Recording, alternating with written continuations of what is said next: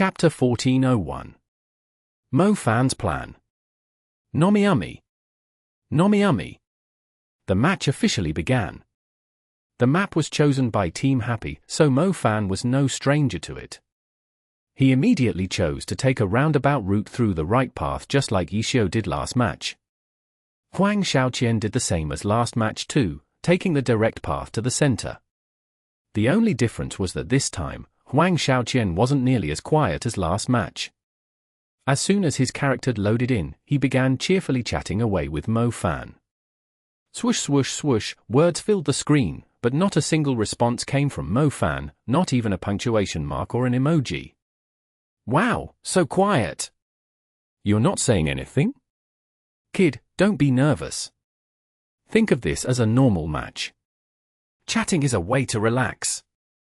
Huang Xiaoqian was like a benevolent senior, kindly lecturing his junior. However, Troubling Rain's Ice Rain told a different story as it glimmered from time to time. On the big screen, Huang Xiaoqian's viewpoint was constantly shifting, carefully taking note of the sides of the road. No one had any doubts that the moment he met Mo Fan's deception, any sort of kindness would disappear. After several of Happy's matches, everyone had a certain understanding of the maps that Happy liked to choose. The map layout was usually rather simple. There would be a wide path through the center, directly connecting the spawn points on both sides. It also served as a dividing line for the map. As for the left and right, or the east and west ends, consisted of two types of terrain. The north and south usually had a certain symmetry to it. For example, Huang Xiaoqian had chosen the middle path directly to the center, and there were numerous ambush spots along the road. Yishio always took advantage of these spots, and Mo Fan took advantage of these as well. The two sides are getting close, Pan Lin said. In these situations, a bird's eye view of the map was usually displayed so that the viewers could see the two characters closing in. Which ambush spot is Mo Fan going to choose? To tell you the truth, I feel like Huang Xiaoqian has pretty much understood this map. No matter which side Mo Fan chooses to ambush from, it's going to be difficult to surprise Huang Xiaoqian, Pan Lin said. Yes, Huang Xiaoqian has chosen the central path like before, probably for this reason. He has a good understanding of the left and right side of this path. If he chose to directly fight from the east or west wings, there are probably gaps in his knowledge of the terrain there. As a result, it's better to choose to fight in the places he's most familiar with, Li Yibor said. From what you're saying, Mo Fan, who's trying to ambush Huang Xiaoqian, is the one at the disadvantage. Pan Lin said. If he insists on his current plans, but he should be aware of it. Even if he doesn't have enough experience as a rook, I believe the others in Happy would have reminded him, Li Yibor said. No one knew of Mo Fan's personality other than those in Team Happy. From the matches, people could see that he didn't like to talk, but how could they know that he was more quiet than even Juzakai? It was like he was determined not to communicate. As for what Li Yibor just said, Happy had obviously reminded him. Fang Rui, Su Muqing, and so on all tried. In the end, they only got one word out of Mo Fan, okay. But as soon as Mo Fan started the match, he still chose to take a roundabout route and look for a spot to ambush Huang Xiaoqian. Happy's Fang Rui had jumped to his feet when he saw it happen. This punk only knows how to act cold. He didn't listen to anything I said. Fang Rui shouted. He probably has his own plans. Su Muqing said. Mo Fan's dislike for talking wasn't fake, but he didn't reject other people's opinions.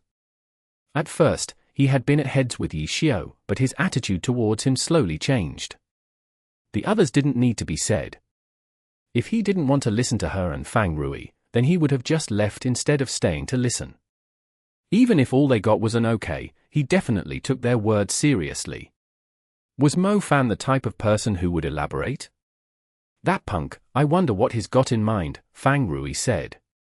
The two sides grew nearer and nearer, but Mo Fan still hadn't picked a spot yet. What's wrong? Is Mo Fan not able to find the right spot because he's nervous? Pan Lin said. I feel like it should be because he's not in a hurry to find a spot. Liebor said, "It looks like he knows that his opponent has seen through the ambush spots along the central road, so he doesn't plan on doing this sort of ambush." "Then why'd he bother taking the roundabout route?" Pan Lin said. "He at least won't get into a direct confrontation that way." Liebor said. "Okay, let's keep watching," Pan Lin said. 5 seconds later, Pan Lin suddenly thought of something. "Hey! Right, let's take a look at Mo Fan's equipment." "Of course." Liebor slapped his forehead. He had forgotten too. Everyone had been completely absorbed into Yishio's pace that they forgot that Happy had upgraded their equipment. Quite a few of Lord Grimm's equipment had changed. What about Mo Fan's deception? When the characters loaded into the map, they forgot to check. Level 80. The cameraman cut to a list of Deception's equipment. Silver equipment didn't need to be clicked on. After all, the stats were all hidden. Only the name and the level were shown on the list. The weapon was the most important, so it was listed first. Ninja Blade, 16 leaves. 16 leaves, what a strange name. Pan Lin mumbled. The glory system automatically came up with the name for silver equipment. Sometimes it would match the stats or the characteristics of the piece of equipment, and sometimes the meaning was more implicit and required more thought to understand the logic. All in all, the name didn't mean much. However, it was unquestionably another piece of level 80 equipment. Deception's boots, emblem, and cape were also level 80 equipment. He had fewer than Lord Grimm, but it wasn't anything strange for the core character to have more. Speaking of which, we haven't really felt a difference in Lord Grimm's equipment. Pan Lin suddenly thought. In the beginning, everyone wanted to know how much stronger Lord Grimm would be with his set of level 80 equipment, but after fighting 3 rounds, they didn't see it giving Yishio a huge advantage. Everyone felt like if Lord Grimm didn't have the upgraded equipment, the outcome still would have been similar. Lord Grimm's increase in attack power is very obvious. The minute changes in his other stats don't seem as obvious right now. The bonus stats on the Myriad Manifestations umbrella's various forms isn't clear either. As for the added-on skills, we've so far seen the laser beam from the gun form and the priest's wish prayer. Yishio isn't holding back, is he? Pan Lin suddenly had a feeling the high-level skills tacked onto the Myriad Manifestations umbrella make up the core of how he does battle. I believe that Team Blue Rain definitely wants to find out which high-level skills the current Myriad Manifestations umbrella has, but in the end, Yishio's only used 2. There's too many that haven't been used. Blue Rain can only be wary of them in the team competition, Pan Lin said. That's right, Liebor nodded his head. Yishio won beautifully in the group arena, but the information he gave out was rather small. I wonder how much Blue Rain's gotten out of it. But the skills added onto the Myriad Manifestation umbrella's various forms must be a headache for them. Ah. Right now, Huang Xiaoqian's Troubling Rain and Mo Fan's Deception have passed by each other. Sure enough, Mo Fan decided to ambush Huang Xiaoqian. Pan Lin returned to the match. Troubling Rain's movements have become more careful. It looks like Huang Xiaoqian is very clear as to what possible ambush spots there are in his surroundings. HM? Coach Lee, if that's the case, then when they first started, for a length of time, it wasn't possible for him to ambush, yet if I remember correctly, Huang Xiaoqian had still been carefully taking precautions. Pan Lin suddenly became doubtful.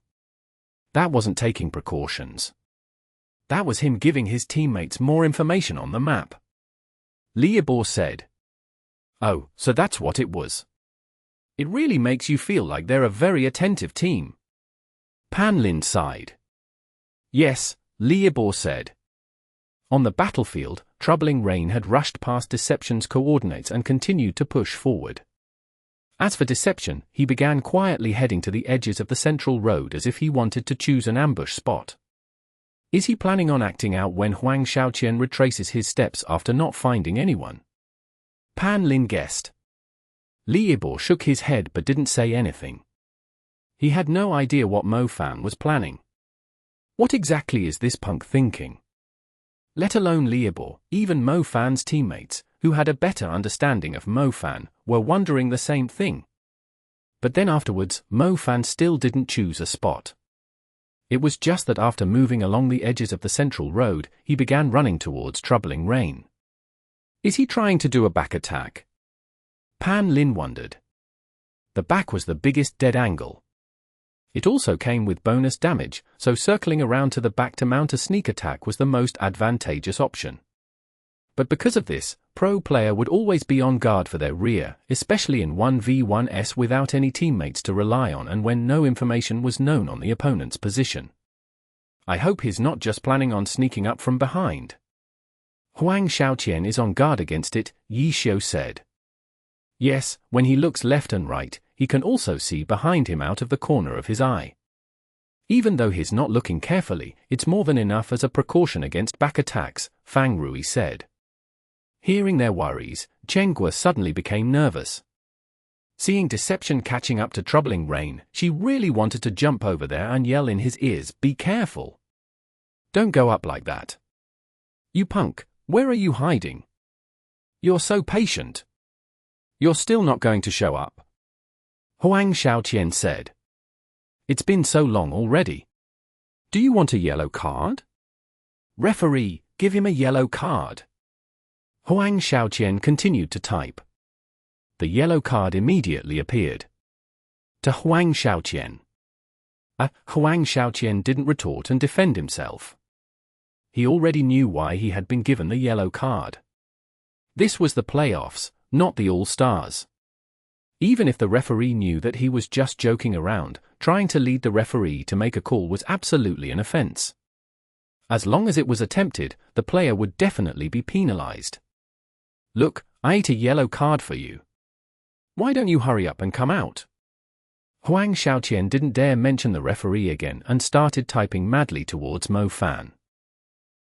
Chapter 1402. Blind Spot Operation. Nomiumi.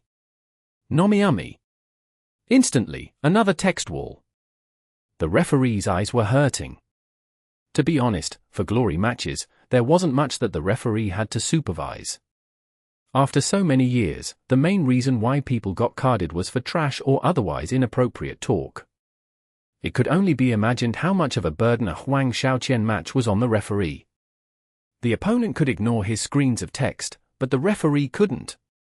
All messages sent during a match were recorded, and the Alliance would review them after the match. If they discovered something inappropriate that the referee had failed to catch at the time, then that would be the fault of the referee. Against Yi Xiu last round, Huang Xiaoqian's trash talk was unusually scarce, which the referee greatly appreciated. But this round against a rookie, Huang Xiaoqian's chatterbox status was on full display. Especially since Huang Xiaoqian had already earned a yellow card, the referee was quite motivated to find another fault so that he could give a second yellow card and directly end the pain to his eyes. But there wasn't anything. If it were really that easy to find a flaw in Huang Xiaoqian's trash talk, then it wouldn't be so hated. Instead, the various teams would love watching the phenomenon. No one would need to do anything, he'd just talk himself off the stage. How fortunate would that be? But right now, everyone could only quietly mourn for Happy's rookie. This guy full of trash talk, there was no way he'd experienced it before, right? What kind of mood was he in right now? Is he already irritated beyond belief? Pan Lin also wanted to find something interesting in Huang Xiaoqian's trash talk to talk about, but Huang Xiaoqian's trash talk always emphasized quantity over quality. He muddled his way through half a screen without finding a single thing worth reading, and eventually the broadcast just maximized the chat window to let the audience experience it for themselves. The two characters were still moving on the map, yet the televised broadcast was showing the non-stop jumping of text messages. As expected of Huang Xiaoqian, the audience understood that this chat channel close-up was very rare to see outside of a Huang Xiaoqian match. Mo Fan's deception still hasn't made a move, he's still trailing along. He wouldn't be paying so much attention to the chat that he forgot about the battle, would he? Pan Lin chuckled. Probably not. Liebor was a bit hesitant. The pro players all knew Huang Xiaoqian's style, but Mo Fan was a rookie. If he couldn't adjust to this, then maybe he really would become distracted. Finally, Huang Xiaoqian's troubling rain arrived at Happy's spawn point. Of course, he didn't discover deception over here, and deception still did not reveal himself. You want to test my patience? Then let me tell you, you're done for, said Huang Xiaoqian. I'm a patience expert. I can watch all of my teammates slaughtered one by one and still endure without moving. Damn you, is that example worth bragging about? You're completely missing the point. The crowd immediately started discussing this. This sentence didn't demonstrate how frightening his patience was, it just became another example of why his trash talk was of insufficient quality. The longer you make me endure, the scarier I become, Huang Xiaoqian continued. So in other words, if you still want that sliver of a chance at victory, then if you come out now, it might not be too late. You don't have much time, I'll give you 12 seconds. Why 12 seconds? Because this is the limit of my patience right now. It's very precise, isn't it? The timer begins now, don't lose count. Message after message after message. But a few audience members really couldn't help but look at the clock and begin to count the so-called 12 seconds. Was Mo Fang counting? No one knew, but indeed, he wasn't just sitting around. Deception had arrived at the revival point and quietly hidden in a corner. Ninjutsu, disappearing body technique. Mo Fan's deception activated this skill. Climbing, hanging upside down, he used all sorts of movements he couldn't normally use to quietly advance, swiftly approaching troubling rain. Is he making his move? Pan Lin shouted. But it hasn't been 12 seconds yet. Liebo gave him a look. 12 seconds, you took that seriously? Huang Xiaoqian is still studying the area around here. Is he still sending a report to his teammates? Pan Lin said. So that's what it is. Mo Fan's about to attack. Liebo suddenly reacted. What? Pan Lin was caught off guard. Blue Rain has already walked this path 3 times, so they already have an understanding of the ambush points to the left and right. But right here is Happy's spawn point. Up until now no Blue Rain player's character has arrived here, and Yishio immediately took the roundabout path in all 3 of his rounds. Blue Rain hasn't gotten the chance to actually study what this area is like walking straight forward. Liebo called out excitedly. As he watched Deception's movements on screen, he grew more and more confident. That's right, this was definitely it. The path that Deception used disappearing body technique to take was the path that Yishio hadn't taken in any of his 3 battles. Huang Xiaoqian shouldn't have an impression of this area in his mind. In other words, this was a blind spot in Blue Rain's understanding of the ambush points on this map. And Mo Fan would definitely attack immediately, because with Huang Xiaoqian's experience, even if he didn't have prior knowledge of this area, if he studied it long enough, he would quickly discover that there was an ambush point here. Is that so? As soon as Pan Lin spoke, Deception was already flashing forward. The status from disappearing body technique was still active, and unlike the thief's stealth skill, it wouldn't lower the movement speed of the character. In fact, under this condition, the ninja could use any skill, and whether it was movement or attack, it would be silent. Mo Fan timed it precisely, and Deception silently rushed out, silently approached, silently began forming seals. Huang Xiaoqian wasn't an actual god. He didn't see it, and there was no sound, so he truly had no idea that this attack was coming. He was constantly rotating his camera view left and right to observe the surroundings, but when his view discovered Deception's silhouette, the attack was already beginning. Whoosh whoosh whoosh whoosh. Numerous Deceptions seemed to simultaneously leap into his view. Ninjutsu, Shadow Dance. Mo Fan started off with a powerful skill. Instantly, dozens of shadow clones surrounded troubling Rain. The attack began. A cheap trick. Huang Xiaoqian shouted, without panicking. Troubling Rain's sword flashed with light, warding off the encirclement's attack. He himself, meanwhile, was calmly observing all of the deceptions before him, and he swiftly determined which deception was the heart of the shadow dance. This one. Huang Xiaoqian zeroed in on his target. The light of troubling Rain's sword condensed in an instant and pierced forward. Puff! The deception burst into a cloud of smoke. Pretty fast reactions.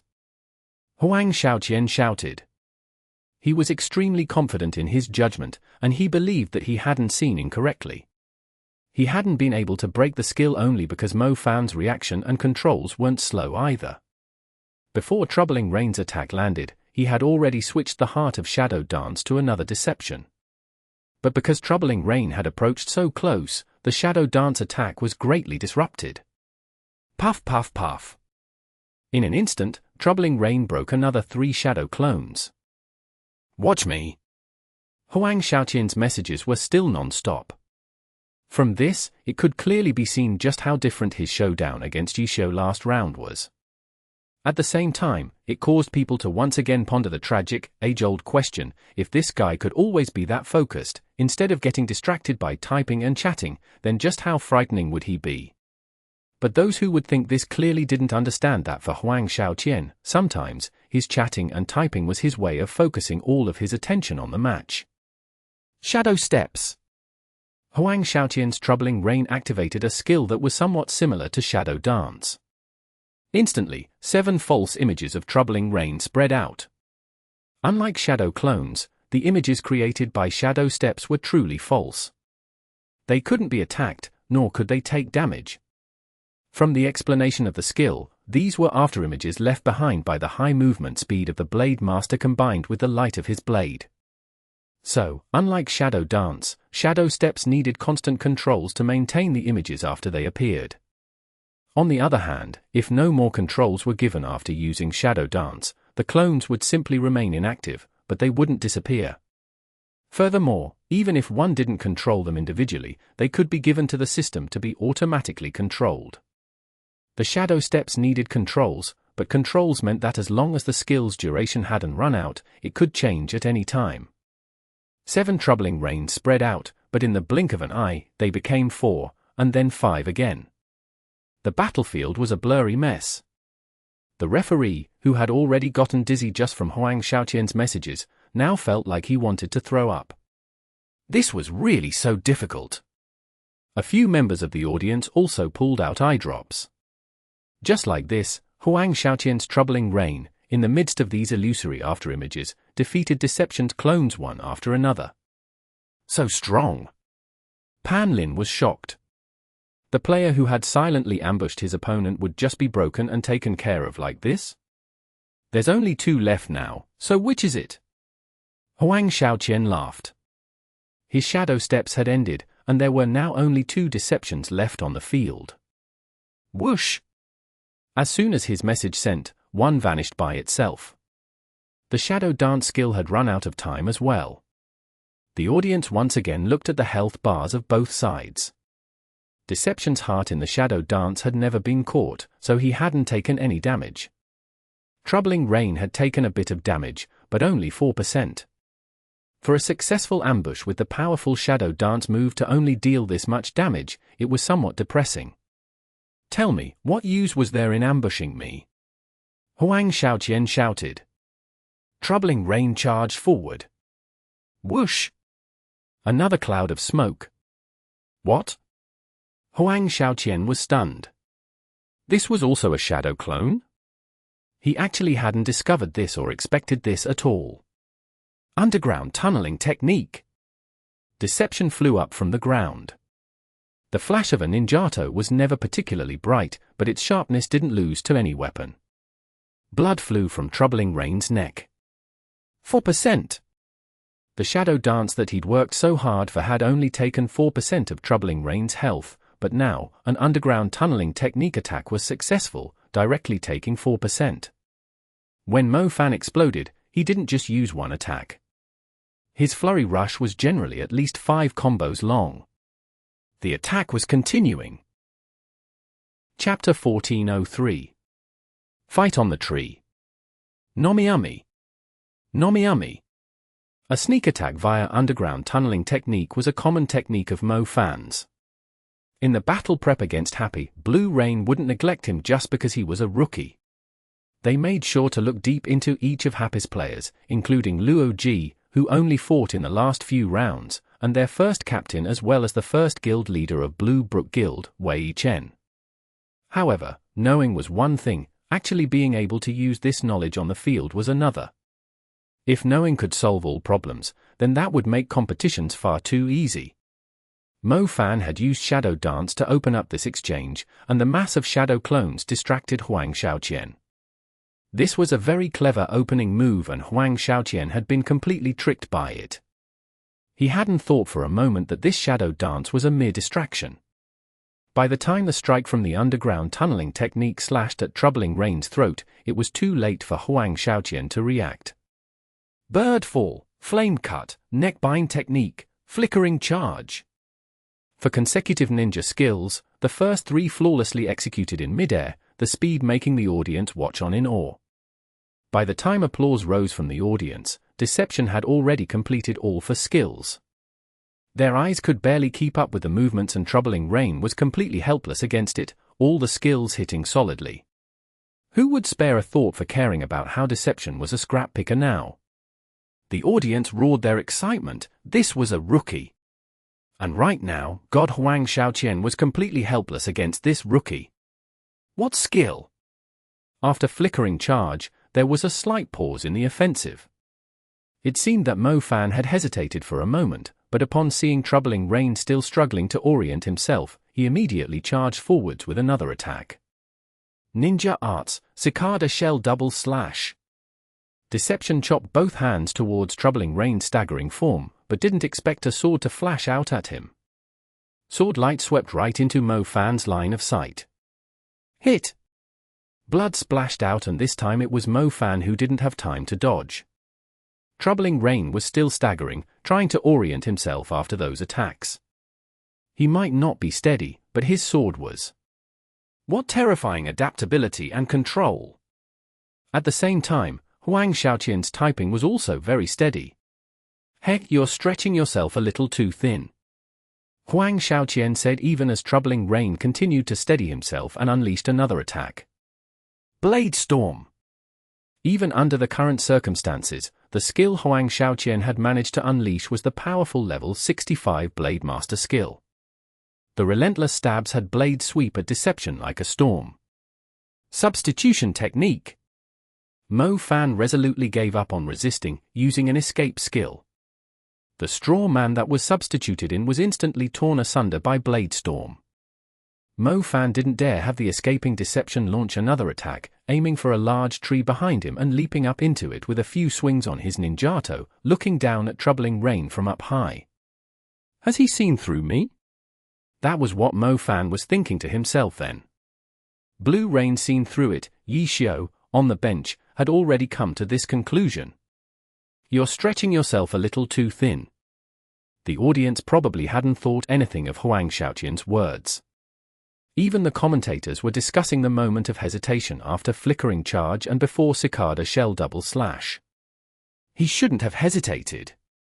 Liebor said. He is a rookie, after all. He lacks experience. Pan Lin sighed. The two had noticed Mo Fan's hesitation, but didn't know the true reason behind it. Mo Fan's hesitation was because he knew that he couldn't execute the following attack flawlessly. After that Flickering Charge, he could feel his focus slipping. It was just that it seemed like a great chance, so after hesitating for a moment, he went for it. However, as reality had proved, Huang Shaoqian wasn't an easy opponent to take on when he wasn't at his peak state. Even with his character stumbling around for balance, the sword draw Troubling Rain had used had still accurately struck Deception. So, Mo Fan gave up trying. No matter what Huang Shaoqian followed up with, he already had his substitution technique at the ready, fleeing first and thinking later. Who? Seeing Mo Fan's Deception dart up a tree, Pan Lin and Liebor were completely befuddled. That was a great chance for an attack. How come he didn't take it? Liebor mumbled. This happy. He could never manage to figure out what they were thinking. What was this strategy now? Just now, after he had used the substitution technique to escape Blade Storm, Deception had landed in a prime position to counterattack. Yet Mo Fan had Deception run all the way up a tree to escape. Was this substitution technique really just for an escape? Mo Fan's being very cautious. Pan Lin tried to be optimistic about it. Yeah, Liebor agreed non-committally. This was one explanation, but his intuition told him that there was another reason behind it. Blade Storm ended up hitting a straw substitute and Huang Shaoqian naturally cancelled the skill as soon as he could. He looked around, immediately finding deception. You climbed so high? Trying to capitalize on the fact that I can't climb trees. Huang Shaoqian sent a sneer emote and Troubling Rain charged. Blade Masters didn't have the ability to climb with ninjatus like ninjas. Troubling Rain darted to the base of the tree, sword light flashing, aimed right at the trunk of the tree. It was all normal attacks, but slice, slash, cut, swipe, the sword light slid around the trunk and instantly carved out a path in the bark. Then, over and over again, sword light cut into the bark, splintering it and sending wood shavings everywhere. Is Huang Shaoqian trying to cut the tree down? Pan Lin stared in shock. So fast! Liebor exclaimed over Huang Shaoqian's mechanics. In just a few moments, the cut around the trunk had deepened greatly. Mo Fan didn't even manage to react before Troubling Rain suddenly jumped back twice, Ice Rain hanging to his left before being swung out. Sword draw. Dark blue sword light arced out beautifully, but soon enough, the middle of the arc dimed and died. This part of the arc had sunk into the deep cut on the tree. Rumble. This sword draw had the tree finally succumbing to its injuries and gravity, splintering and swaying before tilting to one side. It really did get cut down. Everyone stared in shock. That tree wasn't thin at all. A character definitely wouldn't be able to put their arms all the way around it. Yet, in these few short moments, Huang Shaoqian had gotten Troubling Rain to cut it down. Huang Xiao so fierce. On the spectator stands, Blue Brook Guild's leaders led the fans into cheering. Huang Shaoqian didn't stop to gloat, retracting his sword quickly. He didn't even bother to pose before he leaped onto the tree and ran up the angle at which the tree was still falling. Triple slash.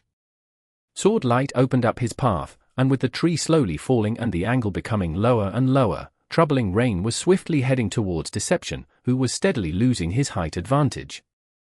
Shuriken. Mo Fan was no sitting duck either, sending out a shuriken under the cover of the leaves. Clink!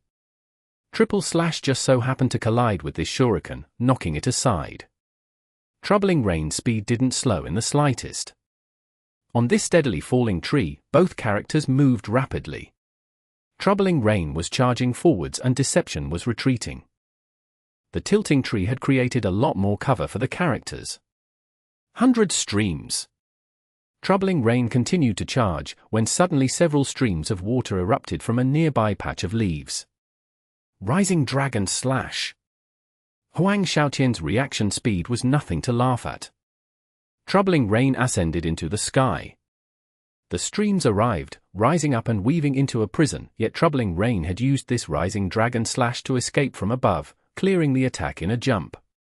Falling Light Blade. Then, Troubling Rain once again plummeted onto the tree. Huang Shaoqian had already caught sight of Deception. Collapsing Mountain. Troubling Rain leaped up again upon touching the ground, slashing down towards Deception. Deception hurriedly jumped away. This Huang Shaoqian, he'd somehow managed to twist in the air, changing Collapsing Mountain's angle and sending his Collapsing Mountain after Deception. Mo Fan had no choice but to have Deception parry, bringing his ninjato up to meet the sword. Clank! The weapons clashed. Collapsing Mountain had very high priority. Just raising a ninjato to meet it wouldn't be able to deal with it at all. Deception spat blood. This represented that he had taken damage from the strike and he fell back against the tree from the force, but with a quick roll, he was back on his feet. The two danced their deadly dance of skills along the fallen tree, their skilled mechanics sending the stadium into awe. But that was when, in the chat, two shocked words popped up under Huang Shaoqian's name: "Holy crap!" What? Everyone blinked in confusion for a moment before they saw Troubling Rain disappear into the foliage of the tree with Russell. Boom! Soon after, the tree finally crashed fully against the ground, everything that was squashed under the tree roared with rage, dust and rocks flying up and engulfing the area like the aftermath of an explosion. The entire scene was plunged into a cloud of dust. Where'd Huang Xiaoqian go? Where was Troubling Rain? What happened? Everyone noticed then, with shock, that Troubling Rain's health had plummeted in that moment by 50%. In addition to Deception's previous attacks, he only had 10% remaining, already at red blood. It was lucky it was a TV broadcast, allowing them to replay a close-up of what just happened. Then, everyone realized that after Troubling Rain's collapsing mountain, he had stepped down to land, only to miss the tree and fall through the foliage. He had landed on the ground first, and then the tree landed on him. The replay was wound back a little first, and then everyone realized what had actually happened. Before, it was Deception at that position, so Huang Xiaoqian's Troubling Rain attacked. However, back then, Deception had stabbed his ninjato horizontally into the tree and stood on his ninjato. When he jumped away, dodging, he had taken his ninjato. The area he was perched on, hidden by the leaves, was actually devoid of branches, so there wasn't actually anything to land on there.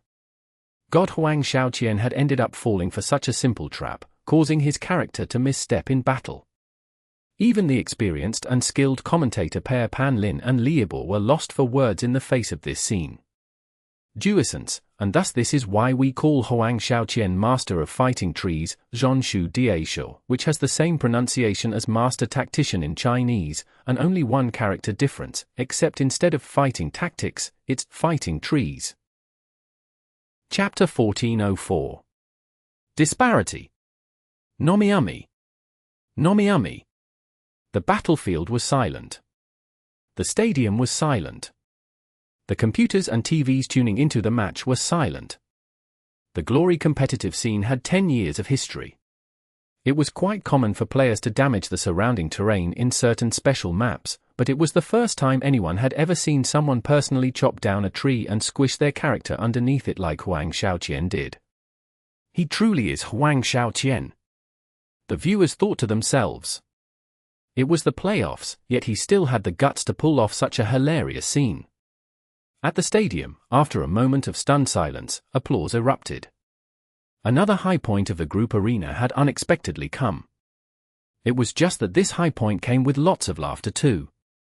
Clap, clap, clap, clap, clap. Ha ha ha ha ha. Huang Xiao. Huang Xiao. The happy fans imitated what the Blue Rain fans shouted when Huang Xiaoqian executed a brilliant play. They shouted these words again and again in rhythm. This sort of opponent was just too likable. Happy's fans didn't mind clapping and cheering for him. The pro players on both teams looked at one another. Whether it was Blue Rain or Happy, neither team had expected such a play. Even the experienced experts had only realized what had happened from the replay. Nice job, Mo Fan. A smile spread across Chen Guo's face. The others experts such as Yishio were all sweating. They put themselves in Huang Xiaoqian's shoes and felt like such a scene could have happened to any of them. Huang Xiaoqian's mistake really, makes a deep impression. Pan Lin took a while to organize his thoughts before finally saying these words. The viewers watching the match heard the comment and started laughing. Yeah. Apart from the deep impression, what else could be a better description? How surprising. Not to be outdone, Li Ibor immediately followed with another fitting reaction. Troubling Rain still has 10% of his health left. Pan Lin didn't forget that the match was still underway. Deception has. Li Ibor checked Deception's health and choked. When the two exchanged blows, Mo Fan had opened with a sneak attack, and the following combo brought away 20% of Troubling Rain's health. Then, Huang Xiaoqian chased after him aggressively before finally being squashed by a tree. During this chase, Huang Xiaoqian hadn't been able to deal continuous steady damage, taking away only 6% of Deception's health. 94%. Deception had 94% of his health left. A 6% vs a 70% trade. A rookie against the Sword Saint, Huang Xiaoqian. If they hadn't seen it personally, who would believe it? In terms of numbers, Huang Xiaoqian had been crushed by Mo Fan. Only those who actually watched the match would know how Huang Xiaoqian had been wronged. A tree fell, and 50% of his health disappeared.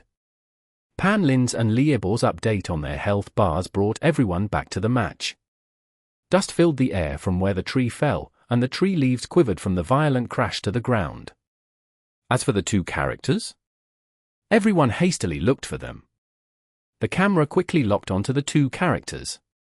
Troubling Rain's blood-drenched body showed just how much damage he took from the falling tree. Troubling Rain struggled, unable to move. He was clearly stuck under the tree. Sword light flickered as Troubling Rain twisted his body and cut behind him. Rumble! The tree trunk on top of him suddenly lurched, but Troubling Rain had already rolled away. The viewers took note of the chat. Was Huang Xiaoqian going to say something? Actually paying attention to Huang Xiaoqian's trash talk was truly a rare scene. But Huang Xiaoqian disappointed them. When everyone was annoyed, he wouldn't stop talking. When everyone wanted him to talk, he shut his mouth. Fine. The viewers understood. They may be laughing at how Huang Xiaoqian lost 50% of his health, but for Huang Xiaoqian, he was probably so furious he was going crazy, no? This was even more of a tragedy for the entire Blue Rain. Their ace player had inexplicably lost 50% of his health. This group arena was looking more and more unfavorable for them. Troubling Rain's movements became more cautious. He only had 10% of his health left, but he wasn't willing to give up just yet. Troubling Rain still had plenty of mana, and his fighting strength was normal. He needed to carefully protect this 10% health. Where's my opponent? Huang Xiaoqian looked around in search of Deception. Where's Deception? It wasn't just Huang Xiaoqian, everyone was looking. Despite having an omniscient view, they unexpectedly weren't able to find him. The camera cut to Mo Fan's point of view. His screen was filled with branches and leaves. There was only a small sliver that he could see out of. Mo Fan wanted to take advantage of this opportunity, but Troubling Rain had escaped from the trap faster than he thought. He wasn't able to find the right opportunity to act, so he used the dust as cover to roll to the fallen tree, and hid behind the dense leaves and branches. Huang Xiaoqian's situation was so tragic already, but he didn't show any mercy, carefully preparing for another sneak attack. Through the help of the broadcast, the viewers quickly locked onto Deception's position. Troubling Rain didn't dare make any rash moves. He simply stood in place, observing his surroundings cautiously. Finally, the dust settled, and the leaves stopped shaking. Troubling Rain jumped onto the tree trunk and slowly turned, examining everything in his surroundings. Pop! A gentle sound rang. Huang Xiaoqian nimbly turned his viewpoint and had Troubling Rain dash towards the source of the sound. Purple smoke instantly expanded from beneath the leaves. Ninja tool, smoke bomb.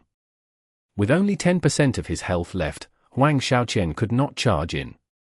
Seeing that he wouldn't be able to get anything out of this situation, he chose to retreat far away to outside of smoke bomb's range and waited patiently for the purple smoke to dissipate. Only then did he start moving forward again, his gaze locked onto a certain spot. While he waited on the side, Huang Xiaoqian didn't just wait there doing nothing.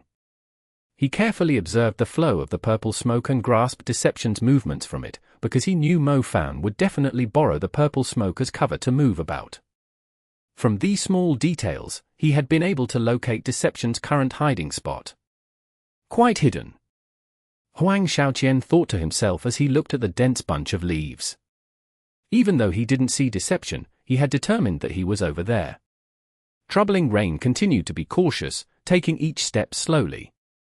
He didn't make any moves in a single clear direction. He didn't want Mo Fan to know that he had already found him.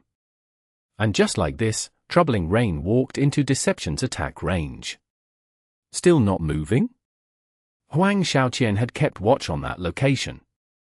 Troubling Rain had walked into a position that gave Deception plenty of opportunities. Still not satisfied? Too greedy. Huang Xiaoqian was helpless. He also knew the patience that a hunter had because he was that type of person too.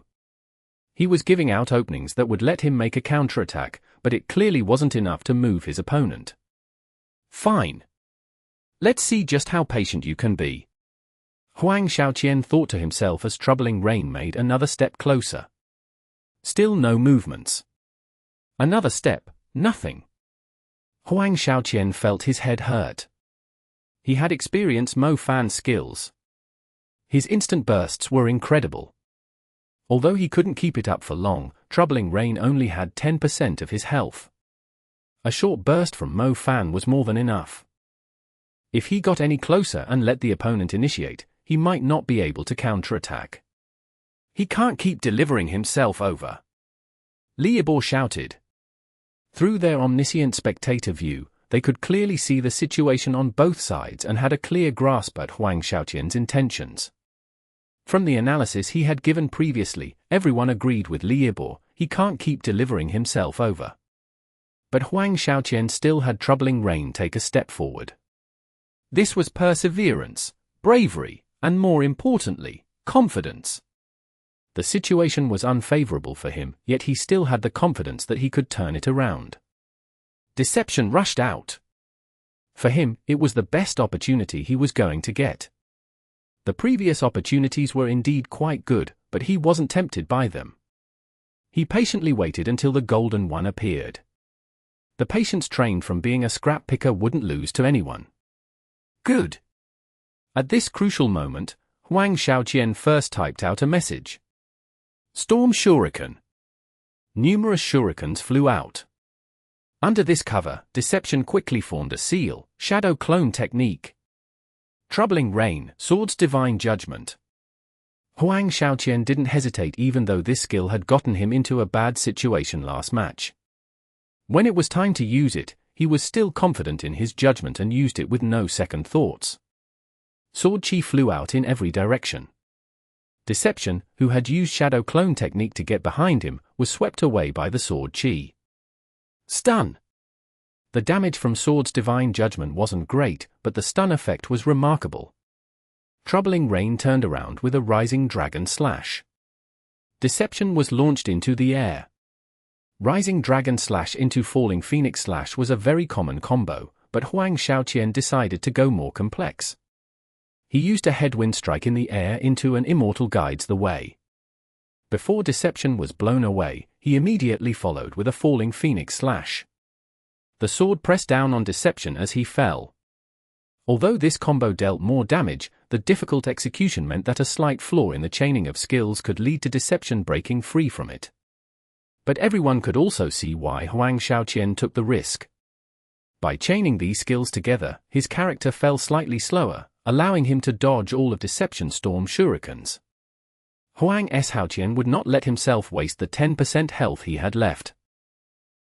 Chapter 1405. Technique.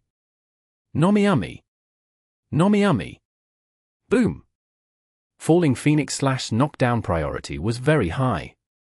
Deception crashed down against the ground, even forming a small crater upon impact, but the flashing sword light had already caught up. Falling Light Blade. Almost as if flying on his sword, Troubling Rain and Ice Rain arrived in front of Deception in the blink of an eye. Deception was rapidly forming hand seals with his hands. Substitution Technique. Huang Xiaoqian could predict this. This was one of the most disgusting things about fighting ninjas. They had numerous escape techniques that could brutally murder their opponent's attack combo. Luckily, most ninja techniques required hand seals, which was their form of casting. Even though a ninja's casting speed was decided by effective APM, it still gave their opponents the chance to interrupt. His mechanics were very fast, but it wasn't fast enough. Huang Xiaoqian's calculations were very precise. He had executed his offensive with Mo Fan's escape techniques in mind, aiming to make sure the other didn't have a chance to use them. The time between the short stun after Deception crashed into the ground from Falling Phoenix Slash and Troubling Rain's Falling Light Blade hitting wasn't enough for Mo Fan to use the substitution technique. These detailed calculations were one of the many factors that differentiated top gods from rookies. No matter how talented a rookie was, their lack of experience meant that they wouldn't be able to make such detailed and accurate estimations. Hit! Ice Rain swung down, and Huang Xiaoqian already had his next moves all planned out. But in that moment, he noticed the hand seals Deception was making. This wasn't the substitution technique. Huang Xiaoqian's eyes were sharp, able to capture the tiny and rapid hand movements Deception was making. This was the underground tunneling technique. Mo Fan had actually decided to choose to counterattack at a time like this. This was shocking to Huang Xiaoqian. He hadn't predicted such a possibility because when they had been prepping for their battle against Happy, they had found two clear and fundamental traits to Mo Fan's style. Patience that wasn't second to anyone's, and an absolute aversion to risk-taking. Considering this player's background, it wasn't hard to understand this style. Thus, this underground tunneling technique completely contradicted his style. This was a risky move, and Huang Xiaoqian hadn't expected Mo Fan would consider such a decision at all. But he could probably interrupt it, right? The hand seals required by the underground tunneling technique were more complex than the substitution technique. That's what Huang Xiaoqian told himself, but he still had a bad feeling about this. Different techniques had different complexities, but players also had different levels of familiarity and mastery for different techniques. For rookies, this was more evident. It was completely possible that the more complex underground tunneling technique would be faster than the substitution technique. Hit! In the end, falling light blade struck Deception, but had it interrupted the hand seals? There was only a slight difference in timing, so minuscule that not even Huang Xiaoqian could make a judgment.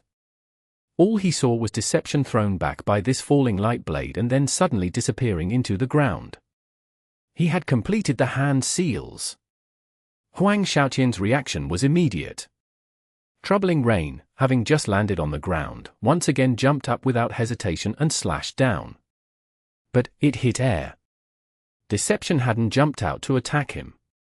Now, he was once again displaying that disgusting patience of his. What an annoying opponent! Huang Xiaoqian cursed under his breath. Actually, God knows how many times his opponents had cursed him with the very same words.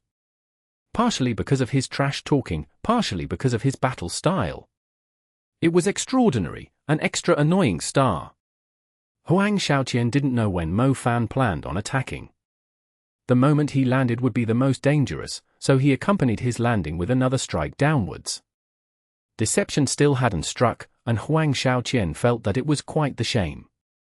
Though his patience was admirable, but in Huang Xiaoqian's eyes, the other's decision wasn't the best.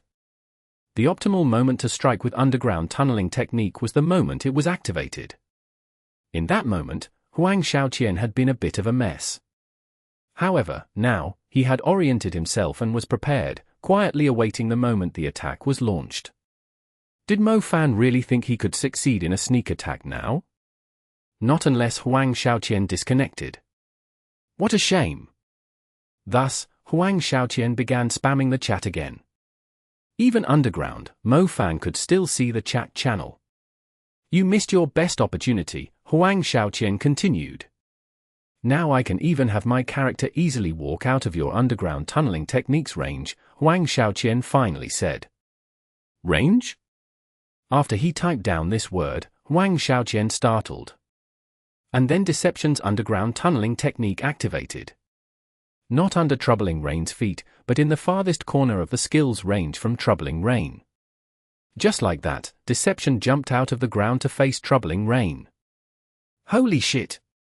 Huang Xiaoqian realized that he had made a mistake. This underground tunneling technique wasn't about offense at all. In that moment, it was used as an escape skill. And now, hadn't it successfully interrupted his offensive? The two of them, facing off directly? With Troubling Rain's 10% health, a few skills exchanged was enough to kill him. Seeing Deception's emotionless avatar face, Huang Xiaoqian felt like he was looking directly at Mo Fan's expression. While he was rambling away, the other was probably emotionless like this, not even sparing his words a glance. Deception turned, and escaped, once again using the environment to hide himself. His opponent only had 10% health left, yet he didn't directly attack. However, this time, he was very active. While hiding, he would often throw a shuriken or something to harass Troubling Rain, baiting his opponent into coming closer. Huang Xiaoqian didn't know if he should cry or laugh. He, a god, was now being played around with by a rookie. However, he didn't have any way to deal with. This rookie was no joke, and his own character only had 10% of his health left, and so he was set in a very awkward circumstance. After patiently tormenting him for a good while, Fan finally found an opening he was satisfied with. Deception charged out, unhesitantly showing an air of yes, that's right, I'm taking advantage of the fact that you barely have any health left. What a damn bastard! When troubling rain finally fell, Huang Xiaoqian was so angry he couldn't even type anything anymore, only slam the desk and curse. Fan won. Though everyone had expected this result when 50% of Troubling Rain's health was smashed by a tree, when the victory actually occurred, it still sent the audience into an uproar. Counterattack of the grassroots? This was it. This wasn't the first time Fan had achieved something like this before. Last time, he had defeated Sun Strong in the regular season, no? However, that time, he had the clear advantage from the beginning of the match. This time, 100% versus 80%, rookie versus god, how many people would even consider that 20% advantage? From the beginning, everyone was expecting Huang Xiaoqian to win. Though this match included a hilarious catastrophe of getting 50% of his health smashed by a tree, making Huang Xiaoqian's situation look like an unfortunate accident, this situation was artificially created, and they couldn't neglect to consider the role Fan's skill played. Plus, in their head-on exchanges, Fan hadn't been completely suppressed by Huang Xiaoqian. Compared to the last round where Yishio had 30% of his health knocked off in one go by Huang Xiaoqian, Fan had yet to fall into such an ugly situation. On the contrary, he had started off with a successful ambush, taking out 20% of Troubling Rain's health in one. What a glorious victory! Pan Lin exclaimed in the live broadcast, purposefully reminding everyone to not overlook this victory because of that lost 50%. After all, it was Huang Xiaoqian who cut down that tree. Saying this, Pan Lin had to stifle his laughter. No matter how he described it, it would sound hilarious. Huang Xiaoqian left the stage amidst laughter. Some were mocking, some sympathetic, some just cheerful, all sorts of different emotions accompanied by applause and people yelling Huang Xiao, Huang Xiao. He didn't know how to feel. After returning to Blue Rain's player bench, his teammates all came up to shake his hand, or pat his shoulder and whatnot to comfort him. What the hell? What the hell you think you're all doing, huh? If you want to laugh, just laugh. Huang Xiaoqian exploded. These assholes. He could tell they wanted to laugh, but all came over pretending to comfort him. They were terrible actors, none of them seemed sincere at all. True, it's too hard not to laugh. Song Xiao was the first to burst into laughter. We're already lagging way behind. Be more serious. Huang Xiaoqian warned everyone with a serious expression. In the group arena, 3 of Blue Rain's players had been beaten already, including their ace player Huang Xiaoqian, while Happy was only at their second player. Plus, Deception still had 64% of his health left. Yes. We're at a huge disadvantage. We need to be more cautious. Captain Yu Wenju directed his words at the next player in line. Yes, sir.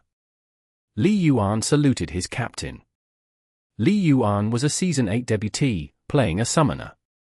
Unlike other newbies who were usually careful and docile upon joining the team, Li Yuan was very lively, enthusiastic no matter who he was faced with, and quickly became familiar with Blue Rain's players and other staff. Though Li Yuan had amicable relationships with other people, Li Yuan wasn't the kind of rookie who made waves. He hadn't appeared at all in the Season 8 Best Rookie nominations because he hadn't had many chances to play that season. Then, in Season 9, Lu Hanwen, the youngest player in history, debuted in Blue Rain, directly taking over the position Yu Feng had left and completely outshining their second-year player Li Yuan. However, Li Yuan hadn't let this bring him down, and wasn't at all jealous of this rookie that had outshone him so much. He treated Lu Hanwen like everyone else, taking care of the other.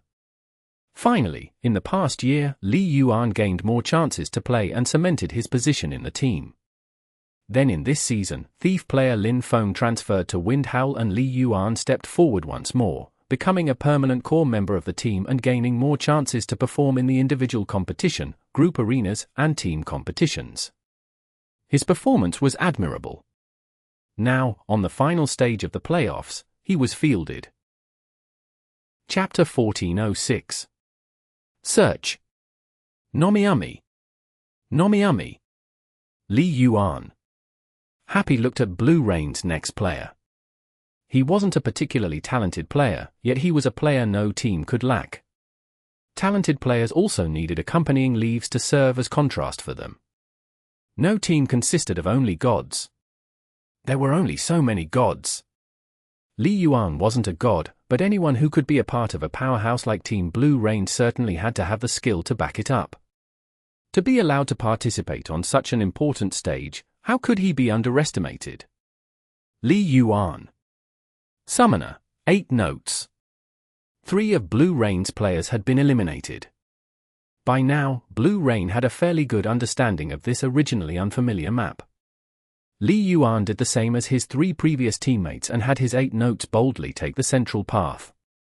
This time, Mo Fan unexpectedly did not have Deception take a roundabout route, instead choosing the central path as well. Is he planning on a direct confrontation? Pan Lin said in surprise. Mo Fan's patience and caution had left a deep impression on everyone. Even when his opponent only had 10% of his health left, he still stuck with his usual strategy of searching for an opportunity to make a sneak attack. His scrap-picking habit of always prioritizing his safety first was truly suitable for the group arena. So why did he suddenly want a direct confrontation? Pan Lin wondered as the 2 characters quickly came into each other's view.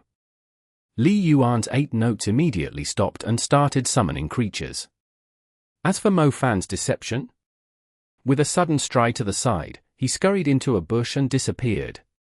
He still intended on launching a sneak attack. Everyone let out a sigh of relief. They weren't used to seeing Mo Fan's character charge forward fiercely. Hiding was more like it. Li Yuan noticed that Deception had hidden himself, but he didn't care. He was a summoner. He wasn't too afraid of an ambush. He continued to summon creatures, soon letting the viewers know his play style. Spirit style. Creating an enormous army was easy for spirit style summoners. Little spirits could be stacked up to a total of 8 for each element. Every 2 same element little spirits could merge to form a big spirit. For big spirits of different elements could merge to form a spirit king. A maxed out spirit army could have a total of 8 little spirits, for big spirits, and a spirit king. Compared to the 4 beasts of the 4 sacred beasts, the number of summons was far greater. But because the higher staged spirits required lower stage spirits to be formed, finding a balance between them was the difficult part. Let's say a spirit king was suddenly killed in a battle. To make it up, 2 more big spirits were needed. To make these 2 big spirits, the little spirits needed to be merged.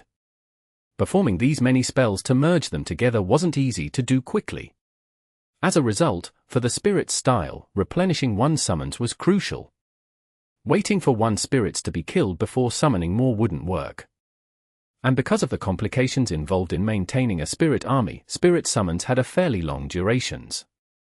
Little spirits could stay on the field for a minute, big spirits 2 minutes, and spirit kings for minutes. For minutes was a long time. In 1v1s, Yi Xiao and the others on Happy could crush noobs in tens of seconds. Li Yuan didn't panic. When he saw that Deception had gone into hiding, he sent out a little fire spirit to chase after him, while 8 notes continued to summon. Other classes needed to worry about not being ambushed when pursuing their opponent, but spirit-style summoners had plenty of spirits to protect them, so there was nothing to fear. The little fire spirit looked like a small fireball.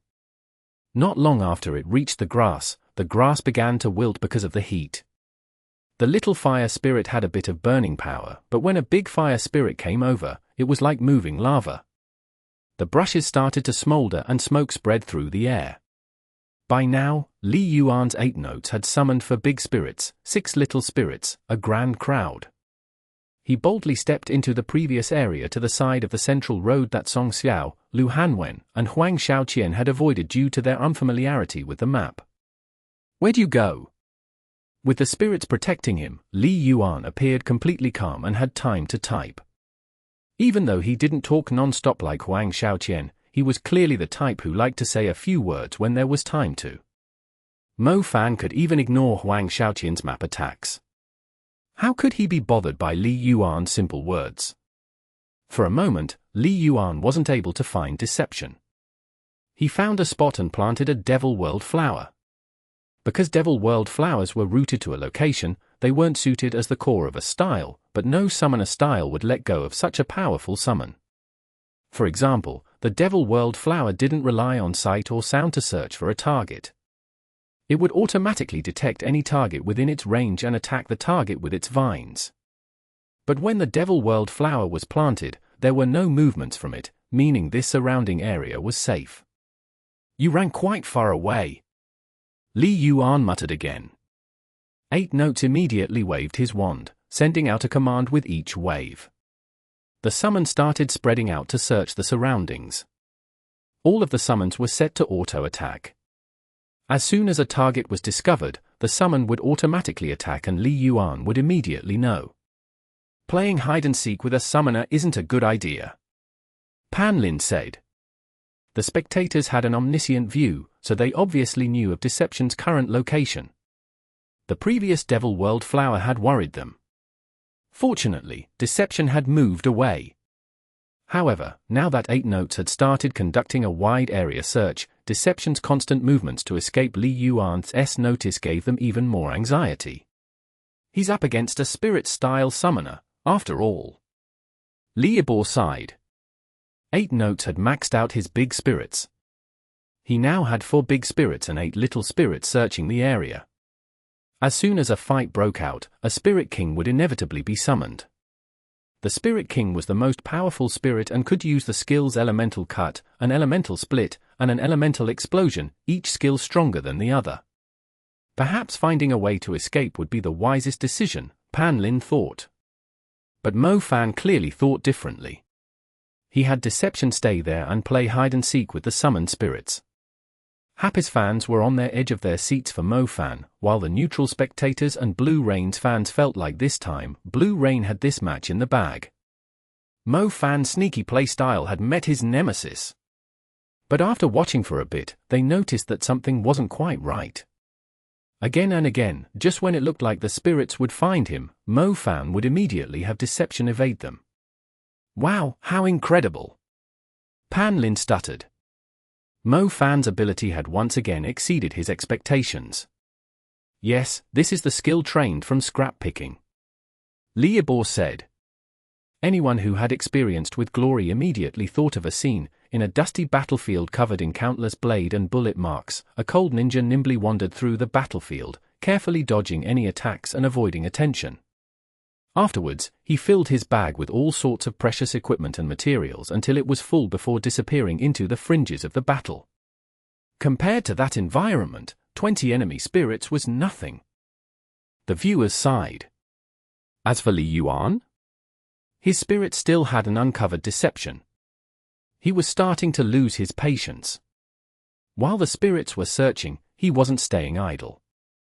8 Notes stood within the Devil World flower's protection range, while he carefully observed his surroundings.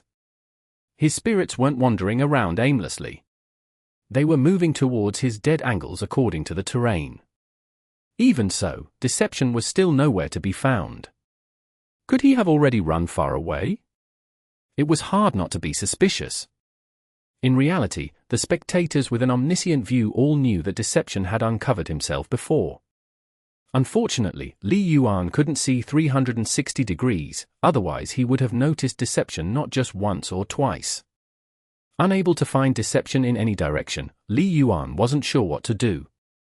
His search had lost focus. He couldn't just keep spreading out his search forever, could he? Li Xian carefully observed in a circle. After reflecting on his search plan, he felt like there weren't any holes, so he had his spirits increase the radius of the search area another step. Not good.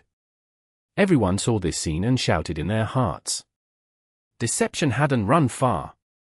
And by increasing his search radius, Deception was now inside the circle, giving Mo Fan an opportunity. Had he insisted on staying, anticipating this sort of opportunity would appear?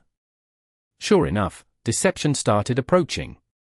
However, 8 Notes still had a troublesome Devil World flower. Li Xian was still a pro player. He wasn't so naive as to wait for his Devil World flower to disappear before planting another one. As a result, Mo Fan didn't keep waiting. He watched as the spirit spread out further, and after seeing Li Yuan summon another Devil World flower to replace his current one, he rushed out. Whoosh! Devil World flower's vine suddenly climbed out of the ground towards Deception. Mo Fan had predicted this move. The ninja's biggest advantage was that he could form his seals while moving or while in any position. Ninjutsu, Explosive Flame Dragon. Another ninja level 75 skill. After forming the seals, Deception held up his 2 fingers and formed a triangle, putting it in front of his mouth. A light purple flame flew out from his mouth. As soon as it touched the air, it immediately started exploding widely, creating a chain of flames towards the Devil World flower. Fire attacks dealt additional damage to Devil World flowers. With just this one move, the Devil World flower turned pitch black. The extending vine instantly turned lifeless and dispersed into ash. At this moment, Li Yuan's 8 Notes had lost his only protection. Chapter 1407. Restricted. Nomiumi. Nomiumi. Fighting a close-range battle? Honestly speaking, the summoner's common weapon of choice, the wand, had a very high attack speed, usually having a rating of around 9 to 10.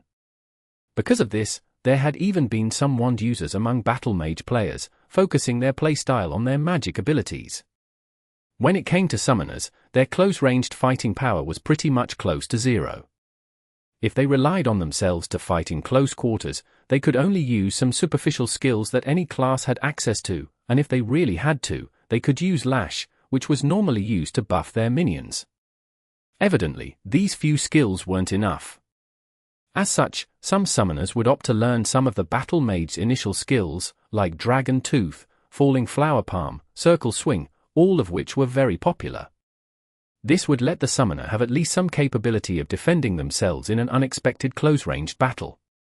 However, skill points were precious, and learning these skills wasted too many points, making many summoners very reluctant to use this method.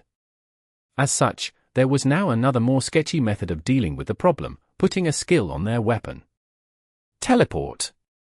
This high-level skill from the Elementalist class was undoubtedly a strong option for escaping, and Li Yuan's summoner, 8 Notes, had chosen this path. The moment he saw Deception charging towards him and instantly dispatching the Devil World flower, he cast Teleport without hesitating. Teleport was an instant cast spell. It wasn't impossible to interrupt, but the window of opportunity for doing so was extremely short, making it very difficult to interrupt. Deception had yet to properly latch onto his opponent, and in such a scenario, interrupting the spell was pretty much impossible. Zap! A sound like an electric current sounded out, and 8 Notes had already been teleported several units away from his original position, leaving only a trace of magic power behind. But then, flame cut! The flames frantically swept towards 8 Notes. Li Yuan looked over, and Deception was clearly still back there, but then how was the attack already so close to 8 Notes? Shadow Clone Technique. Running into a ninja was Li Yuan's misfortune. Using teleportation could indeed instantly create some distance between the characters, but the ninja could use Shadow Clone Technique in this way to immediately close the distance. A summoner's teleportation could only be level 1 at best, meaning that the distance traveled was the shortest possible. Li Yuan hadn't overlooked the fact that Deception was a ninja, but he had no other options. His usage of teleportation was just an attempt, trying to see if Mo Fan's reactions were fast enough to catch up. Unfortunately, Mo Fan did catch up. He wasn't just an expert in escaping, but also in pursuing his target.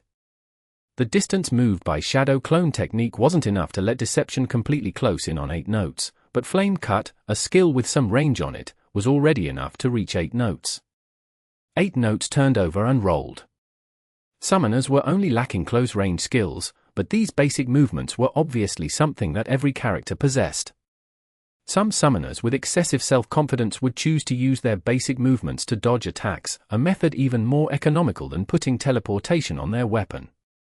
However, within the professional scene, no summoner would choose to use this economicals method.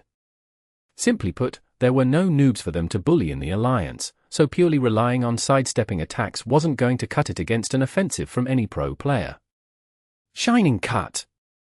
Mo Fan used a low-level assassin skill, and in a flash, Deception had completely latched onto 8 notes. Ninja Arts, Cicada Shell Double Slash. With this skill, after the ninjato was unsheathed, both the blade and the scabbard would attack together, crossing and attacking enemies to the left and right of the character. But Glory's mechanics allowed for a great deal of freedom in controlling the character, and as such, when there was only one opponent, there was obviously no need to attack on both sides. When Deception used this Cicada Shell Double Slash, the ninjato and scabbard both slashed towards 8 notes. Once one hit connected, the offensive immediately began. When fighting against a summoner, Mo Fan didn't need to attack too explosively. After just 2 or 3 moves, 8 notes had already been thoroughly suppressed. Even when a summoner was under siege, the commands that they issued to their summons couldn't be interrupted. But in order to control their summons, they still needed to be within the summoner's field of view in order for them to select the unit to control. At this time, Deception had already forced 8 notes into a corner, cutting off part of his vision, and the attacks afterwards caused his camera to shake and sway non-stop. The broadcast cut to Li Yuan's point of view, and it was really a tragic sight. The summons roaming around freely in the distance had become fragmented on his screen, intermittently cutting in and out of view. Under these circumstances, it was exceedingly difficult for Li Yuan to control his summons to come over and save him. Player Mo Fan seems to have a lot of experience in fighting against summoners. Liibor said surprisedly. He was just a rookie, and he hadn't appeared much on stage in this season, but at this moment, he showed incredible adeptness at the techniques used to fight against summoners. At Happy's player bench off stage, upon seeing Li Yuan's point of view, Luo Ji had a traumatized expression on his face. Why was Mo Fan so used to fighting against summoners? Because there was one in the team. When it came to their skill levels, there was quite a gap between Luo Ji and Mo Fan, but Mo Fan held nothing back when he played with opponents weaker than him. Mo Fan was earnest in every practice session, and as such, Luo Ji had been beaten into a pulp by Mo Fan hundreds or thousands of times. At one glance, the spectacle unfolding from Li Yuan's point of view was just too familiar. When he fought individually against Mo Fan, he had similarly been forced into a corner and killed an untold number of times. However, Luo Ji's concealed light was an elemental beast summoner, primarily making use of those for summons, but Li Yuan needed to control roughly 10 spirits. United against a common enemy, Luo Ji involuntarily felt a sense of kinship with Li Yuan, unexpectedly feeling worried on his behalf. Li Yuan was obviously suffering greatly. Now that he had been latched onto, there was definitely no room for him to finish a summoning spell. He had his back against the wall, and the summons in the distance were completely uncontrollable. At this time, 7 of the spirits would flicker in and out of his view, but Mo Fan's offensive tossed him from side to side, making commanding the spirits nigh impossible. However, everyone could see that there were 3 spirits coming over in succession to protect him. Even under such restricting circumstances, Li Yuan had still managed to complete commands for 3 of his spirits, showing off his significant caliber as a pro player. But only 3 of them. Upon seeing the 3 little spirits charging over, the more knowledgeable viewers could only silently mourn. Spirit summons relied on creating an army of sheer numbers to achieve victory, so evidently, their individual attack power wasn't too powerful. Whether it was in terms of attack, defense or health, the spirits didn't have particularly impressive stats. Spirits were more notable because their duration was long, and their attacks had a chance to proc elemental effects. But if it was just little spirits, they'd be easily dispatched in 2 or 3 hits by other players. Would the spirits charging over really be able to do anything, especially given that Li Yuan wasn't able to arrange and deploy them properly? Li Yuan was completely aware of this point, not taking Mo Fan as an opponent that could be easily harassed by a few little spirits. The three little spirits didn't charge over and immediately attack, instead stopping and waiting at a point that Li Yuan had indicated earlier. This point was in a far more convenient location for Li Yuan to control the spirits. Evidently, Li Yuan was arranging his spirits against Mo Fan, constantly tossing him from side to side. Not bad, Li Yuan is very prudent. Don't think that he's just taking a beating. His response to the situation clearly displays the defensive skills that players from Blue Rain possess, Li Ibor exclaimed in admiration. At Happy's player bench, Luo Ji's eyes flashed with understanding. He could see the wisdom in Li Yuan's tempo. The three little spirits going up to attack was only a minor irritation, not serving any real purpose. But now that he had the three spirits stop at a convenient place, he had once again put himself in a good position relative to his spirits. Mo Fan's harassing attacks were mainly meant to disrupt the stability of Li Yuan's field of view, but now, no matter how his vision was disrupted, Li Yuan would always have an option, and given his hand speed, as long as he had an option, it would be a cinch to grasp it. As expected, another big spirit was controlled from afar, beginning to move over and rescue him. "It's a fire spirit," Pan Lin said. After all, Li Yuan doesn't really have much of a choice. If he could choose, I think he would have prioritized the ice spirit or the light spirit, Li Ibor replied. The big fire spirit's attack was Flame Blade, a close-ranged attack. On the other hand, the ice spirit's Falling Ice and the light spirit's Lightning were long-ranged attacks, and on top of that, there was a chance to freeze or paralyze the opponent with the attacks, something that would be of great help to 8 notes. The fire spirit had high offensive power, but it needed to get close to attack. In the worst-case scenario, Deception could easily beat it up along with 8 notes. "Let's see what Li Yuan plans to do," Li Ibor said. "At this point, there isn't much duration left on the little spirits either," Pan Lin mentioned. The broadcast immediately displayed the duration remaining on the little spirits, since there was a difference in when the spirits were summoned, and as such a difference in remaining duration. The spirits that were far away weren't taken into account. Of the 3 that were close by, one had 9 seconds, while the other 2 had 14 seconds and 19 seconds. The big spirit still had 2 minutes worth of duration, so at this point, there was no need to worry about it disappearing by itself. However, the little spirit with only 9 seconds left looked as if it wouldn't be able to make any real contribution. Li Yuan clearly understood this, and a convenient opportunity arrived to control the 3 little spirits, so he commanded the one with 9 seconds remaining to charge over. If it was going to disappear by itself anyways, it would be better to bring it over and cause some irritation for Deception. This was a little ice spirit. All the little spirits had to be close to the enemy to attack, and while they had a chance to inflict an effect on hit, the probability was much lower when compared to the big spirits. The little spirit floated over, but Mo Fan completely ignored it. When it was almost in range, he suddenly used neckbind technique, and 8 notes was flung over his shoulder, crashing into the little ice spirit. Immediately afterwards, he used Flame Cut, slashing towards both the little spirit and 8 notes in one swing, and the little spirit died. And 8 notes?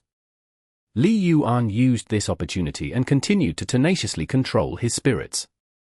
One little spirit had died, but 2 more rushed over to take its place. At the same time, one big spirit finally rushed over to surround him. "Is this enough?" Pan Lin cried, betraying his concern. Everyone could clearly see that Mo Fan was an expert at dodging and escaping. With how little duration there was left for the little spirits, Mo Fan could just put in a little effort to contend with them, and they would disappear by themselves. "There's already no other options," Li Ibor sighed. As time went on, the summon's duration was extremely disadvantageous, meaning that Li Yuan no longer had time to continue waiting. One big and 4 small, 5 spirits advanced, and Deception jumped out of the way. As expected, Pan Lin shouted. Mo Fan was indeed planning to wait out the duration. The spirits that had encircled him hit nothing but air. However, "It's a sacrifice. Spirit sacrifice," Li Ibor cried out. Chapter 1408. Scrap picking your health. Nomiumi. Spirit sacrifice. A level 75 summoner ultimate skill. It wasn't just for spirit users, but it was the skill with the highest attack power across all summoner skills. After this skill came out, countless summoners started calculating the damage this skill could do, and, from the current tests, Spirit Sacrifice seemed to be the second skill after the Assassin's life-risking strike that could accomplish a one-hit KO. Of course, like life-risking strike, wanting to successfully accomplish an OHKO was very troublesome. For life-risking strike, most of the time, one had to achieve the requirements for assassination arts, critical strike and other damage-increasing bonuses. As for Spirit Sacrifice, it was even more troublesome. The skill damage had to do with the number of spirits, the remaining health of spirits, and the remaining time the spirits had. In theory, when all these numbers were at their max, that was when Spirit Sacrifice was at its strongest. However, this was only theoretical, it was impossible to accomplish in-game. Just with the remaining time, it was impossible to have all spirits at their maximum at once. There would always be differences between those summoned first and those summoned later. All this was still in testing. In real combat, it would be even harder to find an opportune moment and conditions to activate a powerful Spirit Sacrifice. Plus, after Spirit Sacrifice was used, all spirits would disappear. For a summoner, that was equal to losing all protection. If this strike missed, or failed to be fatal, then it would be a huge problem. Right now, Deception wasn't at full health, but a Spirit Sacrifice with one large and for small spirits wasn't enough to kill him. Li Yuan's goal was merely to get himself out of his current situation. Clearly, he didn't think that his 5 spirits could give Mo Fan much trouble while he wasn't able to control them properly, with the other so good at escaping, so he resolutely decided to detonate the 5 spirits he had managed to gather. The explosion didn't make a huge noise like the cannon fire and explosions of launchers and Spitfires. During Spirit Sacrifice, all that was heard was the sound of the spirits' bodies shattering one after the other. The 5 spirits all unleashed the elemental power within them at once. Ice, fire, light and dark, the flash from the different elements erupted, striking everything within range. This attack was an AoE, and Deception was clearly within its area of effect. This attack came too suddenly, and Mo Fan didn't even have the time to execute a substitution technique before the light of the different elements enveloped him. It hit! Pan Lin yelled. Li Yuan took this time to get 8 notes out of the way as he called the spirits that were still wandering about back to his side. The small spirits were about to disappear, so Li Yuan didn't place any hope in them. The 3 large spirits were more important, and then a Devil World flower was soon planted. By now, the Spirit Sacrifice's shockwaves were about done. This skill was all about the damage, and the shockwaves from the explosion of elemental power would continuously damage whoever was within range. Apart from damage, there weren't any other effects. However, Devil World Flower's attack had already arrived. Using the yet-to-disperse flash from the explosion, a vine silently shot out from the ground and grabbed Deception. Storm Shuriken. Escape arts were truly Mo Fan's forte. He immediately countered when the vine came out, dozens of shurikens flying out like a storm, instantly cutting through the vine. The skill that had KO'd Devil World Flower last time, Ninja Arts, Explosive Flame Dragon, was a very powerful skill, but its cooldown was long, and it hadn't come off its cooldown yet. Deception didn't have any way to wipe out Devil World Flower right now, and this was precisely what made it so annoying.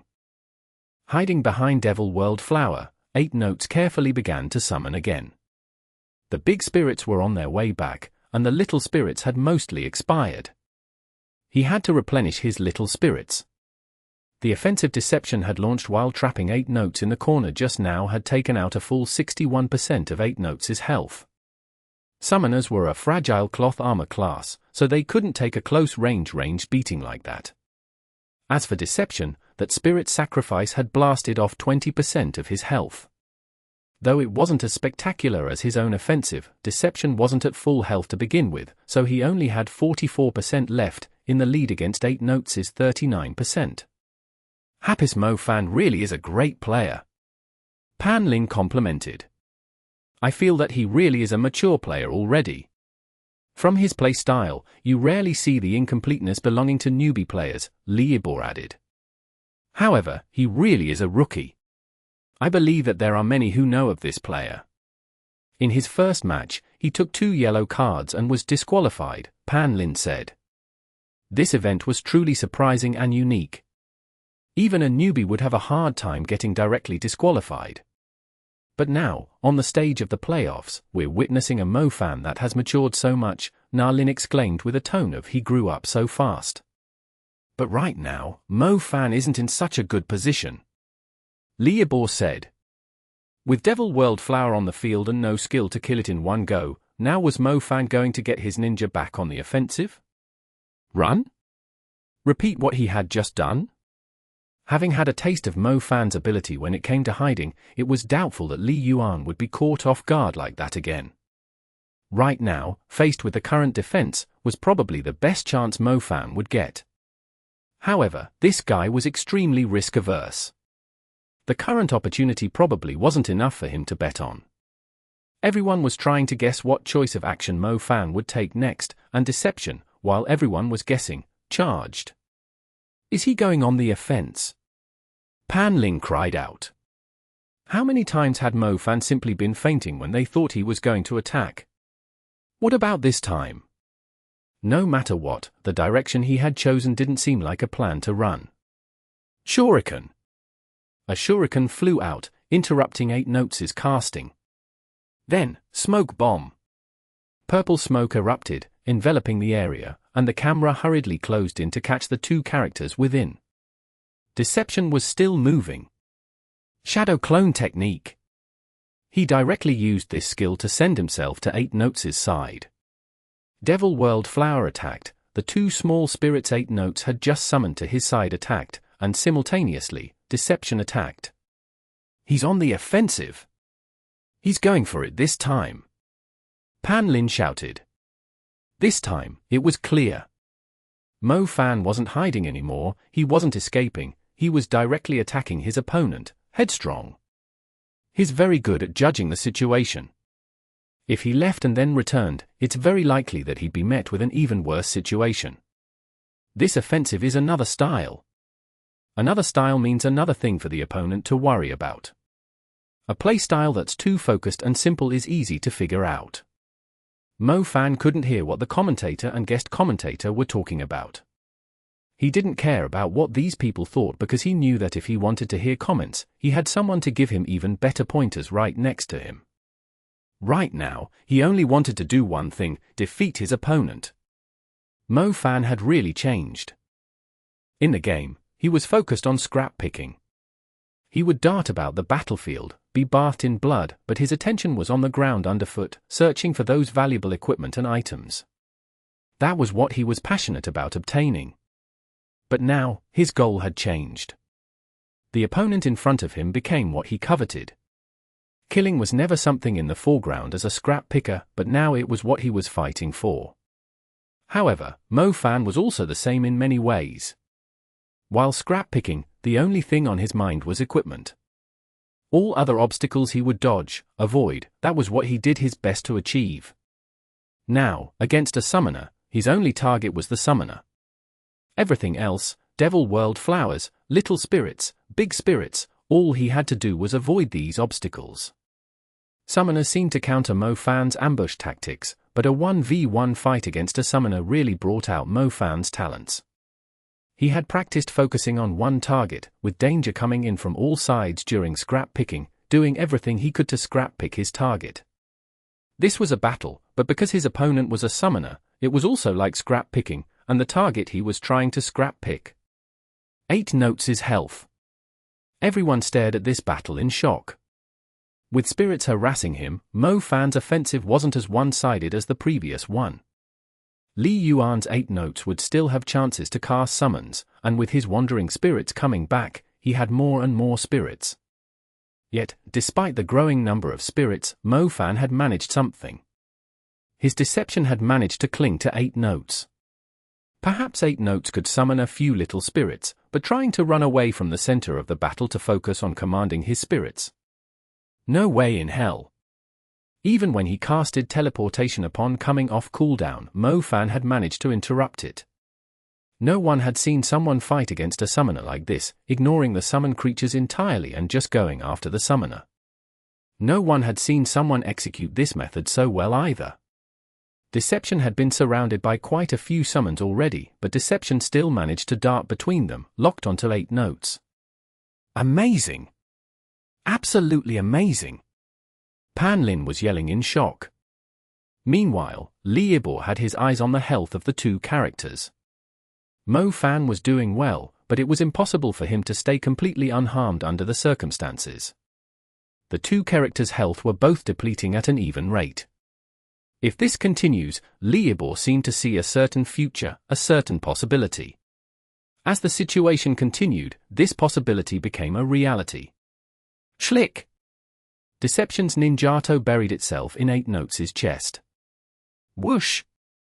A chunk of ice slammed into Deception's head.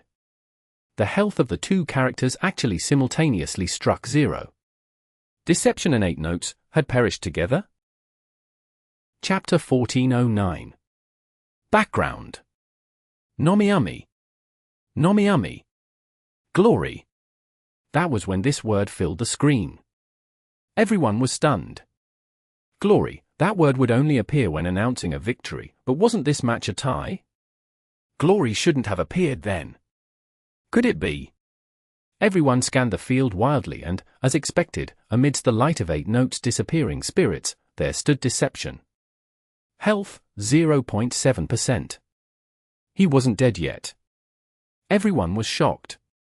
It wasn't until the broadcast replayed that moment in slow motion that everyone realized what had happened. That's right, Deception hadn't died. In that last moment, he had completed a shadow clone technique, and without their owner's help, summoned creatures couldn't determine clones from real characters. So when 8 Notes' health hit 0, the Deception everyone had seen take a fatal blow was actually just Deception's shadow clone. This wasn't a tie. Happy's home stadium supporters exploded. Though 0.7% was practically no different from a tie, victory and a tie were 2 different concepts. When everyone saw that Mo Fan had won and not tied, the morale in the stadium soared. Of course it's not a tie. Yixia was smiling. There weren't many people who had noticed that Deception hadn't died, but Yixia was doubtlessly one of them. He isn't a killer, he's a scrap picker, Yixia said. That's right. Mo Fan wasn't a killer. He didn't have the mindset of a martyr. He was a scrap picker and, no matter when, his own life was the most important. A scrap picker where only survival would make all his actions worthwhile. He's practically made for the group arena, Yixia praised. Everyone watched the close-up of the victorious Deception. His expressionless face was brought up close for everyone's scrutiny. What sort of expression was the player behind this character wearing? Was he cheering? Jumping for joy? Everyone was curious, but they couldn't tell right now. Since this wasn't a tie, but Mo Fan's victory, he had the right to continue, even with only 0.7% of his health left. Though some believed that there was no reason to continue with this much health left, even surrendering right now would be fine, Mo Fan didn't do so. Over at Blue Rain's booth, Li Yuan had already gotten out. In that moment, he had really thought it was a tie, giving him some degree of comfort. Though he hadn't done excellently, he would have at least taken down someone. However, when Glory appeared on the screen, Li Yuan's spirits plummeted. He hadn't died. It was the opponent's victory. This result was a huge blow to their morale. Li Yuan walked off the stage in low spirits. Right now, the screen was filled with Deception's most spectacular acts this battle, deepening his sense of defeat. After he returned to the player bench, his teammates gazed at him, uncertain as to how to comfort him. This result was rather comedic, but not a kind of comedic Blue Rain wanted to see. There's no difference, Captain Yu Wenju spoke up then, that much health isn't a threat anymore. It's the same as if he was dead. Yes, Li Yuan nodded. He knew that his captain hoped that he could look at this result logically, and try to not let it affect him too much emotionally. It's all up to you, Yu Wenju turned and spoke to another member of Blue Rain. It was the last player for them in the group arena, Spitfire Zhang Xian. How stressful. Zhengxian feigned wiping off sweat. The predictions for this match had favored Blue Rain. No one had thought that Blue Rain would be in such a condition in just the first group arena. Happy had only used 2 players to take down 4 of Blue Rain's. If Blue Rain wanted to win, then they could only hope for Zhengxian to defeat 3 of Happy's players. This clearly wasn't very realistic. Being the group anchor wasn't easy. For their opponents, they could see the match as an individual competition, because there wouldn't be any more opponents to defeat afterwards. So, against their opponent's group anchor, they could fight it like an individual competition. They could be more daring, more direct. Meanwhile, the group anchor wouldn't have the same privilege. They couldn't be as daring, as free as they wanted. They had no one to clean up after them. They had to carefully preserve their health, doing their best against all the opposing team's remaining characters. Yu Wenju wouldn't place such unrealistic expectations on his teammates' shoulders, that was really giving them stress. Currently, they could pretty much ignore Mo Fan's existence. After that, if Zhengxian could get them a point, allowing them to enter the team competition 2 points behind, that was enough. Of course, if he managed to defeat 2 players, leaving them at only a 1-point disadvantage, then that would be even better. At that point, Zhengxian's performance would be perfect in Yu Wenju's eyes. He wouldn't consider the possibility of a 1 versus 3. I'm off then. Zhengxian got up and straightened his clothes. Good luck. Everyone wished him. If I can't get us a point, then let me be struck by lightning. Zhengxian solemnly swore. Blue Rain's members were stunned for a moment before they realized that Mo Fan was also a point for them. A point with only 0.7% of his health left. Everyone rolled their eyes, ignoring his joke. What? This is a point even Huang Xiao and Li Yuan didn't manage to win. Zhengxian bemoaned. Just get the hell out already. Huang Xiaoqian growled. His mood clearly wasn't the best, after all, he had left the stage amidst mocking laughter. Just watch me. Zhengxian sounded confident. No one was worried for him. Even if Mo Fan had 1,000 tricks up his sleeve, and all sorts of unexpected tactics, health was the foundation of everything. A mere 0.7% of health wasn't enough to execute any tricks.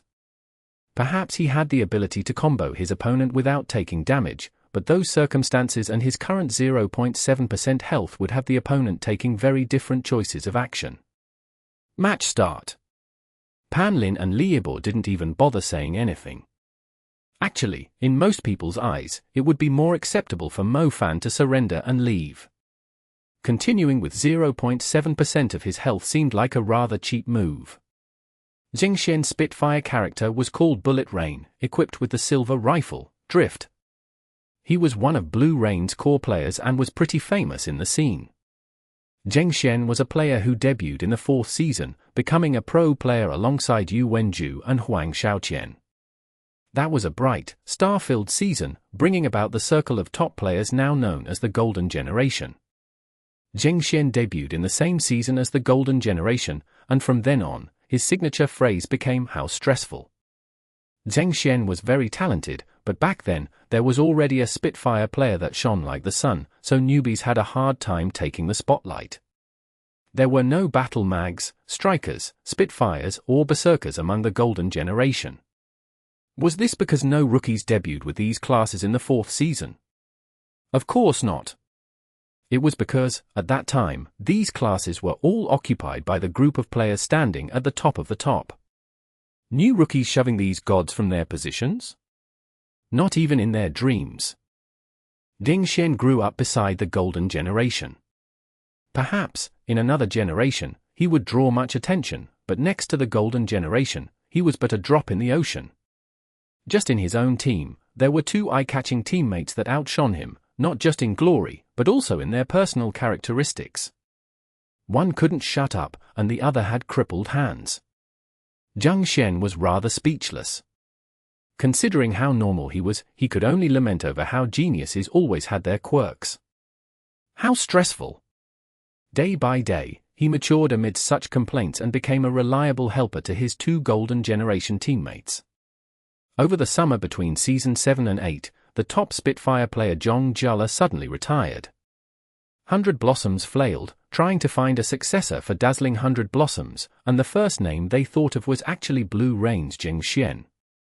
The two came in contact, but they hadn't even said much before Jing Xian rejected the offer.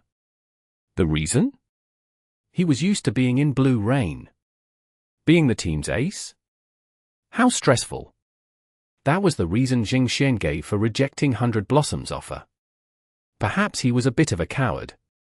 That's what Shang Xian thought, but really, he was already used to it. From the beginning of the 4th season, under the halo of the Golden Generation, the other player from the same season all seemed negligible. In Blue Rain, he had debuted with Yu Wenju and Huang Xiaotian, but all everyone saw was the two of them. He had stood by their side for so many years, but when people remembered him, and recalled when he debuted, they were always startled. Hey! He's also a Season 4 debutee, from the same batch as the Golden Generation. At first, Xing Xian could only reply with a strained smile, but soon enough, he really did get used to it.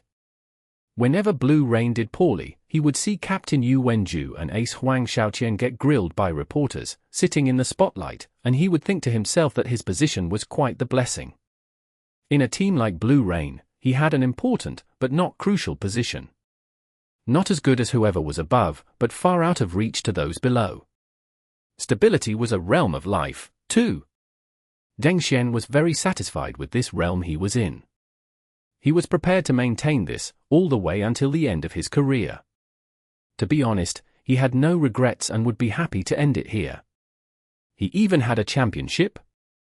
Thus, Xing Xian unavoidably had some problems with motivation, even in the playoffs. However, that didn't mean he would be bullied by someone with only 0.7% of his health left. Mo Fan's deception once again launched a sneak attack and was killed as soon as acted by a head-on trade of health. He won a certain victory, but Shang Xian still felt his excitement rise. It was still a point. He was pretty good at cheering himself on. Then, Happy's third player was fielded. Su Muqing, Dancing Rain. Golden Generation, huh? How stressful, Zheng Xian mumbled. Chapter 14:10. How stressful. Nomiumi. Nomiumi. Su Muqing, Zheng Xian. They had debuted the same season, so even though one was a true member of the Golden Generation and the other was a forgotten character behind their dazzling light, the two weren't strangers to each other. So when the match began, Su Muqing already knew the first thing that Zheng Xian would say in the chat. How stressful. She beat him to saying it. What are you doing? Zheng Xian was unhappy. How could she steal his line like that? I'm saying it for you. Su Muqing replied. TSK, even my line has been stolen, how stressful. Zheng Xian still said it in the end. The greater stress is yet to come. As Su Muqing spoke, Dancing Rain charged forward. No circling, no hiding. A direct, head-on charge. Of course. Pan Lin and Liebor both shouted. During the player change, the two of them had already discussed how Blue Rain only had one player left. At this time, Happy didn't need to be too careful. Boldly taking this round and then carrying the surging morale into the team round was undoubtedly the best choice. Right now, it looked like that was exactly what Su Muqing planned to do. It won't be like Mo Fan though, will it? Right after his exclamation of course, Pan Lin suddenly thought of another worry. Last round, Mo Fan had also controlled his deception to charge forward like this, but then as soon as he met his opponent, he slipped away. Probably not. When he heard this, Liebor also began to have doubt. Logically, Su Muqing wasn't some stranger, and they were quite clear on her style. But after joining Happy, she now seemed to be surrounded by a blurred, opaque aura. Yi Xiao, Fang Rui, these old faces had changed classes, so it made sense that they would bring some surprises. But this Su Muqing? Her class hadn't changed, her style hadn't changed, her play seemed to directly follow from what it had been at Excellent Era. So why did she also feel different from before? Let's keep watching, Liebor said calmly. He didn't dare to make any careless judgments. This time, Zheng Xian's Spitfire bullet rain was the one sneaking around as soon as the match began. Zheng Xian wants to play dirty, Pan Lin said. Playing dirty was a style, a school of thought, a choice that existed to be made in a battle. As a pro player, you liked it or you didn't, you liked to use it or you didn't, but if you said you didn't know how, then you wouldn't be a professional. Zheng Xian was an old player now in his 7th year. Of course he knew how to play dirty. He's the group anchor, of course he'll have to face this carefully, said Liabor.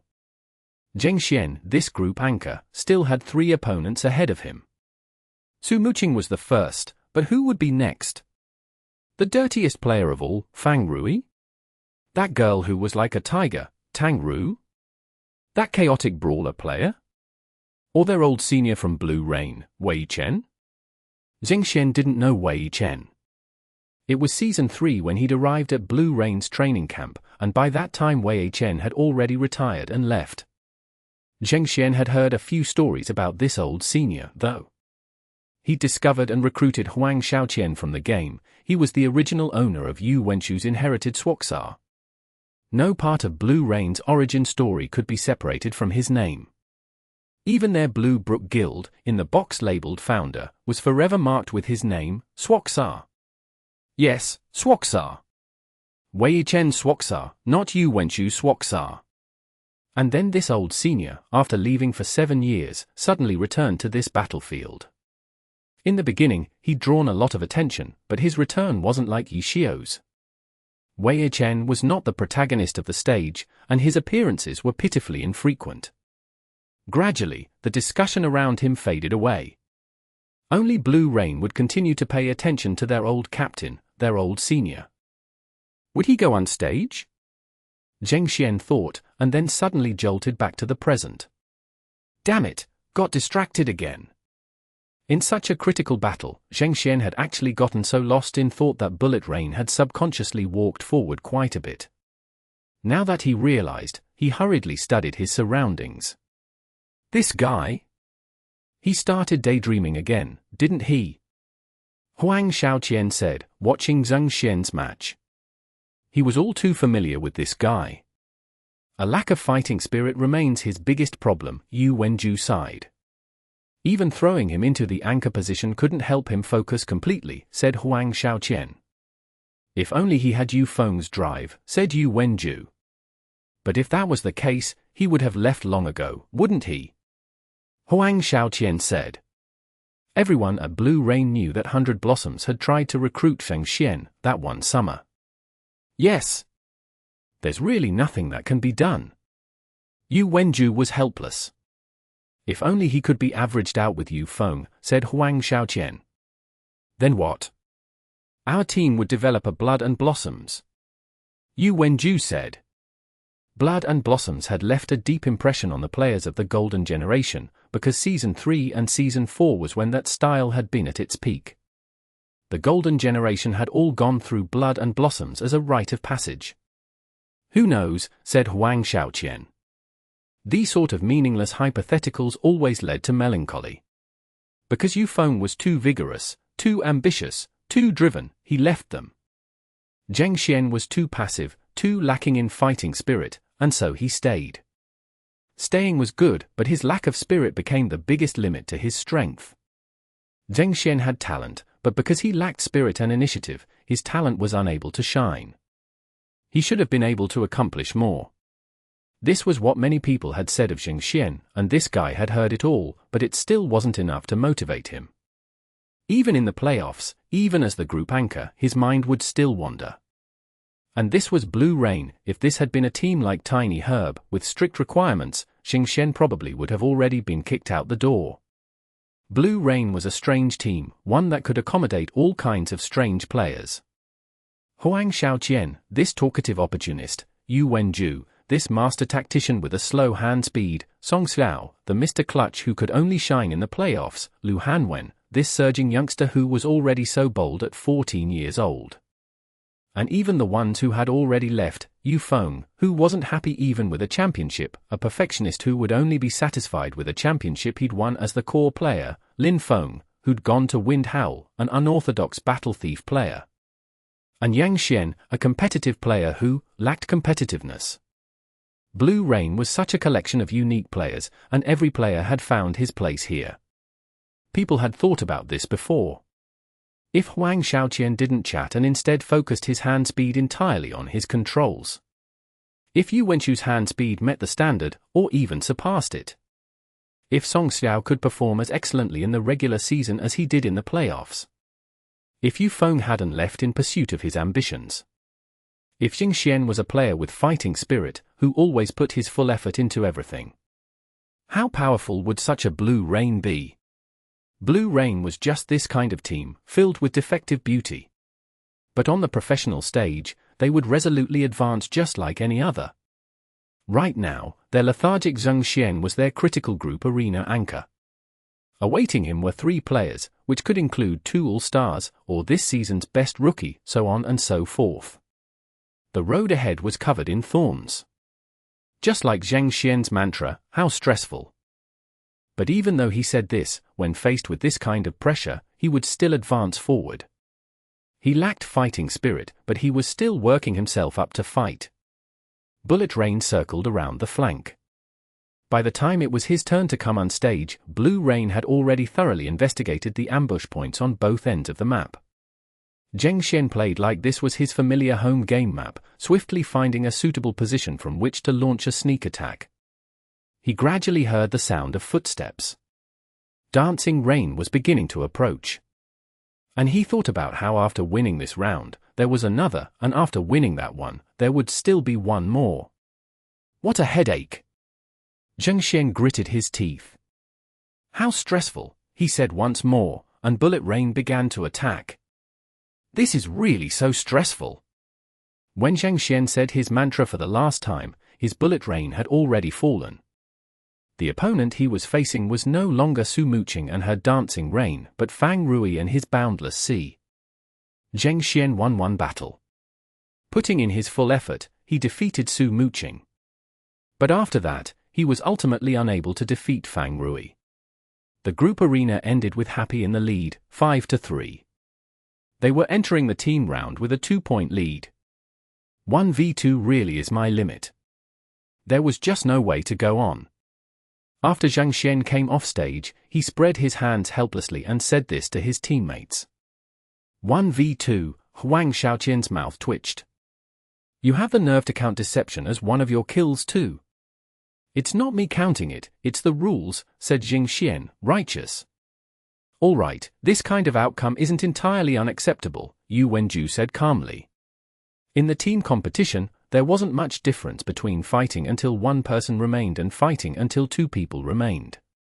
Normally, after both sides used up their 6th player, the side who next achieved the advantage of numbers would obtain the final victory in one swoop of determination. In the team competition, it was most common for there to be 3 or 4 players remaining at the end. Even battles with 5 players remaining were more common than those with only 2. These were all conclusions drawn by experts analyzing the data gathered after the new playoffs format had been released. But because this was now the established competition format, one thing that had to be considered was whether the opponent, with a 2-point advantage, would use a playstyle that fully utilized this advantage. This sort of strategic thinking had never been seen before. After the playoffs matches of last season, as of now, there were still no examples of this.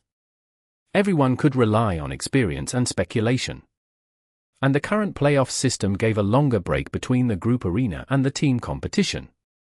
It seemed that this was to give the teams more time to strategize for the team battle, given the results of the group arena. What was Happy going to do? Yu Wenju looked over at Team Happy. Because they'd done well in the group arena, they appeared to be in high spirits. Chapter 14:11. Swinging Balance. Nomiami. Nomiami. In the new playoffs format, the outcome of the group arena would cause the subsequent team round to be played differently. This was something particularly tricky about this new format. Both the losers and the winners of the group arena should think of ways to use this point advantage in the team round. After working through all the emotions brought about by the group arena, both sides began anxiously preparing and making arrangements. Happy currently has a 2-point lead. They're doing much better than people expected. Pan Lin and Liebor were also using this intermission to summarize the current situation. Speaking of which, Happy originally had the chance to win an even greater lead. If Su Muqing had taken down Jing Xian, then they would have had a 3-point lead. An advantage that large is fairly uncommon in the group arena of the new format, said Liebor. Yes, but unfortunately Zhang Xian narrowly managed to win that battle. Too bad for Su Muqing, said Pan Lin. Team Blue Rain has been pretty unlucky today overall, but Zhang Xian's victory managed to let them recover a bit, said Liebor. Happy's Mo Fang was the highlight of today's team round. Pan Lin praised. He completed a 1v2, and one of his opponents was Huang Xiaoqian. Truly a beautiful performance. Yes, Mo Fan's performance exceeded everyone's expectations. This season, Mo Fan hasn't appeared in enough matches to really be considered main roster, but his performance in this group arena was that of a core player, said Liebor. Exactly. Even now, you can see lots of gamers commenting about how shocked they are at Mo Fan's performance. Right here, I just saw a post from someone on Weibo named Hooked Mulberry, who was naming Mo Fan the Godslayer. It looks like they're connecting his victory just now over Huang Xiaoqian with the time he defeated Sun Slong, said Pan Lin. Ha, 2 victories over top gods, for a rookie that's extremely worthy of praise. But to use such a title, we'll have to continue to watch Mo Fan's performance. Liebor laughed. Right, Pan Lin nodded, and he continued to scroll through the Weibo discussion of this match on his computer. Oh, this, Pan Lin hesitated. What is it? Liebor leaned over to look. Zhuo Chunrui's post, Pan Lin said. Oh? What did he say? Liebor was delighted. Zhuo Chunrui was a famous name in the circle. Because he was so opinionated in his writing, his commentary was often unexpected. And this match involved Blue Rain, the team closest to his heart, losing the group arena so unexpectedly. This guy definitely couldn't sit still. Zhuo Chunrui gave that tree 100 million points. That was all Pan Lin said. With Zhuo Chunrui's personality, his commentary was definitely filled with bitterness and outrage toward Happy, but Pan Lin couldn't read that kind of content in their show. Ha. Liebor laughed. He knew Zhuo Chunrui, and could completely imagine the look on that guy's face as he watched Huang Xiaoqian's troubling Rain lose 50% of his health to that cut-down tree. Liebor suddenly wished that they could have invited Zhuo Chunrui as a guest commentator for this match. That one exciting moment would make sharing this broadcast with another commentator completely worth it. The two of them continued to look through the comments made by fans online and discuss the current situation, until at last, the team round was about to begin.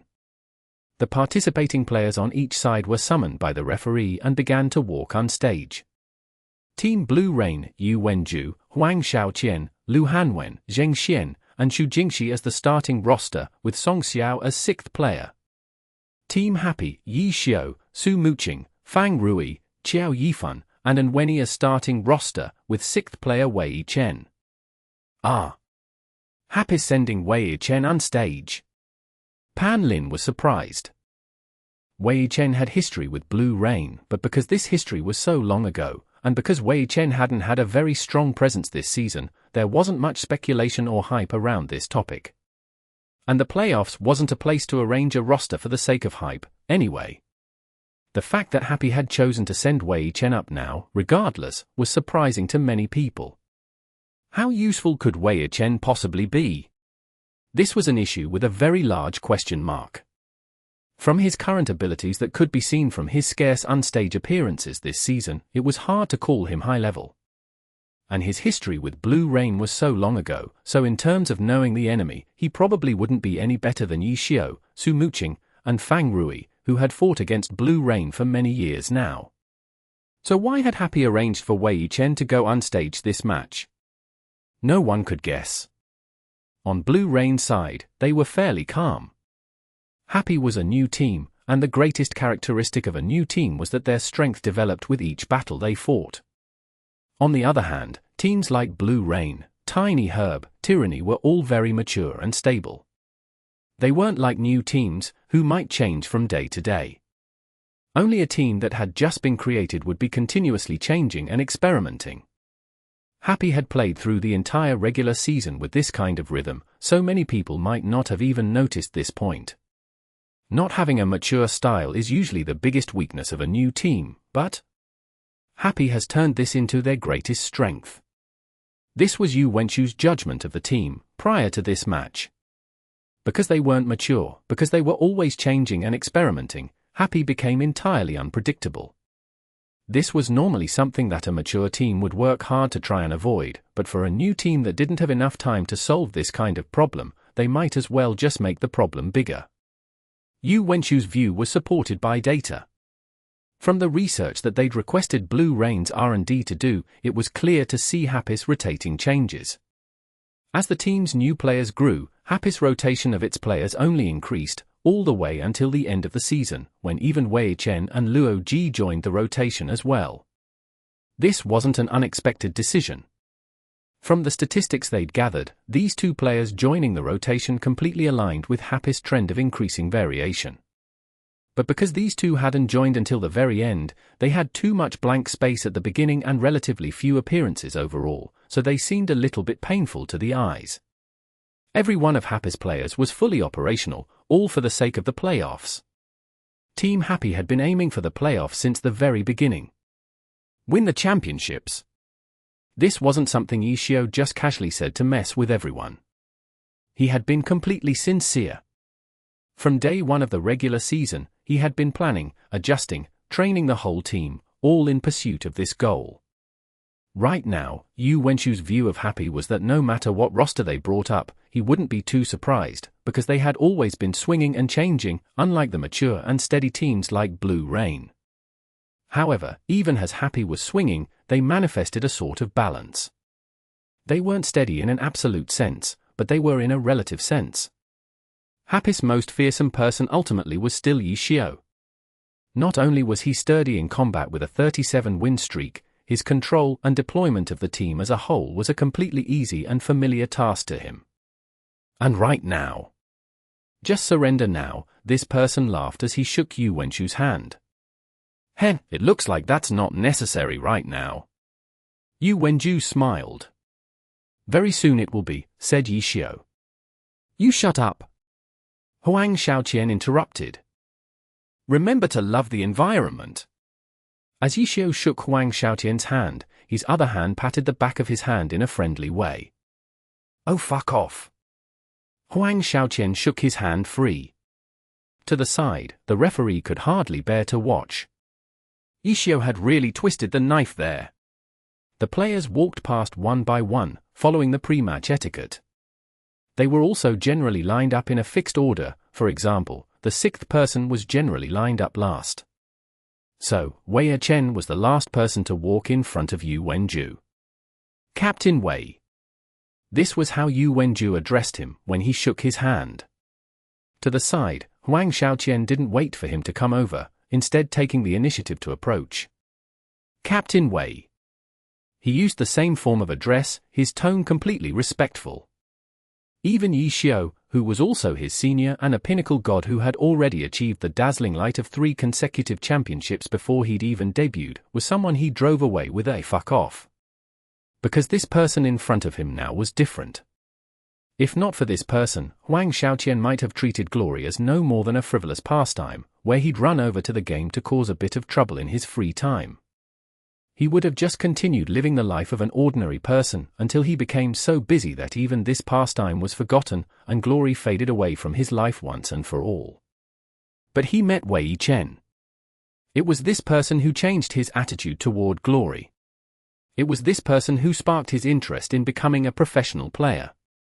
It was this person who ultimately brought him into Team Blue Rain. It was this person who helped him walk on his journey of growth.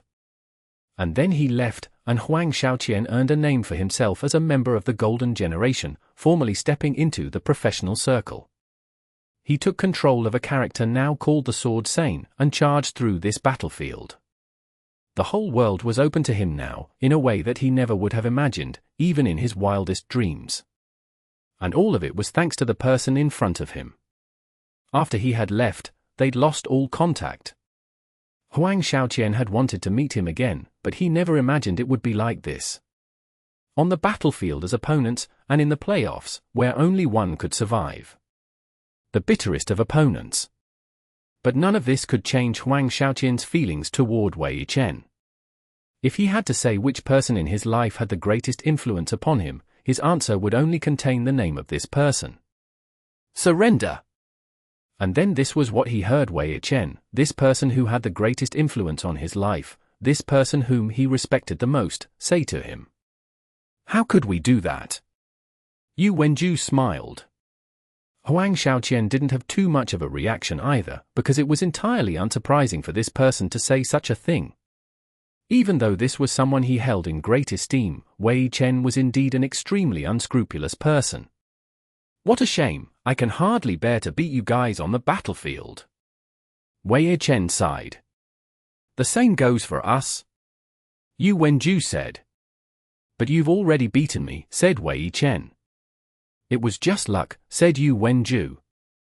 It won't happen this time, said Wei Chen. I'll fight to my fullest. Chapter 14:12. Exploring the map. Nomiami. Nomiami. The match began. Pan Lin and Liebo went back to their usual program. After finding out what map the home team had chosen, they immediately searched up the relevant information and presented it to the viewers during the loading screen. For the unknowing audience members, the two commentators probably seemed omniscient, knowing the ins and outs of every map.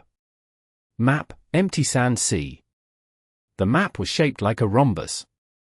The two teams started on opposite sides of each other on the north and south ends of the map. The center of the map was an oasis. To the east of the oasis were ancient ruins, and a landscape of sand dunes were to the west of the oasis. The map had a variety of terrains, allowing for numerous viable tactics. It was a map that required adaptability. While Pan Lin and Liebo hurried to finish their introductions, the two sides finished loading in. Each team had 5 players for a total of 10 players on the north and south ends of the map. The camera focused in on Team Happy. According to their experience in the regular season, Happy frequently played the 6th player switcheroo as soon as the match began to catch their opponents off guard. Happy had intentionally put Blue Rain's old captain, Wei Chen, as their 6th player, as if he were their secret weapon. Even the program director wanted to know whether Wei Chen would be switched in immediately. But Happy didn't make any switches. After the 5 characters loaded into map, they immediately rushed out of the spawn point. Happy is looking very decisive. It seems like they already have a plan in mind. Blue Rain, on the other hand, appears to be a bit more hesitant, Pan Lin said. It can't really be said that they're hesitant. Blue Rain has always been more reactive than proactive. This is their away game too, Liebo said. Okay, Blue Rain is also on the move. They're not charging straight towards the center, instead taking the left path. They should be heading towards the ancient ruins, Pan Lin introduced. The two teams played different openings. The home team went straight towards the center, while the away team took a more roundabout route. It's almost like the roles have been reversed. The away team was usually unfamiliar with the map, so rashly trying to take advantage of the map can very easily go wrong. The away team often prefers a direct confrontation. Fighting in an open area was equivalent to erasing the opponent's map advantage. How could the home team allow their opponents to do as they wished? In the individual competition and the group arena, perhaps there were people like Yi Xiao who picked simple maps and chose to fight it out in the open, but practically no home team did this during the team competition. It was easier to win if the map advantage was utilized well. Blue Rain isn't moving very fast. Pan Lin noticed that Blue Rain was moving towards the east quite slowly. They seemed to be studying the map. Pan Lin commented on Blue Rain's movements. The match had just begun. It wasn't like Happy could just suddenly descend upon them like gods, so Blue Rain's formation was rather loose. There didn't seem to be any strict tactical intent to it. Everyone looked to be moving freely. The camera cycled through the perspectives of each of Blue Rain's players. It could clearly be seen that everyone was observing their surroundings. They were all moving in the same general direction, but the team was split into different zones. It was like they were in a race, each person in their own lane focused on their own task. There was quite a bit of communication going on in Team Blue Rain's chat, letting the viewers directly observe how Blue Rain was exploring the map. Blue Rain probably wants to establish an area that they're familiar with and then lure Happy into fighting there to reduce Happy's home field advantage, Pan Lin said. Oh, isn't this what that team often does? Pan Lin thought of something. Correct. Team Thunderclap frequently does this in their away games, Liebor said. But it can't be a random area, can it? Pan Lin asked. Of course not, the home team obviously doesn't want you to establish your own area, so figuring out which area to choose is a difficult decision. Liebor said. Team Blue Rain seems to be speeding up, Pan Lin suddenly discovered. It looks like they're not satisfied with that area. Liebor said. There were messages in Team Blue Rain's chat that stated this information, which was why Liebor was so confident in his judgment. Dissatisfied with an area close to the spawn point, Team Blue Rain continued to push forward. And as time went on, the two sides were on the verge of encountering each other. As Blue Rain explored, they unknowingly went into a formation. It was only now did the viewers suddenly realize that the Team Blue Rain members were no longer as loosely scattered as before. The change had gone unnoticed. From this, it could be seen just how fluid Team Blue Rain's teamwork was. The team continued along the northeast edge. The central oasis and the eastern ancient city ruins gradually came into view. Team Happy's characters appeared in the oasis area. Try to stay undercover, Yu Wenju said in the chat. Team Blue Rain quickly started moving stealthily. Flipping, turning, and climbing were frequently used. As they moved while staying hidden, they were still looking for opportunities to observe their opponents. Blue Rain didn't chase after Happy. Instead, they continued with their strategy and entered the ancient ruins. Dilapidated walls covered the ancient ruins. There were all sorts of hiding places here. This will do, Huang Xiaoqian looked around and then made a suggestion. Everyone, scan the area. Xiaoqian, watch that side, Yu Wenju said. I might as well just say hi, Huang Xiaoqian said. You've got a way to get close? If you're going to go, Zhengxian, go with him. Yu Wenju said. Fuck, that troublesome? Forget it. Li Xian immediately expressed that he didn't feel like fighting. You can't do it. Yu Wenju said. Too stressful. But if you want me to go, I'll go, Zhengxian said. Yu Wenju laughed. He knew Zhengxian was indicating that he had unconditional confidence in his captain. This guy was always like that. His fighting spirit was lacking, so he rarely took initiative. He basically needed someone to push him forward. For example, right now, he definitely wouldn't volunteer like Huang Xiaoqian did, but if Yu Wenju gave him an order, he would try his hardest to complete it. Forget it, keep checking up on the terrain. Xiaoqian, watch that side. Try not to get discovered, Yu Wenju said. I'm just afraid that they'll give away a big opening, and I won't be able to hold back. Huang Xiaoqian rubbed his palms together as if it were some huge matter, when all he was doing was being on the lookout. Happy's chat didn't have much content, while Blue Rain had quite a bit going on. The viewers had good understanding of their intentions. It was hard for the Happy fans not to worry. However, there was no way for them to tell this information to their players. They could only boo at the away game Blue Rain fans to vent. Huang Xiaoqian's troubling reign temporarily separated from the team, leaving the ancient ruins. He continued the flip, climb, roll movements to approach Happy's position, but before long, he saw Team Happy moving towards their location. They're coming, Huang Xiaoqian immediately typed, I'll stall them. You guys hurry up. Got it, the team replied. Huang Xiaoqian's troubling reign stopped hiding and stood out in the open. Boom boom boom. Gunfire immediately headed his way. Fuck, Su Muqing. You're not even going to say hi. Huang Xiaoqian called out. He was on the edge of a launcher's range though, so the attacks didn't pose any threat to him. Troubling Rain dodged the attacks easily. We didn't even say hi and you're already talking. If we said hi, wouldn't you talk non-stop? Yishio replied. Team Happy suddenly sped up. Their slow cleric was left behind as the others pounced towards him. Ooh? Huang Xiaoqian's eyes lit up. What a great opportunity. Those guys actually left their cleric behind. Wouldn't it be beautiful if he slipped past them and ambushed their cleric? Team Blue Rain had gone through this area, so Huang Xiaoqian had a grasp of it. He immediately had Troubling Rain dodge to the side and hide. To delay them, he could obviously just start fighting with Happy, but he would be stuck there too. The price for delaying them would be too high. Delaying them had to be done from a strategic standpoint. He couldn't let the opponents get a grasp on his intentions. For example, like how Huang Xiaoqian's Troubling Rain suddenly disappeared. Could Happy ignore him? Of course not. This opportunist might just suddenly bite at them when they let out an opening, and that little bite could be fatal too. Huang Xiaoqian's style was no secret. The opponents knew about it, so he would take advantage of it and have Happy divert more of their attention to his disappearance. Huang Xiaoqian, why'd you leave? Then, I won't send you off. Yishio said in the public chat. Wait, I haven't left yet. I'm following you guys. Huang Xiaoqian said. He indeed wasn't just having Troubling Rain sit there.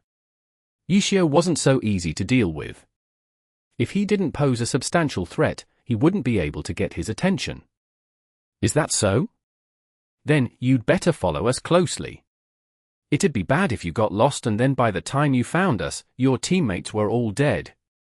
Yishio said. No way, no way. I've played this map 800 times. I'm super familiar with it. I can close my eyes and still know the way. Do you know where I am right now? Ha ha ha. Aren't you right here? Yishio said as Lord Grim appeared in front of Troubling Rain. 800 times? Super familiar? Yishio sent a sneering emoji. Huang Xiaoqian knew the situation wasn't looking good. The other side had seen through his intentions and even deduced his path.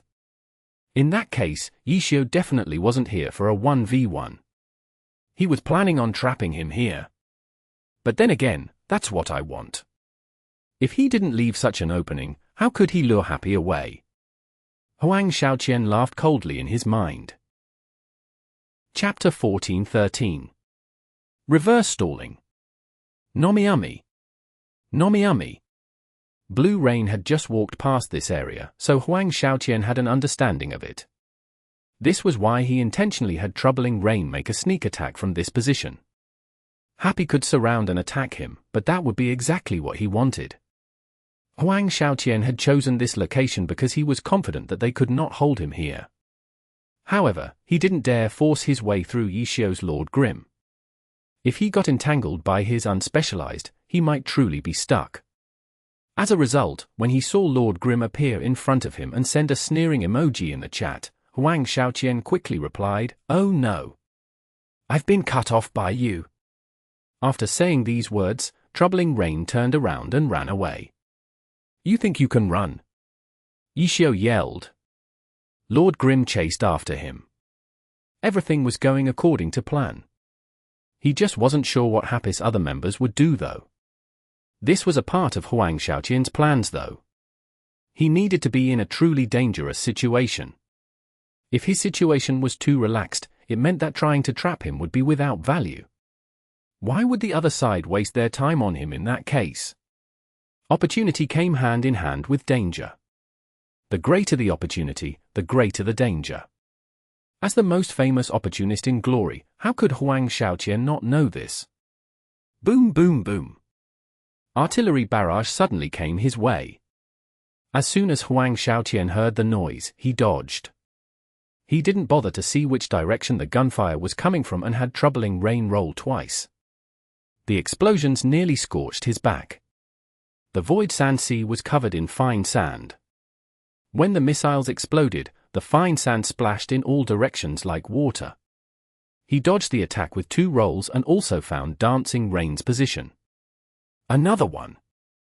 Huang Xiaoqian quietly imagined the positions of the 2 happy characters and then made a decision. Over here. Troubling Rain switched directions and rushed towards the other end.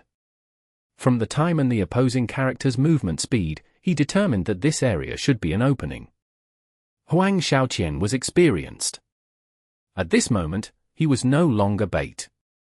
He truly needed to escape. If he made a mistake, he might really get caught by Happy and killed.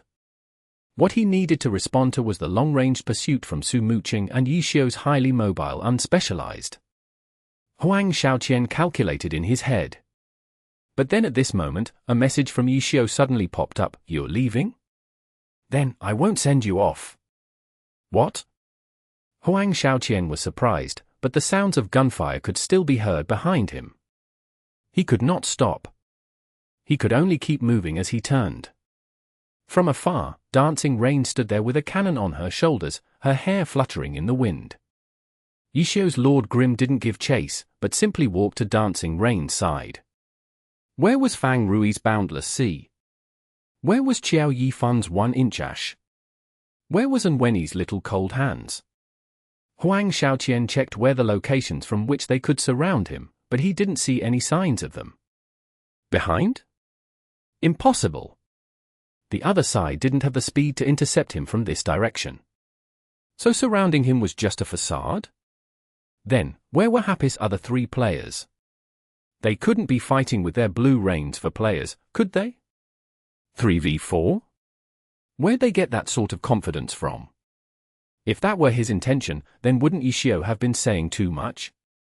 It would have given away his position? Yishio wouldn't do that. This came from Huang Xiaoqian's deep-rooted understanding of Yishio. He had no time to slowly ponder over it. Huang Xiaoqian immediately made a decision from his intuition. So he's letting me go freely? Fine, then I'll go. Huang Xiaoqian didn't change Troubling Rain's route and continued to rush out in this direction until he couldn't see Lord Grim and Dancing Rain behind him. Then, he changed directions and picked a different route to come back. I knew you'd come back. Not long afterwards, Lord Grim once again appeared, cutting in front of him. A trap? Huang Xiaoqian was extremely perceptive. He had been prepared for a trap. When he saw Lord Grim in front of him, he wasn't thinking about facing just one opponent, but rather 5. When Troubling Rain made his first step, he had carefully considered his surroundings. He didn't even blabber. He immediately had Troubling Rain choose a direction to rush out from. This was the best direction to make a sudden breakout from an encirclement from Happy. Don't run. 1v1 me. Yishio called out. Who would believe you? Huang Xiaoqian said, and had Troubling Rain run away. But then, he didn't come across any obstacles. This isn't right. Even if this was the best direction to escape from, that didn't mean he should be able to escape this easily. This meant one thing: there were no ambushes set up here. It really was just Yishio's Lord Grim. Or could it be that they intentionally didn't ambush him to lure him back? Huang Xiaoqian never tired of making these sort of guesses. Glory was never just about mechanics. Using your brain was also important. Someone who could instantly make these sorts of clear judgments was no less terrifying than someone with a crazy 500 APM hand speed. Why was Blue Rain's Yu Wenju a top Glory player despite his abysmal hand speed? Because despite his hand speed shortcoming, he was extremely intelligent and could instantly make correct and careful decisions. If he went back, he might fall into their trap, but if he continued forward, he would achieve nothing. So he went back. Huang Xiaoqian's Troubling Rain once again circled back, and tried to find another way to approach Happy and figure out their strategy. How's it going? At this moment, Yu Wenju asked about Huang Xiaoqian's situation. There are 3 people who I haven't seen any signs of. Huang Xiaoqian knew that this match wasn't just a game. It wasn't the time to care about his reputation. He had yet to see Fang Rui, Qiao Yifan, and Anwenny. A 3v4 didn't seem possible, but he should still remind the team to be careful. Blue Rain had no information on their whereabouts. Then, what's the current situation? Yu Wenju asked. I'm trying to find a way to investigate, Huang Xiaoqian replied. This area could already be considered as the border between Blue Rain's spawn location in the north region and the ancient city ruins in the eastern region. The terrain of both sides could be seen. Traces of the ancient ruins were scattered around in a fairly sparse little forest. From Yi Xiu's previous position, Huang Xiaoqian was able to guess his current movement direction. Troubling Rain traveled through the forest, checking his surroundings from time to time. It looks like this time I need to have some actual contact with them. Huang Xiaoqian thought to himself. His previous 2 actions had been on the cautious side because he hadn't dared to be rash. As soon as he saw Yi Xiu, he ran away. As a result, he wasn't able to figure out the opponent's actual situation. After those 2 times, Huang Xiaoqian was starting to suspect that the other side was planning on surrounding him. He needed to verify this point.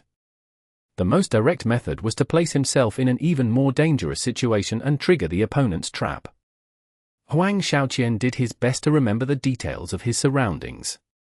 These might be places which he could use to escape from a thorny situation. All right, that should be enough. Time to run into them. Huang Xiaoqian had been visualizing the movements of Yi Xiu's Lord Grim the entire time. He guessed that he should meet him around here unless Lord Grim had been chasing after Troubling Rain, which clearly wasn't the case. Over there. A figure flashed. Huang Xiaoqian could tell that it was Lord Grim. He checked his surroundings and then had Troubling Rain quickly rush forward. Triple slash. Troubling Rain moved diagonally, blue light flickering. With a flash, he reached Lord Grim. Earthquake sword. Lord Grim immediately drew his sword from the Myriad Manifestations umbrella and attacks back. The 2 swords clashed, spinning wind around them. The ground of this little forest still had fine sand scattered about. The earthquake sword swept the sand up, forming exquisite ripples. Huang Xiaoqian didn't have the time to appreciate the beauty. He had forcefully cancelled his triple slash. With a stride, he blocked Lord Grim's path and swung his sword with a sword draw. Dong! Lord Grim lifted his sword in front of him and blocked the attack using guard. Huang Xiaoqian didn't hastily follow up. He wasn't here to win. His goal was to figure out Happy's strategy. When he had blocked Lord Grim, he had been paying attention to his surroundings. Were Happy's other characters rushing out to surround him? No. Even Su Muqing, who had been with Yi Xiu, was nowhere to be seen. For V4? Were they planning on attacking the rest of Blue Rain in the ancient ruins?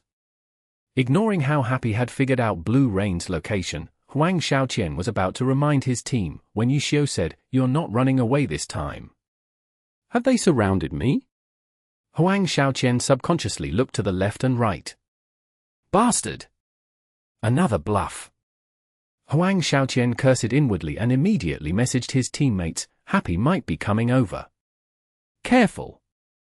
On this side, Yi Xiu continued, what are you looking around for? Did you think you've been surrounded? You're too arrogant. You think we need to surround you to finish you off? Aren't I alone enough?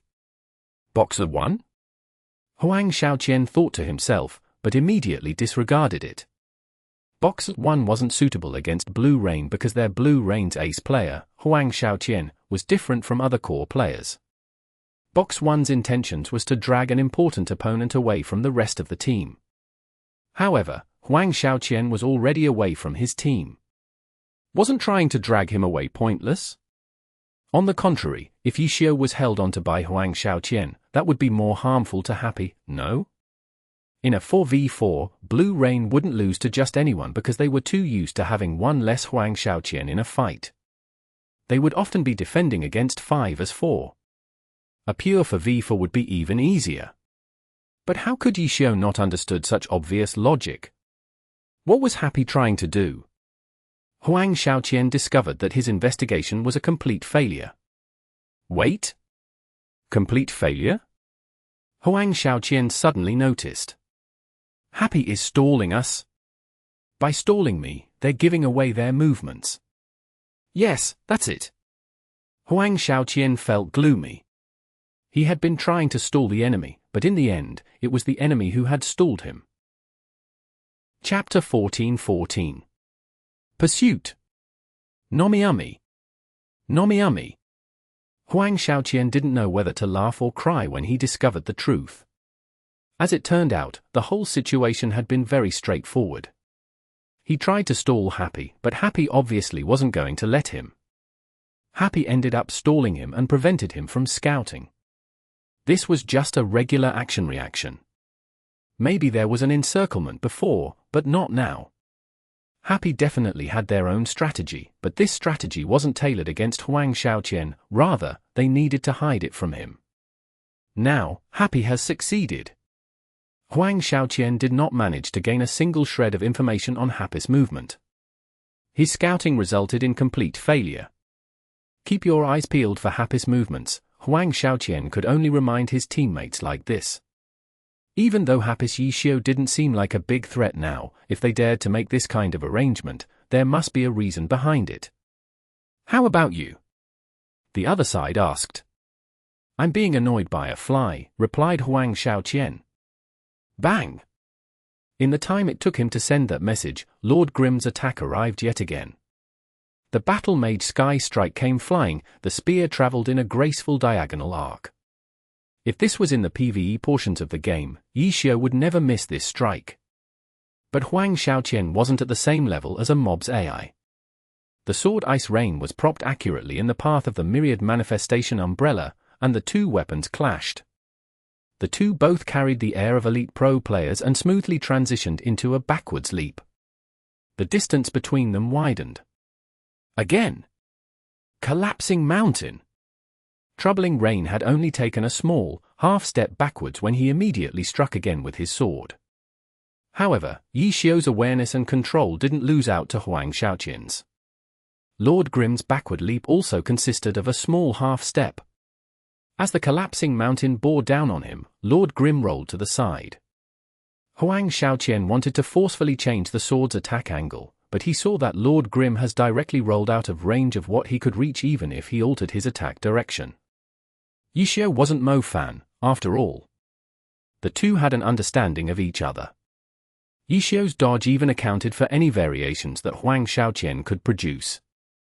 Mid-roll and at half-crouch, Lord Grimm pointed his Myriad Manifestations umbrella, which was already raised with the tip pointed outwards.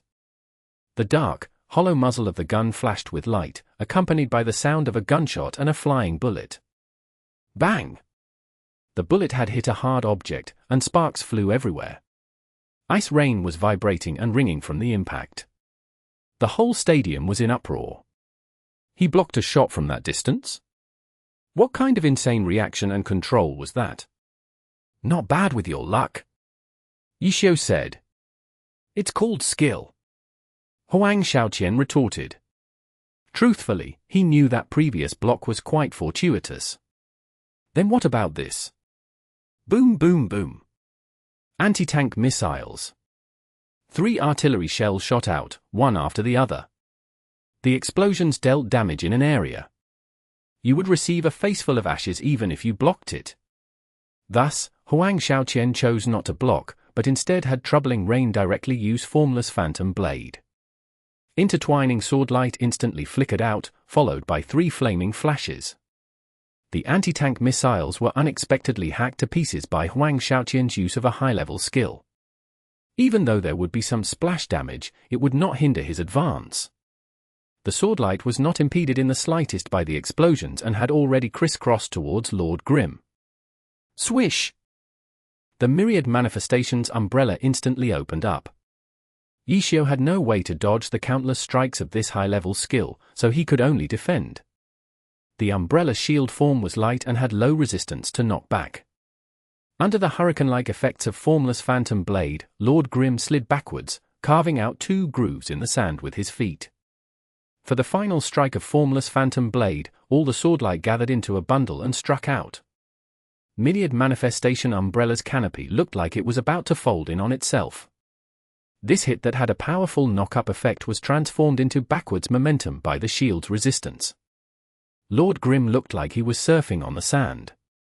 His 2 feet continued to send sand flying as he rapidly slid backwards. Formless Phantom Blade had long-ending lag, so unfortunately Huang Xiaoqian couldn't follow up and immediately pursue his target. By the time Troubling Rain could perform an action again, Lord Grim was also pretty much done sliding. The umbrella's canopy closed and bullets swept out from Gatling gun. Huang Xiaoqian spotted a half-wall next to him and immediately rolled behind it to take cover. The bullets sent rocky fragments flying wildly as they struck the wall. Huang Xiaoqian listened carefully to the rhythm of the bullets hitting the wall. If it sped up, that meant Lord Grim was getting closer. But right now, it sounded like the time between each shot hitting the wall was increasing. That meant Yishio was probably controlling Lord Grim to retreat. Charge! Troubling Rain immediately jumped out from behind the wall. As expected, he saw Lord Grim retreating while shooting. When he saw Troubling Rain shoot out from his cover, he hastily adjusted his muzzle towards him. But Huang Xiaoqian didn't stop controlling his character, who swiftly rushed forth and left a string of bullets behind him. Triple slash. Blade Master's most commonly used movement skill was used once again. 1, 2, 3 slashes. 3 slashes, 3 changes in direction. Troubling Rain cut a beautiful arc and managed to arrive next to Lord Grim while dodging all his shots. Beautiful! Even Yishio praised him. Then, Lord Grim threw out a grenade while Troubling Rain performed the 3rd slash of triple slash. The grenade grazed past the sword light, while Huang Xiaoqian rushed forward. Boom! The explosion completely engulfed the top half of Troubling Rain's body. However, grenades were a low-level Spitfire skill, and the knockback was mediocre. The explosion could only slow Troubling Rain down by a fraction as he moved forward with 3 sword slashes.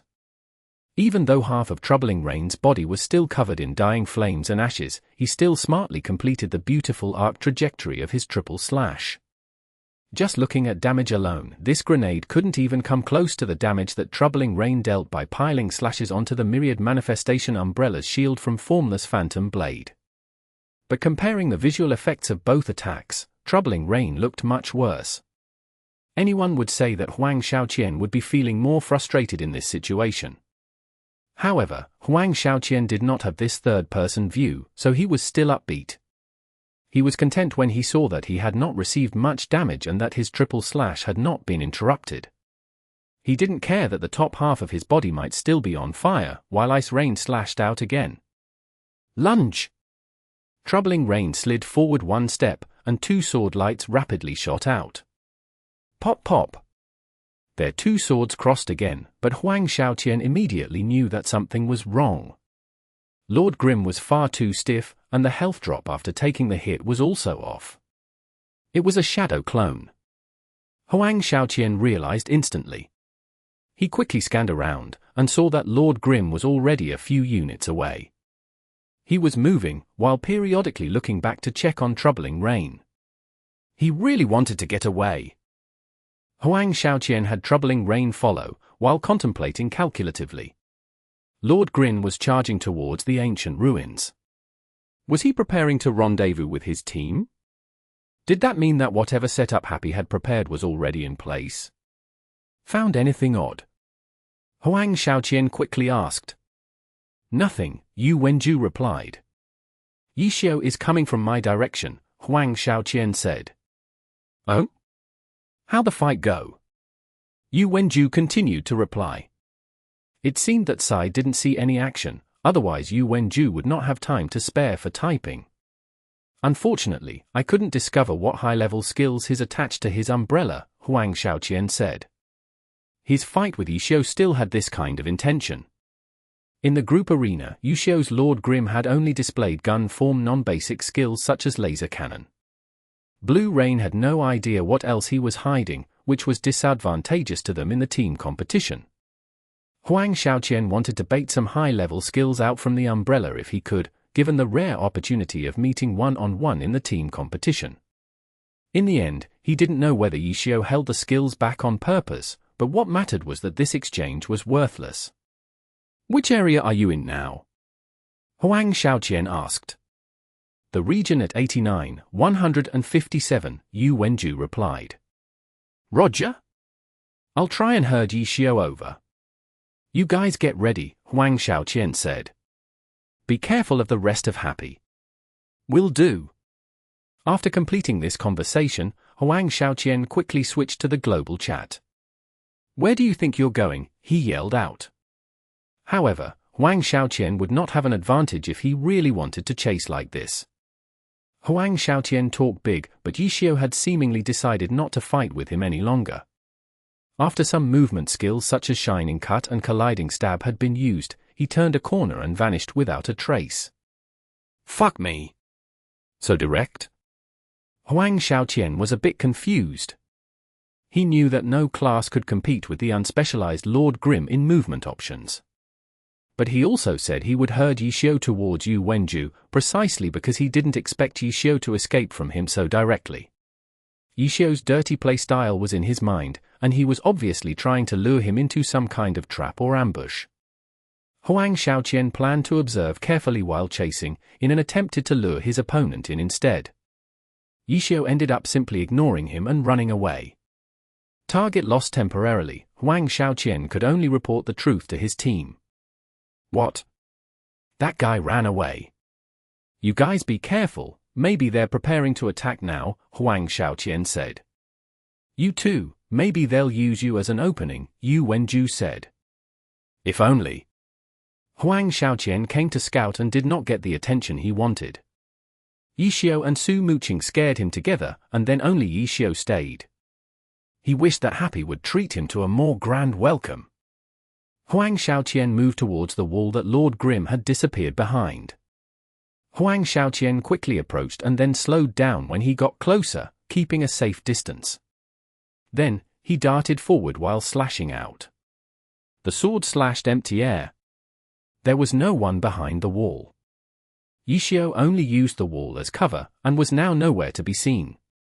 But he couldn't have gotten too far. Huang Xiaoqian looked around and observed possible locations that Yi Xiao could have run off to. To avoid being discovered by a pursuer, Lord Grimm could only have gone in one direction. Charge forward, leave a safe gap. Change direction, dash forth, slash. He still slashed air, but this time, he got a grand welcome. Chi bullet. The attack came from Fang Rui's Boundless Sea. That slash hit nothing because Boundless Sea had dodged out of the way and immediately counterattacked. No one was better than this kind of dirty play than Fang Rui. Chapter 14-15. Double-edged bait. Nomiumi. Nomiumi. Roll. Troubling Rain rolled towards the left, dodging the sneaky chi bullet from Boundless Sea. In the split second that he rolled, the front, back, left, and right were all quickly swept over by Huang Xiaoqian as he quickly adjusted his camera angle. He'd already traversed the terrain before, so he had already visualized possible locations for an ambush, so now, Huang Xiaoqian only needed to confirm where the enemy was, and where he could break through from. Of course, informing his teammates of his circumstances was also of utmost importance. Encounter. In the short time it took to complete one roll, Huang Xiaoqian had accomplished many objectives. However, his opponent, Fang Rui, didn't drop the matter so quickly. Spiral Chi Kill. Fang Rui's Chi Master was always in a vulgar-looking half-squat posture, so the angle of his attacks was very different from traditional Chi Masters. Many of his skills were used in an underhanded manner, or from low angles. This time, before Troubling Rain had the chance to get up from his roll, he saw Boundless Sea brandish his fists, surrounded by clouds of twisting chi, and directly began to attack him. Roll again. Huang Xiaoqian didn't have any other option, and could only have Troubling Rain roll once more to dodge the attack. At the same moment, he launched his own counterattack. Sword Draw. The sword light flew out in the middle of Troubling Rain's roll. This technique was easy to perform in theory, but if a normal player were to try, the attack would probably end up slashing into the ground 8 times out of 10. The sword light chopped out. In the end, what everyone saw was Boundless Sea suddenly flat on the floor, resulting in the sword light harmlessly flying over his head. Afterwards, he raised his butt and thrust his hands forwards. Surprisingly, resplendent chi suddenly gathered on his palms, and in this way, a flash burst was sent out. It was truly unsightly.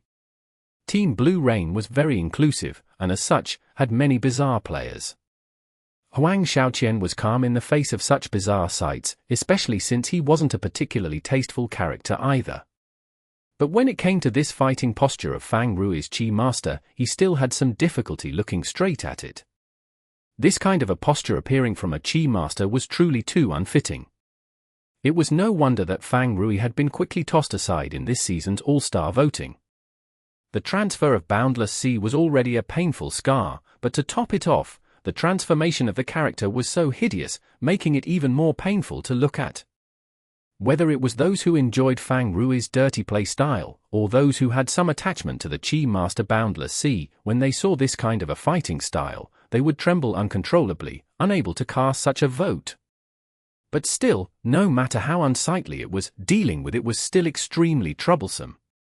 Because this fighting style violated all common sense, gauging Fang Rui's attacks proved to be more difficult. For instance, when he had suddenly went prone on the floor and then suddenly cast a flash burst just now, such a move had never been used before by any Chi Master in the 10 years of Glory's history. How could one guard against such a move?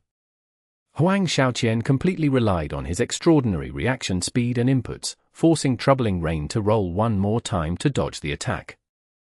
In the few moments that these characters had exchanged blows, after the first time that Huang Xiaoqian's Troubling Rain rolled to dodge an attack, he unexpectedly not had another chance to stand up and was stuck rolling on the floor.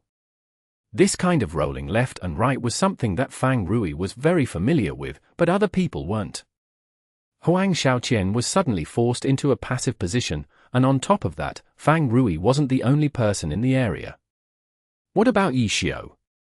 Su Muqing? Qiao Yifan? Just now, he hadn't seen a single one of them, but that didn't mean that they weren't hiding in one corner or another. What about behind this rock? As he frantically rolled to dodge Boundless Sea's attack, Huang Xiaoqian spotted a huge rock that Troubling Rain had brushed past, and his heart tightened. With their omniscient point of view, the spectators had an even better understanding of what was going on. In the stadium, Happy's fans were already brimming with anticipation for the next scene, and their cheers had already been prepared, but... Sword's Divine Judgment. Unexpectedly, in the same instant that Troubling Rain brushed past the rock, Huang Xiaoqian used the Blade Master's awakening skill. Swing! A sound like a sword leaving its sheath rang out, and sword chi flew out in a circle around him. Yi Xiao's Lord Grim was indeed hiding behind the rock, but Huang Xiaoqian's willingness to burn a powerful awakening skill to protect against a counterattack was beyond most people's expectations. Any attack would be interrupted by the stun from the sword chi of Sword's Divine Judgment, so Yi Xiao had no choice but to raise the Myriad Manifestation Umbrella, using the shield form to receive the stun effect from the skill. Immediately afterwards, Troubling Rain rolled again, unexpectedly heading towards Lord Grim, who was behind the rock. With this change of direction, he had actually managed to temporarily shake off Boundless Sea, who had been chasing and attacking him the whole way. Huang Xiaoqian finally had Troubling Rain stand up and straighten himself, but the mountain pass that stood in his way was not easy to get past. Falling Flower Palm. In the same instant that the umbrella was closed, Lord Grim sent a Falling Flower Palm towards his opponent. In front was Lord Grim, behind was Boundless Sea. Falling Flower Palm had a long range and significant knockback. If he wanted to dodge, there was no time, and whether he parried or blocked, he couldn't prevent being knocked back. In this moment, almost everyone felt that Huang Xiaoqian really had no options left, and in the end, Immortal Guides the Way. The Blade Master skill, Immortal Guides the Way, had a strong knockback effect, and if one were to compare, it was significantly stronger than Falling Flower Palm's effect. But with the distance between the two characters now, and with Falling Flower Palm already being used, could Immortal Guides the Way be fast enough? It could. In that tiny window of opportunity, Troubling Rain unexpectedly succeeded in performing Immortal Guides the Way, something that was inconceivable to many people. Even if Huang Xiaoqian's hand speed had exploded, there was still the restriction of the character's attributes and the skill's properties. At this moment, this move shouldn't have been completed on time, right? Sword's divine judgment. At the end of the day, Liebor's insight was still much stronger than that of the majority of people. The reason why Immortal Guides the Way was completed in time was because of the sword's divine judgment before it. Sword's divine judgment didn't actually rely on that circle of sword chi to deal damage. Instead, it was a transformation skill, enhancing the state of the Blade Master's sword skills. Under normal circumstances, no matter how fast the hand speed, Immortal Guides the Way wouldn't have completed in time, but with the support of the state from Sword's divine judgment, everything had changed. So that's what it is. Pan Lin's response was a little slower, only reacting after Liebor had finished his explanation, and in that moment, he felt heartfelt admiration. Admiration for Liebor realizing what had happened before him, and even greater admiration for Huang Shaoqian, who had made such a precise judgment in that instant. But no matter how precise the judgment, it was no match for sheer numbers. Immortal Guides the Way had broken Lord Grimm's falling flower palm, but immediately afterwards, Huang Shaoqian found that the position troubling rain was in unexpectedly had phantom ghost power pulsing, with faint blue snowflakes falling. It was an ice boundary. Triple slash. There wasn't time to consider the situation more, so Huang Shaoqian immediately had troubling rain use triple slash. The enhancement from Sword's divine judgment also had an effect on triple slash, making the sword light sharper and faster than normal. Troubling rain immediately withdrew from that spot, and as expected, an ice boundary took form, creating falling snow within its range. It looked beautiful, but Huang Shaoqian had absolutely no intentions of letting troubling rain get anywhere close to it. The Phantom Demon had already made his move, but what about the others? His camera angle spun quickly, and he saw Yishio's Lord Grimm and Fang Rui's Boundless Sea already charging towards him again, but he couldn't see where Qiao Yifan's 1-inch was. What a pain! Huang Shaoqian hesitated a little, wondering whether or not to ask his teammates to rescue him. Those four had painstakingly surveyed the battlefield, picked an area, and then finished deploying over there. According to Huang Shaoqian's original plan, he wanted to make himself the bait and lure Happy over to that area, engaging in a decisive battle there. But now, as the bait, it seemed as if he might not be able to escape the net that Happy had prepared for him. Not being able to find Qiao Yifan's 1-inch meant that Happy could hide away and keep placing ghost boundaries, and eventually, troubling rain would be tied down by one of them, trapping him in the area. At that time, if he were to call for help, it would be even more troublesome. In order to help him escape, his team would definitely suffer great losses. But even if he were to call for help now, what good would it do? If they were to leave the area where they had set up, Blue Rain's earlier deployment would have been wasted. On top of that, Happy also had the appropriate arrangements in their area. Trapping troubling rain was likely meant to force Blue Rain to show themselves, engaging in a decisive battle on Happy's terms. The crux of this game was to see who could lead the other team into their own territory. Huang Shaoqian was the bait, but he was the bait for both teams.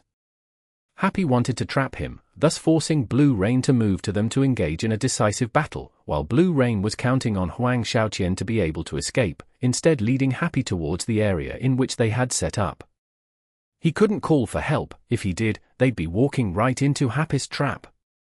But even if Huang Shaoqian didn't call for help, someone else had already done it for him. Everyone come and help. Huang Shaoqian is going to get killed. Windward Formation? Wei Chen. Huang Shaoqian saw the name of the person who had sent the message, and could only stare blankly. Was Happy using this tactic again? Swapping out their sixth player when no one was looking, without any way for the opponents to figure out who their last player was. Lord Grimm, Boundless Sea, 1-inch Ash, Windward Formation. They knew for a fact that Happy had these for characters in the battlefield. Who was the last one? Was it Su Muqing's Dancing Rain or Anwenny's Little Cold Hands? Common sense dictated that it couldn't be the cleric that was switched out, especially in the playoffs, where cautiousness was of the utmost importance. But still, Happy couldn't be predicted using common sense. What tactics did they not dare to use?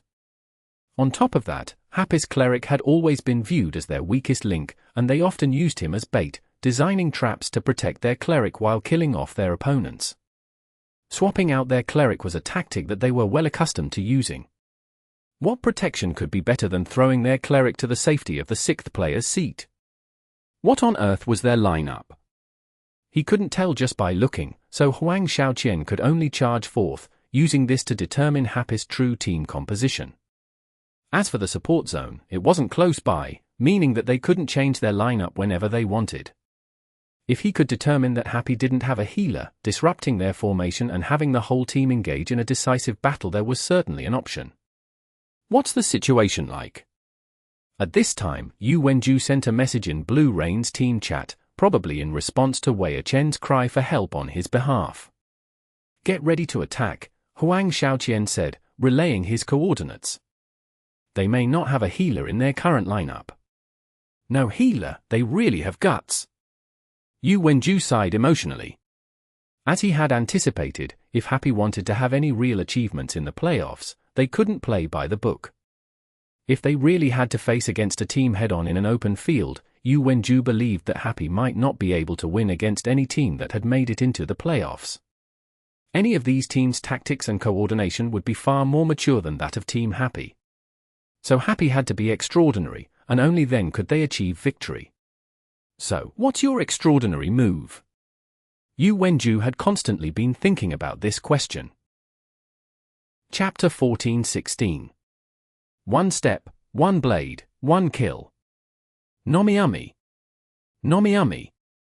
Huang Xiaoqian, without a doubt, was the busiest person on the field right now. Yishio and Fang Rui's combined offensive wasn't something that anyone in the entire glory scene could deal with without struggle, and Huang Xiaoqian also had to guard against possible attacks from other characters. Happy's Ghostblade 1-inch hadn't made any move since unleashing that ice boundary. However, this just made things more scary. With Huang Xiaoqian on guard, if he struck once more, then Huang Xiaoqian would definitely be able to lock onto his position and deal with him.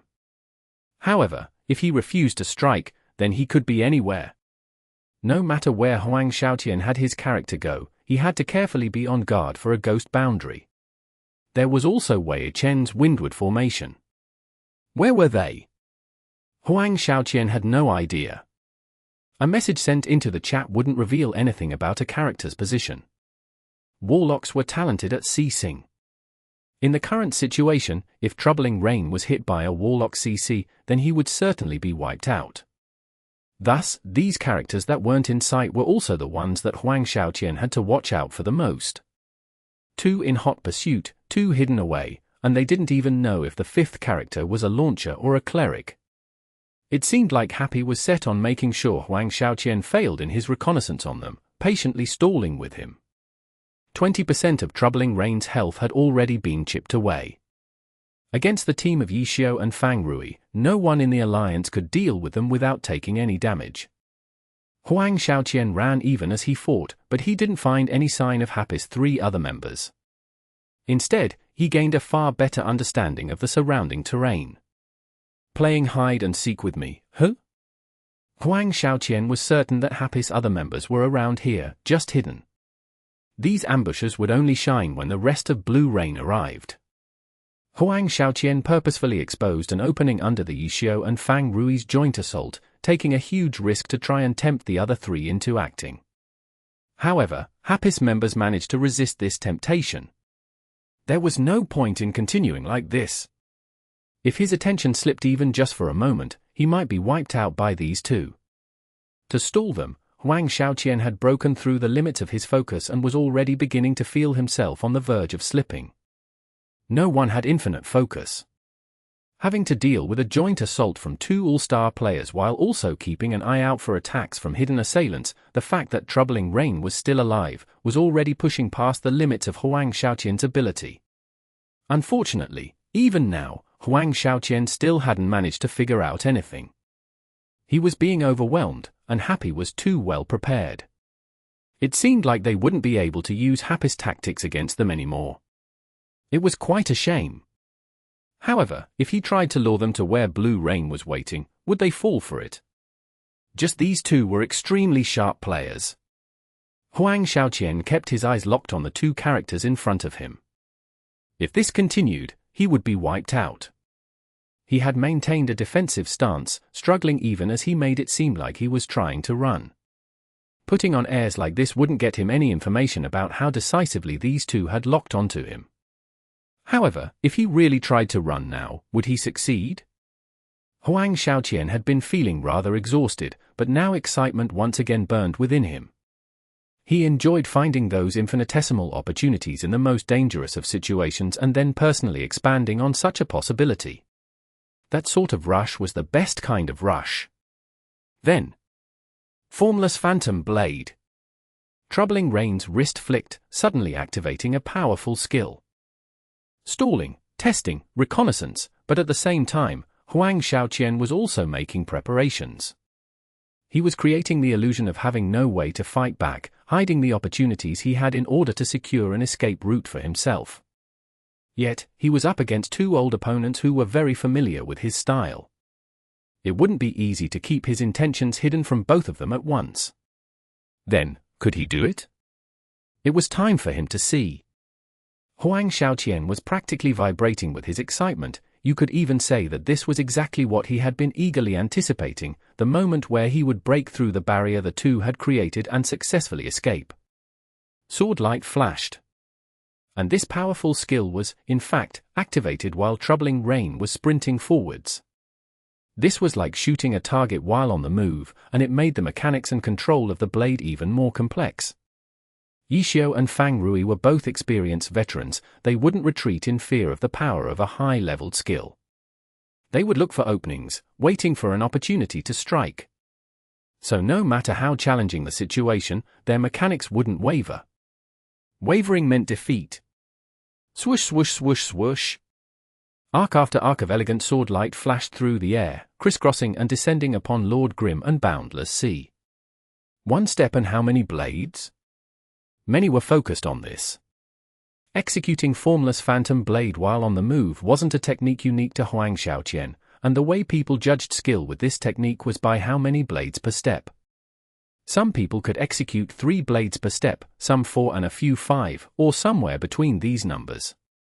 In reality, a higher number didn't necessarily mean more skilled, because this wasn't a competition of hand speed, but efficiency. The ideal effect of a mobile Formless Phantom Blade was 1 step, 1 kill. That's right. 1 step, 1 kill, that was the true goal of this technique. The executed number of blades per step was just a way to accomplish that. If a single blade could complete this kill, then that would be the best. The less blades used, the more blades there were to continue the next step, the next kill. 1 step, 1 blade, 1 kill. That was the highest realm one could reach for this technique. Then with one of Troubling Rain's steps, how many blades did he need to accomplish 1 kill?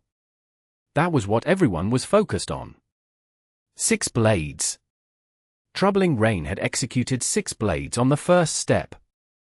His hand speed was admirable, but using 6 blades wasn't all what impressive. It wasn't impressive, but it was understandable. He was fighting 1 against 2, and against Yixiao and Fang Rui as well. In reality, being able to accomplish this 1 kill was already impressive enough. 1 kill naturally didn't mean a 1-hit KO. It simply meant to strike and successfully deal damage to an opponent with this step, or force them back. Either would count as a kill. There was no way Yixiao and Fang Rui would so easily sustain damage in a 2-on-1. Lord Grim and Boundless Sea both chose to retreat, but it was a feigned retreat. These 2 tricky bastards. Huang Xiaoqian saw through it immediately, so when everyone had thought Troubling Rain was executing 6 blades in this 1 step, he added another 2. 1 step, 8 blades. This record was rather appalling. Formless Phantom Blade was usually 10 blades max for each execution of the skill, and now Troubling Rain had already executed 8 blades. How could this even count as the 1 step, 1 blade, 1 kill technique? He was just standing there and spamming DPS. Normal players wouldn't understand the importance of these 2 blades. Yixiao and Fang Rui were both purposefully exposing openings, trying to bait him. Yet it was with these 2 blades that Huang Xiaoqian managed to cover up his openings and fully complete his 1 step, 8 blades. Continue. Troubling Rain advanced again. 1 step out and 2 more blades after the previous 2. 1 step, 2 blades, 1 kill. That step was truly impressive. Though it was 2 blades, there was no point nitpicking at that. Huang Shaoqian was against 2 opponents after all. Maybe for others 1 step, 1 blade was enough, but he needed 2 blades. It was far too unfair to ask him to fight off 2 opponents with 1 blade. After 1 step came another. After 2 blades, came another 2. 12 blades. Many people were keeping careful count. Currently, for Formless Phantom Blade, Liu Xiaobie held the record at 15 blades. Normal pros could usually reach 13 blades, which meant that after the 12 blades should come the finishing blow. However, Huang Shaoqian's situation wouldn't give him the opportunity to execute this finishing blow. The last blade was the strongest, but after this blade, there was a long ending lag, too long for him. Huang Shaoqian wasn't in a good position right now, so he didn't dare do something with such a long ending lag. This final blade of Formless Phantom Blade was something he couldn't afford to execute in his 1 step, 1 blade, 1 kill. So that would mean that the path Troubling Rain had cut out for himself with each blade ended here. However, it didn't seem like the 2 characters he was facing had retreated enough. So, it wasn't finished yet. 1 step, 2 blades, 1 kill. 14 blades. It was only 1 blade away from Liu Xiaobie's record of 15, but this was during movement, during 1 step, 1 blade, 1 kill. It needed sharper judgment and more mechanics, yet Huang Shaoqian had completed 14 blades under these circumstances. Even though it was Happy's Stadium and Happy's fans, they couldn't help but admire Huang Shaoqian. Getting half his health smashed by a tree wasn't enough to erase the fact that he was still a top god. Breakthrough! With Formless Phantom Blade's 1 step, 1 blade, 1 kill technique, Huang Shaoqian had managed to break through Yi Xiao and Fang Rui's harassment. Since he didn't execute the finishing blade, there wasn't an ending lag. Troubling Rain's Ice Rain swung, about to execute a triple slash and escape, yet that was when a message popped up in the global chat. You guys are worthless. You got shook off like that. Windward formation, Wei Chen. Was he going to strike? Huang Shaoqian's heart thudded. Wei Chen's message was timed too well. It was clear that he had been attentively watching the situation over here. That meant that Windward Formation's attack was probably already on its way over by now, right? This triple slash might just be slashing right into their trap. Huang Shaoqian made this immediate judgment when the message appeared and this triple slash's path was forcibly turned away from the perfect arc he had planned out, swerving and making a Z shape. Whoosh! A dark purple light flashed by out of nowhere, curling around the air, the head of the light merging with the tail, and then vanishing. Huang Shaoqian's heart pounded from the close call. That was the Warlock's binding curse. If it wasn't for his quick reaction, Troubling Rain would have been tied up by that. What do you mean? We purposefully gave you a shot at him, you know. In the chat, Fang Rui replied to Wei Chen. Look at what wonderful people we are, giving you a chance to show off in front of your disciple. Where's your gratitude? Yi Xiao added. Fine, thank you, you dumbass, Wei Chen retorted. The audience watched on, dumbstruck. Happy's in-team atmosphere was quite something. Chapter 14-17. Aid. Nomiami. Nomiami. So in the end, did Yi Xiao and Fang Rui fail to stop Huang Shaoqian, or did they purposefully lead Huang Shaoqian into Wei Chen's attack range? Pan Lin looked at Li Yibo looked at the sky. Yi Xiao, Fang Rui, and Wei Chen's trash-talking had completely disrupted his judgment. He rarely dared to make comments on Happy's actions, and now he was even more afraid to speak up. It wasn't just the commentator and guest whose judgments were disrupted, but also Huang Shaoqian himself. Was it a trap? No matter how confident someone was, they would inevitably have such uncertainties at times like this. The path he had planned out for triple slash immediately became foggy. If Windward Formation was hiding there, then Qiao Yifan's 1-inchish or Su Muqing's Dancing Rain might be ready to ambush him too. Would a ghost boundary suddenly appear in front, or would cannon fire envelop the area? Huang Shaoqian, the expert opportunist, conducted himself resolutely, but in this moment, he began to hesitate. However, there was no other way out. Yishio and Fang Rui were closing in from behind, so no matter what was waiting for him ahead, he had to try. In that moment, Huang Xiaoqian understood that he had probably really fallen into their trap, or perhaps he had made a move that forced his opponents to move their pieces. Either way, he wasn't in a good situation at all. It seemed like he'd have to wait and see if there was an opportunity to act. / continued forth, troubling rain's form merging with the sword light around him. However, Huang Xiaoqian couldn't solely focus on the path ahead, because the two behind him both had ranged skills, so Huang Xiaoqian had to make sure to guard his own back as well. He turned around. Speak of the devil! Boundless Sea raised his hands, forming a loose grab. This was the position for Cloud-Grasping Fist. As a blade master, Huang Xiaoqian had no way of interrupting it, and it wasn't going to be easy dodging Cloud-Grasping Fist at this range. The Cloud-Grasping Fist's chi energy had yet to fully form. Everything could only be determined from the moment the skill was fired. In that moment, the Chi Master would have to use their hands to form the skill, and that was also when the direction of the Cloud-Grasping Fist would be locked. As for Lord Grimm, the Myriad Manifestations umbrella was held parallel to the ground, the umbrella tip drawn back and energy gathered at the mouth of gun that was exposed. He was using the launcher skill set into the Myriad Manifestations umbrella's gun form, laser rifle. It was a charged shot too. That was when Huang Xiaoqian noticed a change in lighting. He spared a moment to look upwards, seeing dark purple clouds gathering overhead, getting thicker and thicker. Warlock skill Chaotic Rain was prepared to fall. Even as skilled as Huang Xiaoqian was, he was at a bit of a loss as to what to do in this situation. Yishio, Fang Rui, Wei Chen. The three characters simultaneously attacked, and none of these skills were instant. One was charged, the other two cast, and they were all placed clearly in front of him. 3 skills. Which would activate first, and which would activate later? Not even Huang Xiaoqian could figure that out. Preparing their attacks so openly like that. It didn't have the abruptness of instant attacks, but it created huge psychological pressure. Even with his incredible reaction speed, their little trick had Huang Xiaoqian struggling. It's coming! Boundless Sea's hand suddenly slammed closed and Cloud-Grasping Fist's invisible chi energy flew out. But at the same time, the muzzle of Lord Grimm's Myriad Manifestations umbrella flashed, laser rifle roaring out. However, the moment the laser shot forth, Lord Grimm shook the muzzle a little.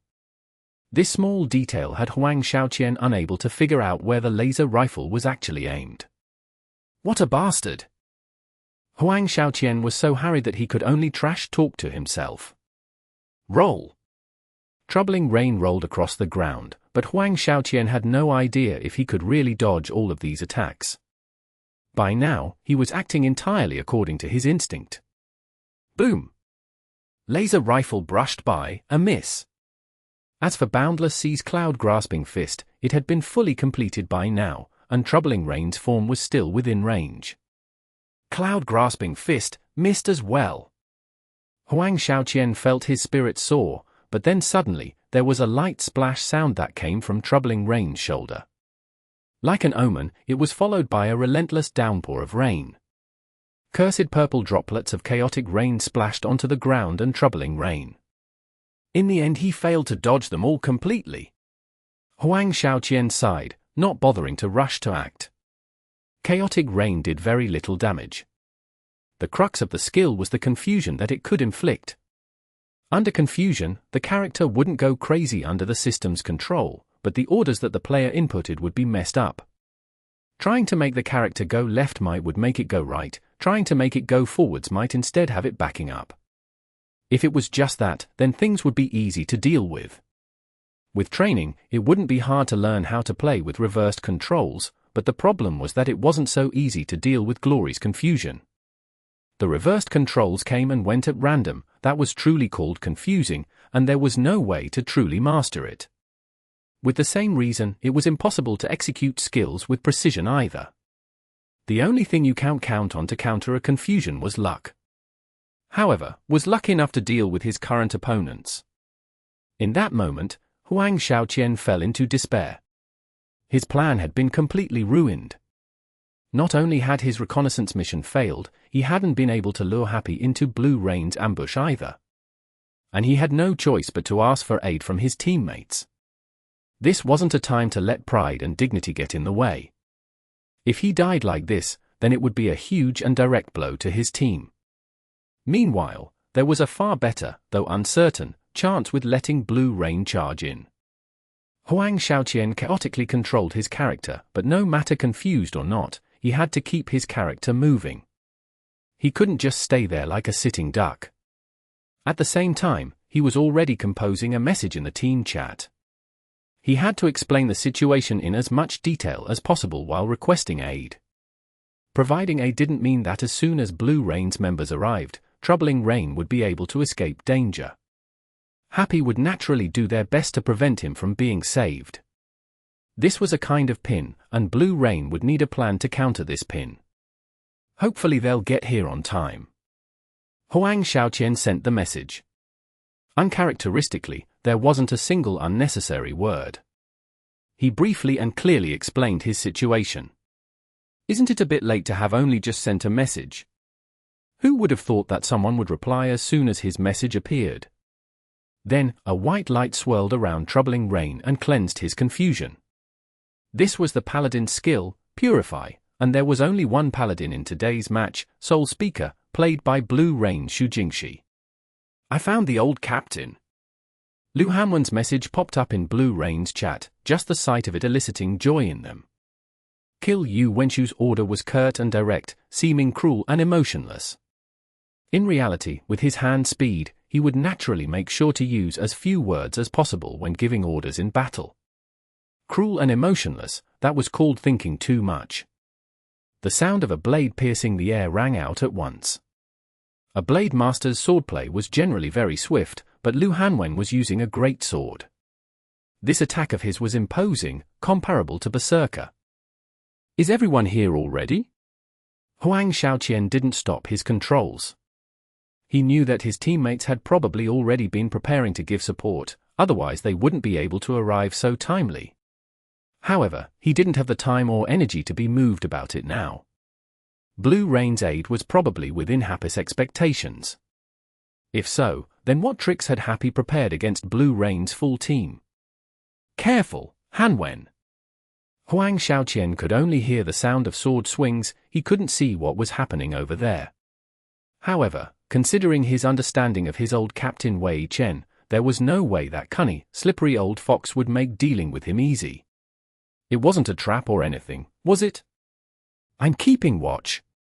That was when a single reply from Yu Wenju dispersed Huang Xiaoqian's worries. With him keeping watch, then everything was under control, right? Over here, Huang Xiao. Zheng Shen's Spitfire bullet rain appeared in Huang Xiaoqian's field of vision, throwing skills in the opposite direction of where Huang Xiaoqian was facing to help provide cover for his escape.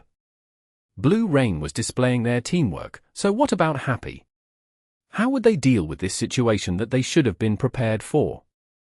All the spectators looked on awkwardly. At such a crucial moment of time, Happy's team members were still relentlessly trash-talking Wei Chen, reminding him that it wouldn't look good if his junior defeated him. You're twice his age. Yishio reminded. More than, Fang Rui corrected. If you get cut down so easily then that would be quite the embarrassment, Yishio said. Indeed. This time, Wei Chen didn't reply. Naturally, this wasn't because he was alright with being mocked like this, but it was because he couldn't spare any effort into arguing with these two while Lu Hanwen's greatsword blade master was harassing him. Plus, he could clearly see another character standing not too far off, watching on predatorily. Swoksaar.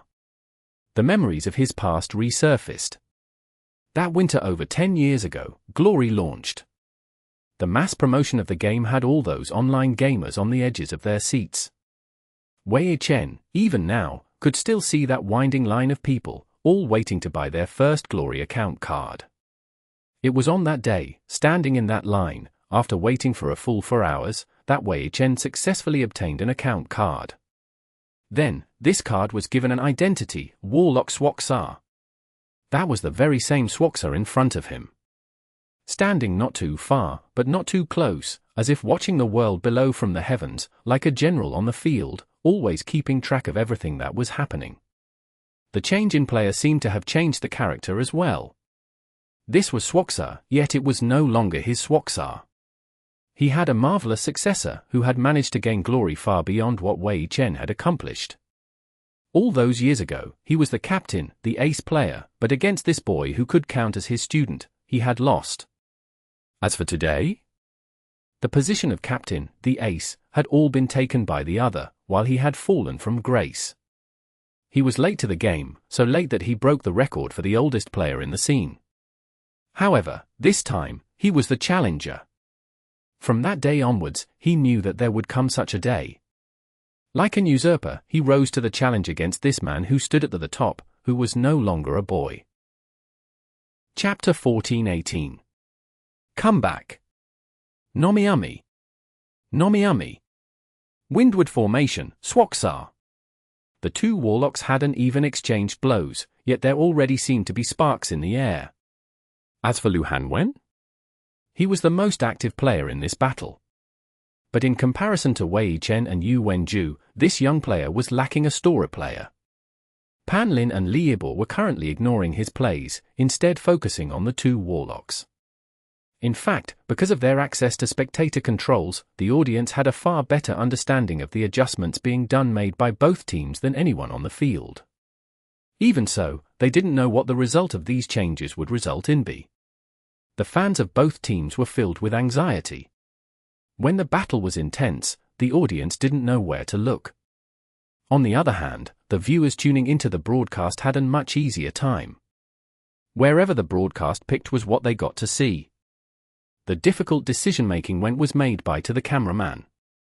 Right now, in order to coordinate with Pan Lin and Li Yibo, the camera focused on those three players. But no matter how much hype was given to the two warlocks of different generations, the fact that Lu Hanwen was the most active player at the moment could not be changed. The great sword-wielding flowing sword displayed a frightening aggression. How would Wei Chen respond?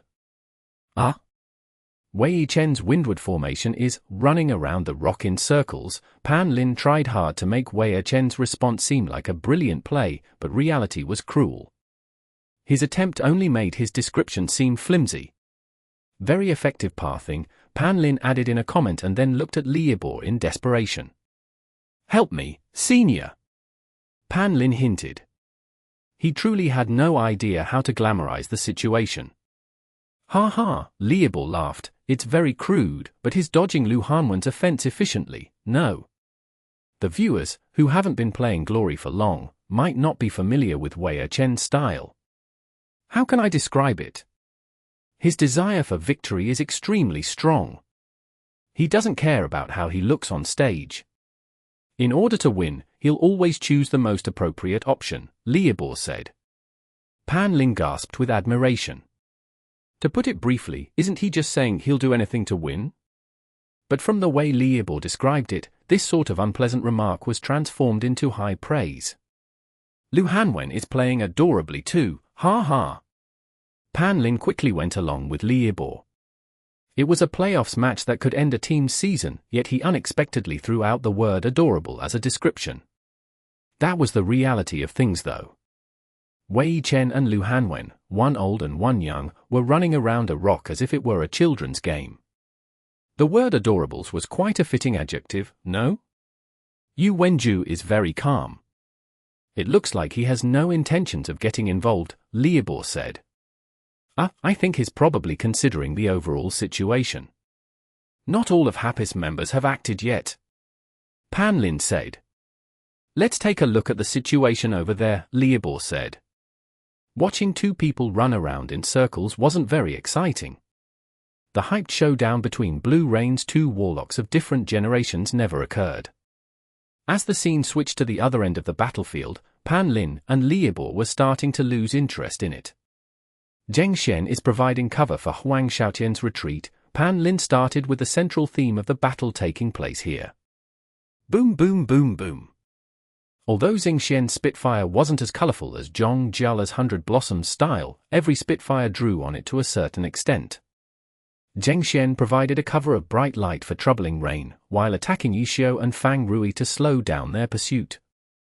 "You bastard, you're so enthusiastic today." The pressure on Huang Xiaoqian had lessened significantly. The usually washed-out Ring Xian was currently very focused, which made him feel even more gratified. Sure enough, every member of Team Blue Rain was someone who could be counted on. Zhengxian replied with just 2 letters, but those familiar with him immediately recognized it as his favorite 2 words. "How stressful." "Is that it?" "No need to be so stressed." Xu Jingxi's soul speaker was nearby. Troubling Rain and Bullet Rain were both inside his healing range. He had confidence that as long as he wasn't disturbed, he could preserve their lives.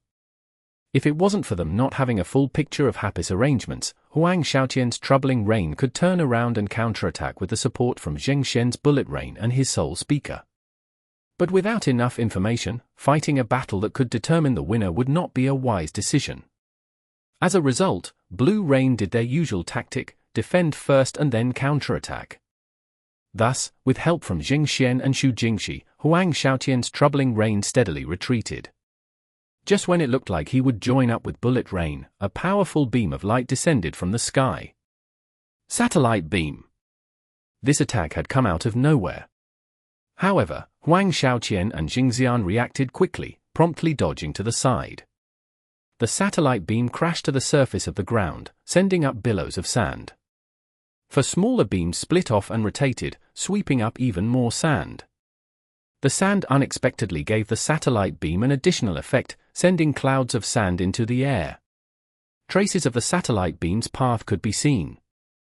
The rhythm between Huang Xiaoqian and Zhengxian had been sent into disarray. Satellite beam? Launcher? Sumuqing? So Happy is without a healer? That was the first thought that flashed into Huang Xiaoqian's mind. Afterwards, he looked at the rooftop of a dilapidated building. Because of the attack, Dancing Rain had exposed her position. Then, only Qiao Yifan's 1-inchish remained. Where was he? After the ice boundary, he disappeared. Was he waiting for an opportunity to mount a sneak attack, or had he run off to trade places with the healer? No matter the case, this was a golden opportunity. The other side didn't have a healer. Blue Rain could go on the offensive and force trades with Happy to lower their health. Opportunity. This was an opportunity. Glory's greatest opportunist began to fire up facing this opportunity.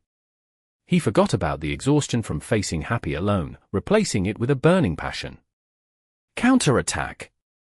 Huang Xiaoqian roared in the chat, directly using the word counterattack to show just how great his determination was.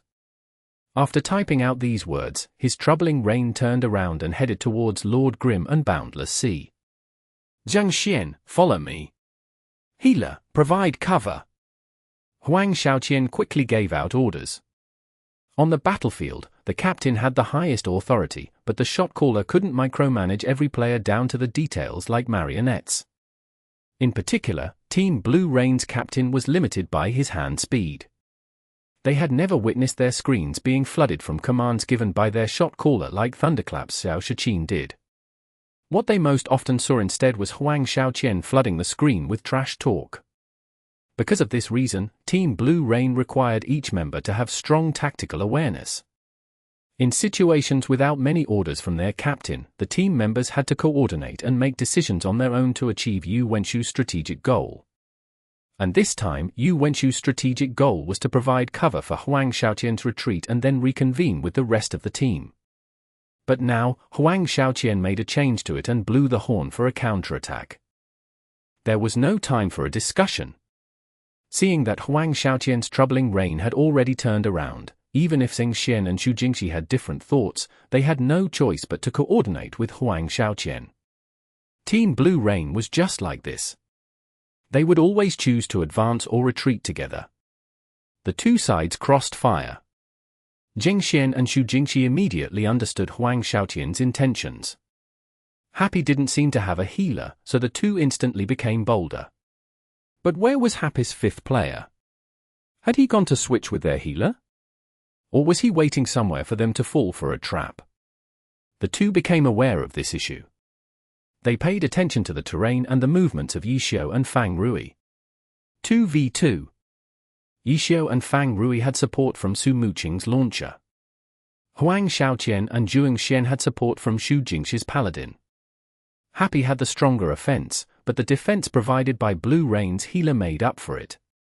In the end, the one who would deal more damage would be Blue Rain. Yu Wenju still didn't make a move. When Huang Xiaoqian made the call to counterattack, he continued to calmly observe the situation. Where was Happy's fifth player? He was still concerned about this issue. He went over the terrain again and again in his mind, but he couldn't think of a place where a phantom demon could launch an explosive ambush. This place was an ancient city, but because it was in ruins, it was all out in the open. In this environment, there wasn't a location where a phantom demon could instantly lock up the place with ghost boundaries. As a result, if a phantom demon were to make a move, it should have happened long ago. An ambush was not a smart decision. In this situation, a phantom demon wasn't enough to make up for the loss of a healer. The phantom demon should have gone to trade places with the healer. In that case, this really is a great opportunity. Yu Wenju finally made his mind. He wouldn't stay on the defense and be their final path of retreat. However, who would have thought that at this moment, Wei Chen's Windward Formation would suddenly make his move? Windward Formation hadn't broken away from Lu Hanwen's Flowing Cloud. He had someone at his heels already, yet now he wanted to add in Yu Wenchu's Swoksaar to the fight? 1v2? The spectators were stunned. Was Wei Chen really that incredible? A player who could 1v2 two all-star players? But soon afterwards, because he had been busy attacking Swoksaar, he didn't have time to dodge Flowing Cloud's attack. Windward Formation crashed to the ground, tumbling away. What's going on? Everyone frowned. This Wei Chen didn't seem to have the ability to 1v2. What was he thinking? But then, they saw Windward Formation continue rolling as if he couldn't stop rolling, all the way until he vanished. Lu Hanwen had been surprised because the attack had connected too easily. When he came back to his senses, he hastily gave chase. Watch out! Seeing Windward Formation roll out of sight, Yu Wenju immediately gave a warning. But in the end, he was still a half-beat too late. Hexagram Prison. Chapter 14-19. The Familiar Swoksaar. Nomiumi. Nomiumi. The curse rune shimmered in the air, swiftly forming a prison. Lu Hanwen had been too hasty in his chase, and by the time he saw Yu Wenchu's warning, it was already too late. Flowing Cloud was instantly trapped by the hexagram prison. Seeing that the attack landed successfully, Wei Chen let out a sigh of relief. After all, there was a reason this player had made it to the All-Stars even at such a young age. If Wei Chen hadn't fully taken advantage of the map surroundings, he really wouldn't have been able to get rid of this kid. Hexagram Prison, the #1 root skill. When maxed at level 75, the effect lasted 9 seconds, and even more frightening, there was no way to dispel this curse. It wasn't considered a status skill, so skills like Purify, Expel, Focus, and so on all had no effect. Similarly, no matter how high a character's spirit stat was, no matter how good their resistance, they had no way of breaking out of the hexagram prison early. There was only one way to get out of a hexagram prison early: kill the caster. But right now, that didn't look to be possible. Lu Hanwen's Flowing Cloud would be spending the full 9 seconds sitting in the hexagram prison. For Wei Chen, these 9 seconds were extremely precious. At last, he had 9 seconds free from the youth who'd been furiously chasing and killing him all this way. But it didn't look like he'd be able to take it easy, because Yu Wenchu's Swoksaar was already beginning to move. 8 years. It had already been a full 8 years since the last time Wei Chen used Swoksaar. In 8 years, Swoksaar had risen from level 55 to level 75. New equipment, new skills. Wei Chen shouldn't be familiar with this current Swoksaar, and yet, he was very familiar. Because, in the end, this character was the part of glory he cared about the most. Even though he hadn't touched him since then, he still paid attention to Swoksaar's growth. In every match, Wei Chen could always pick out any adjustments that had been made, no matter how small. Just like this, Wei Chen watched as the character's new controller slowly erased the traces that he'd left behind, and replaced them with his own stamps. Idiot! Every change that Swoksaar went through would provoke another round of disdainful cursing from Wei Chen. He would often turn to the guys next to him and look down on these changes for being so noobish, for not understanding warlocks at all. His little followers all revolved around him, so of course they believed whatever he said. But what about himself? When there were many people around him, Wei Chen would curse like this. But when he was alone, he could only smile bitterly. In his heart, he knew all too well that he was simply unhappy to watch the traces he'd left on Swoksaar slowly get wiped away. And in the end, even the weapon in Swoksaar's hand had been changed. Curse of Destruction? The name of the new scepter sounded both arrogant and cultured. With this, the final trace that Wei Chen had left on Swoksaar was erased, and he could sit still no longer. After that, Windward Formation gained the weapon Death's Hand. Death's Hand. This was the silver weapon that Swoksaar had used in the very beginning. And now, Wei Chen had revived it. He picked up the weapon that Swoksaar had abandoned. To many people, this made his Windward Formation seem like a cheap knockoff of Swoksaar. But Wei Chen did not care. If the character ID Swoksaar hadn't been locked to the original character, he would have called his new warlock Swoksaar as well. Wei Chen didn't completely understand why he felt the need to compete like this. He probably still just felt unfulfilled. And now, it was time for all this to come to a close. Wei Chen knew very well that with his current condition and skill, there was no way he could appear in all of the intense playoff matches. Facing Blue Rain, this might be his final performance on this stage. And this battle was one in which he could show his strength to the fullest. Because he understood Swoksaar. Even if it wasn't the one that had been built for him, he still understood this character better than anyone else. Swoksaar was casting. It was curse arrows. This low-level skill, given to Swoksaar, whose cast speed was plus 34, was so fast that it was practically an instant cast. So fast. But this wasn't all. If it was just a cast, then Swoksaar's curse arrows should be even faster than this. The slight delay was because he let the skill charge for just a moment. Curse arrows was a skill that could be charged, and the longer it charged, the balls of light would multiply, and more arrows would be fired in the end. If the skill was used immediately, there would be 13 arrows. If charged to the fullest, the number of arrows could reach 26. And Swoksaar's pause just now to let the skill charge would push the number of arrows to 15. Wei Chen knew all of this too well. Windward Formation calmly dodged this attack from Swoksaar, and even the controller now behind Swoksaar, Yu Wenju, was slightly surprised. Because the opponent had dodged too calmly. Such a slight charge, producing 2 extra arrows, was normally very easily overlooked. To wait until noticing the extra arrows and then dodging would be an on-the-spot reaction and movement, whether or not they actually managed to dodge. But Windward Formation's calm movement clearly revealed that he knew the attack would be like this from the very beginning. He saw through it. Just from the way in which Windward Formation had dodged the attack, Yu Wenju could make judgments to this extent. And at this moment, all of the members of the audience, including commentators Pan Lin and Liebor, hadn't even noticed that this curse arrows had hidden such a trap. The two of them only praised how fast Swoksaar's cast was, without even realizing that slight charging delay.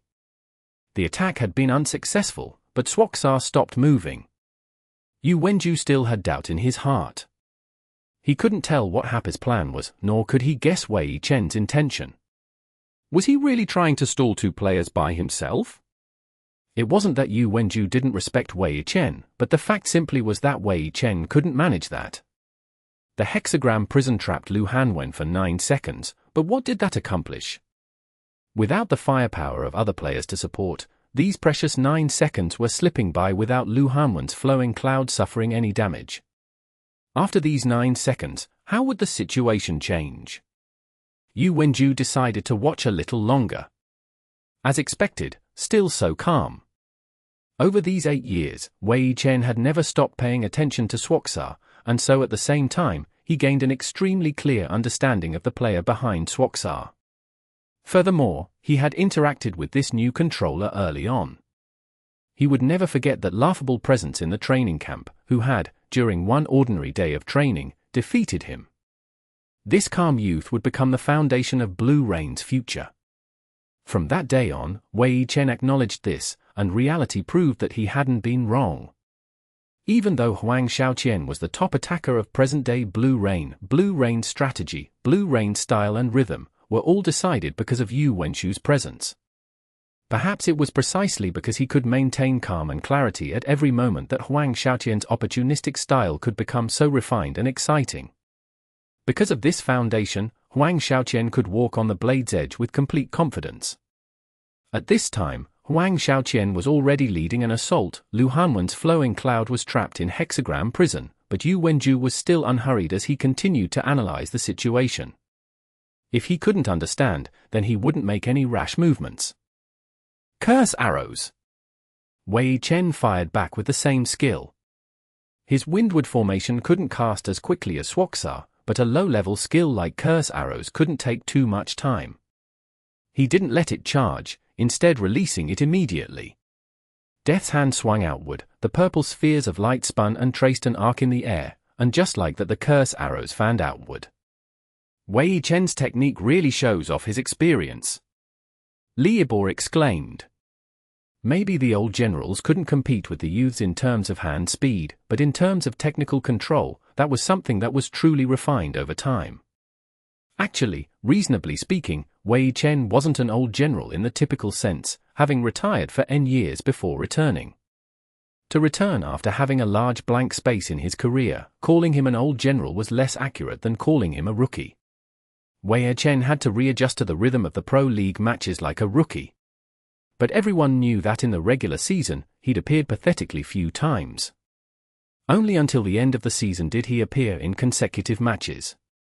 Even though he hadn't had many appearances, it had been enough. Because an old general didn't need to adjust to the rhythm. They simply needed to rediscover it. Rediscover the rhythm, rediscover victory. Beautiful! Pan Lin offered his own praise after Liebor's exclamation. The curse arrows spread out evenly in a fan shape, like a peacock opening its tail. No Warlock player could do this any more perfectly. But was that really the case? In the eyes of the audience, it seemed so. But in Yu Wenchu's eyes, there's an opening. In practically the very instant that the orbs fired the curse arrows, Yu Wenju already saw an opening. The curse arrows were evenly distributed, but the rhythm wasn't entirely even.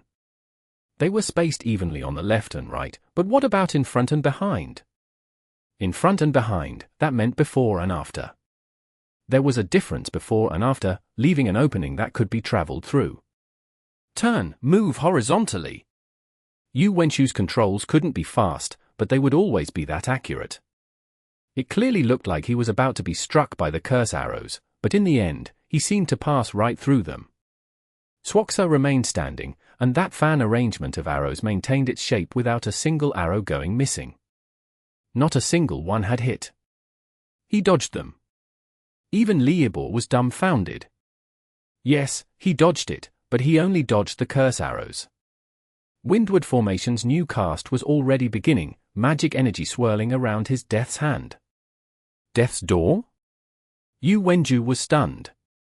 He wanted to use Death's Door, facing an opponent head-on like this? Even if he had the cast speed of his Swoksaar, this bit of time wasn't enough. He had to interrupt it. Swoksaar tossed a soul slice in that direction. But Yu Wenju wasn't about to sit back and relax. Wei Chen, no matter what, shouldn't be playing like this. Yu Wenju turned his camera view, and quickly discovered another windward formation, casting a spell. It was Shadow Clone technique. Yu Wenju instantly understood.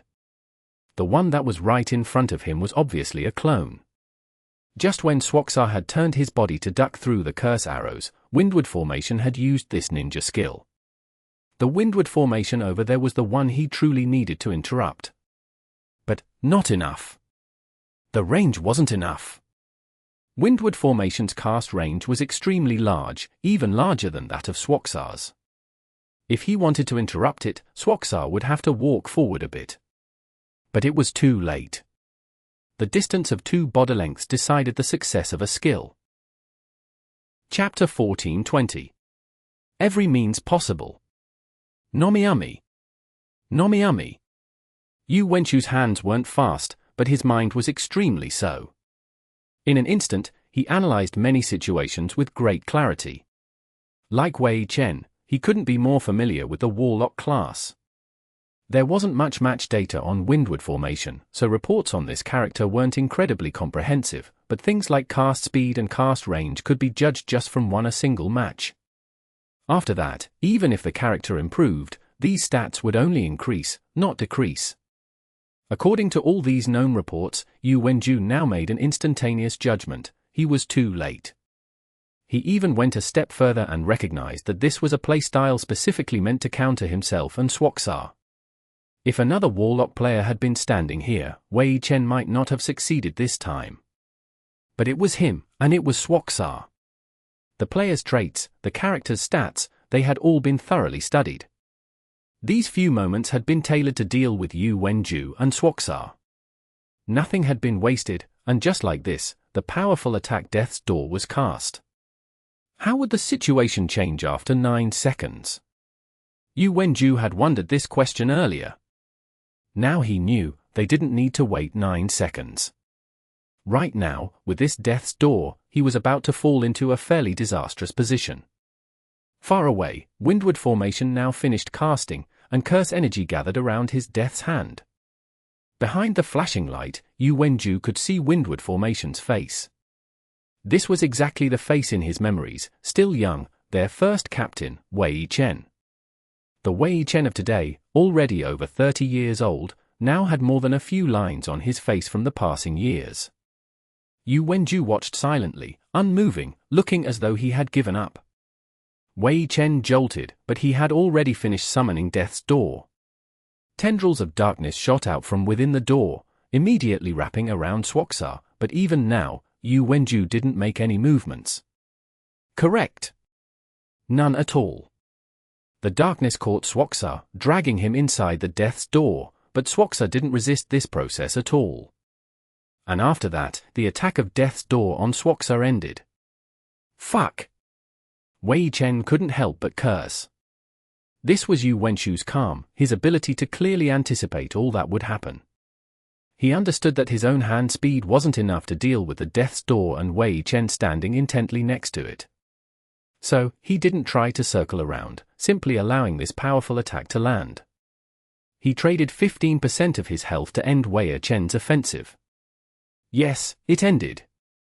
Wei Chen boasted of how well he understood Yu Wenchu's style, but he didn't anticipate that this steady player would actually use this kind of sacrificial strategy. None of the follow-up attacks that he'd prepared were fit to deal with this kind of situation. Death's Door was successfully cast, but it ended too quickly, leaving Wei Chen grasping for a next move. Soul Slice. Wei Chen could only use an instant cast skill on instinct to try and continue his offensive. But the fact that Death's Door vanished so quickly made his heart feel empty. Soul Slice, was it?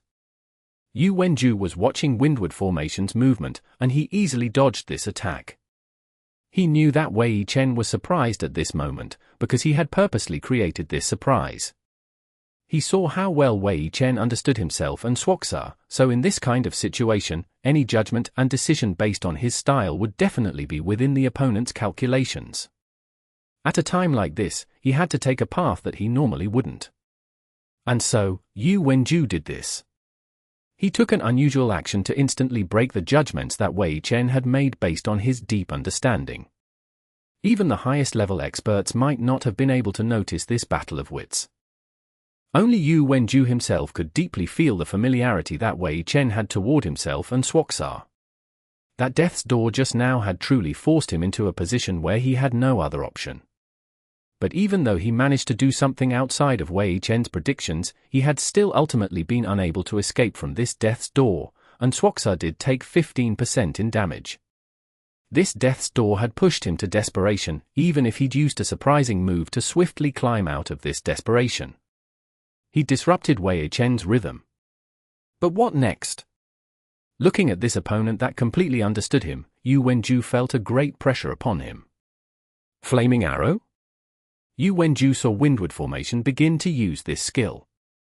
This was another low-level warlock skill. Even though it required a cast, for these high-end professional characters, the cast time was practically instantaneous. Windward Formation staff gave a slight wave, and this flaming arrow already formed. Black smoke burned into the shape of an arrow, and with a shake of Windward Formation staff, the arrow flew forward. But wasn't this distance still a bit too far? It wasn't difficult for Yu Wenju to dodge. The range of the magic attacks from elementalists or warlocks was always be inferior to the range of a bullet. Magic attacks with only this much range weren't suppressive enough at the pro level. But after waving out this skill, Wei Chen didn't pay any more attention to Yu Wenju and Swoksaar. Windward Formation suddenly turned, and Death's hand pointed toward Flowing Cloud. Lu Hanwen's Flowing Cloud had already escaped from the hexagram prison, and he immediately came charging toward Windward Formation. He didn't expect that Windward Formation would suddenly turn to face him. Death's hand swirled with the light of a curse. Lu Hanwen frantically controlled his Flowing Cloud to dodge to the side, but that black light flew right toward the direction toward which he had tried to dodge. But Lu Hanwen was good. Even though he was walking straight into the attack, his reaction speed and control were top tier. Flowing Cloud ducked to the side once again, and that mass of black light hit only air. Wei Chen was helpless. Dealing with this youngster was entirely different from dealing with Yu Wenju. Right now, he regretted that Death's Door had already ended, because if Yu Wenju had prolonged its duration, then it would have served as a threat toward Lu Hanwen's Flowing Cloud as well. Yu Wenju's bold choice had completely disrupted Wei Chen's original plan. 1v2, control Lu Hanwen for 9 seconds, and then force Yu Wenju to suffer a powerful attack. To be honest, this was already an impressive performance. Most other players, if put in this position, probably would not have been able to play a more beautiful 9 seconds. But he wasn't satisfied. His original plan wasn't just 9 seconds. Hanwen, go over there. Seeing that Lu Hanwen had escaped, he immediately sent this message in the chat. The showdown between the old and new generation of warlocks. This was a topic that the audience greatly enjoyed seeing, but the players weren't obliged to cooperate. They were playing a match, not putting on a show. Yu Wenju directly sending Lu Hanwen away right now certainly wasn't to cooperate with the hot topic. He simply did this because it seemed that Wei Chen's plan had been to stall both of them by himself. Even though Yu Wenju still didn't know what his end goal was, but preventing this from happening would at least hinder Happy's plans. Huang Xiaotian's side was relying on their healer to put pressure on Happy, and they needed a powerful attacker. Lu Hanwen fit this responsibility better than Yu Wenju. So, he had Lu Hanwen go and help them. His face-off with Wei Chen was therefore only a typical, logical, strategic decision. Wei Chen, of course, couldn't accept this. Little brat, where are you running? Seeing that Flowing Cloud wanted to escape, Wei Chen refused to give up. But he could only yell. Yu Wenju, of course, was covering Lu Hanwen's retreat. Yu Wenju used a flaming arrow, returning the skill that Wei Chen had just tried to use against him. Wei Chen wanted to stop Flowing Cloud from leaving, but he wasn't going to have Windward Formation go and brawl it out. Of course, he would be relying on casting spells.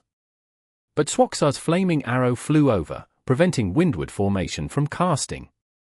But Windward Formation actually began to rush forward, and as he dodged this flaming arrow, he swung his hand and tossed out an object. Puff! Purple smoke filled the air. After the shadow clone technique, Windward Formation demonstrated yet another low-level ninja skill, Ninja Tool, Smoke Bomb. The silhouettes of Windward Formation and Flowing Cloud were swiftly swallowed by the smoke. Lu Hanwen's reaction was intelligent, with sword light illuminating the smoke. Even as he protected himself, it allowed Flowing Cloud to continue to advance.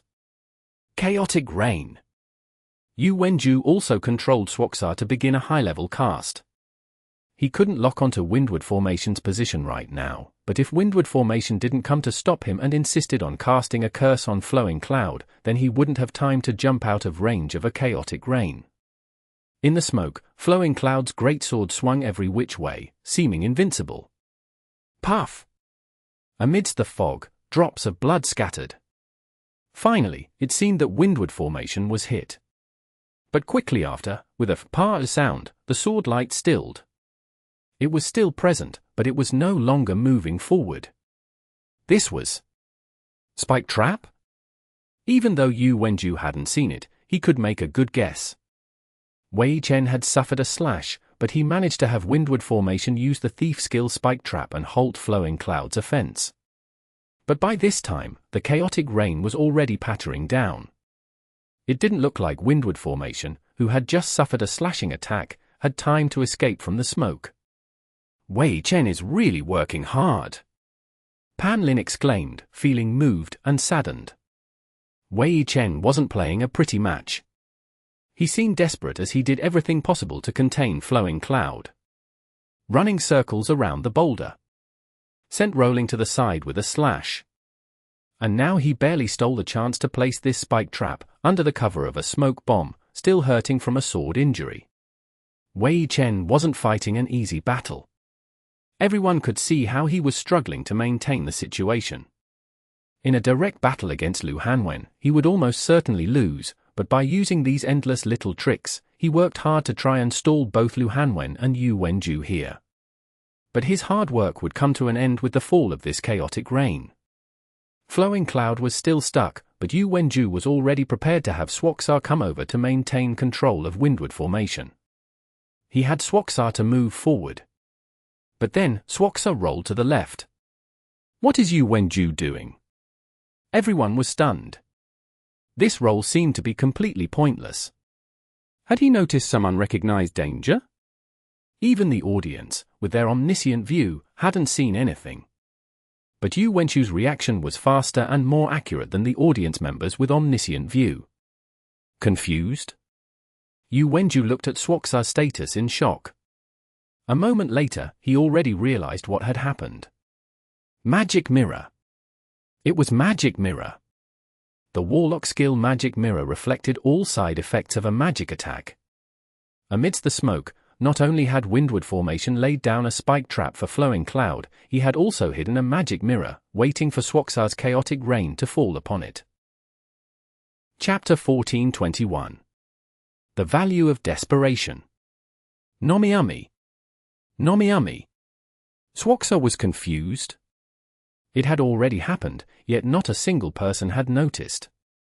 Even though the audience had their omniscient view, when zoomed out, it couldn't clearly show every single detail. Everyone basically understood the overall rhythm of Wei Chen's actions, but no one had detected that Windward Formation's dirty trick just now was to hide his cast of Magic Mirror. The Magic Mirror was controlled by the caster and could be suspended in the air. For a few single-target skills, if the Magic Mirror was precisely positioned, then when reflecting the skill, it could also protect the caster from taking damage. For a wide-range attack like Chaotic Rain, the Magic Mirror couldn't completely protect the caster, but it would still serve the purpose of reflecting the skill's side effects.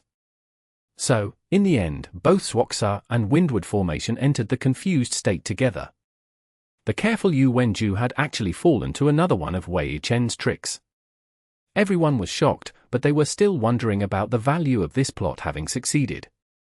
Under the chaotic rain, both Windward Formation and Swoksaar became useless. But what about Lu Hanwen's Flowing Cloud?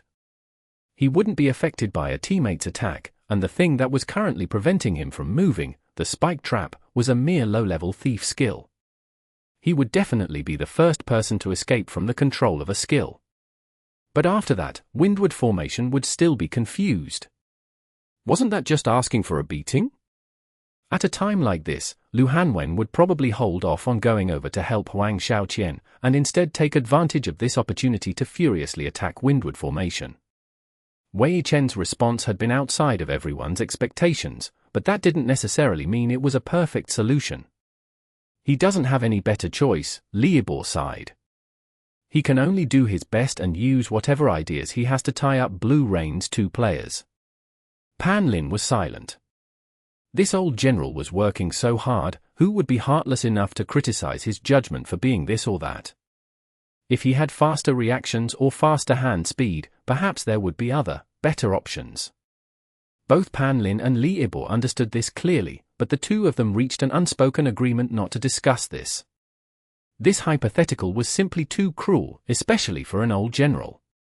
He'd once had these things, only to gradually lose them. The tragedy was that he would never be able to recover them again. These scars left by the passage of time shouldn't be considered a form of failure. Wei Chen was already doing the absolute best he could with what he had. As a warlock specialist just like Yu Wenju, he'd managed to ensnare Yu Wenju twice. This was something that no warlock player had ever accomplished before. Not once since Yu Wenju's debut. And now, this old general past his prime had actually managed to do it. Just based on this, he had the right to stand on this stage. Just based on this, everyone should understand why Happy sent him on stage. The smoke quickly dissipated. Flowing Cloud was still stuck in the trap. Windward Formation and Swoksaar were unable to control their characters properly in their confusion. The three characters still displayed the symptoms of their statuses, as though they were performing a play. But this play would eventually reach its curtain call. Just like everyone expected, Lu Hanwen's Flowing Cloud was the first to escape from his status condition, and he immediately charged toward Windward Formation. The greatsword flame shadow lifted up and then plummeted, tracing a burning scar in the air. Windward Formation was still moving around chaotically. Compared to Swoksaar, who had just been standing quietly after discovering he was confused, Windward Formation seemed as laughable as a monkey. But no one could laugh. Even in this condition, was he still trying to pull something off? Seeing this, many audience members felt choked up. They knew that Wei Chen couldn't do anything, that Windward Formation would be slashed by Flowing Cloud's greatsword. After that, with Yu Wenju coming into the picture, if Wei Chen didn't receive any help, then he might meet his end right here. The old general had only returned to this stage with much difficulty. Was he about to complete his curtain call just like this? As the greatsword flame shadow descended, quite a few people couldn't bear to watch. But at this moment, a pocket suddenly split open in the air, and from the shifting void, a black claw shot outward. Just this one extended claw snagged Flowing Cloud, who was using Collapsing Mountain, in midair. This was Warlock skill, Claw of Darkness. Everyone was stunned. Even under confusion, he was still able to use a skill? And the first one to react was once again Yu Wenju. He suddenly understood why Windward Formation, after suffering the chaotic rain, had continued to move around randomly. Because Wei Chen had been constantly trying a set series of inputs, hoping he could activate this skill through sheer luck. Claw of Darkness? Yu Wenju thought about the inputs necessary for this skill. Indeed, when confused, this skill had a higher probability than others of being successfully used. But higher was only relative. Yu Wenju couldn't do the calculations immediately, but he knew that it was still a very low probability. Yet even so, Wei Chen hadn't given up. As soon as he was hit by the status, he began tapping out the inputs. If the confusion disrupted his movements, then he would just start over again. In this short amount of time, no one knew just how many times he had repeated these inputs. Everyone only knew that, in the end, he had succeeded. In this crucial moment, Windward Formation's cast was successful, and he summoned forth the Claw of Darkness. Claw of Darkness was a powerful grab skill. Even Collapsing Mountain did not out-prioritize it.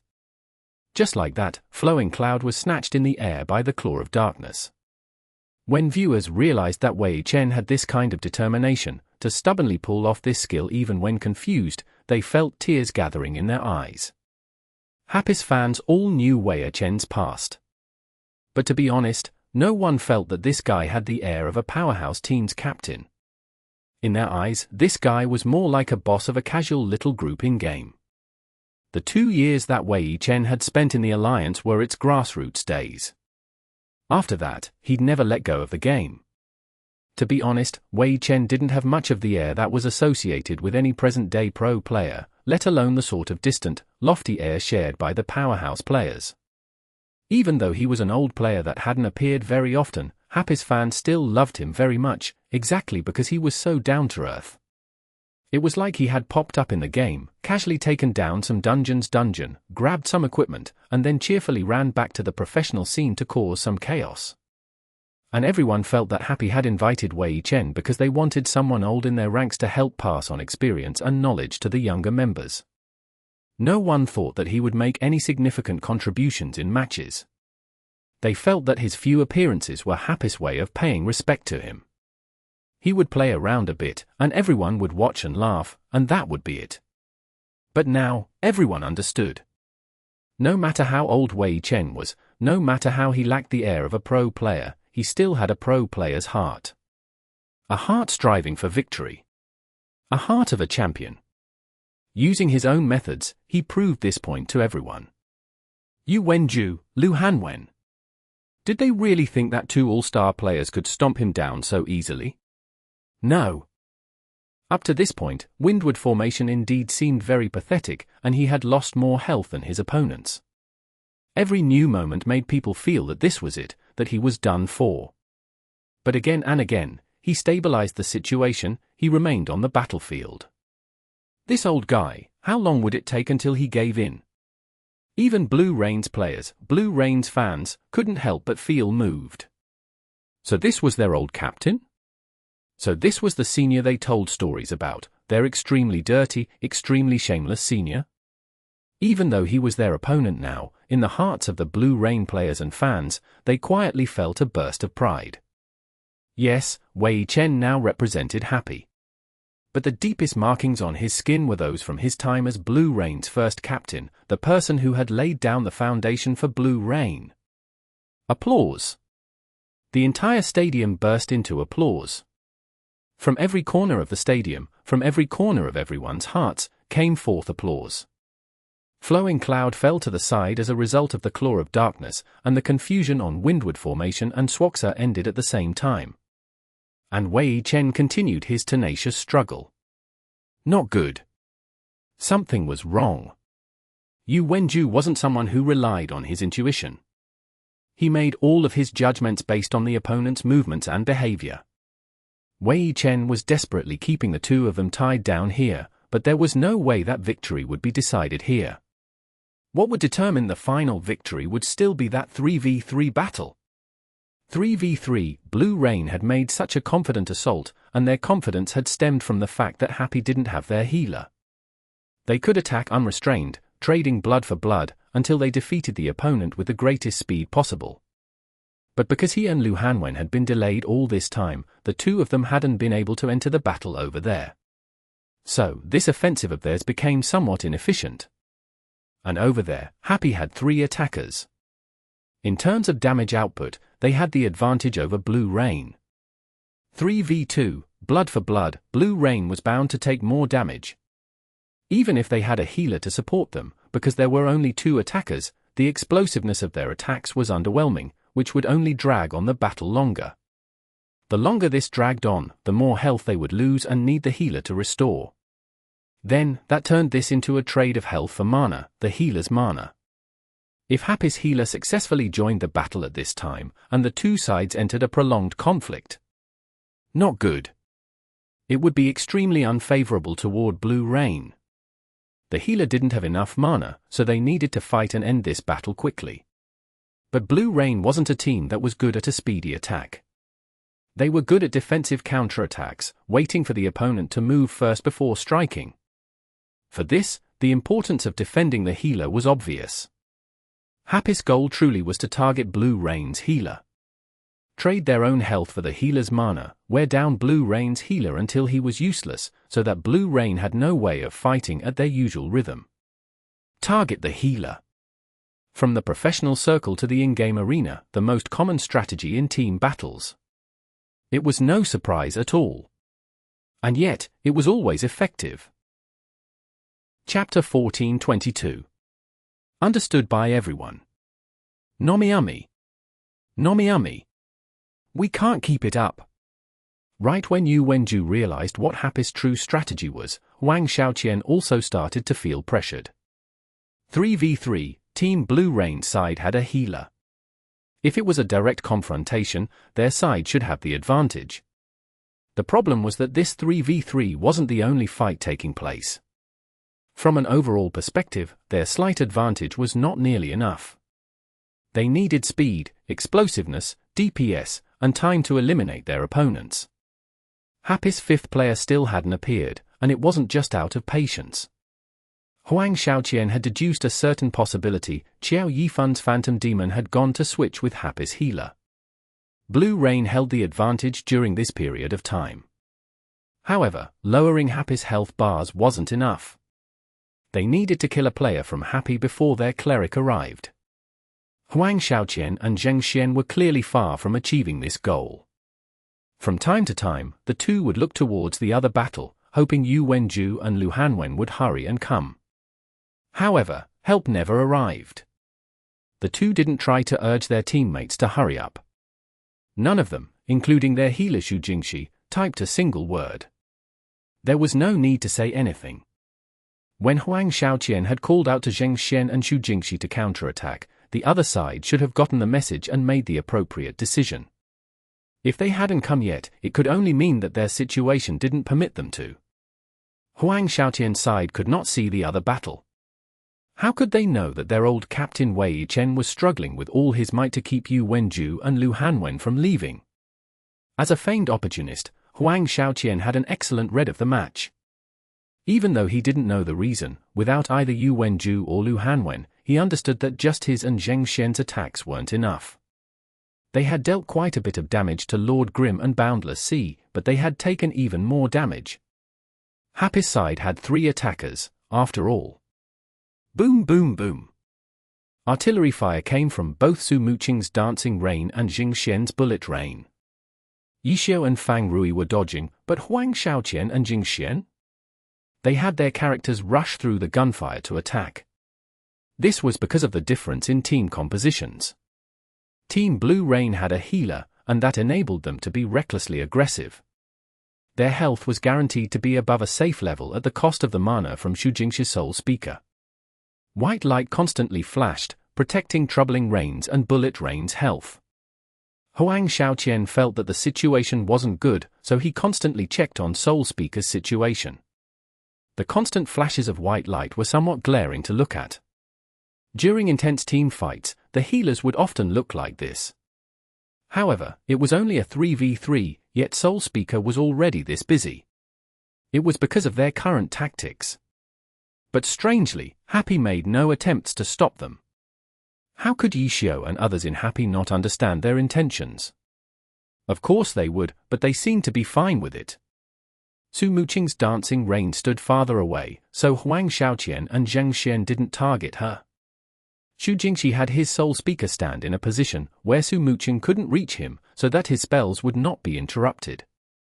With him dodging around, Su Muqing simply gave up and stopped targeting him. Happy was going along with Blue Rain's plans. They were practically setting up the conditions for Blue Rain's plans to work, as if they were luring Blue Rain to do it. Yu Wenju and Lu Hanwen still hadn't arrived. Was this all part of Happy's plans? Huang Xiaoqian felt like something wasn't right. Troubling Rain began attacking more carefully, no longer as reliant on their healer. Zheng Xian felt a change from Huang Xiaoqian. Without asking about it, he immediately matched his bullet rain with Huang Xiaoqian's rhythm. It wasn't that this guy couldn't figure out the problem, rather, he was just too lazy to think. As a result, he rarely thought deeply during a match. He always played lazily, for example, like how he was just going along with what his teammate did. Boom! Huang Xiaoqian was hesitating when he suddenly heard a muffled sound. To their side, on top of a long wall of medium height, a head suddenly poked out from a crack. The head was covered with ash and blood and in an utterly pathetic state. Who? For a moment, Huang Xiaoqian wasn't sure who the character was, and had to check the name by sliding his cursor over him. Windward Formation. It was Wei Chen's Windward Formation? Has it finally been settled? Just when Huang Xiaoqian thought this, that bloody head suddenly retracted. It looks like it's about over. Huang Xiaoqian continued to think. If windward formation was eliminated, the two on that side could come over and help them. Then, they could strengthen their offense. Even if Happy's healer arrived, it would still be a 5v4. Huang Xiaoqian and Zheng Xian had already lowered Happy's health significantly, thus the match would certainly end in Blue Rain's victory. Continue to attack. Huang Xiaoqian was about to shift gears back when an order came from their captain Yu Wenju, slow. It was just one word. It wasn't clear who Yu Wenju was referring to, but Huang Xiaoqian immediately slowed down. Zheng Xian and Xu Jingxi also saw the order and made the same decision. Their offense suddenly slowed. Whoa, had they figured it out already? There was no way Yishio wouldn't notice such a change. Old Wei, you dead yet? Yishio said. There was no reply. Wei Chen saw it, but he could only curse inwardly. How could he have any time to chat? Keep them nervous. Yishio also sent out an order. His Lord Grim and Fang Rui's Boundless Sea suddenly went aggressive. What? Huang Xiaoqian and Zheng Xian were startled. Yishio and Fang Rui had tried their hardest to stay on the defensive. Happy had no healer, so they needed to carefully preserve their health. They could not afford to be as reckless as Huang Xiaoqian and Zheng Xian. Yishio's Lord Grim had some healing capabilities, but in such an intense battle, his healing was like trying to put out a burning cart with a cup of water. Now, the two suddenly bared their fangs. That was a fierceness only Troubling Rain and Bullet Rain previously had. Happy's healer has arrived? That was the first thought from Blue Rain's team members. Sure enough, Wenny's little cold hands appeared from behind a stone pillar. His cross, Holy Contract, glowed with white light, a spell ready to cast. Shua! Holy light surrounded Lord Grim. In that instant, the holy light seemed to converge and then blossom into a wave of resplendence. Critical heal. It was similar to a critical hit from an attack. A critical heal would heal 50% more, just like how a critical hit dealt 50% more damage. Lord Grim's health instantly shot up a chunk. Little Cold Hands had cast the cleric's strongest heal, Holy Words. Lord Grim's sudden increase in health made Huang Xiaoqian's heart hurt. Fuck, you bastard. You're not afraid of overhealing. Huang Xiaoqian started his trash talking again. I'm not afraid at all. Yishio replied. Lord Grim's myriad manifestations umbrella shined with white light as well. He had healed himself. The amount healed was tiny, but nevertheless, he would always heal himself from time to time. Because we have more than enough mana. Yishio said. There was no need to hide it at this point. He believed that Blue Rain had certainly figured out their intentions by now, but what could they do? They had already accomplished their goal. Xu Jingxi's Soul Speaker had consumed a substantial amount of mana. Even if they knew, they had no way of changing it. And soon, he would still need to consume more mana because it was no Happy's turn to attack. Rush them. Lord Grim, Boundless Sea, and Dancing Rain attacked together. And Wenny's little cold hand also went into the open, becoming their pillar. Su Muqing's Dancing Rain no longer let Blue Rain do as they pleased. Dancing Rain leaped into the air and found her target, Xu Jingxi's Soul Speaker. She knew that Soul Speaker was here and had thought about how to quickly reach him. However, she hadn't attacked. Happy's intentions were truly too obvious. And this was only for Blue Rain. The viewers had figured it out far earlier than Blue Rain. Because when Blue Rain had guessed that Happy's cleric was on his way there and had seized that opportunity to attack, they had seen that and Wenny's little cold hands had gone into position even earlier. But because of Yishio's orders, he had carefully stayed hidden and waited. The unskilled players might not understand why, but if Pan Lin and Liebor couldn't understand why given these circumstances, then they would simply be too clueless.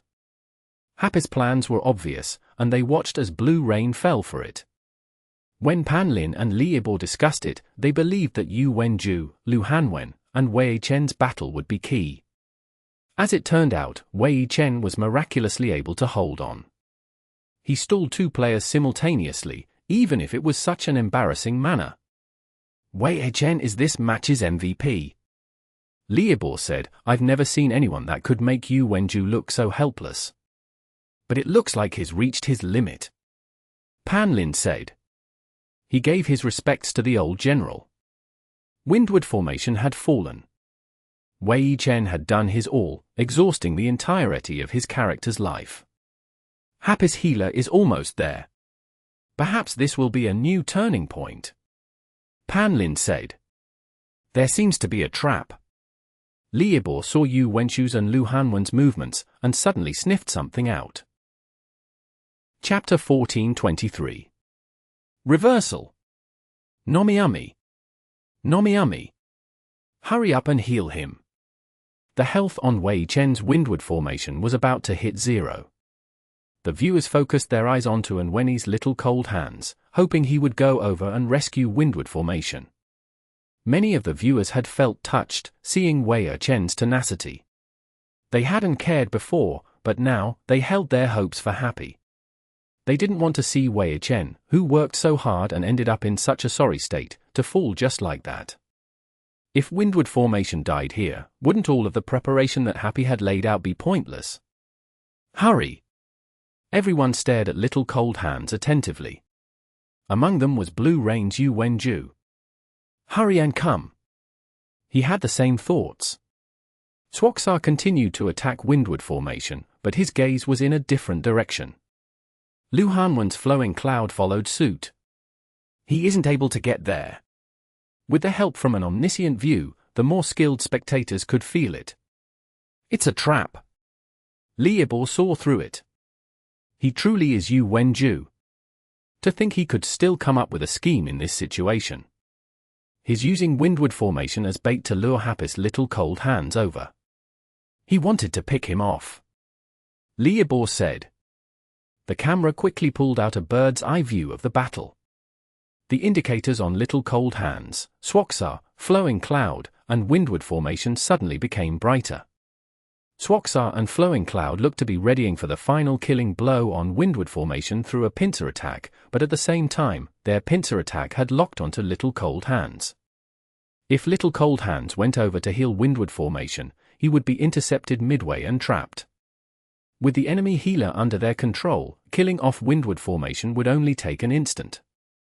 Afterwards, Happy would not only be down one person, but their healer would be in the enemy's hands as well. Happy would fall into a disadvantageous situation. All of this happened in a flash. Happy did not have a single second to spare if they wanted to rescue Wei Chen's windward formation. The battle seemed to have frozen in this instant. What Blue Rain had predicted would happen, didn't happen. As a result, the slight pause from intentionally slowing their attacks became extremely obvious. Wei Chen was surprised at first, but after carefully paying attention to Swoksaar's and Flowing Cloud's movements, he quickly figured it out. Ha ha, he laughed in the chat. Yu Wenju knew that once this moment had passed, his plan would be ruined. Their cunning old captain would certainly realize it. A warning's probably been sent out already? Who was to blame? Yu Wenju looked at Happy's motionless cleric. He knew that Happy's cleric was a rookie, and not a particularly talented one like Happy's other rookies. And Wenyi was oftentimes viewed as Happy's weak point. But then again, Happy used their weak point as bait and came up with several traps. This was Yishio's speciality. Using one's own weakness and turning it around to become the opponent's downfall. What about now? Could it be because this rookie cleric was too slow to react and failed to notice windward formation situation, ruining Yu Wenju's carefully thought-out plan? If that was truly the reason, Yu Wenju could only sigh at his bad luck. A hole had appeared in his plans because his opponent's skill was too poor. What could he do? Knowing that this plan had failed, Yu Wenju had Swoksaar attack. Lu Hanwen's flowing cloud also rushed forward and swung down, taking down the last bit of windward formation's health. Windward formation became the first player to be eliminated from the team competition. While stalling Blue Rain's 2 players, he had truly exhausted everything, including his character's life. Even now, there were still no signs of any sort of response from Happy's side. How could a healer be this bad? Countless viewers slammed their tables in anger and cursed. Many of the crowd members were extremely dissatisfied with Nweni as well. They had forgiven this rookie healer the whole way through and believed in him just like the rest of Team Happy. But now, he just did nothing as Wei Chen's efforts were wasted. Who could endure such an injustice? Is he stupid? Get down. Quit. And when he clearly didn't have any brain-dead fans who defended him no matter what. The fans loved or hated him depending on his performance. It was fine if you weren't skilled enough. No one disregarded the fact that he was a rookie. What they cared about more was his attitude, a proactive attitude. It wasn't even important if and when he could save Windward Formation or not. They were angry that he just sat there staring into space, as if he didn't know what was happening on the other side of the battle. It was okay if you failed, but you can't just do nothing. To the spectators, Nweni was a person who did nothing. Curses instantly filled the stadium. However, the match still went on. After killing Windward Formation, Swoksaar and Flowing Cloud quickly rushed to join with the rest of the team. The two hadn't taken much damage. On the other side of the battle, it was now Happy's turn to be reckless. Su Muqing's Dancing Rain took the high grounds and tunneled onto Soul Speaker. Zheng Xian wanted to protect his healer, so he started firing at Su Muqing. At this distance, his Spitfire bullet rain could reach her. The force from a burst grenade threw Dancing Rain off from the high grounds. However, Su Muqing quickly adjusted, landing Dancing Rain at another attack point. The home game advantage! In this exchange against Zheng Xian, Su Muqing fully displayed her familiarity with this region. She didn't even need to look around to find a suitable attacking position. In the group arena, Zheng Xian had beaten Su Muqing in the 1v1. He didn't lack the confidence in contesting against Su Muqing. However, in this team competition, while his target was Dancing Rain, Su Muqing's target was Soul Speaker. As a result, Zheng Xian needed to consider both sides. It was just too much to think about. For a lazy person like Zheng Xian, it was truly torture. He couldn't hold down Su Muqing's Dancing Rain.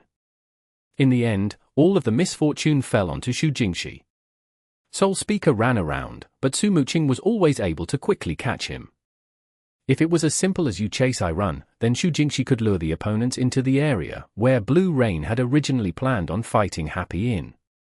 But the problem was that he could not leave because he had to heal his allies on Blue Rain. Huang Xiaotian's Troubling Rain was being pincered by Yi Xiu and Fang Rui. While Xu Jingxi's Soul Speaker dodged Dancing Rain's attacks, he had to think of every possible way to keep Troubling Rain healthy. If this situation continued, Blue Rain's 3 players had no chances of winning. But now, this period had passed. Yu Wenju and Lu Hanwen joined the battle. The tide shifted once again. A curse arrow shot towards the high-up Dancing Rain. The great sword, Flame Shadow, cut into battle and danced alongside Ice Rain. You guys are finally here. Huang Xiaotian let out a sigh of relief. Xu Jingxi's Soul Speaker had been baited and then forced to heal afterwards, causing him to constantly consume mana. Now, Blue Rain had the 5v4, relieving him of some pressure. They could not let this opportunity go. Attack! Yu Wenju ordered. All of Blue Rain went on the offensive. Focus on restraining, avoid trading, increase their mana consumption. Yu Wenju pointed out the overall strategic direction. They had the numbers advantage, but Happy had used up much of their healer's mana. They needed to fight carefully. If their healer went out of mana too early, their advantage would instantly crumble. Usually, teams would utilize their numbers advantage to launch an all-out attack and hopefully kill a target to widen the advantage, before the other side's 6th player arrived. In the Glory Team competition, most victories were obtained in this way. However, it wasn't suitable for the current Blue Rain to launch an all-out attack because their healer did not have the mana to support such an endeavor. As a result, Yu Wenju emphasized that they wouldn't be going all out to kill an enemy player. They couldn't waste their numbers advantage though, so they needed to carefully go about it. While killing an enemy player was the main objective, it could not be forced. Calm. Besides calmness, there was only calmness. Yu Wenju was always calm. Whether Team Blue Rain had the lead, was falling behind, or was in a difficult spot, he would never lose his cool. He would always search for the most reliable method to deal with the situation. It was through this foundation that allowed Huang Shaoqian to find an opportunity to wreak havoc on the battlefield. But soon afterwards, when Blue Rain attacked, they encountered an unexpected response. Attack! Yes, they went on the offensive, but Happy also went on the offensive. It was a 4v5, yet Happy was still attacking. It was a standard team competition situation, yet both teams responded in unconventional ways. The side with the numbers advantage played conservatively. The side with the numbers disadvantage played aggressively. The viewers were all dumbstruck. They had no idea how such a strange situation had come about. Only the pro-level players who were watching the match could feel the balance shifting when they saw this scene. Happy is the one in control. Wang Jieshi, Xiao Shiqin, Zhong Xinjie, all of the top experts had the same thought. Because this reverse situation had resulted from Blue Rain's healer using up too much mana. And everything had been set up by Happy. This current situation should be within Happy's plans. Wei Chen's windward formation hadn't been ignored by Happy's healer. Happy hadn't planned on saving windward formation in the first place. Wei Chen obtaining victory no matter the means included coldly sacrificing himself. Blue Rain's 2 generations of captains, a confrontation between the original owner and the successor of Swoksaar. In the end, it was just a topic to talk about. This was a team competition, and what Wei Chen pursued was the team's victory and nothing more. Chapter 1424. Competing for first. Nomiumi. Nomiumi. Attack! Both teams attacked. Blue Rain, with the numbers advantage, played defensively. Happy, with the numbers disadvantage, played aggressively. Is that fine? Is Happy looking to kill themselves? Quite a few people had their doubts. But when they looked at the situation more closely, they discovered that it might not be the case. Because of Blue Rain's tactical goal, Blue Rain looked increasingly uncomfortable facing Happy's aggression. Even if they had an extra player, Happy's reckless fighting negated the advantage. An extra player simply meant another target to attack, and wouldn't that mean more overall damage? In the meantime, Happy was relying on their healer to hold on. Trying to suppress Happy's offense through attacks would be even more difficult. Happy's team composition needed to be taken into consideration. Fang Rui, the master of playing dirty. Su Muqing, the long-ranged launcher. Yi Xiao, the all-class expert. He wasn't famous for his dirtiness, but his dirtiness wasn't to be underestimated. Did you think he didn't have a part in creating the dirty play style? Suppressing these 3 truly wouldn't an easy task. Their reckless fighting was a huge burden on their healer. It required excellent judgment, fast reactions, and exceptional timing to keep up with them. And when he had talents but also weaknesses in these areas. Little Cold Hand's new equipment helped make up for it to a certain extent, but having him take control of such a chaotic battlefield would be worrying for Happy. However, the current situation was rather favorable for him. Happy had a total of 4 players. Su Muqing's launcher was a long-ranged launcher. She wandered around the edges of the battlefield and didn't come into contact with the center of it, so she received very little damage. As a result, Wenyi only needed to take care of Lord Grim and Boundless Sea. Those two may be fighting recklessly, but since he didn't need to take care of the usual for players like in a typical team fight, the burden on him was drastically reduced. For Wenyi, looking after 4 players was worrying, but he was plenty confident in taking care of just 2 players. What a wonderful detail! Li Yibo discovered this point and immediately gave praise. A team like Happy's was a blessing to the players. Even if you had weaknesses, the team could still make up for it and create a stage for you to perform brilliantly. Speaking of which, this was originally Team Blue Rain's specialty. Li Yibo thought of this point. Yes, Team Blue Rain was a very player-inclusive team, a trait that gave them great flexibility. For most teams, when their important player left, they hoped to find a similar player with the same class and playstyle to fill in the gap as to prevent the team's tactical system from breaking apart. But Blue Rain? Blue Rain didn't cling on to this idea. After Fang left, everyone was wondering what Berserker player Blue Rain would find as a replacement. Instead, Blue Rain picked out a little Blade Master demon and announced that this kid was their most important transfer of the season. In the following seasons, Blue Rain remained as the mighty Blue Rain. Many players performed well in Blue Rain, but after leaving the team, they appeared mediocre. Fang, who left Blue Rain for Wind Howl, was one such example. As a rather peculiar battle thief, Fang was a unique existence with quite a bit of fame in the Glory community. When discussing thieves, after Fang Rui was Fang. Fang Rui had boldly chosen to change classes this season. Then, Fang took his place in Wind Howl, inheriting the number 1 thief character, Doubtful Demon. Many people thought that he would reach new heights, and the title of number 1 thief would easily be his. They believed that interest in the battle thief playstyle would soar due to Fang's new status. And the result? Despite having an all-star level character, Fang's days in Wind Howl weren't as prosperous as many had expected. Let alone his performance on stage, just the numbers showed a considerable decrease compared to his time in Team Blue Rain, despite having a more powerful character. In the past, Fang had drawn quite a bit of attention. After leaving Team Blue Rain, he took control of a more powerful character, yet instead of a meteoric rise, he sunk into mediocrity. Team Blue Rain was a team that could give each player a stage to shine on. But from the looks of it, Happy could do the same. Even a lesser skilled player like Nweni could become Happy's pillar of support. Perhaps in the beginning, Happy had been a newly formed grassroots team, so they had no other choice. But in the winter transfer season, Happy had the opportunity to find a better healer. At that time, Happy had an extraordinary win record, better than many teams not just by a little bit. Happy had such a glaring weakness too. Numerous healers from mid-tier and low-tier teams raised their heads, hoping Happy would recruit them and let them join this rising dark horse. But Happy chose not to. From the start of the winter transfer window to the end, Happy showed no intentions of doing so. After the winter break, Happy presented a full set of new equipment for Little Cold Hands, showing their trust in their rookie healer.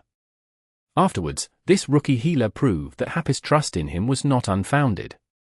His performances gradually became steadier, and his role in the team gradually became clearer. The doubt towards him lessened day by day. In today's match, when Windward formation fell without any sort of help from his healer, even the home team fans felt dissatisfied with him. But soon afterwards, as the battle progressed, everyone realized that all of this had been part of Happy's plan. When they saw Nweni, whose ability was often called into question, perfectly support Yishio and Fang Rui, they began to understand the reasoning behind Happy's arrangements. Perhaps it was somewhat cruel. If Windward formation was still here, Nweni would have to split more of his attention to take care of him, and things might not go as smoothly for Happy. If the healer couldn't keep up, the healer's team would definitely be suppressed in a chaotic battle. This was an important note in this match. Blue Rain clearly had the numbers advantage, yet why were they feeling constrained? It was simple. It was because their healer could not keep up. Blue Rain's paladin, Soul Speaker, needed to conserve mana and could not support a full-on aggression. But under Happy's threat, it would not be good if Soul Speaker didn't take up more of a burden. Attack their healer! Wenju finally ordered, adjusting Blue Rain's strategy. Happy's healer might not be the best, but he was more than good enough to support two characters. Nwen's mastery of timing and Little Cold Hand's critical heals were a big blow to Blue Rain's strategy.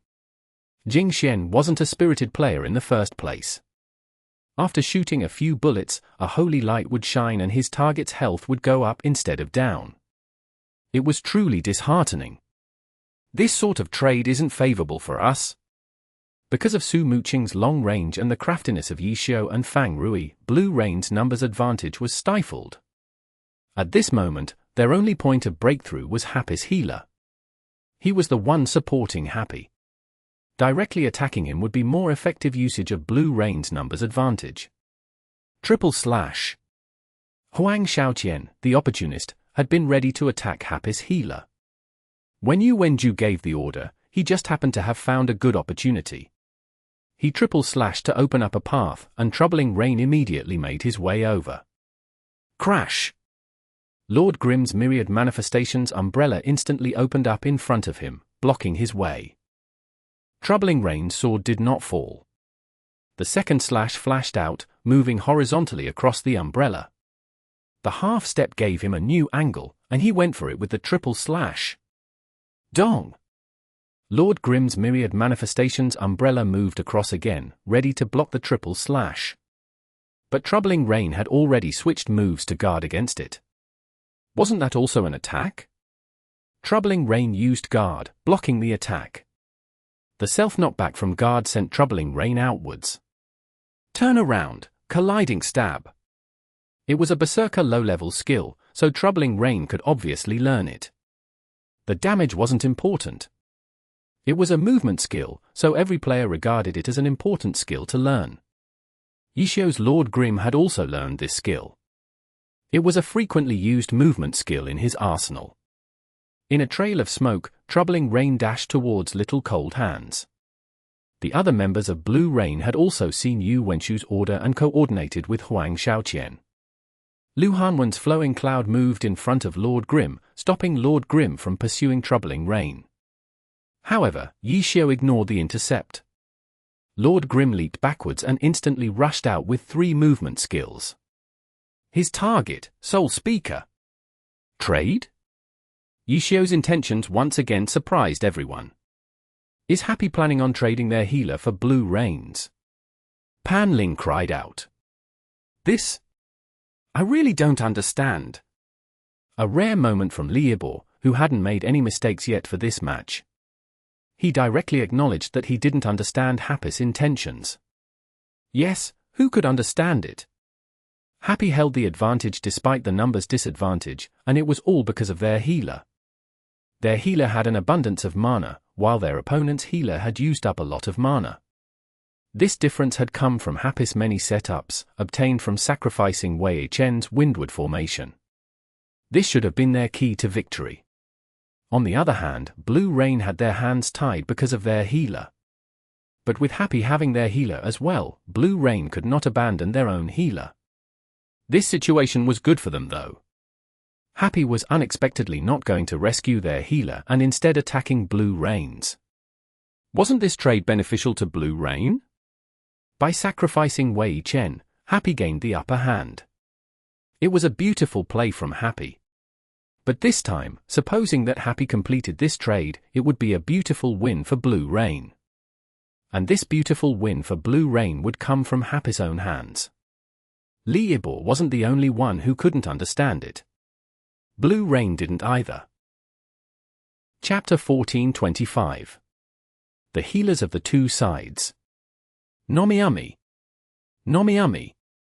Wipe out Little Cold Hands. How would Happy respond to that?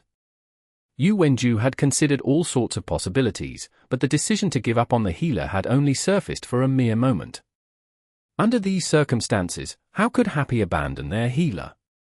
But that was exactly what happened. Happy didn't bother making any moves to protect Little Cold Hands.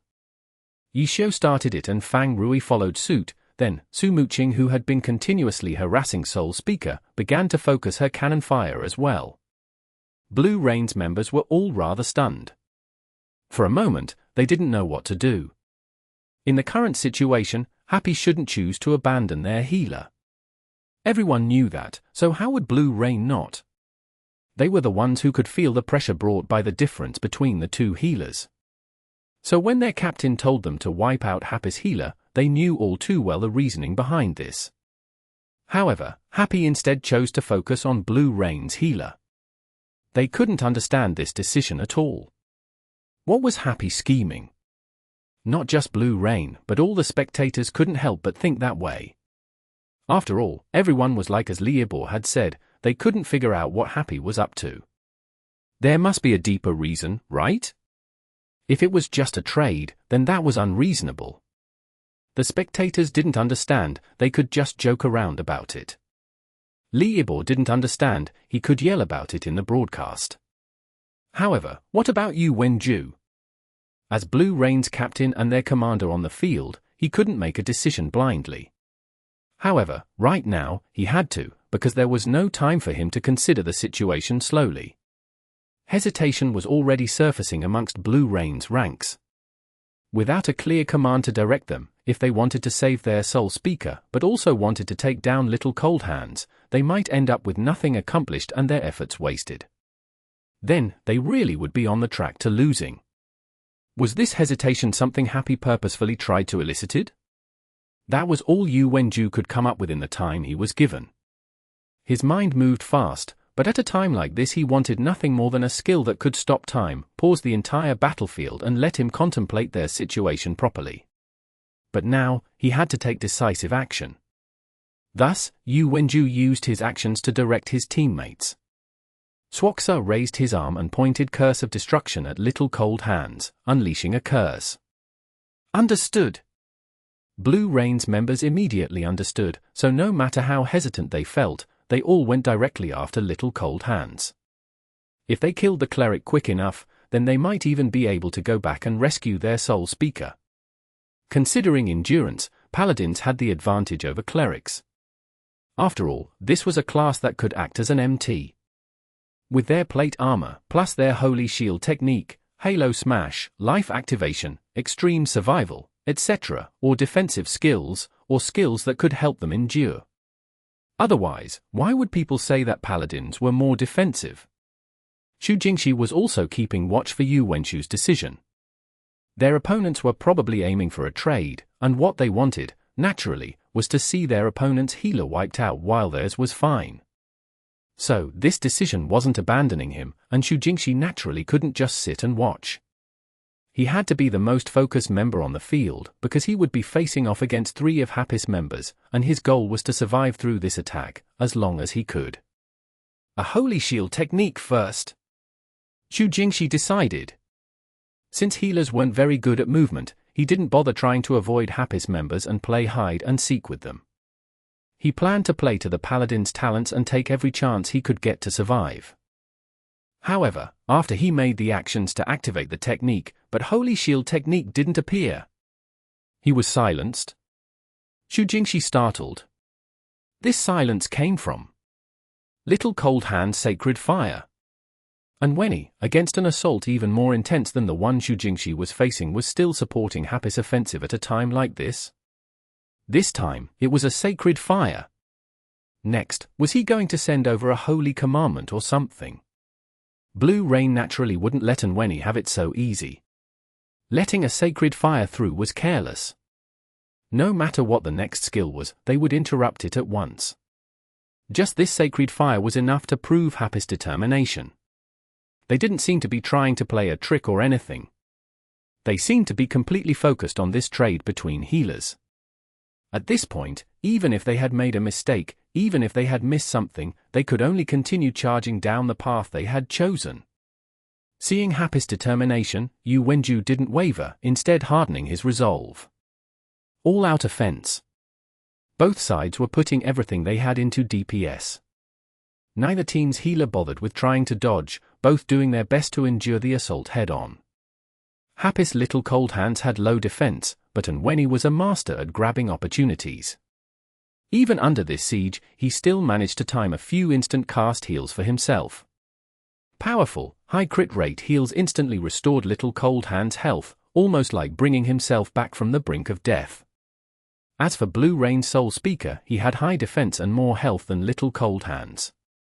Though his self-protection methods had been interrupted by Little Cold Hand's Sacred Fire at first, messing up his rhythm, he still seemed more likely to survive than Little Cold Hands. But reality proved otherwise. Though Soul Speaker had more health than Little Cold Hands, he wasn't at 100%, only 71. This was the effect of Su Muqing's harassment just now. In an all-out battle, no character would stay at 100%. For a good healer, keeping each character's health at a safe level within their control, that was enough. In addition, Xu Jingxi has fell into an awkward position where his mana might not be enough, so he spent as little of it as possible. Thus, Blue Rain's entire team was at a slightly lower health, including himself. However, in the blink of an eye, he had fallen into a situation where he had to use his health to endure.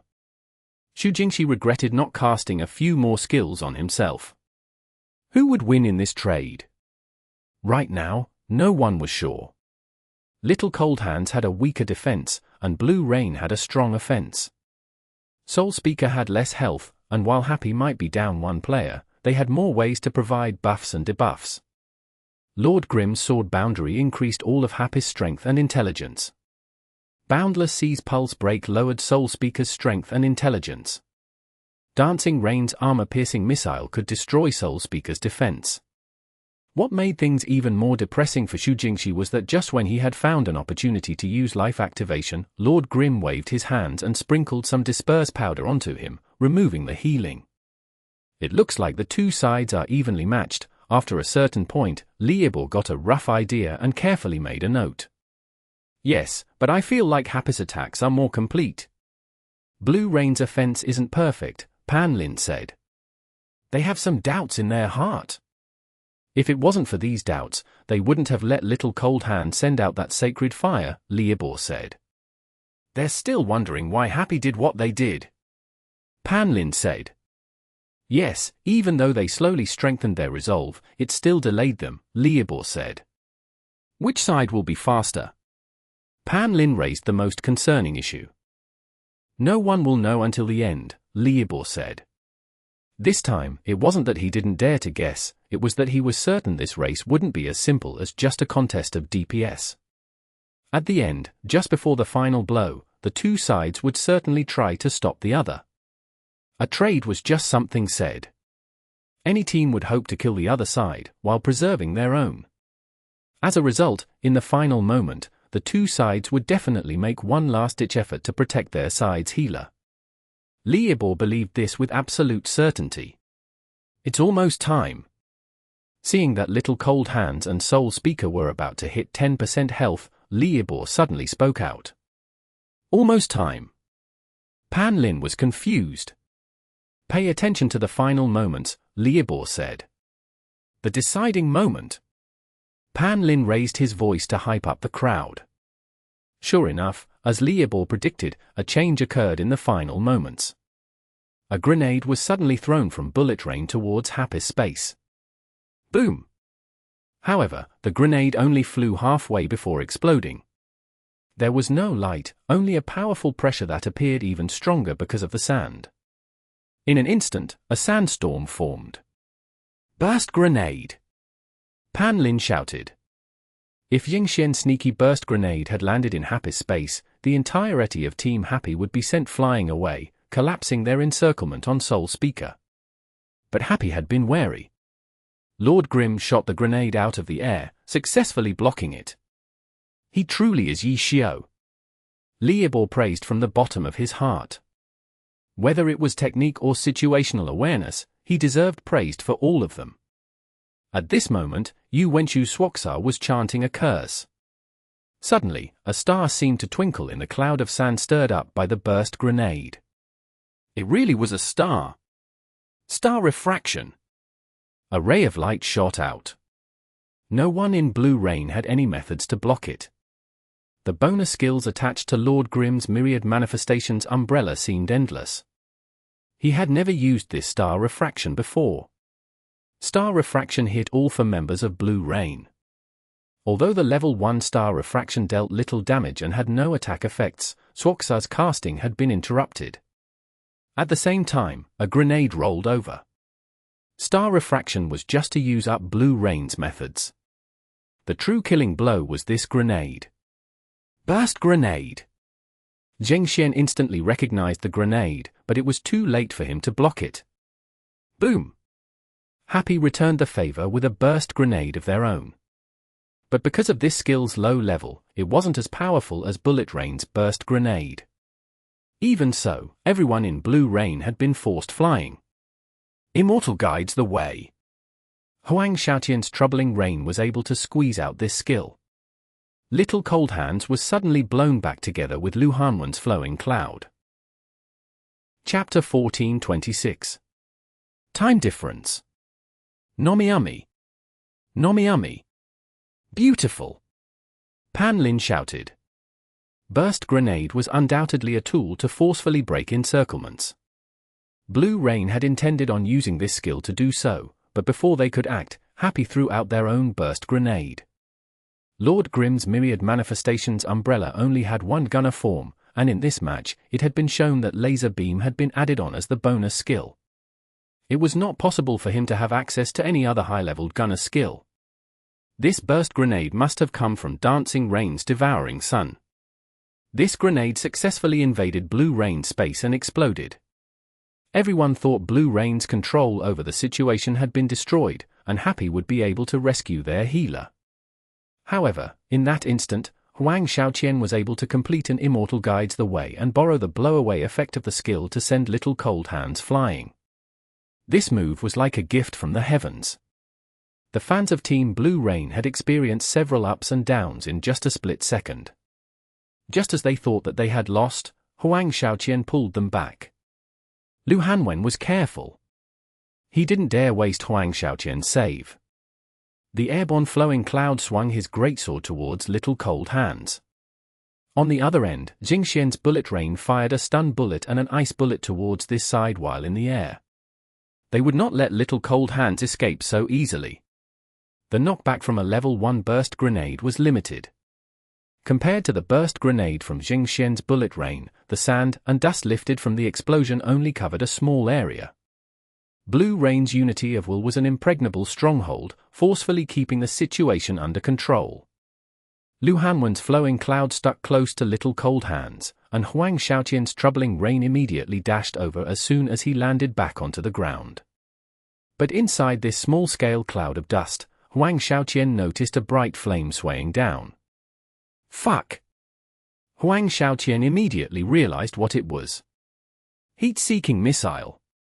This skill possessed both a large AoE and strong knockback. It had to be blocked no matter what.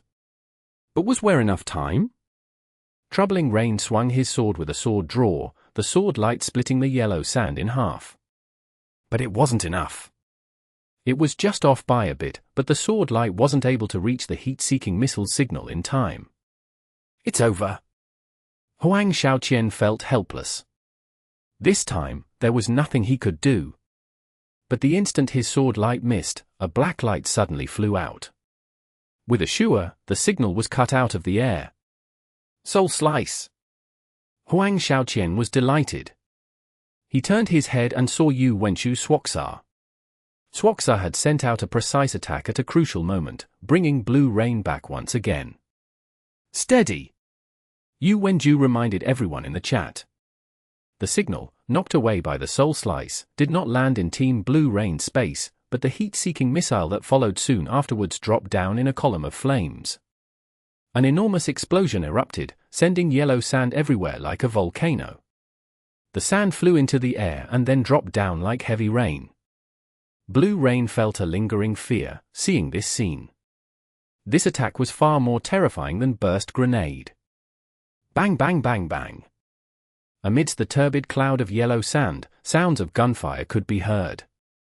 Several black shadows dropped down towards where Blue Rain had trapped Little Cold Hands. FIM-92 Stinger. Using the yellow sand as cover, the Stinger had burst apart into multiple missiles before falling down. With the number of missiles there, Blue Rain could not deal with them one by one. Their only choice was to do their best and avoid them. But right at this moment, Anwenny's Little Cold Hands had struggled out and was heading towards the center of Stinger's AoE. Seeing that there was no hopes of him being rescued, Anwenny decided that he would drag them down and make both sides suffer. But what could Blue Rain do?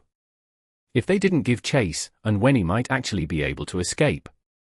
Fortunately, Stinger didn't have a strong knockback like the previous two skills.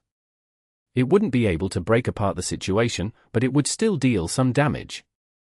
In this final exchange, Happy had the upper hand. They were fully utilizing their home game advantage.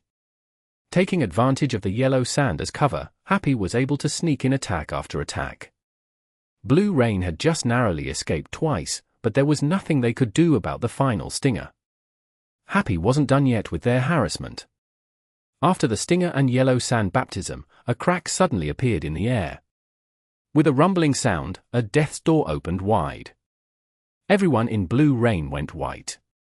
Wei Chen was no longer there, which meant only Lord Grim could have used this skill. A level 1 death's door had lower range and dealt less damage.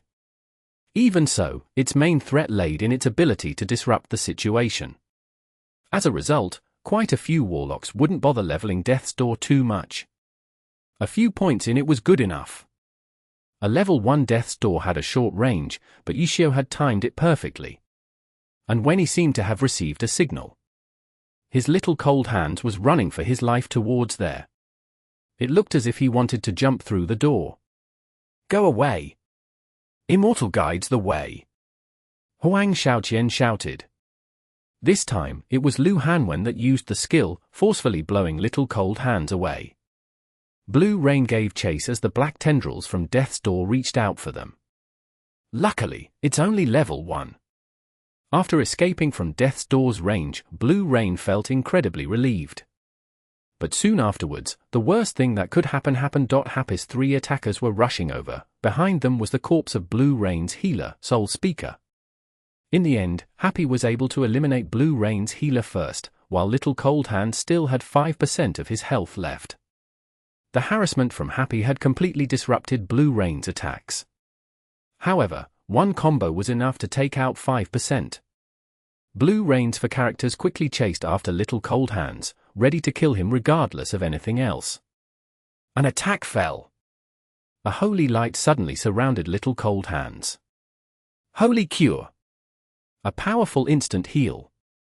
It had a very long cooldown, and Little Cold Hands had already used it not too long ago, so it couldn't have been ready yet. It was undoubtedly another annoyance by Lord Grim. This time, he had added a heal to his Myriad Manifestations umbrella. It was only level 1, but it could not be ignored. Boom! Lord Grim was healing, but Dancing Rain and Boundless Sea were attacking. Launchers and Chi Masters did not lack AoE, and the AOS were coming. Yu Wenju and Zheng Xian were fine. As long-ranged classes, they didn't need to stick close to Little Cold Hands. But Huang Shaoqian and Lu Hanwen needed to stay close to Little Cold Hands to do anything. Su Muqing and Fang Rui knew this and took advantage of it, forcing the two to take damage. Even so, Little Cold Hands didn't have much health left.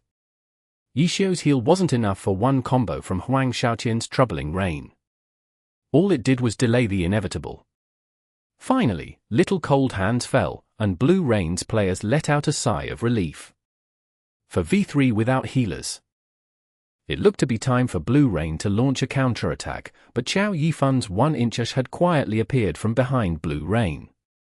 With a chant, a ghost boundary was laid down, and without any pause or hesitation, 1-inch was like a phantom demon as he ferociously tore into Blue Rain. Yishio, Fang Rui, and Su Muqing immediately followed suit. For V3? The for V3 never happened. What perfect timing! Pan Lin exclaimed. Liebor was silent. Was it really a coincidence? Liebor was hesitant, but Yu Wenju was certain that it was. This was Happy's map. They had a clear understanding of the distance between this location and the support zone. They knew exactly how long it would take to complete a character trade, or for the 6th player to sub in after a death. It was a difference in timing. By the time Happy's 6th player arrived, Blue Rain's 6th player would have only just started. Blue Rain may have the numbers advantage, but if one of their characters wasn't there yet, the advantage was negated until he arrived. For V4, it was a 4v4. And Happy had a fierce warrior in their midst. He seemed to have no regard for his own character's health. He rushed straight into the enemy lines and cut off Blue Rain's retreat. Then, a pincer! Yishio, Su Muqing, and Fang Rui fought crazily too, completely disregarding their own characters, trading blow for blow. Blue Rain didn't want this sort of fight, but Happy had cut off their retreat and then focused them, giving Blue Rain no chance to maneuver around. If I'm going to die, then you might as well die with me. Steady? We can't. Defending required a healer to rely upon. If not, if one player met the focus of 4 enemies, run. Block? None of those could completely deal with the situation. To do so required support from other players, which was the current situation. Blue Rain was now deeply entangled with Happy. If this continued, Happy might not have the upper hand though. A team competition wasn't like an individual competition, where whoever was attacking had the upper hand. In 4v4s, who was attacking and who was defending constantly fluctuated. Right now, it was a chaotic mess. No one was able to easily escape. But Happy had nothing after this, while Blue Rain had their 6th player coming. Happy had the step up the entire time, but was this going to be the end result? Both sides were suffering, but once Blue Rain's 6th player came, it would be a 5v4. He would just need to wave his hands, and wouldn't this match be over? No, this wasn't the case. At the final moment, Yu Wenju finally understood.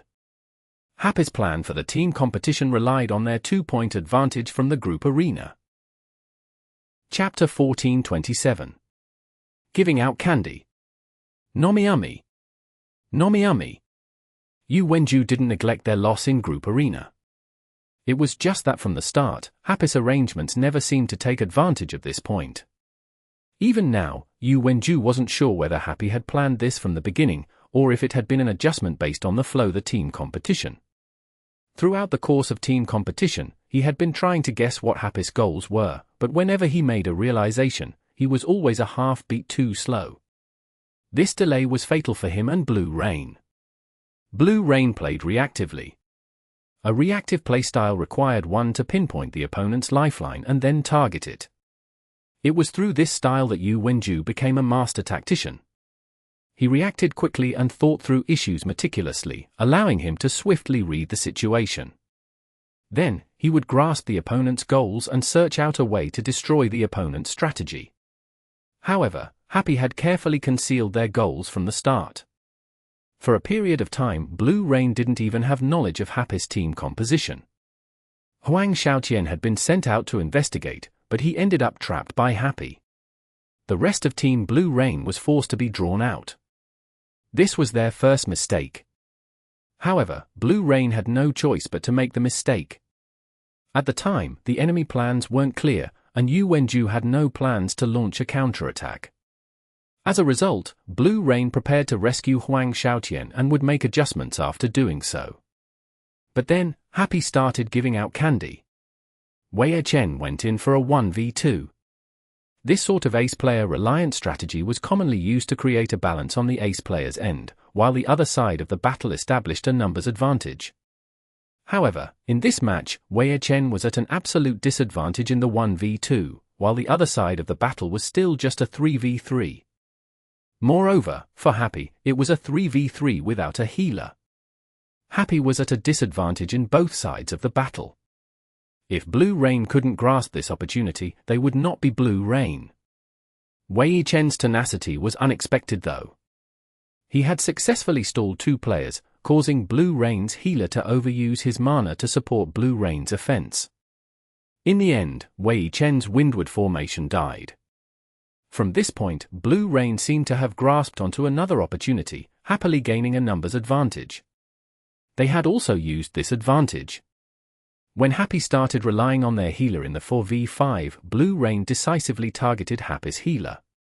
At this moment, Happy gave Blue Rain another piece of candy.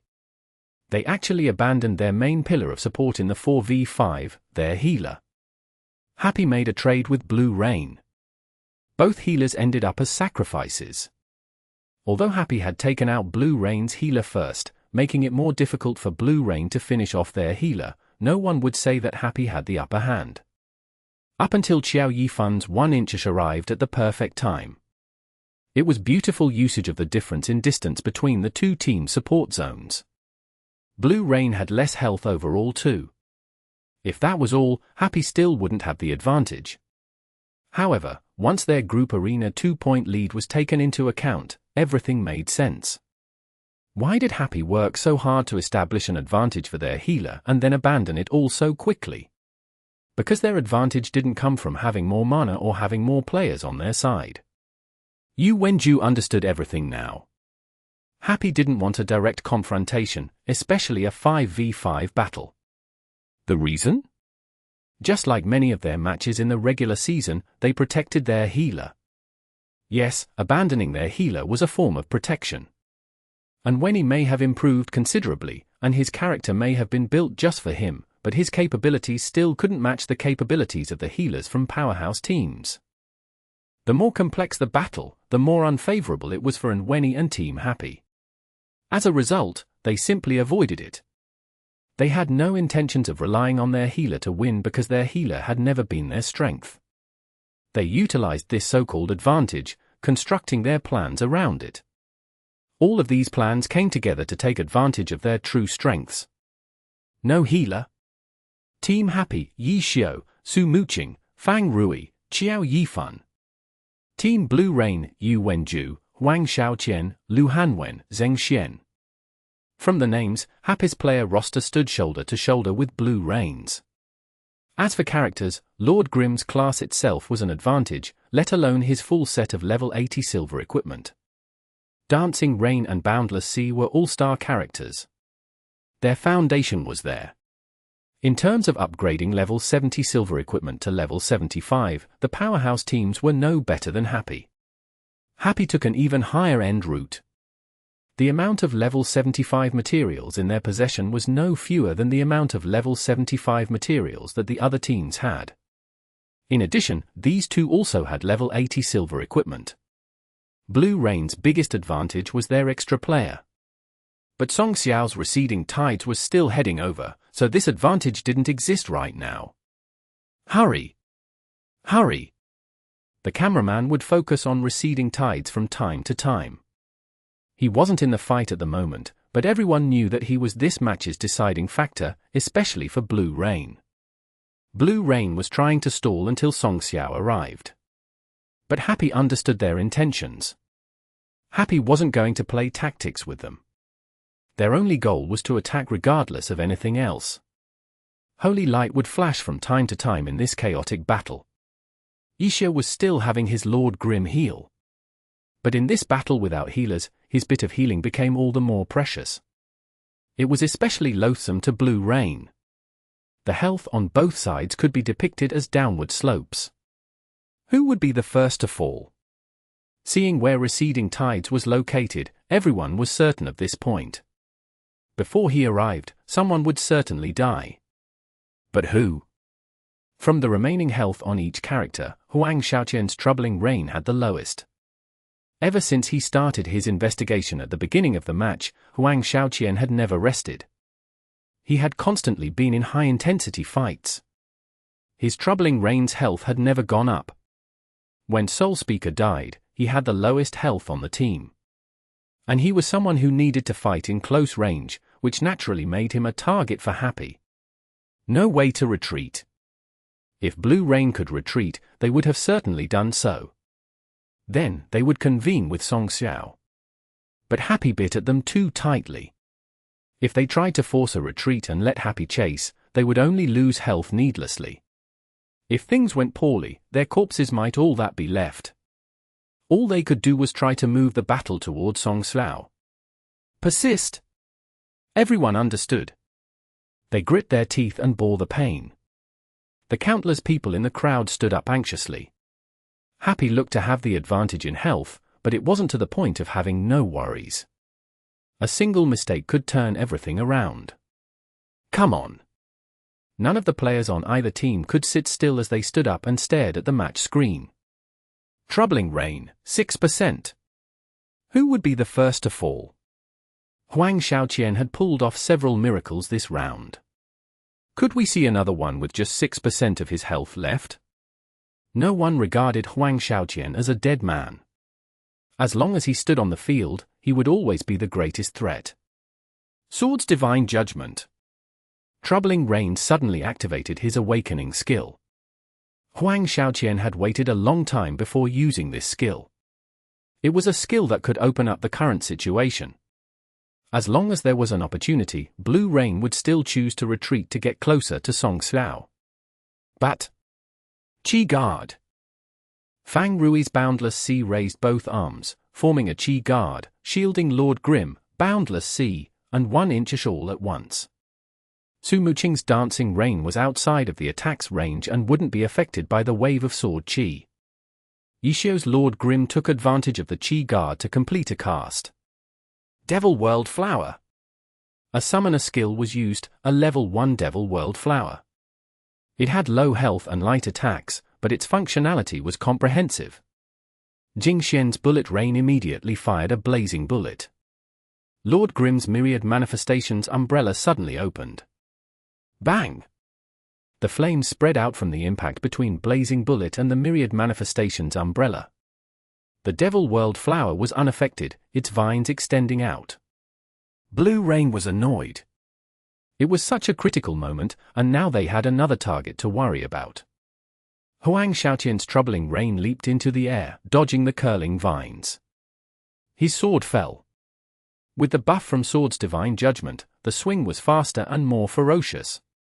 Before he even landed, the Devil World Flower was cut into pieces. But Yishio's Lord Grim was waiting for him. Circle swing. The myriad manifestations umbrella transformed into a spear and struck towards the sky. Troubling Rain hastily swung his sword to try and block it, but he was too late. The spear stabbed into Troubling Rain and instantly flung him down. Blue Rain's other team members immediately tried to save him, but Troubling Rain only had so much health left. How could Happy let him go? Kill! Troubling Rain became the first to fall. Happy's fans cheered, while Blue Rain's fans grit their teeth. Sigh, what a pity, Pan Lin sighed. He had high hopes for Huang Xiaoqian. He had expected him to perform one final explosive display, but in the end, all he ended up doing was trading his life for a Devil World Flower. From the numbers, Huang Xiaoqian's hand speed seemed to have fallen. Li Ebo looked at player hand speed stats and said, He was in a very tense situation throughout the entire match. Li Ebo said. Pan Lin let out a sigh. Although it was somewhat unfortunate, no one was a machine. Huang Xiaoqian hadn't had a single moment of rest. He had exhausted the most energy out of anyone else in the match. But Blue Rain seized this opportunity and took out quite a bit of Boundless Sea's health, Liabor said. Boundless Sea still has 11% health left. Happy has the 4v3 for a short period of time. Boundless Sea doesn't care about himself at all. Happy's focusing on Flowing Cloud. Pan Lin said. Chapter 1428. Countdown. Nomiumi. Nomiumi. Dazzling light engulfed the battlefield, but soon afterwards, a shadow flashed out. Lord Grim. Target, Bullet Rain. A change in target? Pan Lin asked. No, it's over, Liabor could see it clearer. Under the intensive focus fire from the enemies, a character without a retreat path and a healer had no way to survive too long. Life and death was only a matter of seconds. Fan Rui's Boundless Sea became the next player after Troubling Rain to depart from the battlefield. But Flowing Cloud was also on the verge of death. Yishio didn't bother with this final blow, instead rushing out into the yellow sand towards Bullet Rain. Ding Xian's Bullet Rain and Yu Wenshu's Swoksaar were long-ranged. Stalling for time was much easier for them. Team Blue Rain clearly planned on taking advantage of this point. After Troubling Rain and Flowing Cloud fell, the two had no reason to continue fighting. With a turn, they went to convene with Song Xiao. But Yishio's pursuit was extremely fast. He had predicted ahead of time that the two would have an easier time running away once their close-ranged allies fell, so he chased after them before the time came. In the blink of an eye, a considerable distance between the two sides was erased. Zheng Xian knew he had no chances of winning a foot race against Yishio. His only choice was to kite. Bullet Rain fired a flash bullet, but Lord Grim responded with an open of his umbrella and dashed forward with a charge. Neither his movement speed nor his eyesight was affected. Zheng Xian wanted to cry. That bastard was too annoying. He always made people feel helpless. Boom boom boom, Bullet Rain fired all sorts of bullets. At this point, conserving his mana was pointless. The final outcome would be decided here. Yishio's Lord Grim was more of a close-ranged fighter. After troubling rain, boundless sea, and flowing cloud fell, he had the lowest amount of health. 19%. Fuck, 20%. Lord Grim healed himself. With a blink, his health jumped to 20%. So fucking annoying. For someone like Zheng Xian who had no fighting spirit, this was no better than torture. After Boundless Sea, Flowing Cloud finally fell at the hands of Qiao Yifan's 1-inch ash. He and Su Muqing did not immediately follow Yishio's Lord Grim. Dancing Rain instead fired at Yu Wenshu's Swoksaar. In reality, Su Muqing had paid particularly close attention to Yu Wenju. A warlock set of skills such as Chaotic Rain, Death's Door, Hexagram Prison, Binding Curse were all control skills that could bring about destruction to this delicate situation. Su Muqing gave up on a few opportunities to deal damage so that she could keep Yu Wenshu's Swoksaar under control. Yu Wenju played intelligently too. Even if he could not find opportunities to use these disruptive skills, he used his very existence to attract a considerable amount of attention from Happy. Were it not for the threat of a warlock's control skills, the pace of the battle would have gone much faster. Right now, Su Muqing was entirely focused on Swoksaar. Qiao Yifan's 1-inch also rushed towards him. In this 3v2, Happy no longer focused on a single target, instead splitting up. But there's not enough time, is there? The long-ranged characters had started this battle with relatively more health than the close-ranged characters, and Song Xiao's Receding Tides was nearly there. The broadcast even put down a countdown to his arrival. 20 seconds. Blue Rain still had almost half their health left. It didn't seem possible to kill them all in this amount of time. There were less players on both sides, so their overall damage output was lower than before. 19, 18, 17. The countdown continued to tick. It no longer seemed possible to kill either of the two Blue Rain members at this point. What mattered now was how much health they would have left by the time Receding Tides arrived. If they only had a sliver of health, Happy could just ignore Receding Tides and finish off Bullet Rain and Swoksaar for the win. 16, 15, 14. Yishio's Lord Grim finally caught up to Bullet Rain, dodging the two attacks towards him. He grabbed Bullet Rain with a fling. Throw. The landing point was 1-inch as double overlapping ghost boundaries. Weakened, frozen, Bullet Rain received 2 negative status effects as soon as he landed. Soon afterwards, a third ghost boundary appeared, blind. Bullet Rain was in trouble. Everyone could see it. The Happy fans cheered excitedly. Yishio's Lord Grim dashed towards Bullet Rain. As he moved, his myriad manifestations umbrella fired towards Yu Wenju, forming a pincer with Su Muqing. They were originally best partners with a spear and cannon combo, but their dual-gun synergy was no worse. The attacks from both sides multiplied the pressure on Yu Wenju. Bang! Swoksaar was hit by Lord Grim's stun bullet. Su Muqing's Dancing Rain completed a movement at just the right time. Electricity crackled into a ball and shot out. The X1 extruder sucked in Swoksaar towards 1-inch ash ghost boundary. 10, 9, 8, 7. Only 10 seconds were left. Qiao Yifan's 1-inch ash was struggling to keep Bullet Rain locked into the formation. Fortunately, Yishio's Lord Grim arrived just in time to give him a helping hand. 6, 5, 4, 3. Song Xiao's Receding Tides could already be seen, his figure getting closer and closer. There was no need to count down to 0. Receding Tides was a Chi Master, and Chi Masters didn't need to get close to attack. Sky-piercing strike. Receding Tide sent out an attack. Rippling Chi fired from his 2 palms, lifting up yellow sand into the air. Like a yellow dragon, it crashed into the battlefield. The characters in Happy within its attack range hastily moved aside, but at this moment, Qiao Yifan's 1-inch burst apart his ghost boundaries. Ghost Feast. The power of the ghost gods were like demonic shadows. Along with the yellow sand scattered by the sky-piercing strike and the desolate atmosphere of the ancient ruins, a sense of eeriness could be felt. Ghost Feast dealt enormous damage, but because of the limited amount of time Qiao Yifan had, there weren't a lot of ghost boundaries placed down yet. Song Xiao's receding tides invaded like a storm. At full health, he didn't care about what damage he took.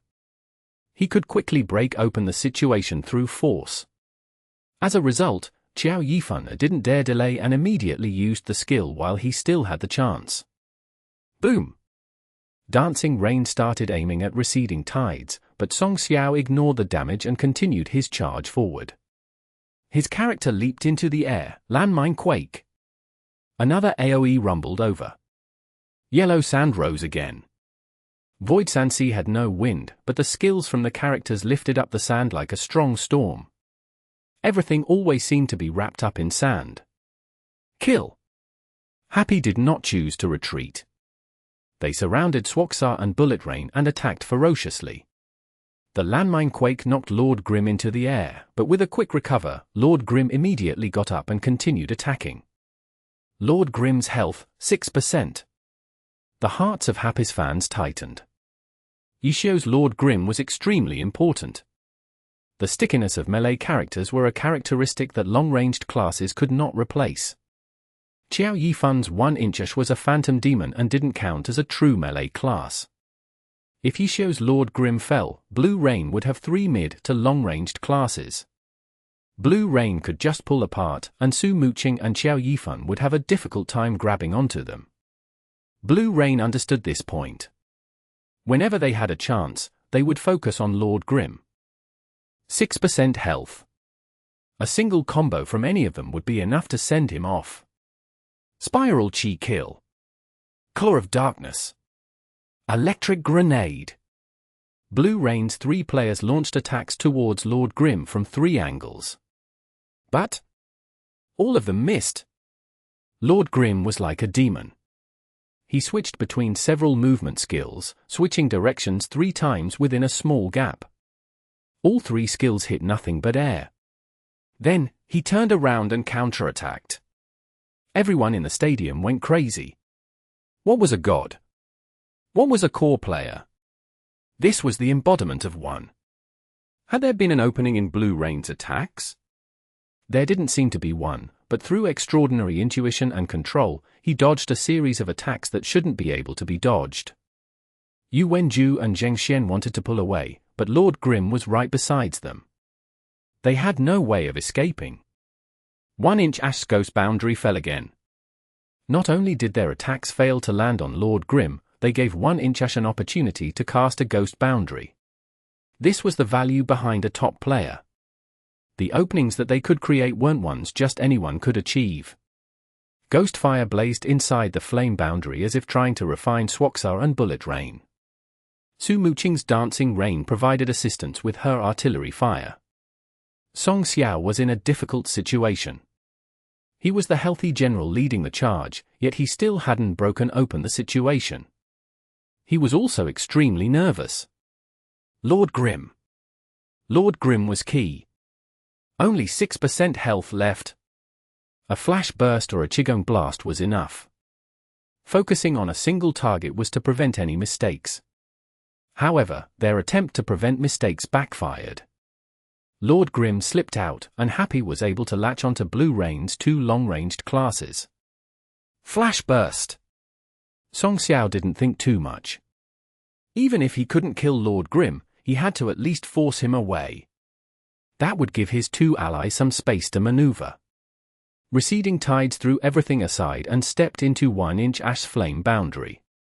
He took the damage from Ghost Fire and fired an attack at Lord Grim. Lord Grim dodged to the side. Yu Wenju and Zheng Xian seized this opportunity and pulled apart, one to the left, the other to the right. But Lord Grim waved his sleeves. Shadow Cloak. Swoksaar and Bullet Rain were suddenly grabbed back. However, Chi burst. Receding tides followed up with another attack, seizing the opening that appeared when Lord Grim used his skill. Lord Grim's health instantly turned to 0, but then, a satellite beam descended. Lord Grim's final move had bound Swoksaar and Bullet Rain together. This satellite beam had hit both characters. Is it over? Amidst the shining light, the health on both characters rapidly fell, stopping at single-digit percentages. Xiao Yifan's 1-incher sent out several slashes, successfully killing Swoksaar. Although he wasn't able to take down receding tides, at this point, victory was already theirs. With the little health Feng Xian's bullet rain had left, Happy's remaining 2 characters ignored Song Xiao and finished him off. No matter how much damage they took, they didn't care. Song Xiao could be completely disregarded. It didn't matter how perfect of a condition receding tides was in. Chapter 1429. Victory. Nomiumi. Nomiumi. Victory has already been decided. In the first round of the playoffs, Happy takes their home game win. The match wasn't truly over yet, but Panlin gave the announcement anyways. Happy had won 5 points in the group arena and had won 5 points in the team competition so far, for a total of 10 points. As for Blue Rain, they had only won 3 points in the group arena. To win or tie the first round, they would have needed to not only win the team competition, but win it with at least 2 players left. Unfortunately, they failed to achieve this goal. With Bullet Rain down, Blue Rain had lost 5 players. Even if Song Xiao took down Su Muqing and Xiao Yifan, it was impossible for Team Blue Rain to win this round's team competition. Coach Li, how about you give a rundown of this match? Panlin asked. This match, how can I say it? Li Yibor pondered. Team Happy had completely grasped Team Blue Rain's tactical traits, limiting Team Blue Rain's performance by a considerable degree. We can see that the 2 opportunities seized by Team Blue Rain had actually been intentionally prepared by Team Happy. But you can't say it was entirely a trap. Those opportunities were indeed good opportunities for Team Blue Rain.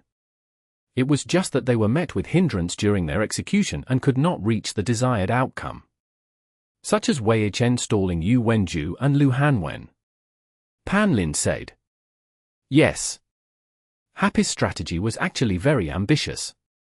It required an old general, who had left the pro scene 7 years ago and only just returned, to contend with Lu Hanwen and Yu Wenju, 2 all-stars. Let's think about it for a moment. If Wei Chen's windward formation had been killed earlier, or if he failed to stall both players, the match may have ended completely differently, Li Yibor said. If those imaginary situations really had happened, perhaps Happy might have countermeasures in place. Panlin said. This we don't know. If I had to guess, I'd say probably. After all, it was a rather risky strategy, Li Yibor said. Oh, the match is now officially over. As expected, even though Song Xiao was in a 1v2, he came into the fight much healthier than Happy's 2 players. In the end, he was able to win the 1v2, but it no longer has any effect on the final outcome of today's match, Panlin said. From the data we have on the team competition, Blue Rain had the advantage. After all, the team competition was their win. Unfortunately, if you look at the round as a whole, they lost, Li Yibor said. The 2 teams walked out of their player booths. The 2 teams met in the center and shook hands. Compared to the start of the match, the mood on both teams were now 2 extremes. You played very well. Thanks for the match, Yu Wenju maintained his calm. You played SOSO, Yishio wasn't polite at all. We'll see you next round, Yu Wenju said. If he were anyone else, it might sound like there was a hint of vengeance in his words. But coming from Yu Wenju, these words just sounded like he was stating a fact. Next, Huang Xiaoqian. Ha ha ha ha, Yishio only laughed. What are you so happy about? You just barely won, Huang Xiaoqian remarked disdainfully. The championships are won by just a narrow margin, Yishio said. Leave it for after you beat us. Huang Xiaoqian said. That's next round's business, Yishio expressed dully. The teams passed by each other 1 player at a time. The 2 sides had simple exchanges. The winners weren't arrogant, and the losers weren't downcast. Happy's last player as their 6th player, Wei Chen. He shined the brightest in the team competition, doing what people considered impossible. Are you convinced? Wei Chen shook Yu Wenju's hands. I've always been convinced, Yu Wenju smiled. Are you scared? Wei Chen asked Huang Xiaoqian. What's there to be scared of? Huang Xiaoqian rolled his eyes. He had respect and gratitude towards Wei Chen from the bottom of his heart, but in terms of their interactions, there was no way he could be serious with him. "Little demon, now you know the might of your senior." Lu Hanwen was third in line. He was still going through puberty, and his voice hadn't deepened yet. He was shorter than the other players by a head. Wei Chen rubbed his head instead of shaking his hands. "Amazing," Lu Hanwen nodded his head. "Let's see who'll win next time, senior." "Little bastard." Wei Chen cursed inwardly. He obviously knew that if he had to fight Lu Hanwen several times, he would definitely lose more than he won. In today's match, from a PvP perspective, he had been killed by Yu Wenju and Lu Hanwen. He had done what he had hoped to accomplish. He had achieved his goal, so he had succeeded, but in terms of winning, let alone him, the team competition had been won by Team Blue Rain. The final outcome was a difficult problem for the Alliance. They weren't sure who to give the MVP award to. Team Blue Rain had won the team competition, but Team Happy had won the overall round. From the overall flow of the team competition, it could be seen that Happy had no intentions of winning. Their goal was to win as many points as possible in the team competition. From this perspective, Happy had been more successful in the team competition. They had achieved what they wanted. However, how could they ignore the actual outcome? From pure numbers, Huang Xiaoqian was excellent in the team competition. Whether it was the damage he took or the damage he dealt, he was number one in both categories. His contribution in the team competition was obvious. However, the first problem was that Happy had reached their goal in the team competition, and the second problem was that Huang Xiaoqian's troubling rain had half his health knocked away by a tree in the group arena. No matter how it was spun, that should be considered a big mistake. As for Happy's players, Wei Chen's performance in the team competition had been astonishing, being the decisive factor there. However, he had died early in the match. There were many other deciding factors later that he wasn't a part of. He also didn't appear in the group arena. For the group arena, Happy's Mo Fan performed spectacularly, but he didn't participate in the more important team competition. As a result, the two sides had their pros and cons. In the end, the MVP award was given to Yishio. Yishio had completed a 1v2 in the group arena too. It was just that Mo Fan being a rookie beating Huang Xiaoqian to complete a 1v2 made his performance more eye-catching. In the team competition, Yishio wasn't as stunning as Wei Chen, but he had been the deciding factor in multiple crucial moments. Maybe we're just too used to Yishio's amazing performances, so we always forget about him.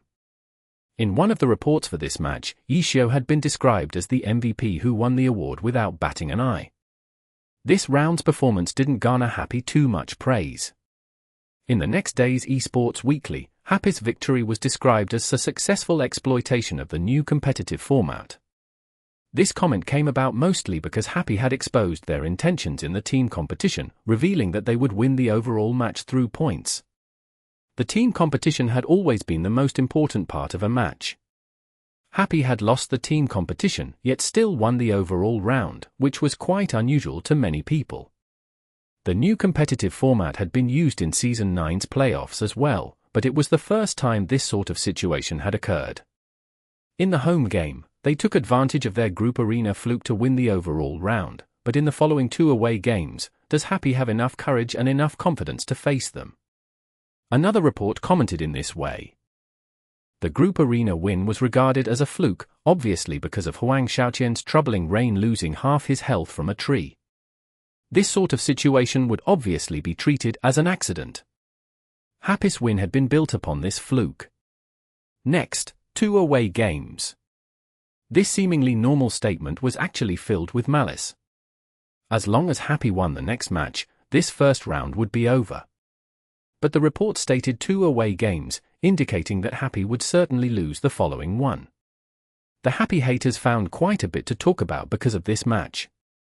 But before Happy's next round began, the next day's first round fourth match came knocking down.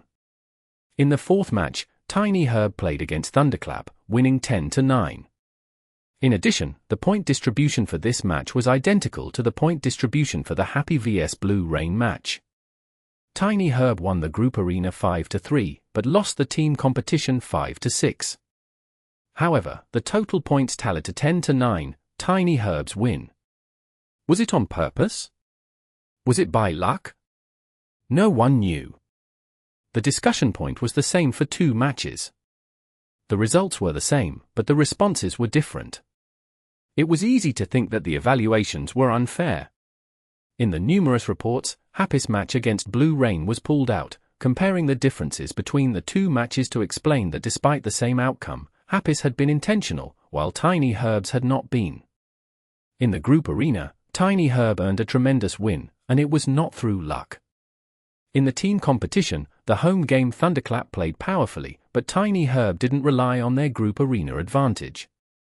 Instead, an intense confrontation between the 2 teams unfolded. In the end, the 5 points obtained was a result of their intent to win. The goals and attitudes that the 2 teams displayed are conclusive. The evaluation of Tiny Herb and Thunderclap became a comparison between Happy and Tiny Herb. The reports were scared that if they didn't explain their thoughts clearly enough, their reputation would be damaged. Chapter 14:30. 2 teams eliminated. Nomiumi. Nomiumi. Whether or not it was intentional was a topic that could be discussed for an entire week if the match had occurred during the regular season. But the tempo of the playoffs didn't give anyone a break to consider such topics. With the high frequency of 1 match being played each day, it was almost too much for the spectators to take in, with each match leaving a different impression on them. Whether or not winning through the group arena was intentional was already an outdated topic. At this point, it was already the first match of the second round. In their home stadium, Team Samsara would face off against Team 100 Blossoms. Having already lost 1 home game, 100 Blossoms already had no path of retreat. But even facing off against Samsara, the most dominant team in the season, the team aiming for 3 consecutive championships, 100 Blossoms didn't show any sign of fear. Under Fang's command, 100 Blossoms took the initiative to go on the offensive against Samsara in their away game. In the group arena, both teams fought fiercely, going back and forth, with each side eliminating the opposing players quickly. Neither side was able to secure a significant lead, but in the end, Samsara still won the group arena with a score of 5-4. Just like this, Team 100 Blossoms entered the life or death team competition with a 1-point disadvantage. They didn't play conservatively, only taking the necessary precautions when playing an away game. Even in their position, 1 step away from elimination, 100 Blossoms continued to take the initiative to the best of their abilities. In the last round of the regular season, 100 Blossoms had also faced off against Samsara. It had also been their away game, and they had also been on the precipice of elimination, but relying on their tenacious determination, they played to the best of their abilities, seizing 1 point after another. At the end of the day, it was a 1-point advantage that had secured them a spot in the playoffs. But even in that round, in the team competition that followed afterwards, 100 Blossoms had also tried their very best, but ultimately lost.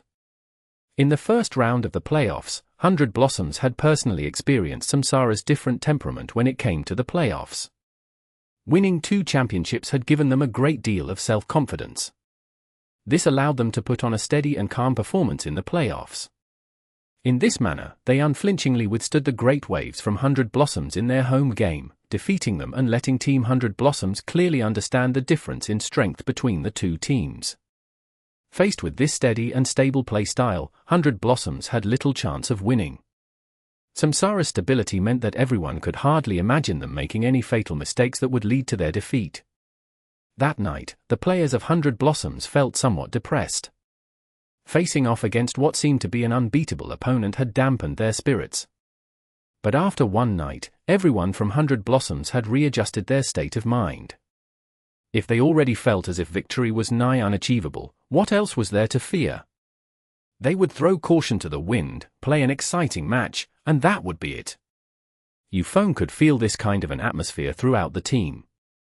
So, in this crucial away game, they simply put aside their reservations, allowing everyone to put their all into this battle. Victory? Defeat? Forget about such matters for the time being.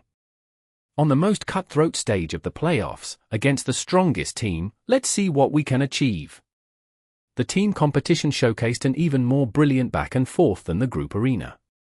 Every single member of 100 Blossoms put on their best performance, with each player having their own outstanding moments. Nevertheless, the team that achieved victory at the end of the day was still Team Samsara. Team 100 Blossoms had been eliminated, but after this loss, Fang could see unwillingness and vexation on the faces of all the members of 100 Blossoms. If only my deployment of the Devil World flowers hadn't been disrupted. The summoner, Zhu Xiaoping, slapped his leg as he lamented, unresigned. It's my fault, if only I had given you the proper covering fire at that time, then, Zhu Yuan said. If only that sneak attack of mine had succeeded, then, Zhu Guangyi, their assassin, said. One match had left them with too many if only less. At this time, these hypothetical scenarios actually symbolized hope for Team 100 Blossoms. Because they would have opportunities and circumstances to turn those hypotheticals into reality. Next year, we will return once more. Fang said. Once more. Zhu Xiaoping didn't slap his leg, instead clenching his fists tightly. Once more. Everyone in 100 Blossoms solemnly nodded their heads. After desperately killing their way into the playoffs, 2 matches in the first round had spelt the end of their journey through the playoffs. They were regretful, they were unresigned. But Fang felt that these were exactly what they had gained. Because they were regretful, because they were unresigned, they would have more motivation. If the only thing they felt was despair from losing against a strong opponent, how would this team ever have the courage or confidence to fight once more? Having such a competition, having such a group of teammates, it was really too great. Fang thought of this, feeling that he would definitely have incomparably bright prospects in the near future. Team Samsara advanced into the top 4, taking a solid step towards their goal of winning 3 consecutive championships. In the various reports the next day, they naturally still sang the praises of the victor. 2 rounds, 2 group arenas, 2 team competitions, and Samsara had won them all, indisputably seizing victory in their opening round. For them, aside from words of flattery and praise, there really wasn't much else to say. Samsara's greatest enemy may only be a feeling called arrogance, one report said. Immediately, the question of which team could possibly snipe Samsara's 3 consecutive championships became a topic of discussion. Just like the question of who could stop their consecutive victories in the regular season, it quickly became a hot topic of discussion amongst everyone. The team that had put an end to Samsara's record of consecutive victories, 100 Blossoms, had already been personally sent out of the playoffs by Samsara. Then, would there be another team that would say goodbye to the playoffs next? In the first round of the playoffs, in their second game, Team Tyranny would face off in their home stadium against Team 301. In their previous home game, Team 301 had lost miserably. Everyone could see that in the more cautious environment of the playoffs, Team 301's help from abroad, who had only been part of the team for half a season, was increasingly unable to create opportunities for his team. What's more, their opponents were Team Tyranny, home to a number of old generals who had incomparable levels of experience. On top of that, they had an extremely cautious tactician, Zhong Xinjie, along with the fact that Team Tyranny's current playstyle was no longer their old, hyper-aggressive style, instead focusing on defense. All these factors greatly restricted Team 301's ability to execute their game plan. What was originally a dark horse that countless people had thought highly of was now the team with the most disappointing performance in the playoffs. In the first match, it had been as such, and in this match, it was the same. Compared to their first match, 301's only improvement was taking one more point for themselves. Your tactics aren't bad, go back and keep working hard. When the players were shaking hands after the match, Zhong Xinjie said this to Team 301's foreign help, Bai Shu. Ridicule? Contempt? Bai Shu obviously didn't have a sufficient understanding of Zhong Xinjie, completely misunderstanding the intention behind Zhong Xinjie's words. Actually, it had to be understood that Zhong Xinjie's words were always very simple, so what he had meant was just the most simple and direct interpretation of those words. On the other hand, Bai Shu's thought process wasn't as uncomplicated. because they had suffered defeat, because the tactics that he had brought weren't able to be fully put to use. Zhong Xinjie's praise, saying that his tactics weren't bad after the match, sounded exceedingly ear-piercing to him. Bai Shu wasn't too happy, preparing to retort sarcastically. Trash talk was, after all, a global language. Thank you for your advice. Before he could open his mouth, the person standing in front of him, Team 301's captain, Yang Tsong, had cut in, replying to Zhong Xinjie in his place. Obviously, Yang Tsong clearly understood Zhong Xinjie's personality, and at the same time, he also foresaw that Bai Shu, who didn't really understand Zhong Xinjie, might have a negative reaction to his words, so he had quickly intervened. Bai Shu was stunned for a moment, but he didn't say anything, deferring to Yang Tsong's attitude, and quietly finishing the post-match formalities. It was only when they had returned to their club that Yang Tsong explained to Bai Shu that Zhong Xinjie's words were utterly devoid of ridicule. Instead, he was simply stating the facts. Continue to work hard. Yang Tsong patted Bai Shu on the shoulder. Bai Shu lowered his head, spending some time in deep contemplation, but he also realized that with only half a year to fit into the team, his tactics were indeed lacking in many aspects.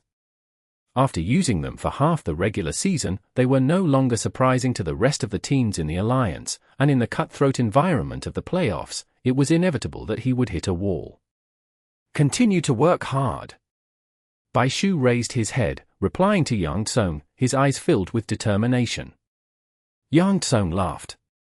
As a player who had debuted in the third season, he didn't have much time left in his professional career. Being the core, or the main force, such roles would gradually leave him. If he stubbornly refused to budge, it would instead burden his entire team. Yang Tsong would no longer be able to build 301's future. The person in front of him, Bai Shu, he was the one who would have to shoulder the burden of 301's future. In Yang Tsong's eyes, Bai Shu was a talented player, worthy of being entrusted with such a role. He was quite happy that his team was able to dig out such an outstanding player from the pro scene overseas. Outside of the Glory Alliance, how many Glory experts were there that they had never seen, and never played against? Yang Tsong couldn't help thinking about this. If he had the chance, he really wanted to experience it firsthand. As Yang Tsong thought about this, he felt a sense of melancholy. Whether or not he would still have such a chance was something that he couldn't be sure about. Team 301 became the second team to be eliminated from the playoffs.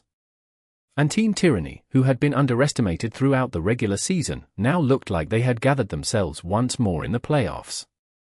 In front of Tyranny, 301, who had been a headache for countless teams in the second half of the regular season, had instead been battered and bruised. This was Team Tyranny's real strength. Many articles ran such a tagline. Real strength, these two words would always make people feel deeply moved. After the end of the first round, Team Tyranny's popularity rating increased by an incredible amount. Many people had already begun to predict that the two teams vying for the championship in the end would still be Tyranny and Samsara. In the news, aside from discussion of the match between Tyranny and 301 from the night before, there were also predictions and opinions on the match that would happen that night. Happy's away game against Blue Rain. 3 days after their first match, these two teams would face off once again. The Happy haters flocked out of their holes, wanting to see if Happy, who had fought such an arduous and utilitarian battle in the first match in order to win, would be able to make any waves in their away game. In Blue Rain's home game, there shouldn't be any big tree blessing Happy anymore, right? The tree falling on troubling Rain still remained as the most eye-catching moment of the first match. Happy's haters especially liked to use this as an example to explain that Happy's victory had been a fluke, something purely based on luck. It was a pity that no matter how many times they brought it up, Happy didn't feel anything much, but instead, Huang Xiaoqian was gnashing his teeth, viciously cursing this group of Happy haters hundreds of times. That smelly brat, it's best that he doesn't run into me. Huang Xiaoqian repeated many times over these 3 days. That smelly brat naturally was referring to Mo Fan, but not running into him meant quite the opposite. Huang Xiaoqian couldn't wait to run into Mo Fan again. Chapter 1431. Blue Rain starting player. Nomiumi. Nomiumi. With the second match, it was Happy's turn to play the away game. The day before, they flew over to Blue Rain's home city, City G. A night of rest allowed them to recover from the fatigue of travel. That morning, they warmed up in the temporary training room specifically for away teams. In the afternoon, there weren't any group activities, so everyone found their own ways to get into condition. When it was about time, they would go over to the stadium together to familiarize themselves with the surroundings, and soon after that, tonight's match would be upon them. After lunch, everyone returned to their own rooms to take a break. Wei Chen, smoking, stood by the hotel room window and absently stared outside. "Isn't this already your second time here? And the second time you've stayed here? What's with the sad face?" Yishio said from the side. Like their place in Upper Forest Park, he and Wei Chen were rooming together. "Last time we came, I don't think I went to visit the team," Wei Chen said. "You want to visit?" Yishio asked. He knew that by team, Wei Chen was referring to Team Blue Rain. "Before, not really, but after last match, I suddenly kind of want to," said Wei Chen. "I understand," Yishio said, nodding. "You understand?" Surprised, Wei Chen turned to look at him. "Last match was a struggle for you, so now you need to go in front of those guys and aggressively show off," said Yishio, with a face of sympathy. "Oh, fuck off," Wei Chen said snappily.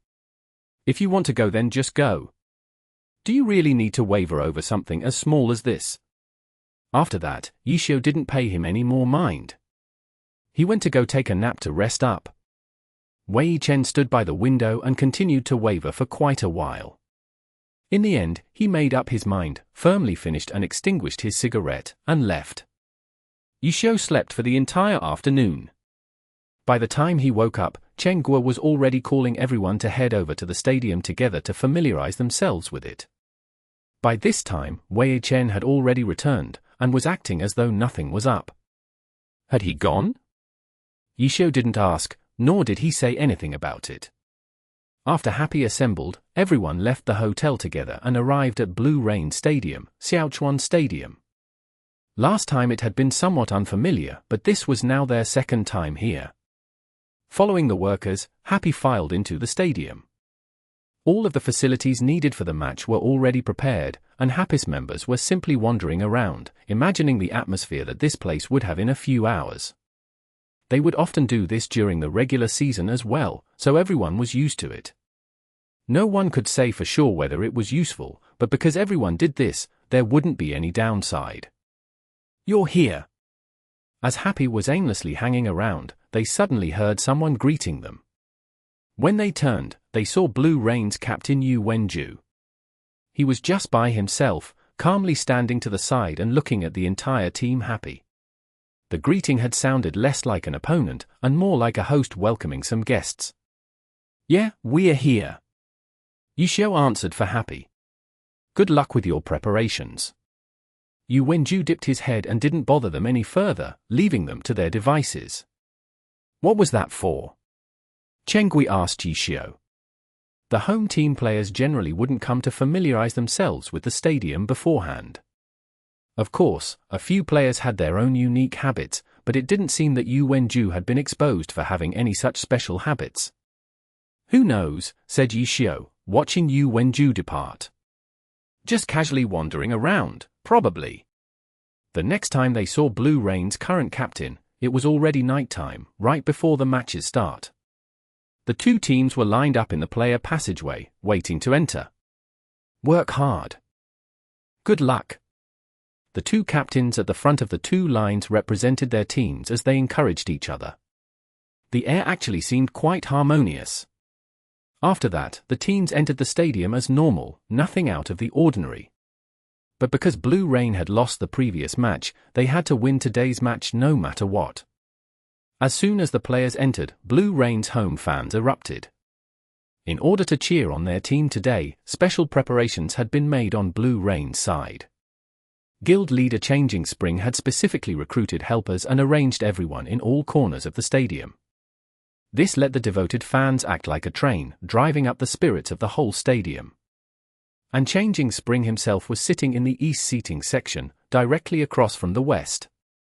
On the west side was the section reserved for the away team fans, while the east side had Blue Rain's diehard fans. Over here, they were directly opposite the away team fans, and could easily engage in contests with them. With the explosion from the Blue Rain fans, the happy fans on the west section weren't about to be outdone. Even though there was no way for them to get the upper hand due to their inferior numbers, they would certainly let the opponent recognize their presence. The fan squad following Happy for the playoffs had been personally organized by Wu Chen. Right now, the west seating area included Thousand Creations, Horse Shooter, Seven Fields, Sleeping Moon, these players who were the backbone of Guild Happy. Everyone had made thorough preparations with sophisticated equipment, all sorts of eye-catching noisemakers that swiftly began to disrupt the home crowd's cheering. Wow, the players have only just entered the stadium, and the fans on both sides are already going at each other. It looks like today's match is going to be exceptionally exciting, said the broadcast commentator Pan Lin, feeling the atmosphere in the stadium. Blue Rain has no more path of retreat. They're going to have to give their all in this match, said Liabor. But Happy won their last match by only a narrow margin. Blue Rain isn't under too much pressure, right? Pan Lin said. Well, a team should never let themselves feel too much pressure. But if they let down their guard because Happy only won narrowly, then that attitude would be very bad for them. I trust that Blue Rain would not do such a thing.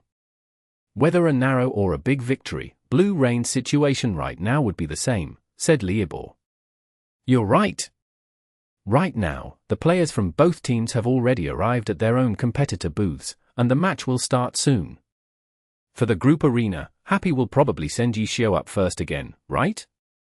Then on the home side, who will Blue Rain send up to deal with Yishio? The win or loss of this first point can have a big impact on the morale of both sides, said Pan Lin. But they also have to be careful. What if Happy doesn't send Yishio first? Then whatever plans Blue Rain makes to deal with him might come to nothing, and it'll hurt their own rhythm, said Liabor. Then what should Blue Rain do? Pan Lin said. There isn't a perfect way to deal with this, so let's just see what they do. This is the pressure exerted by a top-tier player, said Liabor. Alright, let us wait and see. Will Happy continue to send Yishio on stage first? And what kind of response will Blue Rain make? Right now, there are still 5 minutes until the match officially begins, said Pan Lin. The 5 minutes passed in the blink of an eye. The judge came to call for them, and the two teams began to send their players on stage. Yishio! As it turns out, it's still Yishio! Pan Lin shouted. On Happy's side, Yishio had already stood up. What about Blue Rain? Who will Blue Rain send up to battle? Pan Lin looked at Blue Rain's side, but still didn't find his answer. But at this moment, the digital screen in the stadium displayed the names. Happy, Yishio, Lord Grim. Blue Rain, Yu Wenju, Swoksaar. It was as though the broadcast froze, entering 5 seconds of dead silence. Pan Lin's mouth had fallen open. For a long time, he was unable to say anything. In the stadium, too, when the names came out, it went completely quiet. Yu Wenju. Pan Lin double-checked the words on the screen, and then took another look at Blue Rain's player area, where Yu Wenju was already walking toward the stage. Yes, it was Yu Wenju. In reality, when Yishio had stood up, Yu Wenju had also already stood up on Blue Rain's side, and when Pan Lin had checked the screen, he had seen that. But he never would have thought that Yu Wenju was the player that Blue Rain was sending out. He had subconsciously thought that he'd stood up to let another player pass by, or maybe as the captain he was giving some last reminder to the player about to go on stage. Who would have thought that this was Yu Wenju himself about to head on stage? Yu Wenju was about to 1v1? 5 seconds of silence, a stammered announcement of Yu Wenju's name, and then another 5 seconds of silence. Finally, Pan Lin recovered for good, and began yelling with disbelief in his voice. Yu Wenju! It's actually Yu Wenju! Blue Rain's first player in the group arena, the player facing off against Yishio, is actually Yu Wenju. Coach Lee! At the end, Pan Lin called for Liebo. Such a big thing happening, you hurry up and say a few words. This is indeed an extremely unexpected arrangement. Liebo forced himself to remain calm. He couldn't allow himself to be as passionate or volatile as Pan Lin. He had to display how much more of a refined person he was. Yu Wenju. I don't even remember the last time he appeared in a 1v1, said Liebo. Today he's suddenly going unstage. This is probably a tactic specifically targeted toward Happy sending Yishio first, said Pan Lin. I would think so. Has Yu Wenju found the secret to dealing with the unspecialized Lord Grimm, said Pan Lin. There probably isn't any such secret, right, said Liebo. Then what's he thinking, said Pan Lin. Liebo couldn't answer that question, and so he didn't. Yu Wenju, who hadn't played an individual match in who knows how long, today wanted to challenge Yishio, challenge this season's king of dueling, the unspecialized Lord Grimm who had been an incomparable headache for countless players. They hadn't even finished processing this reality by the time the two characters had already finished loading in, and the round officially began. The battle starting, right now the battle's starting, Happy's Yishio, against Blue Rain's Yu Wenju. This is a matchup in a group arena. I don't think I need to describe just how unusual this confrontation is. Pan Lin shouted. Hey! At this time, the two players entering the battle had already begun conversation in the chat. The first one to speak was Yishio. You're really too bold, aren't you? Yishio said. I'm giving it a try, said Yu Wenju. If you end up winning this, no one in the pro circle will have any face left. This season's king of dueling finally taken down, and it's by you. Yishio said. Don't rule out that possibility, said Yu Wenju. How's your hand speed right now? Can you reach 200? Yishio said. SO. Yu Wenju answered. Chapter 1432. Misty Thicket. Nomiumi. Yu Wenju had been in the scene for all these years, and his hand speed was on record. His hand speed wasn't a secret any longer, everyone knew. As a rival, there was no way he wouldn't have checked these statistics, so Yishio's question was clearly a taunt. A hand speed of 200 was, in general, seen as the boundary between pros and casual players. Of course, this 200 referred to effective APM, not button mashing. Yu Wenju's status as a hand cripple was judged according to pro player standards. Pro players nowadays could easily reach 300 to 400 on average. Yu Wenju could only get past 200 with great effort and usually averaged below 200. It was no wonder no one thought he could last in the beginning. He was completely different from the pros around him with their terrifying hand speed. However, normal players didn't have any right to mock him for it. Normal players' effective APM generally drifted around 100.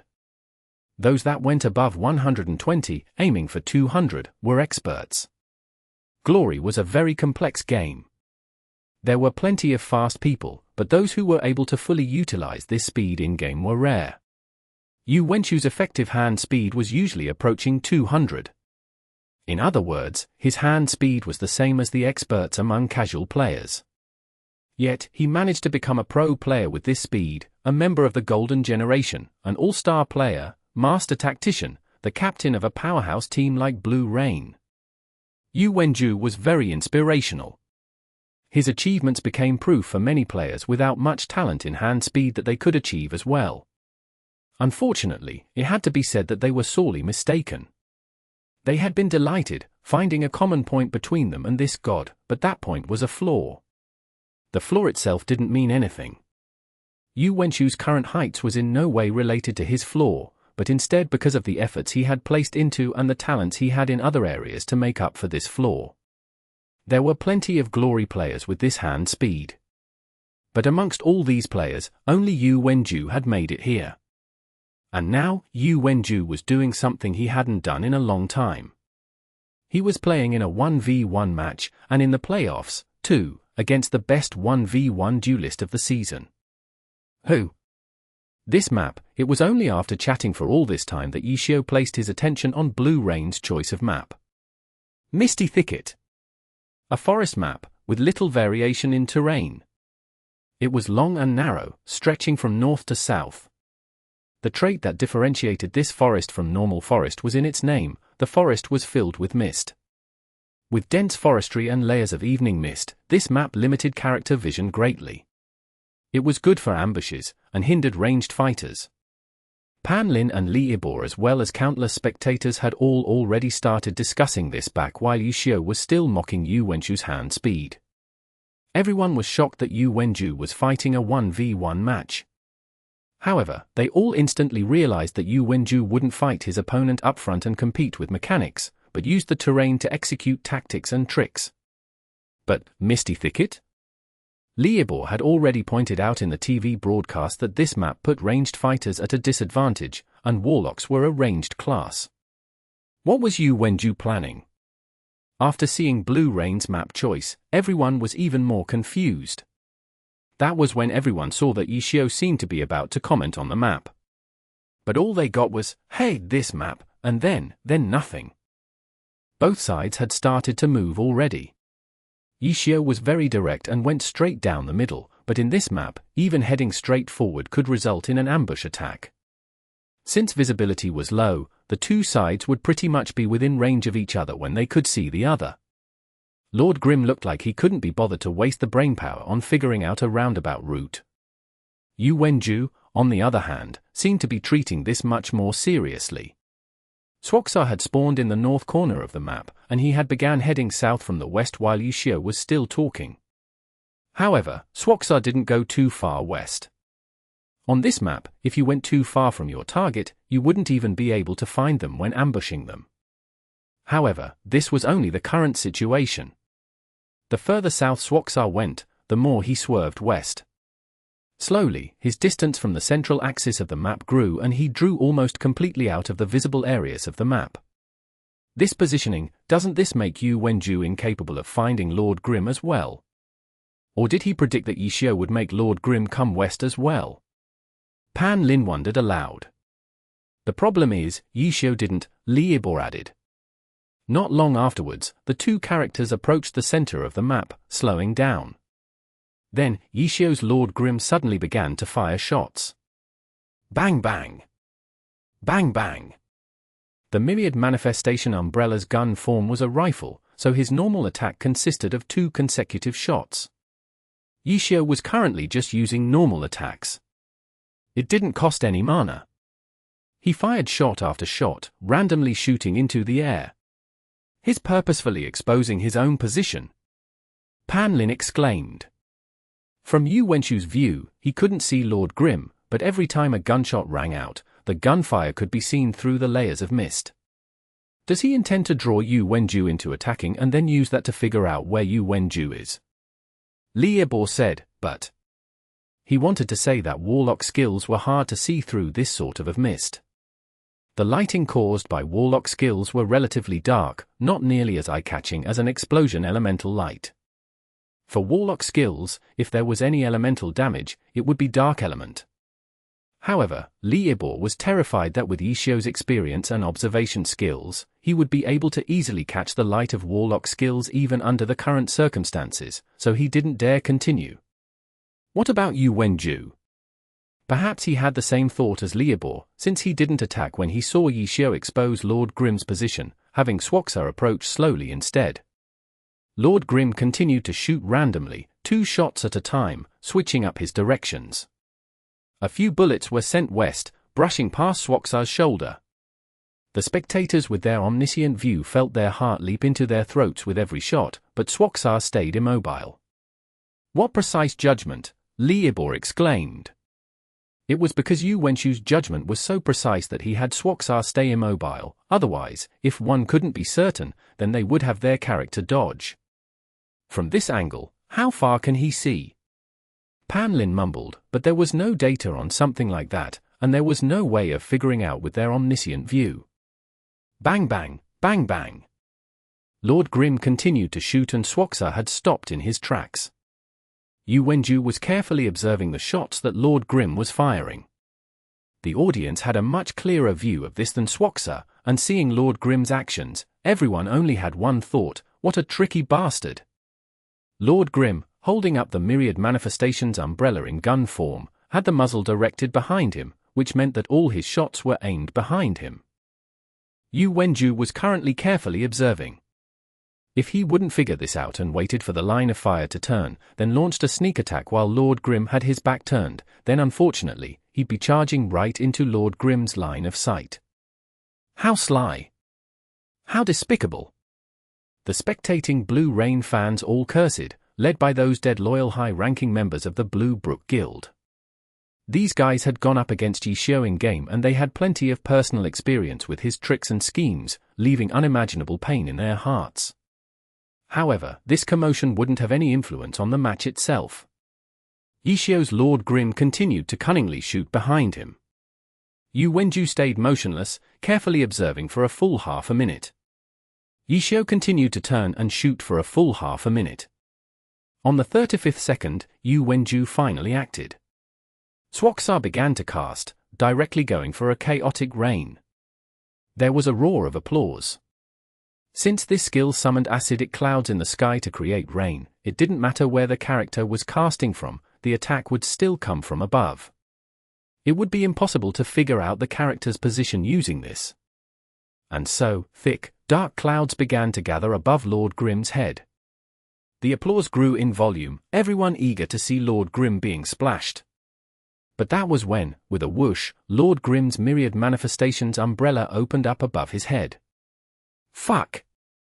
Quite a few people cursed aloud at this. If this was actually a knight's shield, then it might not be possible for it to block all the chaotic rain by holding it above a character's head like that. However, this Myriad Manifestations umbrella was an umbrella when opened. It was the best at blocking the rain. Drift inside! Drift inside! Someone suddenly started to yell and others soon followed suit. They were hoping that there would be some wind that would blow the rain off course and under the umbrella. But it was like Yi Xiao had heard the Blue Rain fans' words. Lord Grimm suddenly squatted down. Squatting with an umbrella over his head really covered all his bases. Now even wind wouldn't be able to do anything. Blue Rain's fans all blew up in rage. Fuck, can't you play seriously? You pretending to be a mushroom or something, squatting there? But it was then that above Lord Grimm's head, amidst the dark clouds, light flashed. There seemed to be 6 spots of light. Hexagram prison.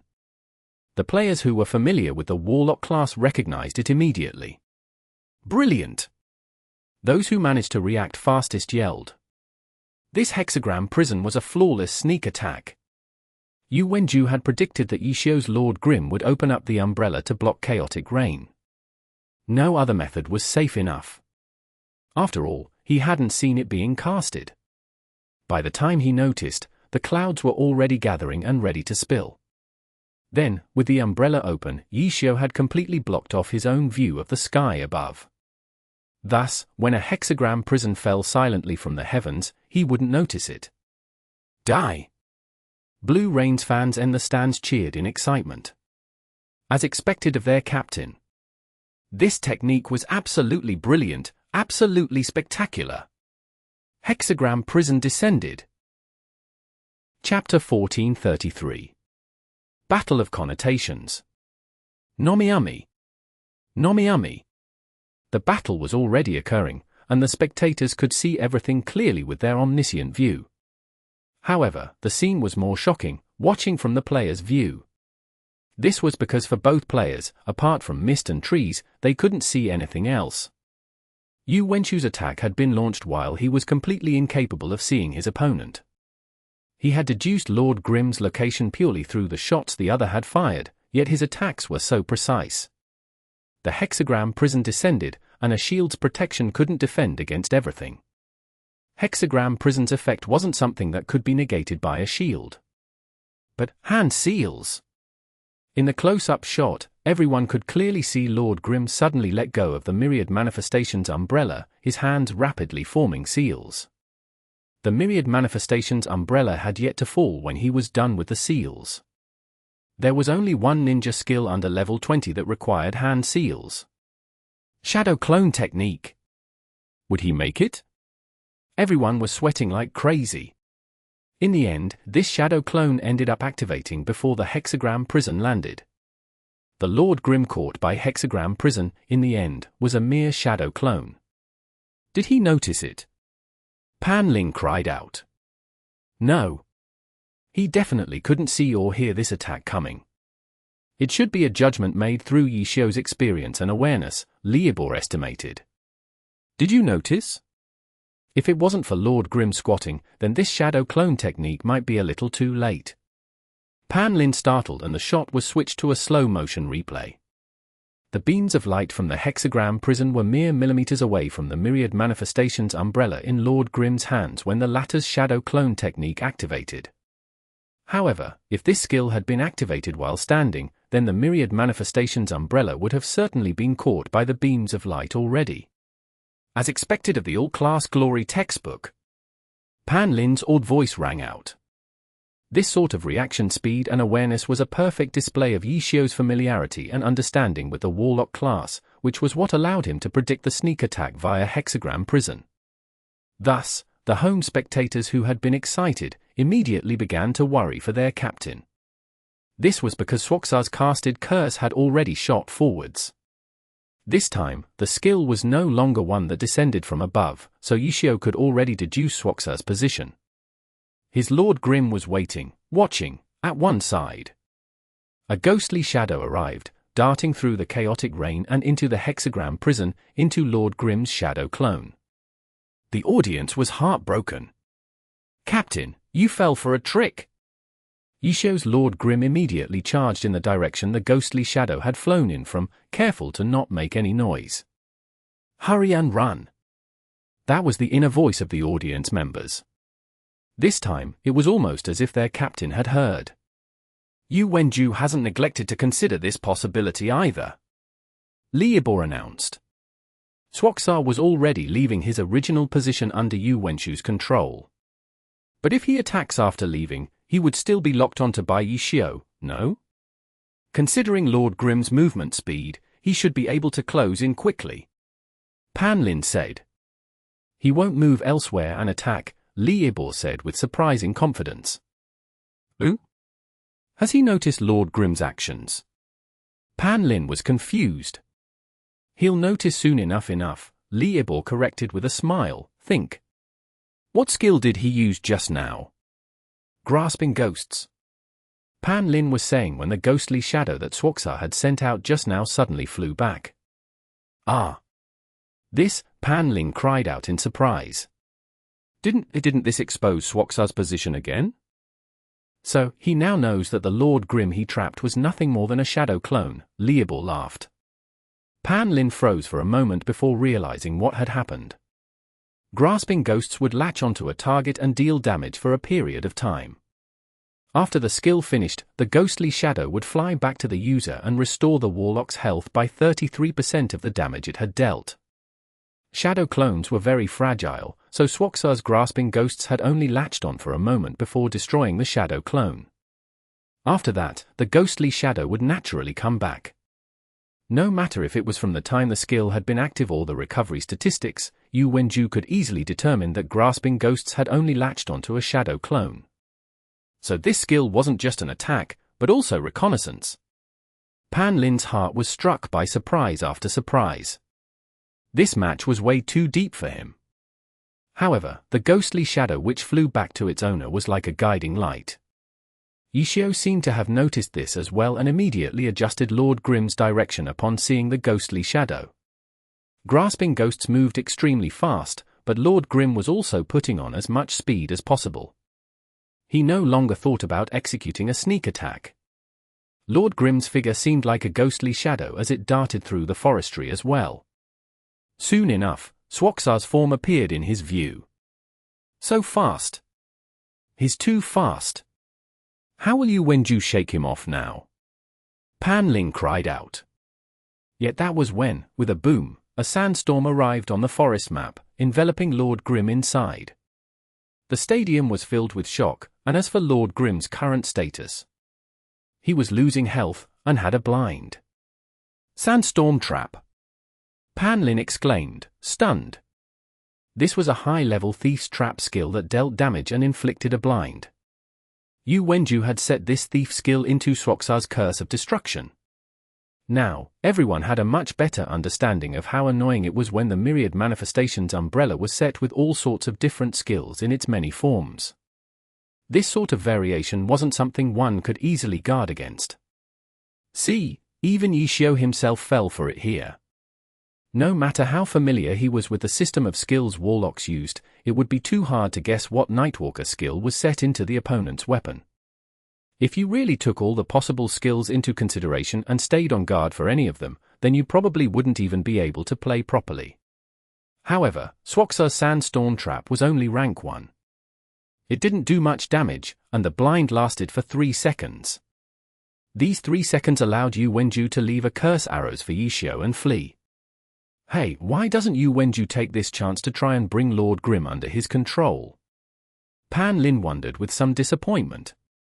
However, the curse arrows soon gave him his answer. Though Lord Grim was blinded, he hadn't been otherwise affected. Suddenly, he activated Slide Kick, not only dodging the curse arrows, but also closing the distance between him and Swoksaar. Li Yibor glanced at Pan Lin, knowing that the other had gotten his answer already from his expression. Yu Wenju wasn't careless at all. This was Yishio. 3 seconds of blindness was too risky a chance, and Yu Wenju clearly didn't want to take risks. After quickly casting a curse arrows, he chose to flee. By the time Lord Grim's blind wore off, Swoksaar was out of sight. Yishio hurriedly used what he had last seen and the possible distance Swoksaar could have run in 3 seconds to deduce the other's approximate direction and whereabouts, but didn't manage to find the other after searching. The two's first clash ended just like that.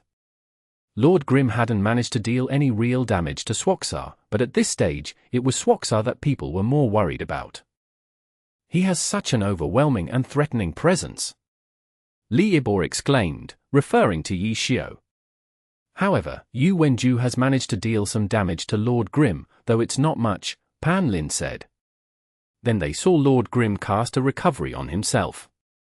Li Yibor gazed at Pan Lin without speaking. Seems like you plan on dragging things out. Seeing as he couldn't find his target, Yishio started chatting. You can heal.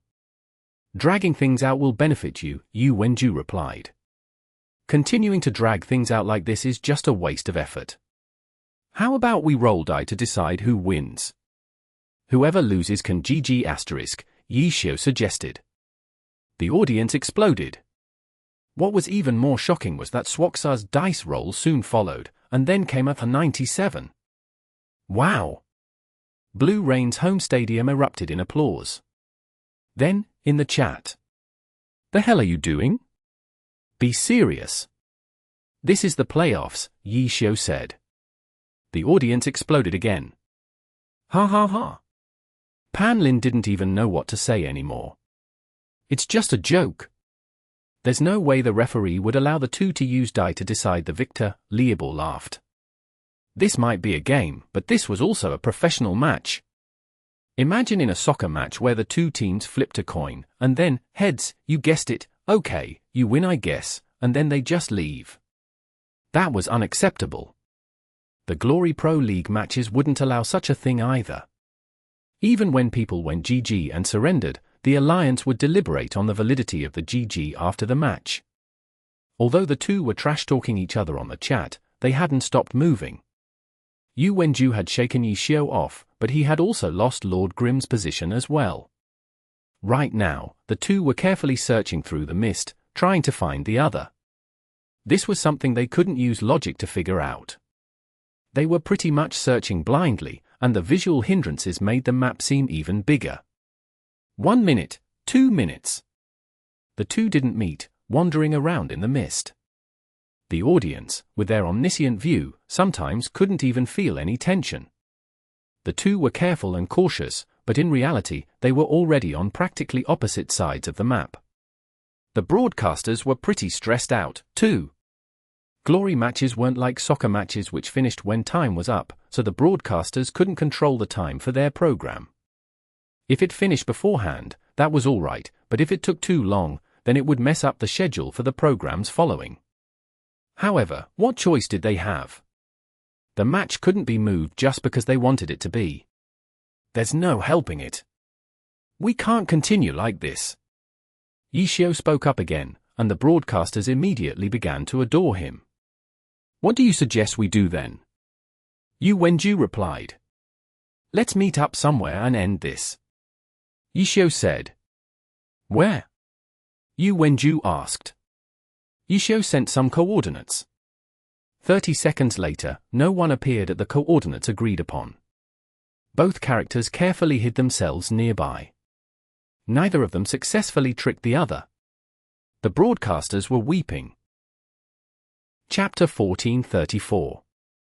That's all you're showing us. Nomiami. Nomiami. 5 minutes. A one-on-one battle that lasted 5 minutes wasn't uncommon in the pro circle. However, the problem right now wasn't that this battle had been 5 minutes long, but that 5 minutes in and both characters were at full health. That minuscule amount of damage dealt by Swoksaar's chaotic rain and sandstorm trap had long since been healed by recovery. Right now, both characters appeared near the coordinates Yishio had given, but neither of them showed themselves. Where are YA? Come out! Yishio yelled. I'm here, but I don't see you, Yu Wenju said. Last time I came out first. It's your turn, Yishio said. Which time? Stop pretending you don't know. Did you forget when I was shooting and let you hit me? Yishio raged, as if he hadn't been trying to trap his opponent before and had revealed his position out of the goodness of his heart. Though it had already been 5 minutes, the audience hadn't forgotten Yishio's little trick of shooting behind him. Was that something someone who was generously giving themselves away would do? Oh. Yu Wenju acknowledged his words, then sent another message. Did you see the curse I just sent? I didn't. See. Yu Wenju, you had better not try anything. Yishio warned his opponent. Finally, the referee couldn't take it anymore. Less useless talk from the two of you. Focus on the match. The messages sent by the referee were in the form of system messages. Just like how, in-game, no matter how powerful a player was, they couldn't beat the system. In pro matches, no matter how talented a trash talker, no one dared trash talk the referee. With the referee's words, the two captains both fell silent. Their team members offstage looked at one another. For happy, they weren't caught too off guard because Yishio had led them charging through the online game, so his unprofessionalism wasn't anything foreign. But for Blue Rain, when had they ever seen their captain talk so much in a match? Because of his hand speed problem, their captain never had any time to chat, but using today's map choice, he had managed to make up for that. In reality, these two had never paused in their current actions while they chatted. No one made to actually stand into the area of the coordinates Yishio gave. Both of them were a distance away, and maintained this distance as they circled around the area. The audience could see that one of them was moving clockwise and the other anti-clockwise. They were bound to meet eventually. It all depended on who would spot the other first amidst this dense mist. Neither side was moving very quickly, careful to make no noise as they stepped forth. Like that, they approached each other, bit by bit, little by little. All the audience felt their hearts rising further and further into their throats. Commentators Panlin and Liebor were silent now as well. The entire world of glory had sunk into silence in that moment, as if the slightest sound would affect the two players on stage. The big screen provided the two players' views as they turned constantly. Then, at practically the exact same moment, they both stopped. Charge! Lord Grim immediately charged out, shockingly accurate, straight towards Swoksaar's location. As for Swoksaar, he wasn't nearly as aggressive. The moment Lord Grim stepped out, he turned and darted behind a tree. The audience had known from before with their omniscient view that Swoksaar had paid careful attention to his pathing, prepared for this sort of sudden meeting. Gunshots! After using charge, Lord Grim began shooting as he ran, the bullets striking the tree Swoksaar had hid behind. However, Swoksaar was no longer behind the tree. Lord Grim stepped 2 steps to the side, but still didn't see Swoksaar. Lord Grim didn't stop moving, continuing to charge as he threw a grenade out. Boom! The explosion created by a grenade was relatively more intense. In this mist, it could also light up the area, making it easier to see the silhouettes of other characters. However, Swoksaar still remained hidden to Yi Xiao. The Blue Rain fans all let out a breath of relief, because these coordinates that Yi Xiao had suggested weren't random. That guy had wandered about, carefully cataloguing the terrain in this area, familiarizing himself with the environment.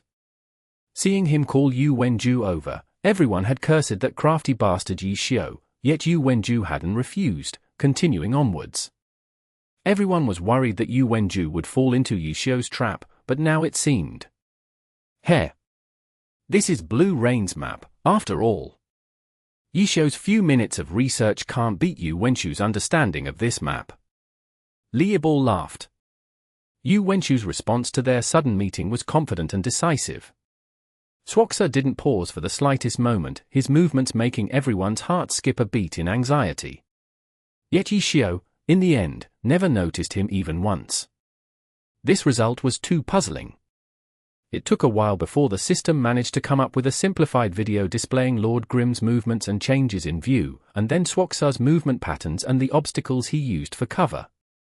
From this video, the audience could clearly see that Yu Wenju's choice of pathing was in Lord Grim's blind spot. Yu Wenju's familiarity with this map truly did far exceed Yi Xiao's. Yi Xiao was skilled enough to have managed to find many useful aspects to the terrain with what little time he was given. He probably wouldn't be able to improvise such a successful response like Yu Wenju could. Spectacular! No wonder Yu Wenju dared to fight Yi Xiao one-on-one, Liebal praised. But if this continues, how does he plan on beating Yi Xiao? Pan Lin asked. Although Yu Wenju was good at avoiding the other, he didn't dare to face Yi Xiao head-on. From this perspective, one couldn't say that he had the advantage. If all you did upon seeing your opponent was avoid him, then there was no way you could beat them. You had to launch some sort of assault. Let's keep watching, Liebal said. After this, Yi Xiao still lost Swoksaar. He had no choice but to have Lord Grim stop. Hey, all you do is hide and run. How are we going battle like this? Yi Xiao yelled into the chat self-righteously. The stadium was instantly filled with booing. They couldn't believe this guy. He couldn't find Captain Yu, so he started going after the referee, implying that Yu Wenju's behavior wasn't acceptable. This is strategy. That was how Yu Wenju ended up replying, also sounding like he was giving the referee an explanation. What an annoying guy, Yi Xiao said as Lord Grim began shoot randomly again. I'm right here. Come at me, Yi Xiao hollered. No rush, was Yu Wenju's reply. He never stopped inputting commands, but there was no hurry to his actions. From Swoksaar shaking Lord Grim off to now where he was turning back to find an opportunity to attack, his actions were steady and unrushed. Not long later. Hey! Yi Xiao expressed his displeasure. Another chaotic rain? Didn't he have any new tricks? However, he didn't use any new tricks to counter this. Again, he opened the umbrella, squatted, then shadow clone Thicket out of there. It was just that this time, Yu Wenju didn't follow up with another hexagram prison, the chaotic rain steadily falling upon the Misty Thicket. One couldn't deduce the caster's position from these sorts of skills. At most, a range, so there was no way to do anything about it. Yi Xiao's Lord Grim blankly stood amidst the forestry, watching the rain fall. And then, there was no more and thens. Blue Rain's home stadium was filled with booing. This was Yu Wenju fighting, the much-adored captain of Blue Rain, and in a one-on-one match, too, something he hadn't done in ages. Yet there was booing. The audience couldn't help it. Here we are, our hearts in our throats, and that's all you're showing us?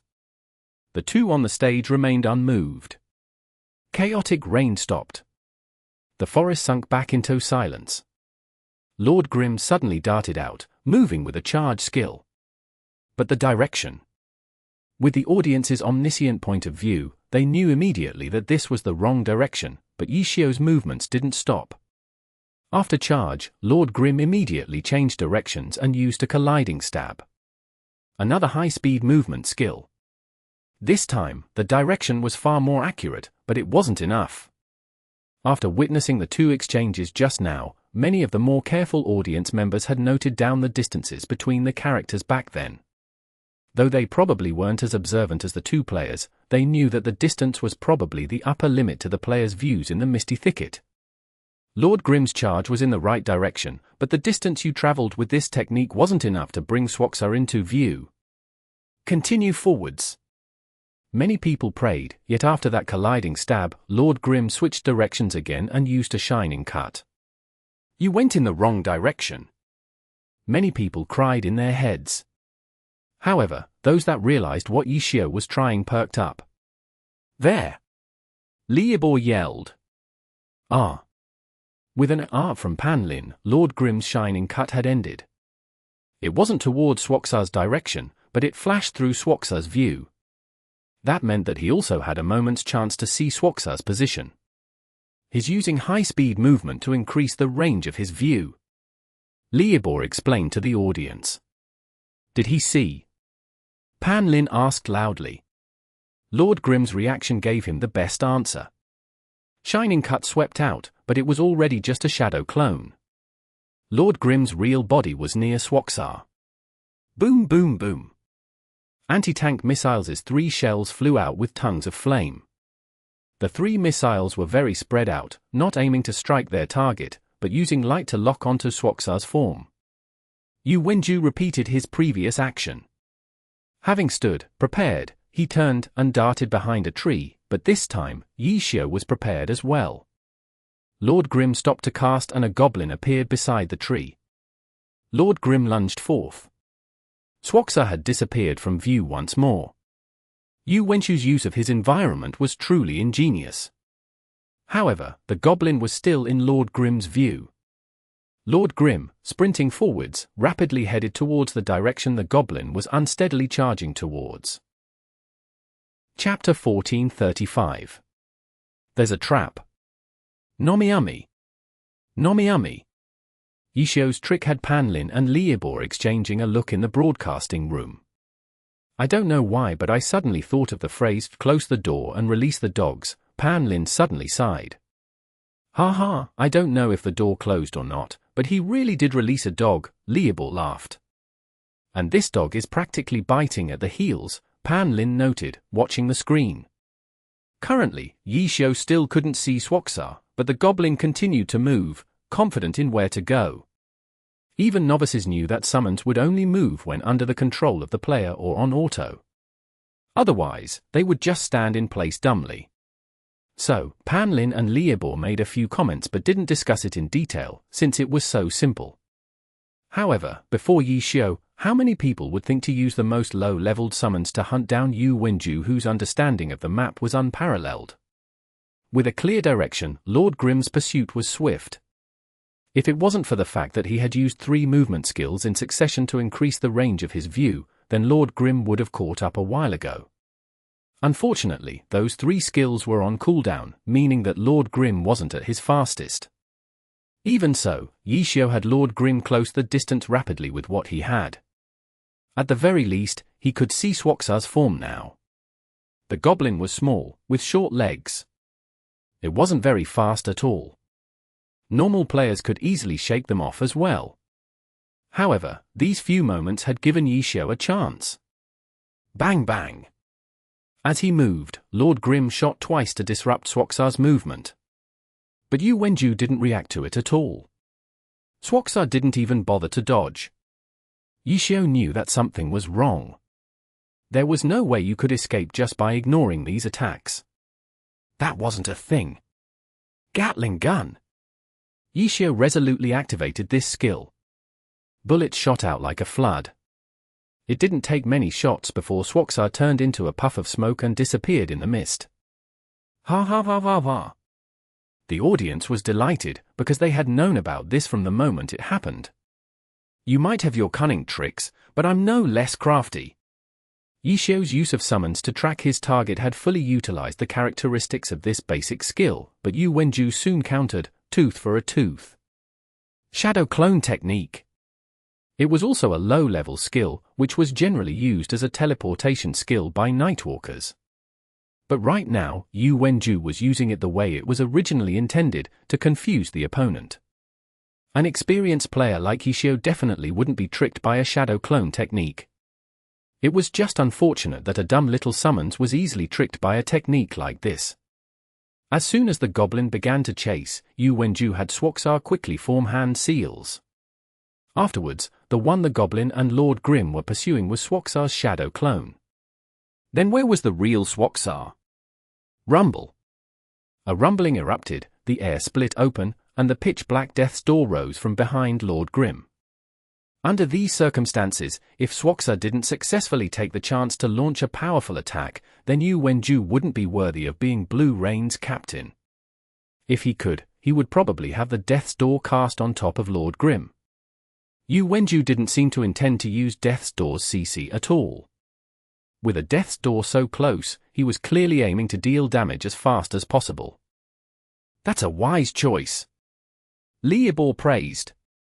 Using Death's Door's control to launch an attack to eliminate Death's Door's ending lag would maximize damage. Against a skilled and experienced expert like Yishio, Yu Wenju might end up failing to deal any damage and exposing himself instead. Usually, this usage of Death's Door wouldn't pose much of a threat to Yishio. Lord Grimm's movement methods and speed vastly lowered the difficulty of escaping from Death's Door. That's why it was better to just set Death's Door right next to him and aim for a quick round of damage. Li Yibor's analysis was very reasonable this time, and he was also correct. That was, indeed, what Yu Wenju was thinking. He didn't ask for too much, because he knew that it was best to not give his current opponent any chances. His ability to grasp opportunities was on par with Blue Rain's Huang Shaoqian. Against this sort of person, you would have to be ready to improvise and counter what he did. If you planned and schemed, then he was sure to trick you into falling into the very trap you set. Boom! A Death's Door activated next to its target. The miasma immediately latched onto the character, directly skipping over the part where it dragged its target back and exploding. Damn cool! Applause filled the stadium. This strike struck bone. The damage from the chaotic rain and sandstorm trap from before was nothing. 19%. That was how much of Lord Grimm's health this attack had taken. Yu Wenju's Swoksaar was centered around powerful control and high bursts. His personal style was similar to the cooldown style. Yu Wenju was unsuited to chaining long combos to stack damage. He grasped a chance and unleashed a powerful skill to take out almost 1/5 of his opponent's health, swift and resolute. More importantly, Yu Wenju didn't expose Swoksaar's position with this attack. Currently, he was hidden to the side, already casting a second skill. Hexagram Prison.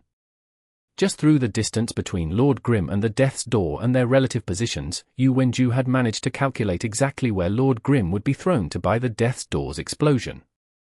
Hexagram Prison was executed so precisely that there was no way to stop it.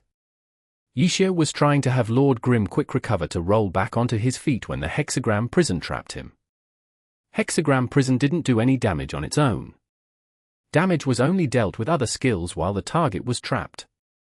Yu Wenju wouldn't miss such an opportunity either, no longer caring if Swoksaar would be exposed or not anymore. Curse Arrows, Burning Arrows, two low-level skills that Swoksaar rarely ever used. Then, a Shadow Flames and Grasping Ghosts, two damage over time skills.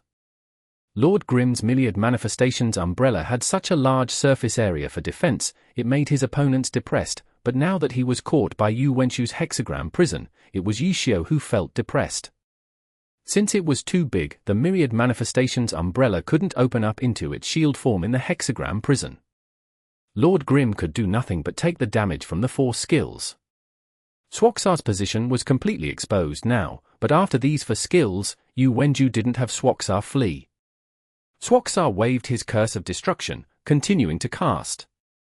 This skill had a visibly longer cast time, and at practically the same time the Hexagram Prison disappeared, Curse of Destruction was jabbed at Lord Grimm. Yishio seemed to have realized something as well, and had Lord Grimm raise the Myriad Manifestations umbrella at almost the same time, wanting to use rotor wings, but it was too late. There were no flashes of light, but the ground under Lord Grimm's feet had been changed through a curse. Lord Grimm, attempting to use rotor wings to escape, was about to jump into the air, but the moment his feet left the ground, he sunk. Dense forestry, denser mist. This scenery was creepy enough, but when Yishio looked downwards, he saw that the area under Lord Grimm had already been cursed. Strange runes crawled over the ground like squirming maggots, and the area seemed to have a layer of fog over it, making the ground look wet and sticky. The howling of the damned filled his ears as his body sunk. Withered grey hands burst out of the soil, the hem of Lord Grimm's pants clenched in their fists. Later on, some heads even appeared, teeth snapping, and others rose up to catch Lord Grimm in an iron embrace, all holding on for dear life, tugging at him, as if they wanted to pull him into this curse as well. Just the special effects alone made it worthy of being a high-level skill. Death Entanglement. The new level 75 Warlock skill. A skill above even Death's Door. Before the skill ended or before a target walked out of the affected zone, the skill would deal damage over time to the characters enmeshed. In addition, a powerful slow would be inflicted, and even better, skills like teleportation, shadow clone technique, even rotor wings couldn't be used in the affected area. They would all be interrupted, and the character would be grabbed by the wraiths. There was no instantly escaping the area cursed by Death Entanglement, unless you were very lucky and started on the edge of the skill's area of effect, able to step out in one step. However, Yu Wenju had set the skill so that Lord Grimm was in the center. No matter which way he walked, the skill would probably end before he could walk out. It seems like you really did manage to trap me. Yishio was still in the mood to chat at a time like this. After Death's Door and the 4 consecutive skills, then this level 75 skill, this combo of Swoksaars was the highest damage he could do in this period of time. 31%. That was the total damage these skills had dealt to Lord Grimm. Death Entanglement was a level 75 skill, but its damage was nothing compared to Death's Door. However, that didn't mean it was at all a weak skill. Its CC far overpowered Death's Door. 31%, added to the 19% from Death's Door, meant that Yu Wenju had taken half of Lord Grimm's health in one go. This was truly a display of his power. Unfortunately, it isn't enough, Yu Wenju replied. This was true disappointment. Of course, he hoped that he could skill Lord Grimm here and now. However, under the current circumstances, he didn't have any confidence that he would be able to trap Lord Grimm so well after the Death Entanglement ended. Exposing his position was an extremely risky move, so he had no choice but to stop his assault and have Swoksaar find a new, better place to hide. This performance of yours is more than enough for you to brag about. You can even tell your kids about it after you grow old, Yishio replied. I still hope that the story can become a little more spectacular, Yu Wenju said. Impossible. You're nowhere near good enough. Yishio said. That's no secret, Yu Wenju said. I planted a fatal trap for you, Yishio informed the other. Oh? What is it? Just as the message sent, Yu Wenju paled. Swoksaar really did step into a trap. Then, Lord Grimm appeared right in front of him, face to face, practically no space between them. A shadow trap. Scared yet? Yishio asked. Chapter 1436. An incomprehensible, godly turnaround. Nomiami. Nomiami. After shadow trap triggered, the user would immediately appear at the trap's position. If one were to ask what use this skill had, the short answer would be just one word, ambush. This was because the skill allowed the player to abruptly engage in close quarters combat with his opponent, and at the same time, it also referred to the skill that thieves most commonly used along with it, ambush. If the skill ambush connected, it would deal double the damage to the target while stunning them for 3 seconds. It had considerable benefits when paired with the thief's stealth or with shadow trap. But to Yishio, he didn't need ambush at all he needed was an opportunity to latch on to his opponent. What latching on to his opponent meant was something that everyone was very clear about. The moment Shadow Trap appeared, the jubilant atmosphere in Blue Rain's home stadium immediately died down. It was as if someone had hit the mute button on the whole stadium, sending it into absolute silence. But very quickly, the jumping and cheering and laughing began again. In the west wing of the stadium, the happy fans suddenly became spirited again. Godly turnaround! They shouted loudly. Indeed, it was really a godly turnaround. But how this godly turnaround was created was something that no one understood. How was the shadow trap placed? How did he know that Yu Wenju would step on it at that precise moment? Pan Lin stared at Li Ibor stared at Pan Lin, and the commentators fell into an embarrassing situation. Even if they wanted to escape, this question was something that they couldn't run away from. It was fortunate that Lord Grimm was engaging in an intense offensive, so Pan Lin put on an act and commentated on the current situation, while Li Ibor hurriedly reviewed the replay. By staring unblinkingly at the replay, he really did manage to find the moment that Lord Grimm placed the shadow trap. The problem was, finding it, but Li Ibor couldn't figure out the reason why the shadow trap was placed at that location. Li Ibor was so frantic that he began sweating. The television directors had sent word that the hotline for the broadcast even had many viewers calling in to ask what on earth had actually happened. Li Ibor's cheeks streamed with tears. He really wished that he too could make a call to find out what had happened. In the past, even after being made a laughingstock for his wrong predictions, Li Ibor was still able to come up with roughly the right answer after looking closely at the situation afterwards. This time, however, he was racking his brains but couldn't come up with an answer. How could he explain it?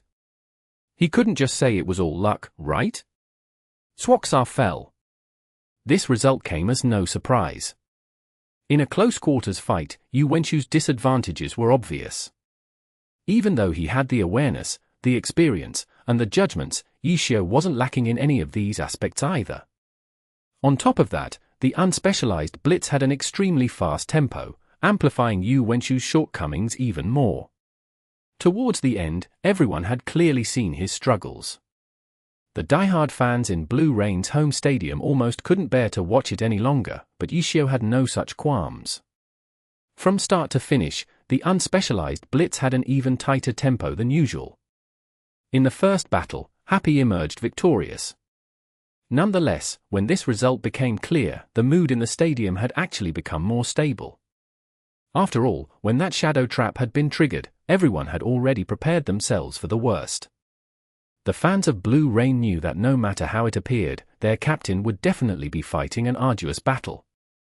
If he could easily take away half the health from Yishio's character, would their captain really be avoiding the individual competitions? Applause. When Yu Wenju left the stage, he still received applause. Sure, he had lost, but the fans of Blue Rain were already more than satisfied by what he had managed to achieve. Fight on, they shouted, hoping that the players from Blue Rain wouldn't be discouraged by this loss. Indeed, Blue Rain's players weren't discouraged. They stood up, welcoming their team captain. You played well, everyone said in succession. Being swept away by a single combo is still considered playing well. Yu Wenju laughed bitterly. It was nearly you sweeping him away with a single combo, Huang Xiaoqian replied. Yu Wenju shook his head. The actual circumstances were something that he understood more clearly than anyone else. When was that shadow trap placed? Yu Wenju asked Huang Xiaoqian. When he summoned that goblin to chase you, Huang Xiaoqian said. It was at that moment. Yu Wenju thought pensively. In his heart, he already had a general idea of what had happened. Nevertheless, this wasn't the time for careful thinking. Blue Rain's second player had already prepared to leave and was looking at him, waiting for his command. It's a shame, I fell into his trap too quickly. Do your best, Yu Wenju said to the second player who was about to go on stage. Swoksaar, the key player who would always shine during the playoffs. In the end, in the last round's group arena, he had been firmly suppressed by Yishio. The team competition was an even sadder affair. Despite his confidence, he didn't have any time to put on a good performance before being killed by a slash. Watch me, Song Xiao roused his spirits and entered the stage. In the group arena, the map didn't change, so it was still Misty Thicket. In the time that it took to change players, Pan Lin and Liebor thoroughly discussed the map, going back and forth as if they had an inexhaustible amount of things to say. This chatter was actually a sign of their lack of confidence. In the end, the two of them still weren't able to explain how Yishio knew where to place that shadow trap from the last round. At this time, discussing the map was a way for the two of them to embarrassedly change the topic. The second round of the group arena soon began. In the previous round, Lord Grim had half his life taken out in one wave of attacks, and when he forcefully killed off Swoksaar, he had suffered a little more damage, putting his total health at 39%. As such, when the round began, Yishio first had Lord Grim cast a few healing skills, bringing his total health to 50% and causing the entire stadium to begin cursing at him. Only after this did he unhurriedly have Lord Grim set out. Similarly to the last round, Lord Grim directly took the middle road. What about receding tides, who had set out first? Song Xiao had chosen to take a roundabout route to the east. When Lord Grim reached the center of the map, Yishio stopped moving, but he couldn't find any trace of his opponent. Had he taken a tactical route? Yishio was simple and straightforward. He stopped guessing, instead directly asking in the public channel, "You want to ambush me again? If not to ambush, then what's the point of choosing this map?" Song Xiao was self-righteous and confident. As an important core player, Song Xiao's resistance against trash talk was outstanding, not needing to avoid chatting here and there with others. "You have a point. I'm at 2458, come and ambush me." Yishio sent simply. "Please wait a moment, I'll be there soon," Song Xiao replied. "The left side or the right side?" Yishio asked. "Both the left and right side," Song Xiao replied. "All right," Yishio replied. Afterwards, under everyone's watchful eyes, Yishio had Lord Grim leave the spot where 2458 was. Walking straight towards Blue Rain's respawn point. After charging out for a distance, Lord Grim turned right. All of a sudden, the crowd was sent into an uproar. With this one turn, Lord Grim had looped behind receding tides. This, Pan Lin said this twice. What he really wanted to ask was how did he do this, but after failing to figure out the godly turnaround from earlier, Pan Lin forcefully swallowed his question. How had he managed to make such a precise decision? At this moment, Liebor was similarly flabbergasted. Was it from their conversation earlier? Pan Lin carefully pored over every single one of Yishio's lines. Was there some kind of probing nature to them? He guessed it. From Blue Rain's player seats, Yu Wenshu's conclusion was extremely simple. Guessed it. Some of his teammates were doubtful. If not left, then right. A 50-50, just like taking a penalty kick. If he made the shot, then it would be a great success, if not, even if he missed, he wouldn't lose anything. Of course it was worth a shot, Yu Wenju said. Then his luck is just too good. Blue Rian's players were depressed, as if they'd just missed a penalty kick. As they spoke, Song Xiao had already reached those coordinates, but he didn't walk out of the mist to expose himself. Instead, he stopped moving, taking the initiative to call out to Yishio. "I've arrived," Song Xiao said. "Liar, I don't see you," Yishio replied. "I also don't see you, why don't you shoot once or twice and let me find you," Song Xiao said. "That won't do. That's a privilege reserved for team captains, I can't simply break the rules," Yishio said. "Then there's nothing to be done, the two of us can just slowly drag things out," Song Xiao said. "By selecting this map today, it really seems as if Blue Rain's intentions are to drag things out," Liebor suddenly said. "With this map, if they don't drag things out, there aren't many other things they can do," Pan Lin said. "If they wanted to fight head-on, there's still the option of going directly to the center of the map. But both of Blue Rain's players have been playing tactically, purposefully making use of this map's special features, dragging the tempo of the battle until it annoys everyone." This, Liebor felt as if he had grasped some important point, wanting to organize his thoughts before speaking again, when Pan Lin suddenly shouted from beside him, he's got it. In Yishio's field of view, a faint silhouette of a person had appeared. After wrapping around, he had finally found receding tides. In the end, it was as if Song Xiao had also heard Pan Lin's loud shout, because that faint silhouette disappeared in the blink of an eye. With a charge, Lord Grim rushed forwards by several body units, but he still couldn't find a trace of Song Xiao. With an omniscient point of view, the crowd could clearly see that when Lord Grim had quietly appeared, it unfortunately wasn't a wraparound, but instead, he had circled around receding tide's front, and both players had seen each other. Afterwards, as if he had no intention of fighting whatsoever, receding tides hid behind a tree. Lord Grim charged out, but receding tides took a long DT behind the tree, running far away from Lord Grim. This, Pan Lin didn't quite understand. Song Xiao hadn't been ambushed, the two players had noticed each other at the same time. If you were to say that Yu Wenju immediately ran after being discovered, everyone would be able to understand that. But Song Xiao? He had indeed been suppressed to death by Yishio in the previous round, but when all was said and done, he didn't draw as short a stick as Yu Wenju, he could still put up a fight. If he still wanted to run under these circumstances, then what did he plan to do? Do the same as Yu Wenju, and wait for an opportunity when he had complete control over his opponent before making a move. But Swoksaar was a warlock, with many controlling abilities, allowing Yu Wenju's plan to come to fruition. Song Xiao was a chi master, so wouldn't it be difficult for him to create such a beautiful opportunity for himself? Could it be that this guy was planning to play dirty and launch ambushes non-stop? Just as Pan Lin thought this, Song Xiao really did have receding tides move up for an ambush again.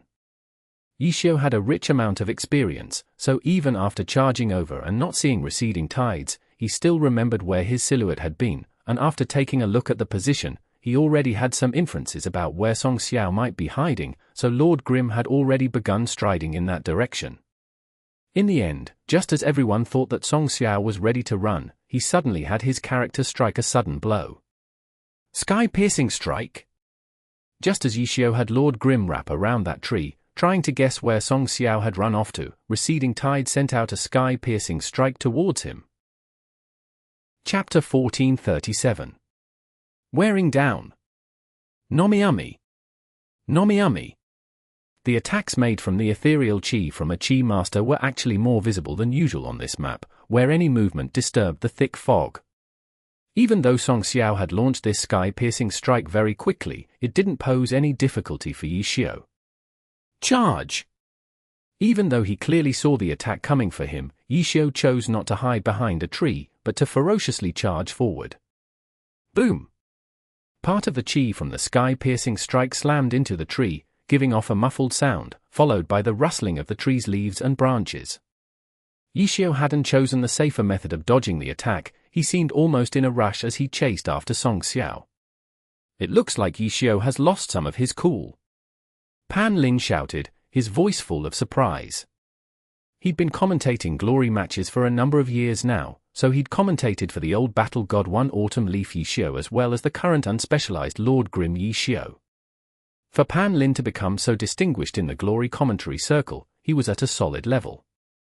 He had always felt that this new Yishio, after returning to the professional scene this season, was somewhat different from before. Pan Lin hadn't experienced the years when Excellent Era had swept the Alliance, but from the seasons afterward, in the matches where Yishio and Su Muqing built their reputation as best partners, he could imagine just how ferocious that dominating battle god had been. Even though Excellent Era's scores had been in a steady decline in the following years, Pan Lin could still tell that all of the powerful teams in the Alliance still viewed Excellent Era as a difficult enemy. And Yishio had always been the target that all of the gods and experts had aimed to defeat. Yishio had always been this pinnacle existence. All the way until he departed in Season 8. Just like that, a god had fallen. In the days of his absence, though, the Alliance continued to develop. The king of the new generation, Juzakai, lived up to expectations as he won 2 championships and continued to charge toward Excellent Era's record of 3 consecutive championships. The times had changed, and in the eyes of many younger viewers, Juzakai was the one who was worthy of being called Glory's #1. The returned Yishio was no longer the pinnacle presence of before, no longer that lofty goal that everyone wanted to challenge and defeat. This time, he had become a challenger. Those people who had once looked up to him now all had beautifully powerful teams behind them. And this team happy that Yishio now led could only look up to them. No longer was he the one being challenged. Now, he was the challenger. From the beginning, Pan Lin had felt that looking at Yishio and Happy from this angle would be very interesting. But Yishio hadn't cooperated at all. Right after they'd barely managed to defeat Excellent Era, they were already hollering about winning the championship. Where was the attitude of being the challenger? But Pan Lin understood. This was probably the principle of not letting yourself be intimidated by the opponent's identity, while still being cautious of the opponent's abilities and tactics. Season 10, 38 rounds. The television broadcast wouldn't choose Happy's matches every week, but Pan Lin still watched every single one of Happy's matches. As a commentator, he couldn't demonstrate emotional bias. He could only praise those that performed well, or express regret for those that didn't. Even though he would also sometimes forget himself while a particularly thrilling performance on stage, on the whole, the emotions of a commentator had to be almost mechanical. Their emotional expression was trained, or in other words, it was all a performance. In reality, Pan Lin had paid very close attention to Happy this season. Like many others, he was very curious about that weapon in Lord Grimm's hand, and he was very curious about how this team, a team that had come from who knows where but had miraculously defeated Excellent Era in the Challenger League, would ultimately perform in the professional circle. The people who had paid this kind of attention to Happy had reaped quite some satisfaction this season. Happy, this patchwork team, had done extremely well. And those who had been paying attention to Happy were, of course, paying attention to Yishio as well. 37 consecutive wins. To be able to watch this record built from start to finish, this was an incredible reward for those paying attention to Yishio over the course of this year. But in the process of watching these consecutive victories, Pan Lin felt a few other things.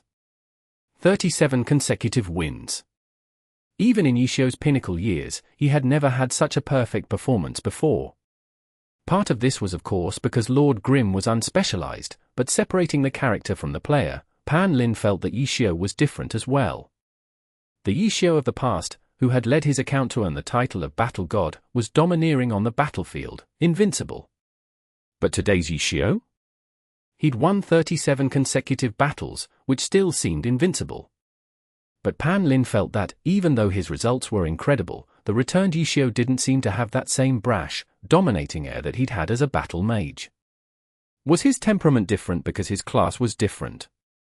At the beginning, Pan Lin had thought this was the case. But after seeing many matches, it didn't seem quite right. It wasn't until the end of the season, and he saw the adjustments and changes that Team Tyranny had made, that Pan Lin finally understood. Yishio, like those three old generals of Tyranny, wasn't young anymore. That brash and sharp air of the battle god had slowly bled away with the flow of time.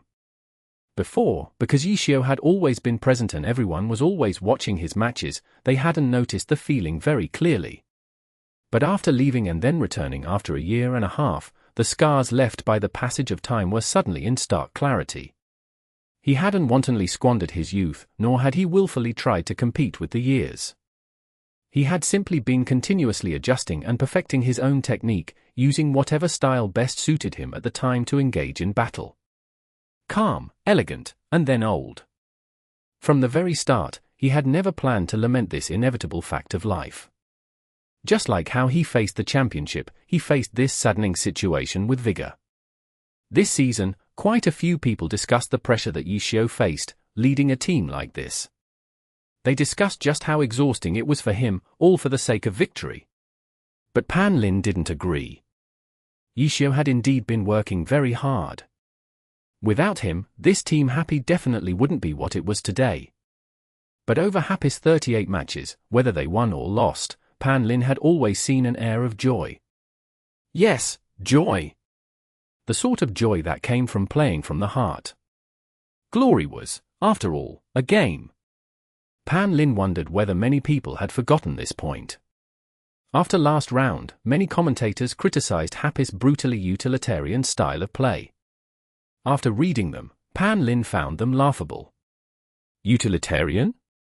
Had they not realized that the Glory Alliance itself was the most utilitarian? The implementation of all sorts of rules, the requirement that the battles be splendid, this and that, all of it revealed the utilitarianism. In comparison, Pan Lin felt that Happy's performance wasn't utilitarian at all. It was purely a pursuit of victory. Pan Lin had always thought that those who wanted both victory and a beautiful battle were the real utilitarians. Victory and loss. A very straightforward thing, and yet so many details had to be bickered over. The utilitarianism revealed a sort of hypocrisy. The battle wasn't pretty? But the thing was, who was going to contribute a pretty battle for you? The players were on the battlefield, they cared about victory, and certainly not appearance. You thought the battle was ugly, but didn't you know just how happy the players were while playing? In Pan Lin's eyes, Yishio was undoubtedly this kind of person. He never cared about the opinions of those around him. Using the best method to obtain victory, this was what he had always done. This was one thing that had never changed about him, from age 17 to age 27. So now, Yishio's decision had caught him somewhat off guard. This sort of action, eager to show a certain attitude, didn't suit Yishio's character. He does seem a bit rushed, Liebo hadn't thought as much as Pan Lin. Just from technique, Yishio's force charge was a bit impatient. Even if he was anxious to lock onto receding tide's position, the risk was a bit too much. Song Xiao, after all, wasn't Yu Wenju. Coming into close range wasn't an immediate guarantee of victory. Right now, Lord Grimm rushed into close range and the two began to fight. But could he really take him down with this? No one thought he had a good chance. The only reason Liebo didn't dare say so was for fear of getting slapped in the face. Lord Grimm's charge earlier had really been a bit of a struggle, but an arrow once fired couldn't be recalled. He had charged forward, so he had to see this through. But Lord Grimm's rhythm never managed to stabilize, and in his exchange with Song Xiao's receding tides, he failed to gain the upper hand. Instead, he presented an opening to Song Xiao. But Song Xiao didn't have receding tides pursue this opening. He actually chose to retreat, and instantly hid himself once again within this foggy forest. It appeared that Blue Rain had made thorough preparations on this map. Song Xiao's control when controlling the path of receding tides was no inferior to Yu Wenchu's. They really are planning on dragging this out. Pan Lin was stunned. They're playing an endurance battle. Seeing this, Liebo's tone became much more confident than before. What are they wearing down? Lord Grimm's health? Mana. Pan Lin said. And Yishio's energy, said Liebo. Pan Lin paused, and then looked at the time. Indeed, today's group arena had been dragging on for quite a while. Normally, by this time, the group arena would already be on the third or fourth battle. Blue Rain's Yu Wenju had been defeated and replaced by Song Xiao, but Happy's first player Yishio still hadn't gone down. Blue Rain wasn't giving him the chance to end a match quickly. Even when there was a chance to counterattack, Song Xiao had chosen to back off. The intention was all too clear, they wanted to play a long endurance match. And this Song Xiao wasn't like Yu Wenju, he didn't have to worry so much about the opponent closing in. Just after escaping, he was able to come back and harass him again as if it were nothing. Once, twice, 3 times. Song Xiao's steadiness and ability to perform under pressure was, in this match, used entirely on running around. Every time he'd come to harass Yishio for a bit, and as soon as the situation became slightly unfavorable, he'd instantly run away. Again and again, he actually succeeded in getting away every time. This struggle continued on for another 5 minutes, and in that time, the health of both players had dropped less than 10%. This rhythm was almost disastrously slow. How will this match turn out? Pan Lin said weakly. The first or second time when Song Xiao had rushed back, he had gotten excited and shouted a bit, but after that he wasn't fooled again. From Song Xiao's current attitude, it seemed that the only way Song Xiao would relax would be if Lord Grimm completely stripped off all of his equipment and just stood there waiting to be attacked. Clutch player? Pan Lin didn't feel it. The feeling that Song Xiao gave him now was more like that of a frightened songbird. Chapter 1438. Can't follow you. Nomi-umi. Nomi-umi. Everyone in the stadium was starting to feel sleepy. This was Blue Rain's home game, but Blue Rain was entirely at fault for this boredom. It was their players who were waging guerrilla warfare. It was their players who were refusing to confront Yishio directly. It was their players who were dragging this game out. This was practically a test to see whether the fans truly supported them. Scattered all around the stadium, the loyal Blue Rain fans responsible for hyping up the crowd had encountered the greatest obstacle for a cheerleading squad. The game was dragging out for so long that even they were having trouble keeping themselves motivated. This is our team's strategy. They could only inform everyone sincerely. Trying to get everyone to cheer loudly for this sort of game would be too forced. Then, as if Song Xiao had caught on to the crowd's feelings, his receding tides rushed forward. Everyone was excited. They waited, saving their energy for the explosive confrontation to come, only to be met with Song Xiao's receding tides running away. This was too hurtful to them. The crowd in the stadium were doing the same as Pan Lin. After crying out twice for false alarms, Pan Lin wouldn't fall for it again.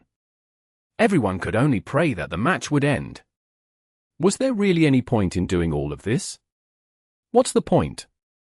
Yishio represented the thoughts of Blue Rain's fans and questioned Blue Rain's strategy in the chat. Song Xiao used actions to reply back. Receding tides rushed out again. How many times has he done it? The audience members whispered to each other. This was already the only topic they could think of. The fifth? I think it's the sixth. Isn't it the sixth? If I'm remembering it correctly. All right, it's the sixth then. The audience members clearly didn't care much about this topic. Sky-piercing cannon. Even a skill used to initiate battles wasn't anything exciting anymore. Everyone was completely numb to it at this point. Song Xiao's receding tides has rushed out once again. Let's see what he'll do this time. Pan Lin forced himself to sound energetic. But because the same scene had repeated itself over and over again, he couldn't bother to think of new ways to word it. Sky-piercing cannon, landmine earthquake. Oh, he has Chi flowing cloud activated. Spiral Chi kill mist. It hit a tree. He's starting to retreat. Lord Grim is chasing after him. Pan Lin calmly described the scene. It was as if he wasn't talking about a battle. Receding tides has turned around behind the tree. He's turning again. The commentary stopped. Yishio had lost sight of receding tides. It looked like the chase stopped here again. But then, Lord Grim suddenly retraced his steps, and receding tide appeared in his sights again. Ah! Pan Lin wasn't prepared for such a sudden change and couldn't find the right words. Fortunately, Li Ibor had been quietly thinking during the seemingly endless loop. When Lord Grim retraced his steps, his eyes immediately lit up. He's caught on. Yes, Song Xiao had escaped from Yishio in the same way the last few times. This time, Yishio has caught onto him, Pan Lin clarified. Anti-tank missiles. Boom boom boom, 3 missiles flew out. Why'd he attack so hastily? Get closer. Pan Lin felt that it was a pity for Yishio. In his eyes, Yishio had seized a rare opportunity. From his omniscient view of the match, he could see that Song Xiao wasn't aware that Lord Grim had retraced his steps to a different angle. Yishio could have sneaked closer. But instead, as soon as he found a new angle, he had Lord Grim attack.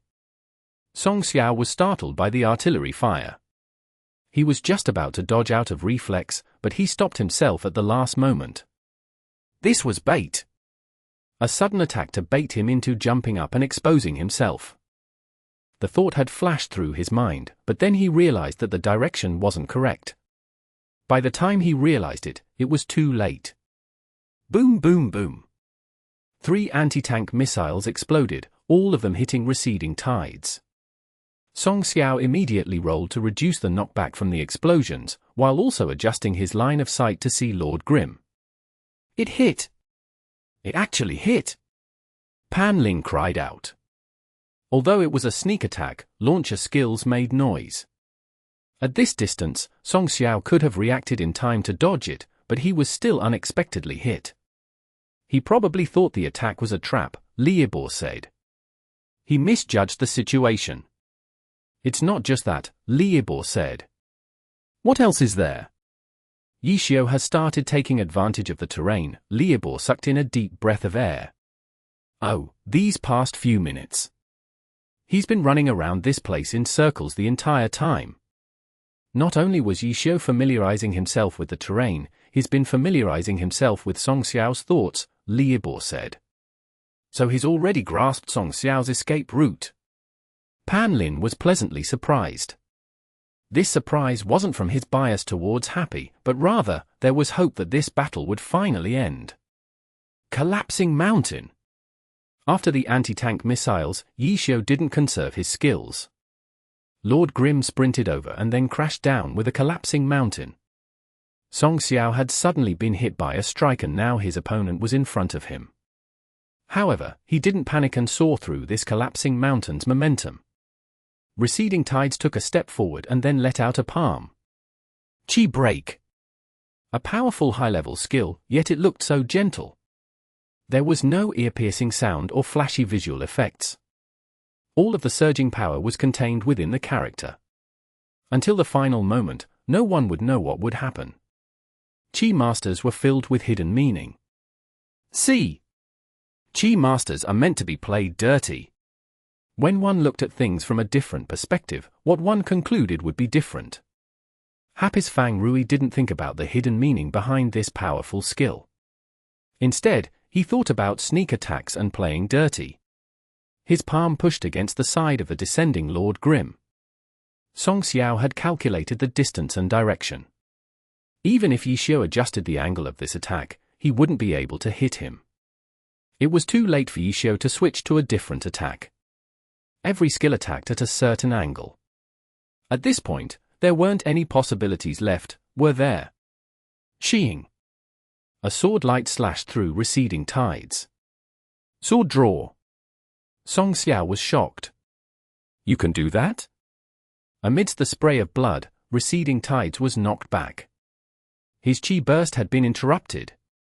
The sword light seemed to splash onto receding tides as Yishio continued his onslaught. What's going on? What just happened? Pan Ling cried out. If I'm not mistaken, that sword draw was from his left hand, Liebo said.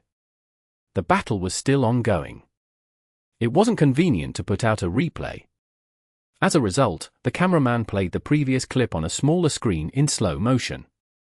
From the smaller screen, everyone finally saw that it was a sword draw from the left hand. Lord Grimm's collapsing mountain had been executed using his right hand. While in the air, he switched hands and used sword draw. For a normal player, they would have to cancel collapsing mountain and then position the sword to the correct angle. But Lord Grimm? They didn't know if he cancelled collapsing mountain or not, but in that instant, Lord Grimm's left hand grabbed the end of the Myriad Manifestations umbrella and performed a sword draw. This collapsing mountain should have been cancelled, but because of Lord Grimm's umbrella, he doesn't need to waste time adjusting the angle of his weapon. At that instant, he probably positioned his weapon for the left hand, letting him use his left hand to perform the move, Liebo analyzed. A surprise attack. No wonder Song Xiao was caught off guard. Pan Lin shouted. At this moment, Song Xiao had been grabbed by Yishio and caught in an onslaught of attacks. But the so-called Mr. Clutch wouldn't panic so easily. Song Xiao remained calm and defended, while looking for an opening. Finally, an opportunity came. Receding tide seized this opening and tried to escape using the terrain. But when he made a turn around the tree ahead, Lord Grimm cut him off. You've done this same move so many times. Aren't you bored yet? Yishio asked. Sure enough, Song Xiao's been completely seen through. Pan Lin shouted. Even in this terrain, there are very few ways to completely escape Yishio's pursuit. Song Xiao had scurried around so many times, yet still wanted to keep doing the same thing. It's as if he's regarding Yishio as a dead person, Liebo said. It looks like I can't run, Swoksaar defended and answered Yi Xiu. Feel free to try again if an opening appears, Yi Xiu said. No need. Let's fight, Swoksaar said. He switched up his fighting style. He was no longer as careful as before, always looking for an opportunity to escape. Receding tides had gotten into a fighting posture, ready to confront Lord Grim. You should have just done this a long time ago, Yi Xiu said. Do you even have enough health left to fight me? Swoksaar was quite arrogant in front of God Yi Xiu. More than enough. I've been healing myself, Yi Xiu typed. While playing hide-and-seek with Swoksaar, Yi Xiu had Lord Grim heal himself every now and then. He couldn't completely use up his mana just to keep his health up. After all, Lord Grim needed mana to fight. He had an used wish prayer, which meant that he had most likely added a different skill onto his myriad manifestations umbrella. Come! Swoksaar shouted. I'm coming! Yi Xiu replied. Lord Grim turned around and vanished. Pan Lin was speechless. The entire glory world was speechless. What is the meaning of this? Swoksaar stamped his feet. Did you think I'd fight just because you wanted to fight? I need to save my strength for the team competition. Yi Xiu replied in the chat. Lord Grim traversed through the forest as if he were extremely familiar with it. Yi Xiu had already played on this map for dozens of minutes. I'm coming! Yi Xiu suddenly shouted. Swoksaar wasn't disturbed, but Lord Grim really did come. Shua shua shua, several fast attacks, Swoksaar raised his spirits. Shua shua shua, several movement skills. Lord Grim was gone. Lord Grim was matchless in terms of speed. Appearing and disappearing like a ghost was too easy in this sort of map. His playing, the cooldown style, Liebor said as he saw Lord Grim search for an opportunity to attack. Chapter 1439. Professional Sandbagging. Nomiumi. Nomiumi. Swoksaar finally stopped conducting guerrilla warfare and prepared to engage in a direct confrontation. However, it was Yi Xiu who refused to cooperate. Yi Xiu started conducting guerrilla warfare instead, continuing the tedious pace of the match. Shouldn't Yi Xiu be trying to hurry and end it? Why's he dragging things? Pan Lin said. He holds the initiative by being the one dragging the match. In terms of energy, it's more relaxing for him. If he fought with Swoksaar directly, it would be a contest of reaction speed and mechanics. For Yi Xiu, who's already played for 10 or so minutes, keeping up the speed and precision required for the overwhelming blitz of an unspecialized is difficult and tiresome. Blue Rain's intention to tire out Yi Xiu in the group arena is already very obvious. Yi Xiu isn't going to let them have their way, Liebor said. But if he plays conservatively, it'll be rather hard for him to beat Swoksaar, Pan Lin said. That's what it seems like. Liebor had noticed Yi Xiu's sneak attack attempts. He was playing just like how Swoksaar did. He never went in too deep. As soon as the situation seemed slightly unfavorable, he would immediately retreat. He wouldn't brute force it. As a result, the damage dealt by both sides was extremely low. When Swoksaar held the initiative, two sides had fought for 5 minutes, yet had only taken down 10% of each other's health. Yi Xiu held the initiative now, but it was no better than the previous game of hide-and-seek. Even if he keeps this up, he'll still get tired. Pan Lin said. This playstyle put less of a burden on Yi Xiu, but if the match went on long enough, exhaustion would still slowly build up. Yes. Swoksaar is aware of this point too, Liebor said.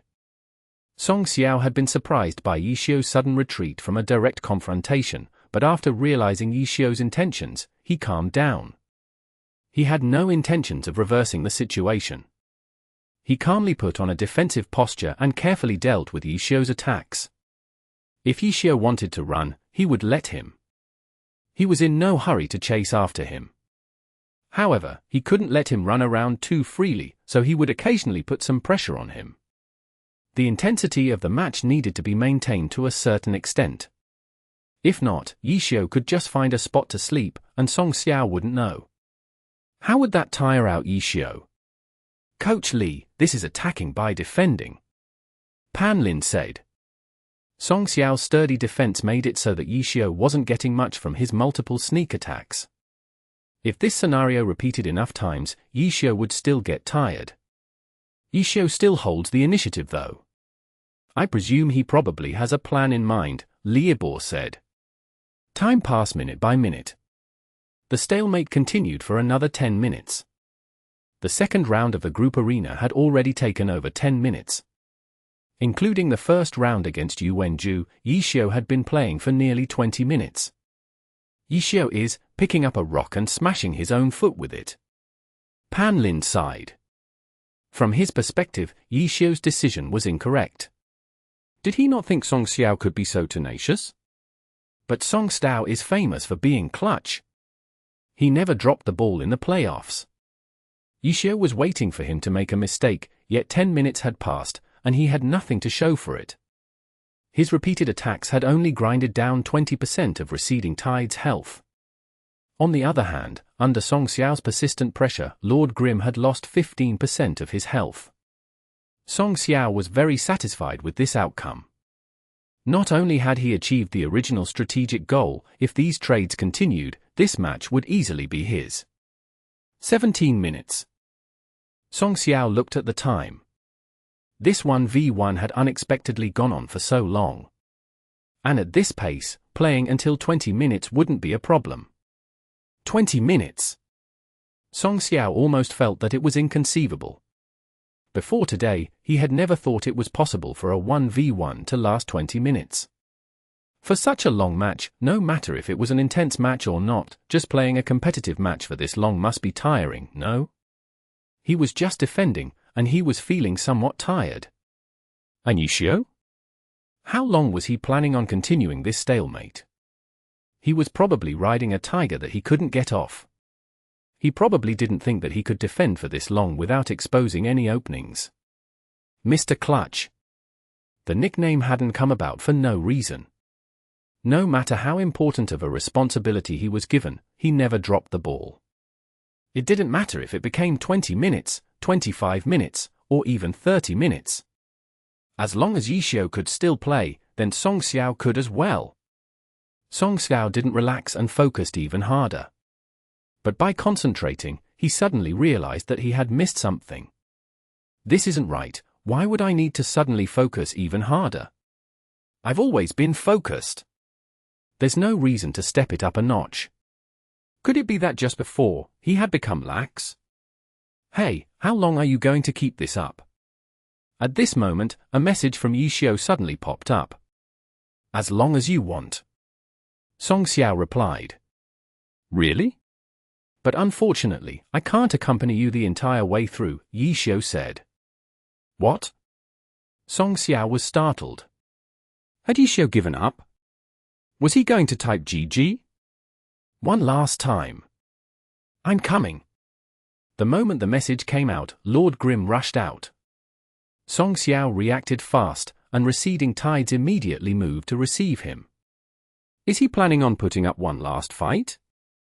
The likelihood of Yishio directly going GG was small. From Yishio's actions, it seemed that he had finally realized he couldn't continue dragging things, so he was planning on ending it as soon as possible. A pity. You only made this decision now.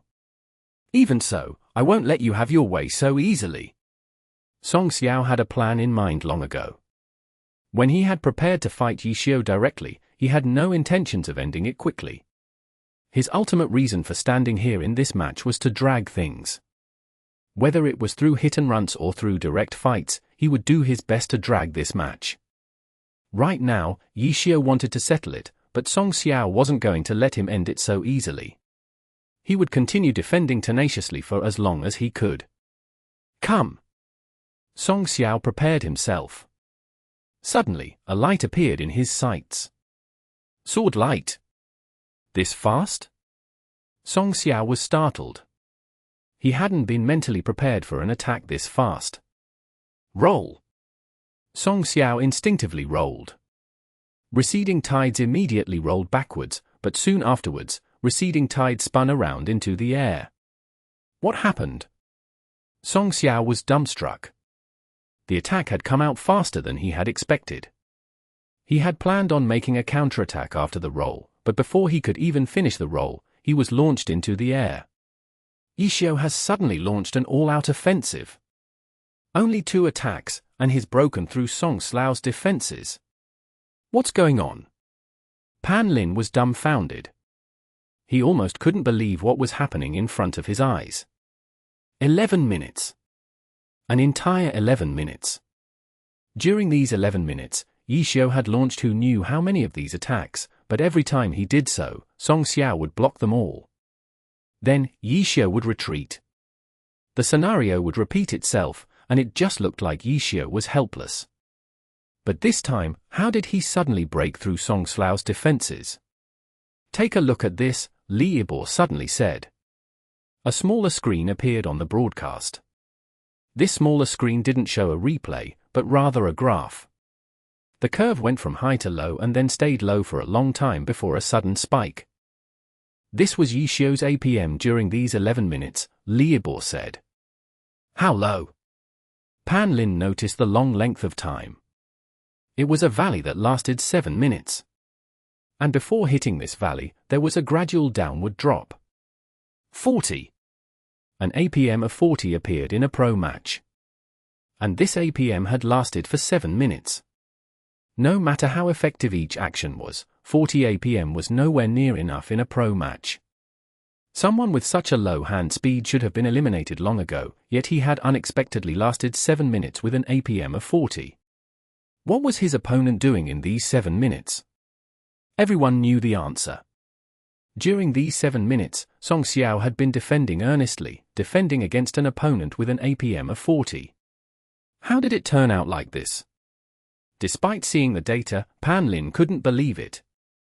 They had been watching from an omniscient view. How come they hadn't noticed Yishio sandbagging to such a degree? Song Xiao's been completely tricked, Li Yibo said. In the first 4 minutes, it could be said that Yishio had injected an anesthesia into him. Using these 4 minutes, he had gradually lowered the intensity of his attacks, making small but careful adjustments to his pace such that Song Xiao wouldn't notice. After these 4 minutes, Lord Grimm's attacks became much more terse than before. However, Song Xiao had been maintaining his 100% to defend the entire time. He had assumed he had been tiring out Yishio, but he hadn't noticed that Yishio had actually been sandbagging the entire time. He was the one tiring himself out, Li Yibo said. You can do that? Even though Li Yibo explained it clearly, Pan Lin felt that it was inconceivable. However, when he thought about it again more closely, Yishio hadn't tricked just Song Xiao, but the viewers watching as well. Sandbagging.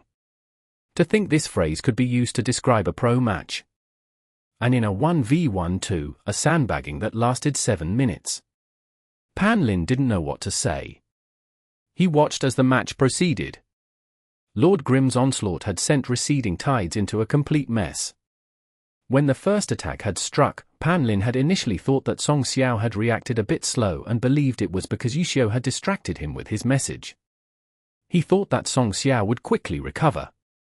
But now he knew the reason Song Xiao had reacted slowly was because Yishio had been conditioning Song Xiao for the past 7 minutes. The sudden acceleration was too abrupt for Song Xiao to react in time. Song Xiao hadn't been sandbagging those 11 minutes. He had been focusing the entire time. He was tired. But I don't think Yishio can win, Li Yibo suddenly said. Why not? His mana. Lord Grimm doesn't have enough mana, Li Yibo said, but Yishio's already done everything he could. He didn't let Blue Rain's strategy tire him out and dealt as much damage as he could to receding tides. Afterwards, he'll be leaving an exhausted Song Xiao for his team's next player. Yishio is truly terrifying. Chapter 1440. Not easy. Nomiumi. Nomiumi. The second round of the group arena finally ended. As Li Yibo had predicted, Song Xiao had won. Yishio had been limited by his mana. After sandbagging for 7 minutes, he leaped out and gave Song Xiao's receding tides a fierce beating. He used up all of his mana, though, and lost in the end. Song Xiao won, but even so, Team Blue Rain's brain-dead fans weren't excited. If this were an individual competition, the outcome would have been worthy of celebration. But this was only a part of the group arena. Yishio had not only defeated Yu Wenju, Song Xiao's receding tides only had 28% of his health left. How could they be excited? When Yishio walked off from the stage, the Blue Rain fans didn't know what sort of attitude they should display. Applause? Not possible. Boo? They couldn't do it. The reason the match had turned out this way was because of Blue Rain's own strategic arrangements. Not only did they fail to accomplish their goals, Yishio had sandbagged and fooled them. If they booed Yishio, Team Blue Rain would be the ones losing face. This match went on for 19 minutes and 21 seconds, which is probably a new record for a 1v1 on the competitive stage, Pan Lin said. Probably, Li Yibor nodded his head. They just mentioned this record in the passing. They didn't actually care too much about it because it wasn't a record worthy of being proud of. In a 1v1, the faster the match ended, the more impressive it was. Only those sorts of records were worthy of being remembered. Yishio had the dominant position in the last parts of the match. I feel like if he had conserved his mana a bit better, he might have been able to beat Song Xiao, Pan Lin said. I think he probably held back intentionally, so he wouldn't waste too much energy in this match. Li Yibor said. He was that in control. Pan Lin muttered in disbelief. Nice job. The members of Team Happy got up to welcome back Yishio. Sit. That must have been exhausting. Chen Guo was worried. Blue Rain's intentions had been obvious. Even though Yishio had been able to relax for 7 minutes, the 2-1v1s he played had lasted nearly half an hour. He had played for a long time. I'm good, Yishio smiled. No need to be worried. He's definitely fine, Wei Chen said. How do you know? Chen Guo said. He'd played the online game day and night for a year, yet he was still able to maintain his skill level. How could he not know how to conserve his energy? To think those youngsters at Blue Rain would actually employ this sort of strategy. They definitely messed up. If they wanted to tire him out, they should be fighting him directly, Wei Chen said. That seems to make sense. Chen Guo thought about it for a second. In the regular season, in their second match against Wind Howl, Tang Hao had fought a 1v1 against Yishio in the individual competition. The two sides had fought each other in a direct confrontation. That 1v1 hadn't lasted long, but Yishio had clearly looked exhausted after winning the match against Tang Hao. Using a direct method was a better way of tiring out Yishio. If we knew those guys would make this sort of arrangement, I should have gone up to play too, Wei Chen joked. Everyone laughed. After knowing that Yishio wasn't too tired, everyone felt more relaxed. Happy's second player was Mo Fan. This map was clearly suitable for him. After seeing this map, everyone already had high hopes for Mo Fan. It was just that no one could see any sort of enthusiasm or excitement from him. Mo Fan mumbled a and then went up on stage. When the third round of the group arena began, Pan Lin and Li Yibor could tell that this map was rather suitable for Mo Fan. As expected, Mo Fan didn't hesitate to take a roundabout route. However, he went along the west path, while Song Xiao's receding tides went along the east path. Thus, the two characters passed by each other. When Song Xiao approached the central path but didn't see Mo Fan, he said a few words in the chat. Mo Fan did not respond though. When he didn't see receding tides on the west path, he directly cut to the east path. Song Xiao's receding tides only had 28% of his health left. He didn't dare be as bold as Mo Fan. Receding tides went in a circle and cut across the center. When the viewers saw their movements, Song Xiao running around randomly might really end up with him circling behind Mo Fan. I'm not sure if I should say that Song Xiao's luck is rather good, or if Mo Fan is being too careless. Pan Lin said. Careless? If you look closely, Mo Fan is being very careful, Li Yibor chuckled. Oh. Pan Lin took a closer look after Liabor's reminder and soon noticed the hints. Mo Fan's deception wasn't just rushing forward mindlessly. When he made the horizontal cut across, he borrowed the dense forest as a cover. Mo Fan's this familiar with the map? Pan Lin was surprised. I remember you saying that Yishio had picked up a rock and smashed his own foot with it. Liabor joked, I think those words are more suitable for Blue Rain. What?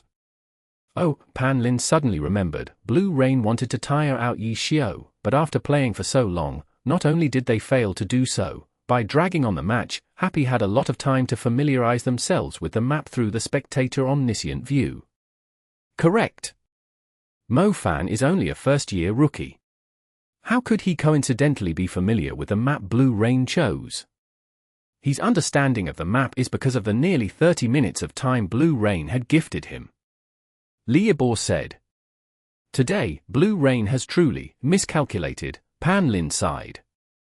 It looks like Yishio might have had a method to finish the match quickly, but he intentionally went along with Blue Rain's pace to give his teammates time to understand the map, Liabor said.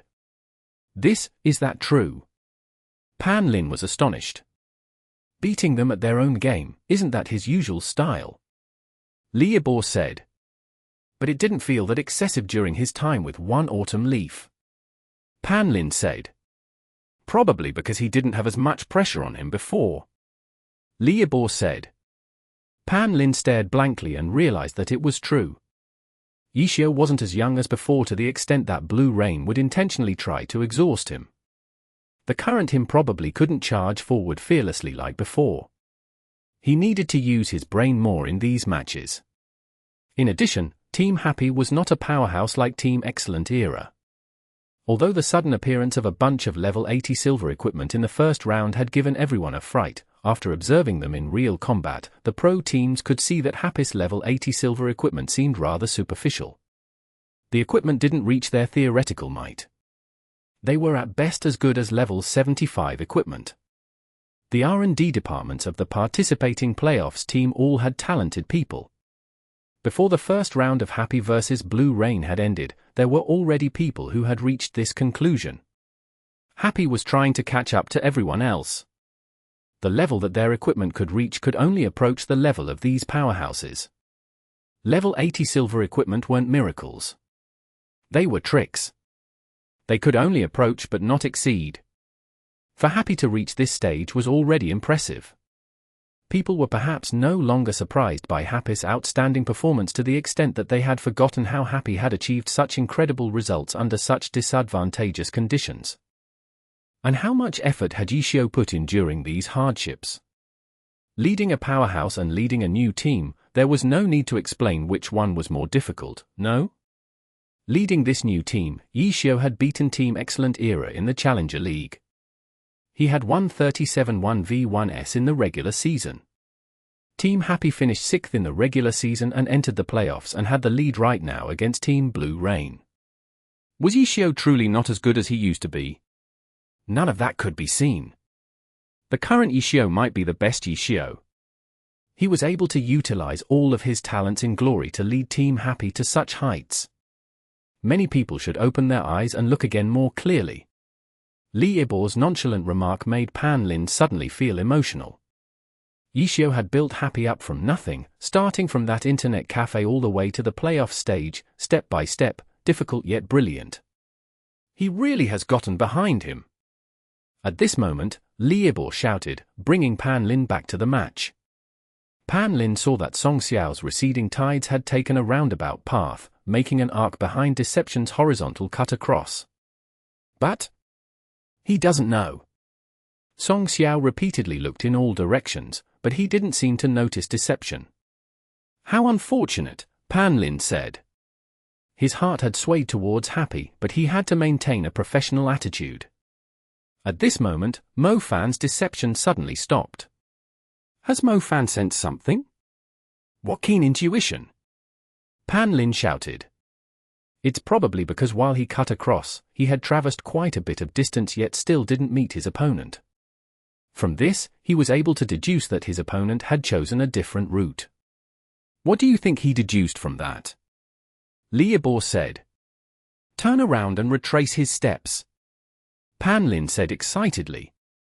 If Song Xiao doesn't make any large adjustments, they'll soon run into each other, Liebo said. But Song Xiao needs to pay attention to where he looks. If he doesn't focus and misses it, he'll be on the defensive, Pan Lin said. That will depend on what he thinks Mo Fan is doing, Liebo said. The two had started talking faster, matching the increasing tension in this life and death match. They're getting closer, closer, closer, Pan Lin shouted non-stop. Song Xiao, ah. Liebo sighed. Because Song Xiao wasn't looking at where deception was coming from. And after Mo Fan discovered receding tides, he had deception hide behind a tree. By the time Song Xiao turned towards his location, all Song Xiao could see was dense fog. Chapter 1441. 16 Leaves. Nomiami. Nomiami. Where had deception gone? Of course, with their omniscient view, the audience couldn't be clearer about this. The Blue Rain fans present were more concerned about whether or not Song Xiao knew the answer to this question. But it seemed that he didn't. Song Xiao's pace didn't change in the slightest. Receding tide still cautiously walked along the thicket, while continually adjusting his field of vision. The moment that Deception's silhouette had appeared happened to be when he was looking away, a stroke of bad luck for him. Nonetheless, by continually adjusting his field of vision, it meant that Mo Fan couldn't easily find a position from which he could mount a sneak attack. After Deception had concealed himself, he very carefully and very patiently followed receding tides, gradually closing the distance between the two. With the environment of Misty Thicket, being able to see the opponent meant that the two players were in fact already very close to each other. Even so, this was still a very long process. Sometimes, because he wasn't able to find a suitable route to approach, the distance between Deception and receding tides even increased. But no matter what, Deception still hid behind receding tides, not being discovered from start to finish. 1 minute, 2 minutes. Normally, this was a distance that could be crossed in an instant, but Mo Fan had unexpectedly used more than 2 minutes to close the distance. The extreme caution that he showed was purely to avoid Song Xiao discovering him.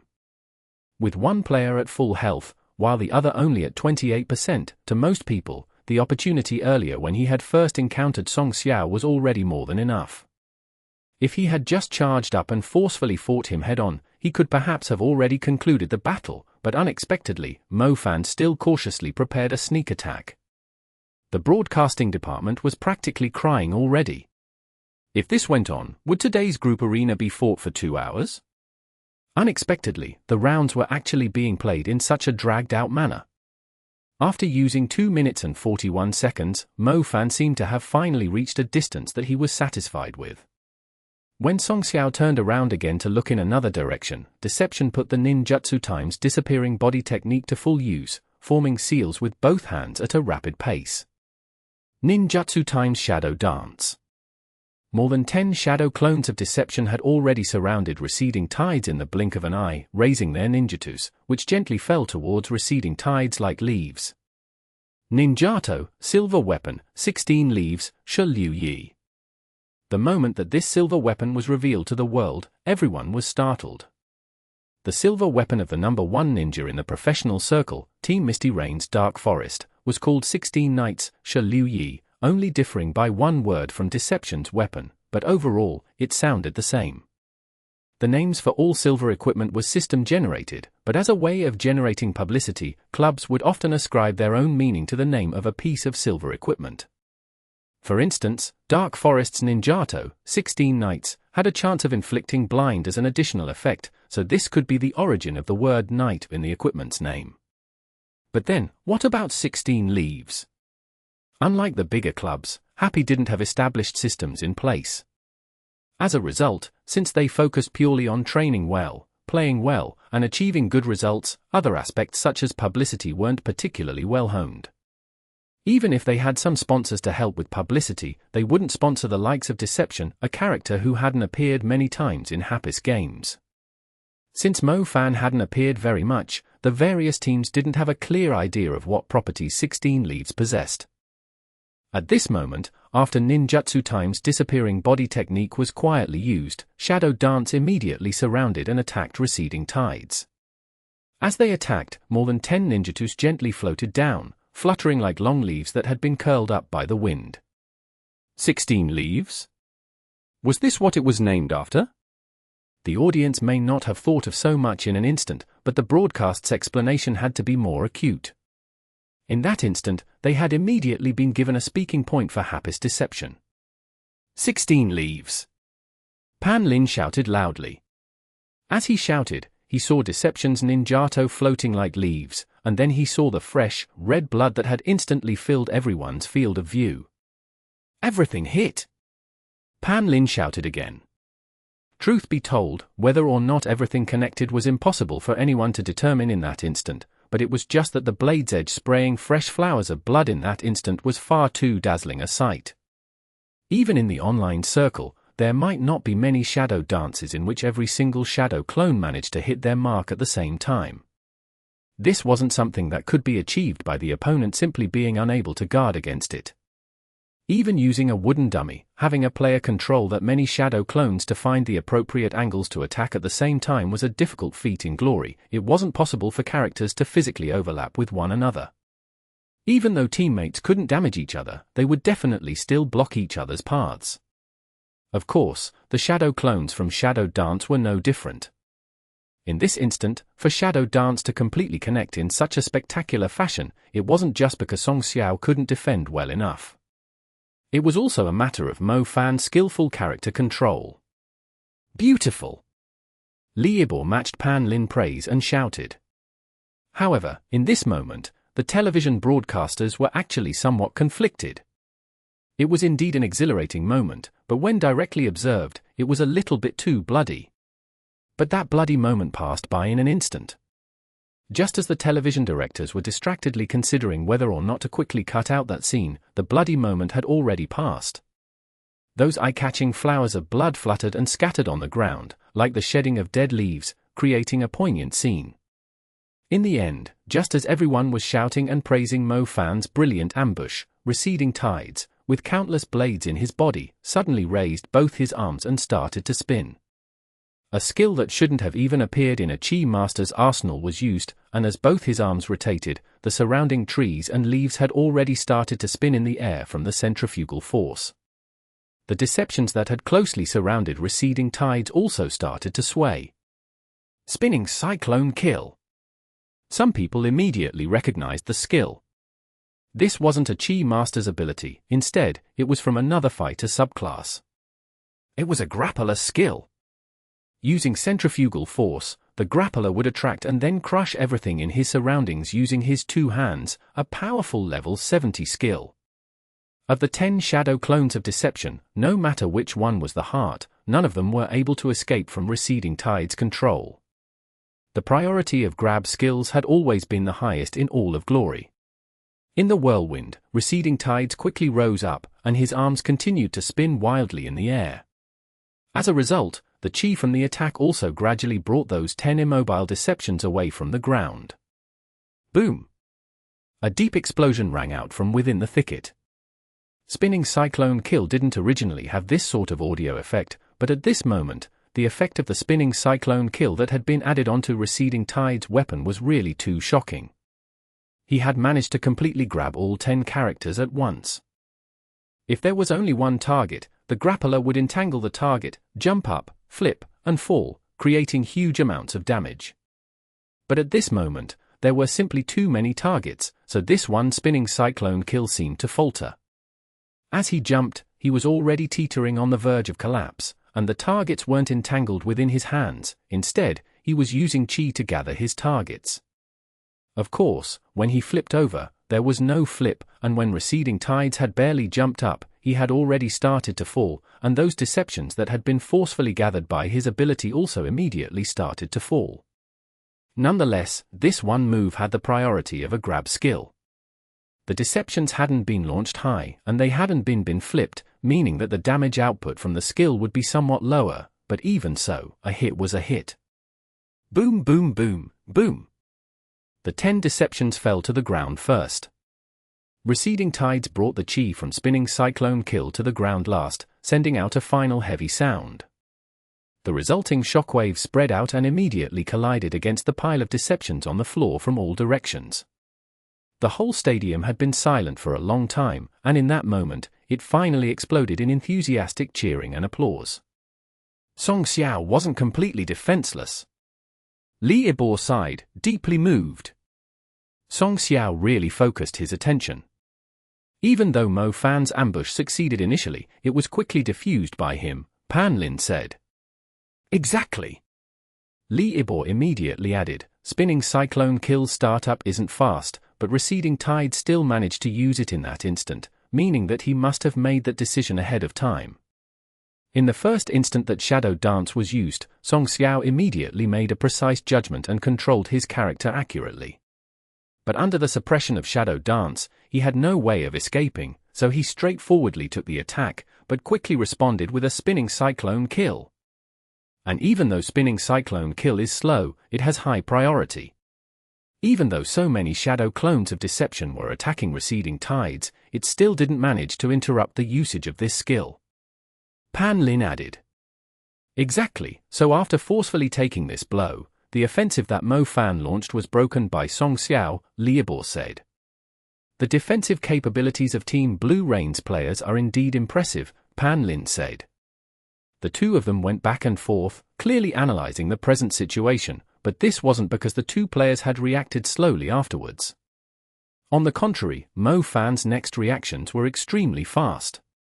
The moment spinning cyclone kill hit the ground, a pile of deception staggered unsteadily, but amongst them, several took advantage of the opportunity, got up, and scattered in all directions. Song Xiao had no way of figuring out which of those fleeing deceptions was the heart of the Shadow Dance, and even if he knew, there was no use. The heart of the Shadow Dance could be transferred.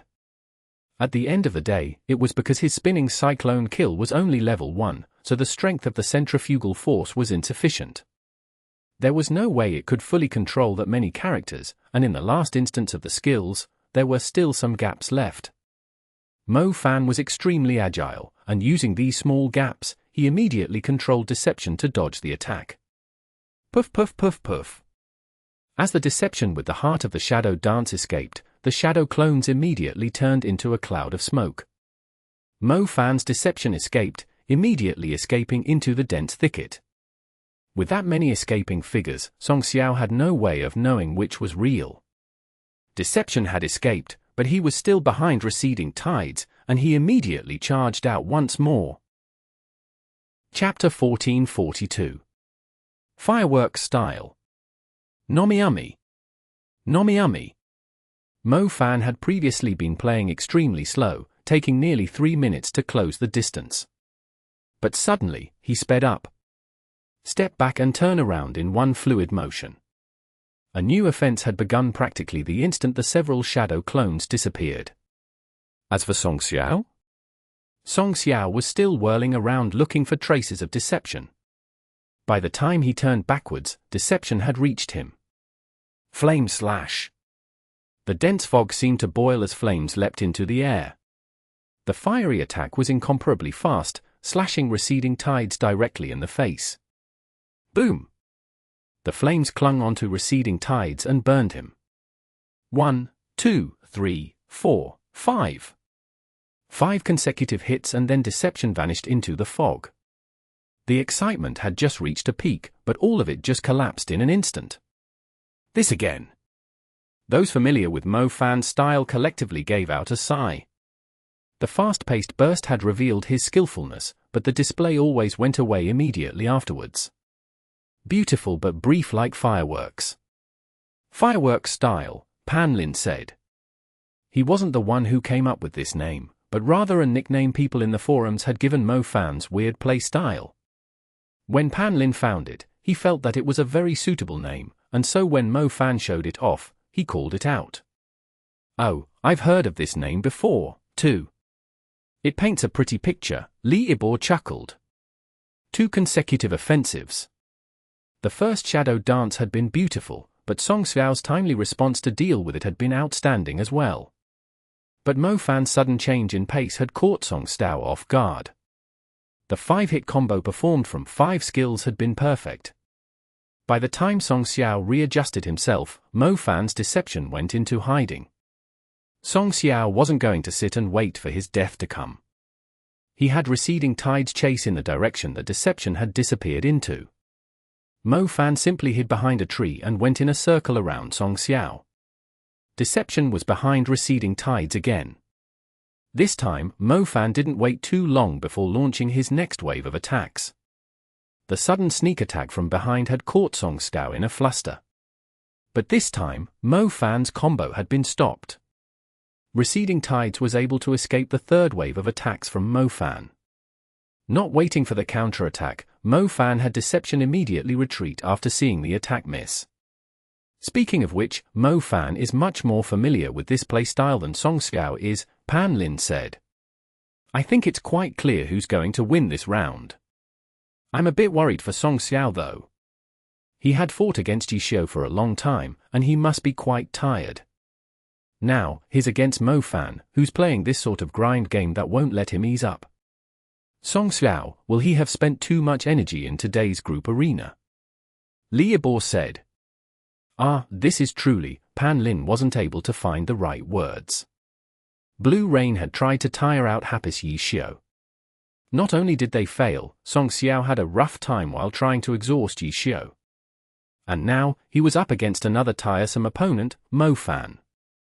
Not only did it look like he was going to lose, he would most likely be affected in the following team competition by the fatigue from his group arena matches. Perhaps Song Xiao should give up, Pan Lin said. But do you think he will, with his personality? Li Yibor said. Pan Lin fell silent. Although Song Xiao wasn't a god, with the nickname Mr. Clutch, he would often shine in important matches. As such, Song Xiao's pride was no lesser than that of a god's. Facing against a rookie, Mo Fan, and against a grind strategy that Happy was using against them, Song Xiao shrinking back would be admitting that Blue Rain's strategy today was an utter failure. It would mean that he had given up to a certain extent. Song Xiao would not give up.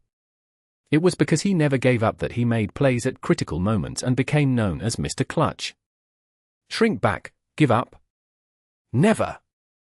Receding tides traversed through the thicket. After experiencing such a long battle, Song Xiao could still muster up another burst of energy. Receding tides looked to be even nimbler than before. Puff! Bang! Deception launched another sneak attack, which brought upon a powerful counter from Song Xiao. On this fourth wave of attacks from Mo Fan, Receding Tide surged with chi. With a flash burst, he completely toppled Mo Fan's wave of attacks. Where are you running? Song Xiao would not let this opportunity go and had Receding Tides chase after him. As long as he could stick close to him, he would have the chance to stop Mo Fan from disappearing and attempting another sneak attack. Despite only having 3% health, he wouldn't cower. He would continue forward. This Mo Fan player didn't seem to like trades. With only 3% health left, Song Xiao felt like he could take advantage of this habit. He couldn't miss this final opportunity. He had to stick close. Spiral Chi kill. Receding Tides whirled his arms, spinning Chi in the air. Because of this map's dense fog, the traces left behind from this skill was very clear. A spiraling white dragon flew forward. Boom! The chi exploded, but it was just a straw dummy that was torn to pieces. Substitution technique. Song Xiao immediately looked around, trying to find deception. But he didn't think that it would come from below. Underground tunneling technique. Deception tunneled out of the ground. The ninjato in his hands, 16 leaves, looked like tree leaves again. But this time, the leaves weren't floating down. Rather, they seemed to dance with the wind, sending a ribbon of blood into the dense fog. Dead! Receding Tide's health finally hit 0. Song Xiao hadn't been able to bite at Mo Fan one last time. Scrap picker?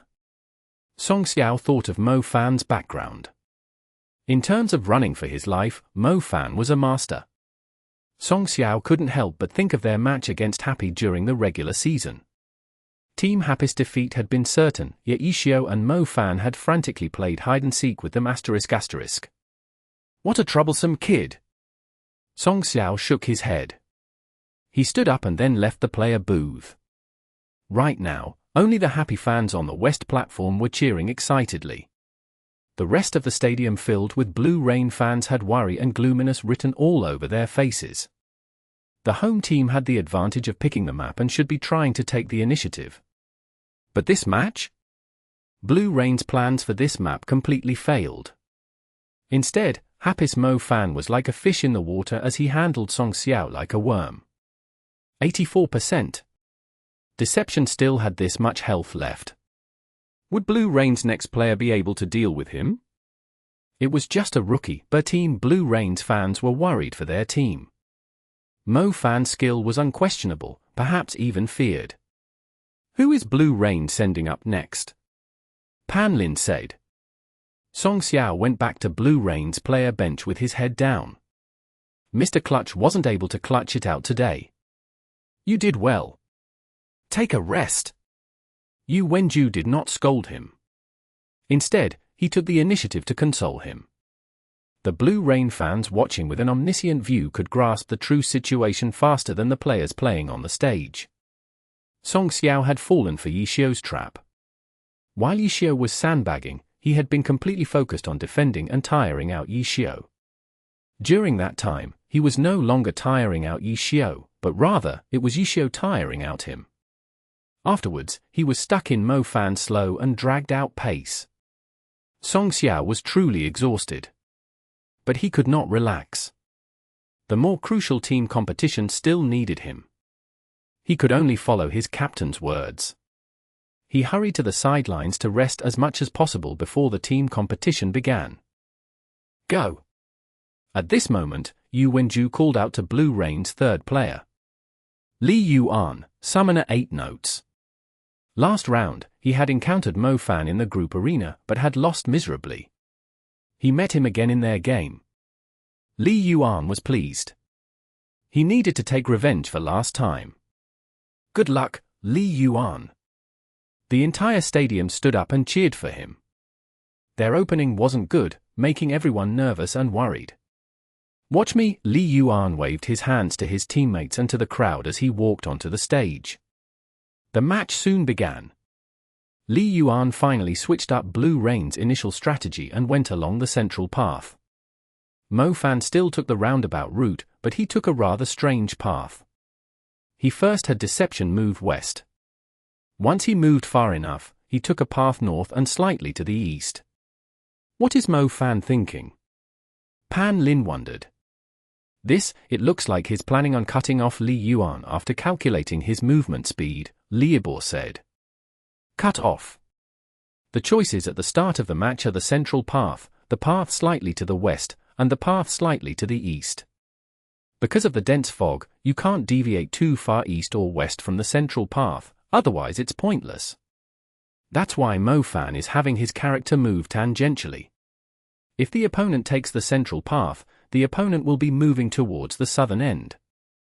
If the opponent takes the west or east path, the opponent will move slower south than if the opponent took the central path. If Mo Fan continues along his current route, he'll come across two intersections on either the central or eastern path. 3 possibilities. He's covering 3 possibilities before he tries anything else, Liebor said. In that case, he's already succeeded. Will they meet on the central path? Panlin looked at their movements. That'll depend on what Li Yuan does, Liebor said. Li Yuan's 8 notes quickly reached the center of the map. He had 8 notes stop and look at his surroundings. If 8 notes doesn't move, Deception might not run into him, Panlin said. He'll probably move. Liebor said. Not only does he need to move, he needs to move forward, Panlin said. Just as he said this, Li Yuan's 8 notes continued forward towards the south. In Panlin's eyes, 8 notes was already doomed. Chapter 1443. Summoner Formation. Nomiumi. Nomiumi. Would Deception be able to cut off 8 notes? After listening to Panlin's and Liebor's analysis, the viewers began to ponder over this question. Through their observations, they calculated their speed and pathing to deduce whether the two would meet. However, Li Yuan didn't push forward mindlessly like Pan Lin and Liebo said he was. As 8 notes moved, he would summon creatures from time to time, preparing for a fight preemptively. Li Yuan has started summoning, but in this map, if Mo Fan plays slow, it'll be unfavorable for Li Yuan. All of us know that summoners are very mana hungry, and summons only stay on the field for a limited duration. Li Yuan is putting out summons, but if he doesn't encounter his opponent within their summon duration, wouldn't that mean he's just wasting his mana? Pan Lin said. But what can he do? It's far too easy to get ambushed in this map. If Li Yuan doesn't summon creatures in advance, would he have the time to summon them when the fight begins? Li Ibo added. In that case, Happy's side can just not do anything and run around in circles. If Li Yuan has no choice but to keep a few summons around, then in theory, couldn't Mo Fan just wait for him to run out of mana? Pan Lin said. Ha, Li Yuan will summon, but he certainly won't summon a lot of them. Li Ibo laughed. 8 notes was a spirit summoner. If he mobilized his entire army, the scale would be massive. Sure enough, Li Yuan only had 8 notes summon 2 little spirits. The 2 little spirits didn't stick close to him. Instead, they spread out to 8 notes left and right side. The positioning of these spirits. Pan Lin suddenly called out when he saw this scene. It's very similar to what Yishio had done with his goblins. Liebo laughed. Yes. Pan Lin nodded his head. Li Yuan had the 2 little spirits on his left and right side move around freely, extending the range of his vision to the sides. Although he wouldn't be able to directly see what the spirits saw, Li Yuan's effective vision had increased considerably. In this case, wouldn't this? Pan Lin was just about to criticize Li Yuan when 8 notes drew another 2 summoning circles and called out 2 more little spirits. One of these 2 spirits moved to the front, while the other moved behind him. Li Yuan had now expanded his effective vision in every direction. Beautiful! I don't know if Li Yuan thought of it himself, or if got inspiration from Yishio, Pan Lin praised. He saw that the 4 little spirits were positioned neatly to the front, back, left, and right of 8 notes. All of them were moving at the same speed too. However, this method has dead angles. Li Yuan's vision is in fact in a cross shape. His vision at the corners is a bit lacking. But if he wants to make up for those corners, he'd have to summon for more little spirits, which would be too wasteful. He could have his spirits rotate in a clockwise or counterclockwise direction, but it would slow him down and would also place an extra burden on his mana, Liebo said. Li Yuan should be aware of this weakness. Pan Lin said. Of course he knows. Take a look at his line of sight. He's focused on those 4 corners, Liebo said. In that case, even if deception comes in from one of those 4 corners, he'll still be discovered, Pan Lin said. Not just that, if he comes in from one of the 4 corners, he won't be seen by the little spirits. That also means that Mo Fan won't know about the existence of the little spirits. If that moment comes, the 2 spirits on that side can circle around and ambush him from behind, Liebo said. Oh. If you say it like that. This is an interesting and well thought out formation. We originally thought that this map was rather disadvantageous for summoners, but Li Yuan unexpectedly answered back with this brilliant formation, Liebo said. If the map really was disadvantageous for summoners, I doubt Blue Rain would have sent Li Yuan up for the group arena. Pan Lin said. True. The 2 players are approaching, Liebo said. Yes. Mo Fan's deception is cutting in diagonally. At this speed, deception will come in from the southwest corner of 8-note summon formation. Pan Lin began speaking louder. He hadn't expected this match's high point to come so quickly. They had seen through Li Yuan's formation in theory, but how would it work in practice? The camera shifted to Mo Fan's point of view. Would he notice the 2 little spirits? Step by step, he approached. The 2 moved quite fast, especially Mo Fan's deception. As he moved, he would borrow his surroundings as cover from time to time. This map clearly hadn't been chosen by Happy, but he seemed to know this map inside and out. You could reach a certain level of understanding from looking at the map through an omniscient view, but to adept utilize the map required real practice. Mo Fan was able to quickly maneuver through the map stealthily as soon as he loaded into the map. It had to be said that he had quite the talent in this area. Deception's footsteps gradually slowed down and became more and more careful. Almost there. Mo Fan had been calculating. If 8 notes had taken the central path, it should be about time for the two to come across each other.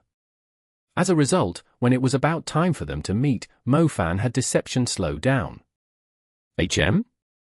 What's that over there? At this moment, a glimmer of light suddenly appeared in his view. Mo Fan turned to take a closer look and saw an water spirit charging towards him. They found each other! But, Pan Lin shouted. Everyone knew what he meant by but Mo Fan had noticed the little spirits. Li Yuan's cross-shaped formation had been very balanced. If one wanted to pass through the formation diagonally without being noticed by spirits, one would have to take an extremely precise route. Mo Fan's path clearly wasn't precise enough. He came in from angle just slightly off from the center, resulting in him being discovered by the little spirits at the front. Mo Fan was quite calm. He didn't hurry to attack and instead tried escaping from this little spirit. After watching Yi Xiu's and Yu Wenchu's match, Mo Fan knew what these summons could do. The summon's movements could warn the owner of his position, but at the same time, he could use them bait the opponent to a position which he could ambush from. Shadow Clone Technique. Deception immediately formed a hand seal. His shadow clone remained there and continued to run forward as the water spirit chased after it. As for his real body, he moved to the side and ran forward along with the shadow clone. This, Pan Lin was stunned. Wasn't this a replay of the Yu Wenju vs Yi Xiu match? At that time, Yu Wenju had used shadow clone technique to trick Lord Grimm's goblin. Right now, Mo Fan was using shadow clone technique to trick 8 Notes' little spirit. This, both sides are doing what their opponents did in the first round of the group arena, Pan Lin remarked. But just when he finished saying these words, he realized his mistake. Mo Fan was doing the exact same as Yu Wenju, but Li Yuan? Li Yuan wasn't Yi Xiu. 8 Notes wasn't an unspecialized, so his following reaction would be very different from Yi Xiu's. After noticing the abnormal movements of his little water spirit, Li Yuan knew Deception's general location despite not being able to see Deception, so he had the other little water spirit on 8 Notes left to draw closer. The movements of the 2 little dark spirits on his right and back were also adjusted. Why did he choose to group the same element spirits together? There was naturally a reason behind it. Because big spirits required 2 little spirits to fuse together. Li Yuan had arranged it in preparation to create a higher staged big spirit. The other difference with Yi Xiu. When Yi Xiu found Swoksaar, Lord Grimm chased after him relentlessly. But when Li Yuan ascertained Deception's position, 8 Notes slowed down, only making sure his summons were within his line of sight. Afterwards, he summoned more little spirits. They didn't all move in the same direction. Rather, the little spirits spread out like chess pieces. The viewers had an omniscient view, and from the bird's eye view from the broadcast, they could clearly see Li Yuan's current formation. As for Deception, his real body and his clone were trapped inside the net. The ambush Mo Fan had been waiting for never came because Li Yuan didn't seem to have any plans of getting near him. 8 Notes stayed outside of his vision. The situation seemed poor for Mo Fan, but many people were feeling doubtful. Because in the last confrontation between Li Yuan and Mo Fan had displayed masterful skill at escaping. Last time, despite being searched for by an army of summons, Deception hadn't been caught and was actually able to slowly approach 8 Notes. What will happen this time? Pan Lin spoke out everyone's thoughts. I'm afraid, it's unlikely, Li Yibo replied. Oh? What are your thoughts, Coach Li? This time. Mo Fan doesn't even know where 8 Notes is. Li Yibo said. Indeed. Pan Lin suddenly realized the issue. But if it's just escaping, I'm quite confident he can do it, Li Yibo followed up. If it's just escaping. Pan Lin looked at the match. He's already escaped. No. Deception's shadow clone had dissipated, while the real Deception was carefully hidden. After the little spirits lost their target, they didn't know what to do and immediately stopped moving. But the viewers soon discovered that apart from the little spirits that had lost their target, the rest were following Li Yuan's orders and heading towards a predetermined location. Chapter 1444. Patience. Nomiami. Nomiami.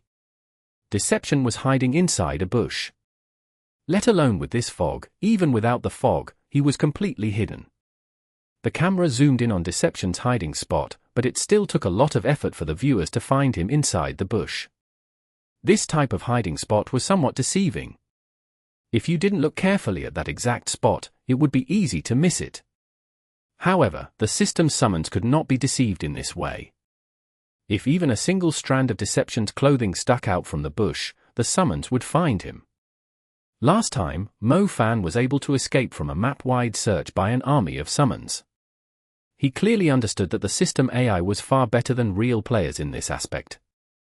He had intended to sneak attack 8 Notes by hiding in this bush, but seeing that 8 Notes still wasn't here yet, he knew that for the summons, his current hiding spot was the same as no hiding spot. As a result, he immediately came out from the bush.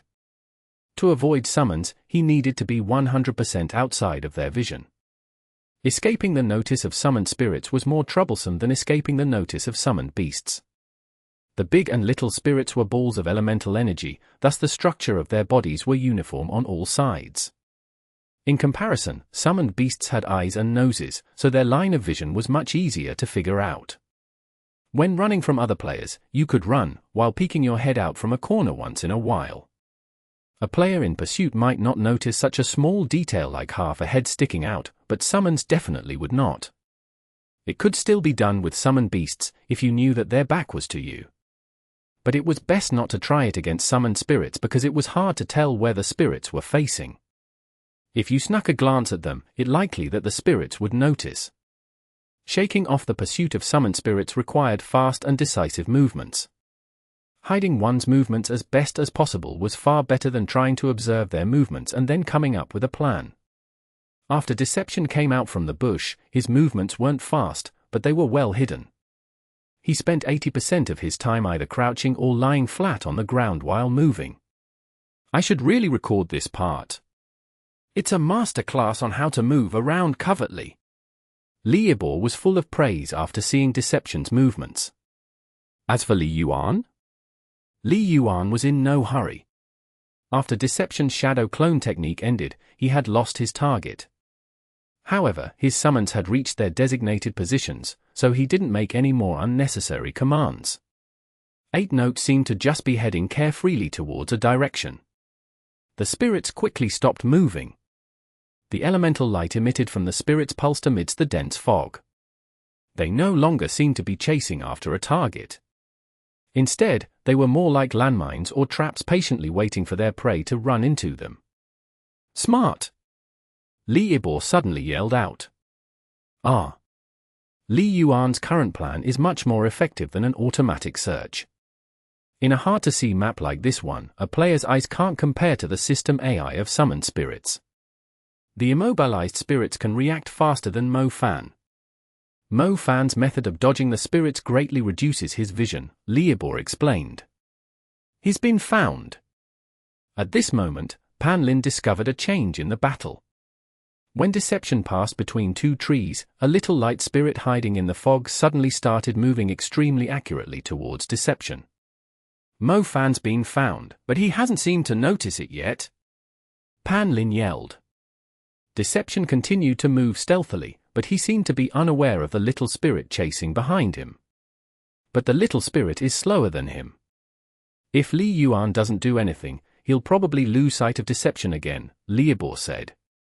Would Li Yuan not do anything? Of course not. The spirits that he had positioned were under his control.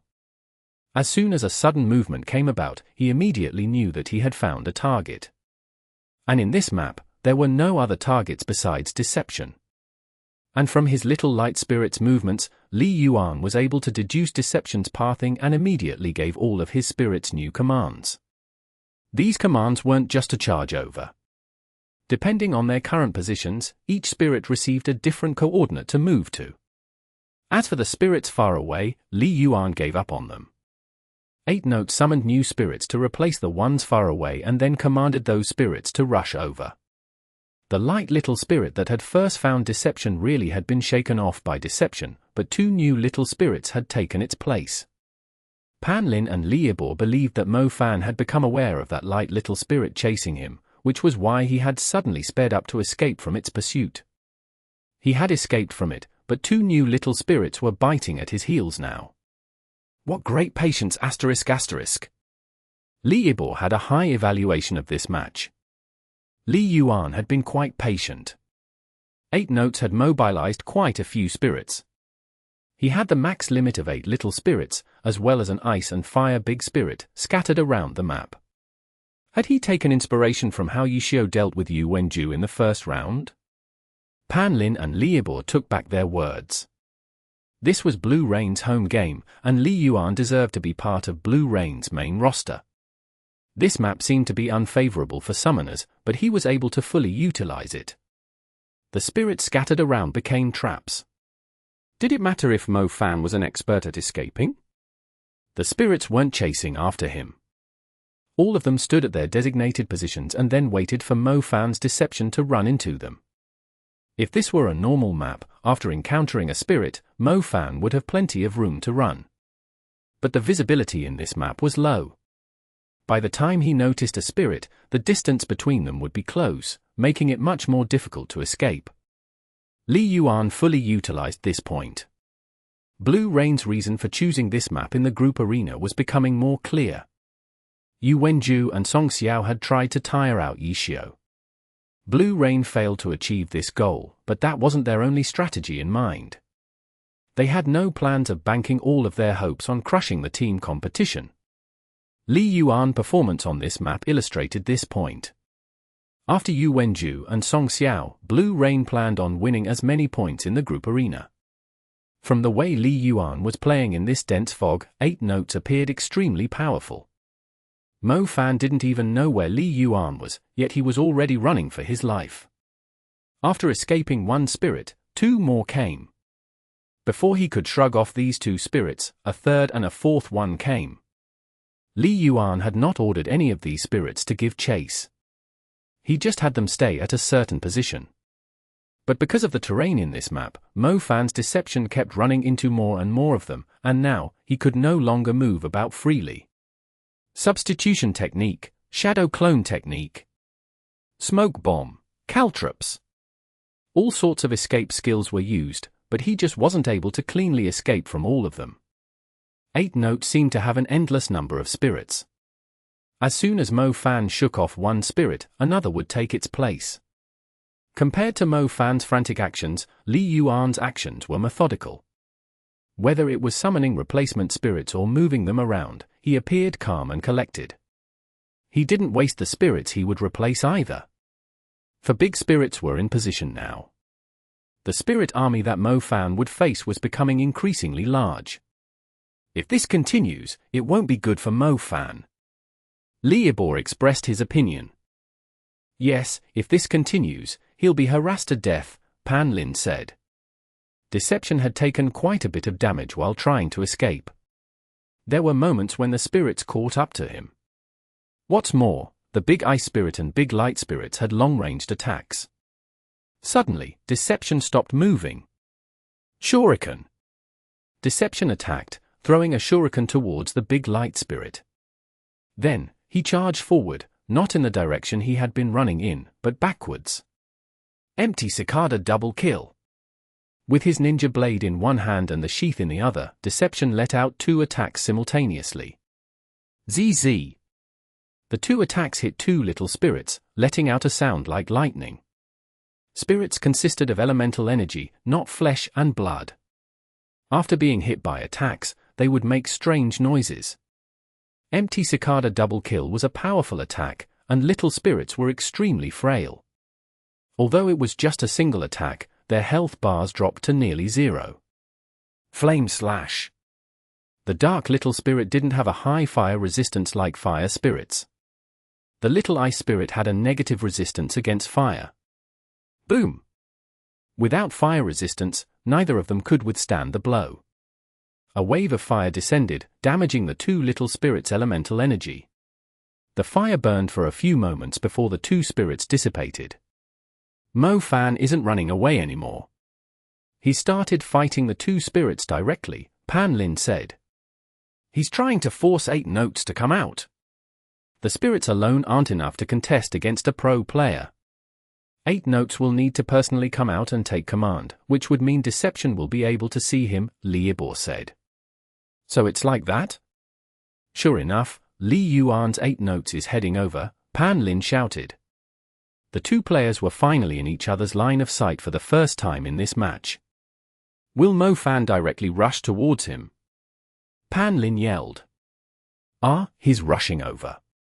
He's charging towards Li Yuan. Chapter 1445. Breakout. Nomiumi. Nomiumi. Mo Fan had always been careful. There were often times where everyone thought that he could definitely continue his offense, but he would always run away and then look for another opportunity to launch a sneak attack on his opponent.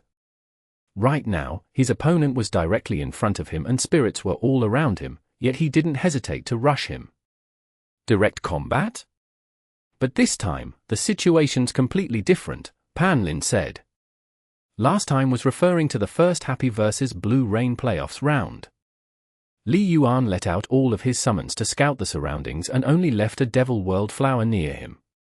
Mo Fan's Deception beautifully dodged around the spirits and cut straight to 8 Notes' side. He instantly killed the Devil World flower and then attacked 8 Notes. But this time? Deception had only killed 2 little spirits. He hadn't escaped from the predicament. Moreover, when Li Yuan's 8 Notes prepared to personally take command of his summons, he had ordered all of his spirits to gather towards this place. He has no choice. Li Yibor had no time to give a thorough analysis and simply gave out the main reason for Mo Fan's actions. Attack! Deception rushed forward. Mo Fan may be silent and taciturn, but once he made a decision, he would take it all the way through. As a master of escape, he had a much clearer understanding of his predicament than others. If he didn't have this sort of perception, there was no way he could have been able to pick up whatever he wanted on the chaotic PK fields and then escape. He had grasped his opponent's strategy. In this map, it was indeed flawless. A person's observational abilities were far less precise than the system AI under these conditions. That was what he kept on bumping into spirits.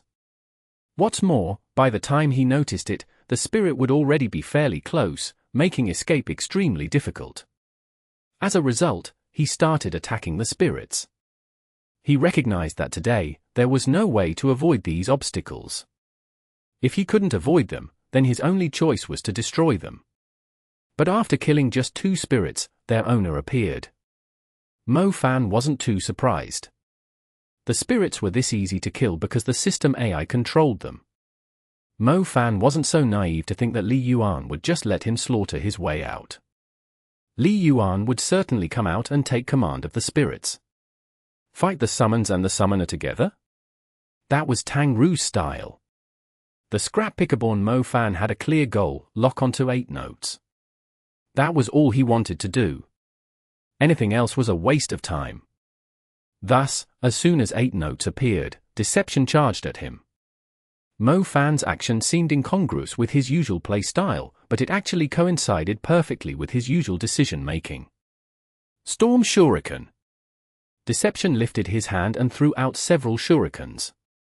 As he dashed at him, 8 Notes, who had been in a blurry silhouette in the dense fog, became easier to see. Mo Fan saw as 8 Notes waved his magic staff and finish a cast. A summoning circle appeared in front of him. The soil under the summoning circle turned into a different color. The earth split apart, and vines from a Devil World flower extended out. Pu pu pu pu pu. The shurikens were swatted down by the Devil World flower. The Devil World flower trembled and a vine drilled out from the ground. Shua! Deception leapt into the air. The vine tried to wrap around his ankle, but he threw out another shuriken, pinning the vine to the ground. Beautiful! Pan Lin shouted. These precise and fluid movements showed just how skilled Mo Fan was. Pan Lin just didn't understand. If Mo Fan possessed such technical skill, why was he insistent on his fireworks style? Seal! Deception quickly formed several hand seals. His two hands were like a blur to the eyes. The average viewer had no way of telling what seals he was forming.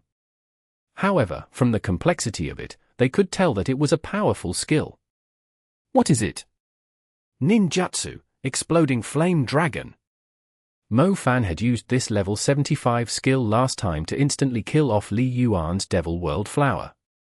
This time, the Devil World Flower had already been hit by storm shurikens. An instant kill was certain. 8 Notes was behind the Devil World Flower. The exploding flame dragon had a large AoE and would swallow 8 Notes along with the Devil World Flower. Boom! A whirling fire dragon flew out from the triangle formed from Deception's hands. However, at this moment, a wall of fire erupted, blocking the fire dragon. These flames weren't as overbearing as the dragon's flames, but they were just as restless. Big Fire Spirit. The Big Fire Spirit acted as shield for the Devil World Flower, and facing the exploding flame dragon, it rushed out to defend against it. Using a Big Fire Spirit to take the attack was perfect. Fire elemental attacks had no effect on a Big Fire Spirit. Not only did it have no effect, the Big Fire Spirit seemed to expand, its flames danced even more wildly. Fire Blade. The Big Fire Spirit seemed to form an arm made up entirely of flames. The arm slashed downwards towards Deception. Boom! Deception suddenly went ablaze, instantly vanishing into smoke. Shadow Clone Technique. Mo Fan relied on this quick skill to avoid the fire blade and to instantly move to 8 Notes back. He's behind him! Pan Ling cried out. The fast exchange between the two sides was too brilliant. Deception was able to successfully get to 8 Notes back. Although it was hard to say how much he would be able to do with so many spirits surrounding him, he at least had the initiative during this short period of time, no? But there was nothing. The instant Deception moved behind 8 Notes, a sharp thorn shot from the ground. Mo Fan had no time to react. Deception was launched into the sky as if he had been pricked in the butt by it. Thorn! The summon and knock-up skill was completed using summoning as well. 8 Notes had predicted that Deception would move behind him. Li Yuan knew that the Big Fire Spirit's fire blade wouldn't be enough to stop Deception's advance. Pa! A crisp sound. 8 Notes turned around. The magic staff in his hand seemed to have turned into a creature. It struck Deception, launching him even higher into the air. Lash. The skill was intended to be used on summons to increase their combat ability, but it could also be used as an attack against enemies. Deception had used substitution technique previously to escape from the spirits. Right now, it was still on cooldown, so he had no way of escaping. Boom boom boom. The big light spirit's attack also arrived. A bolt of lightning crackled, crashing down onto Deception. Amidst the dense fog, spirit after spirit emerged, gathering together. 8 Notes retreated to the side, calmly commanding the army of spirits to attack Deception. He hadn't summoned a Spirit King yet. It required 4 big spirits to fuse together. It was more effective to use numbers to trap Deception. If he fused together for spirits, Mo Fan might just be able to escape. Li Yuan was calm, very calm. Blue Rain's previous plans had failed to achieve their goal. Blue Rain's situation wasn't looking good either. He wasn't a senior member of Team Blue Rain, only having 1 more year of experience than Lu Hanwen, yet he seemed to have the strength of a core member, keeping the battle under his control. Deception's health rapidly fell as the spirits swarmed him. And 8 Notes hadn't taken any damage. If this situation continued at this pace, this round could be considered a perfect win for Li Yuan. In an individual competition, apart from praise and a boost of morale, a perfect win was no different than a narrow win. But in the group arena, a perfect win was truly a perfect outcome. Is this going to be a perfect win? Pan Lin started having his doubts. Deception only had 42% of his health left, while 8 Notes had an army of spirits at his command. The spirits had Deception completely surrounded. Under Li Yuan's personal command, the spirits circled around Deception, attacking him. Everything seemed to be going perfect for Li Yuan. Suddenly, Li Yibo's eyes lit up. Chance! Chance! Pan Lin didn't understand, but Mo Fan's Deception suddenly moved. Substitution technique! While taking hits, Deception used an escape skill. A straw dummy lay in the center of the encirclement and fell apart, while Deception's real body flashed to a different position. This abrupt movement had sent Li Yuan's army of summons into a fluster. Then, ninjutsu, shadow dance. Multiple Deceptions appeared. ZZZZ. Several little spirits were killed instantly. Mo Fan's observational skills were truly frightening. There were so many spirits, yet he was able to identify which ones had low health. These discerning eyes had been trained through years of scrap picking. Is he going to counterattack?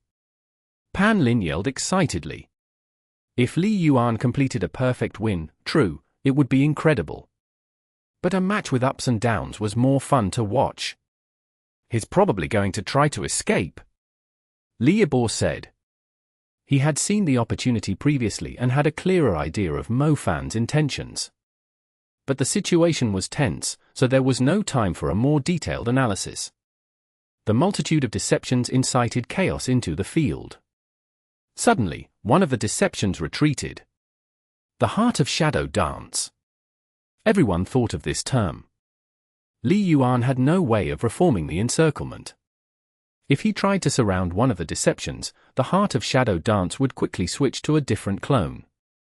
After one clone ran away, a second one took off. Deception after Deception retreated in different directions, and Li Yuan had no way of stopping them. He's going to run. Just as Pan Lin said this, the first Deception that tried to escape went shing and turned into a block of ice. Chapter 1446. Near Perfect. Nomiumi. Nomiumi. Frozen? How? Is it falling ice? Pan Lin cried out in surprise. Falling ice was the skill big ice spirits used to attack with. Currently, the camera was on the Deception which had ran the furthest. His form was enveloped in mist, blurry from 8 Notes' point of view. Falling ice? There was no hint of any big ice spirit using that attack from the audience's omniscient view. The freeze effect from falling ice wasn't certain either. What sort of luck would you have to have in order to make sure that each hit was a freeze at such a crucial time? What was it? As everyone mired in their bewilderment, the second Deception that charged turned into a block of ice with a pop. 2. Everyone remained dumbstruck, and Mo Fan began to hesitate as well. The remaining Deceptions became uncertain. After spreading out, they weren't strong and were quickly destroyed by the spirits.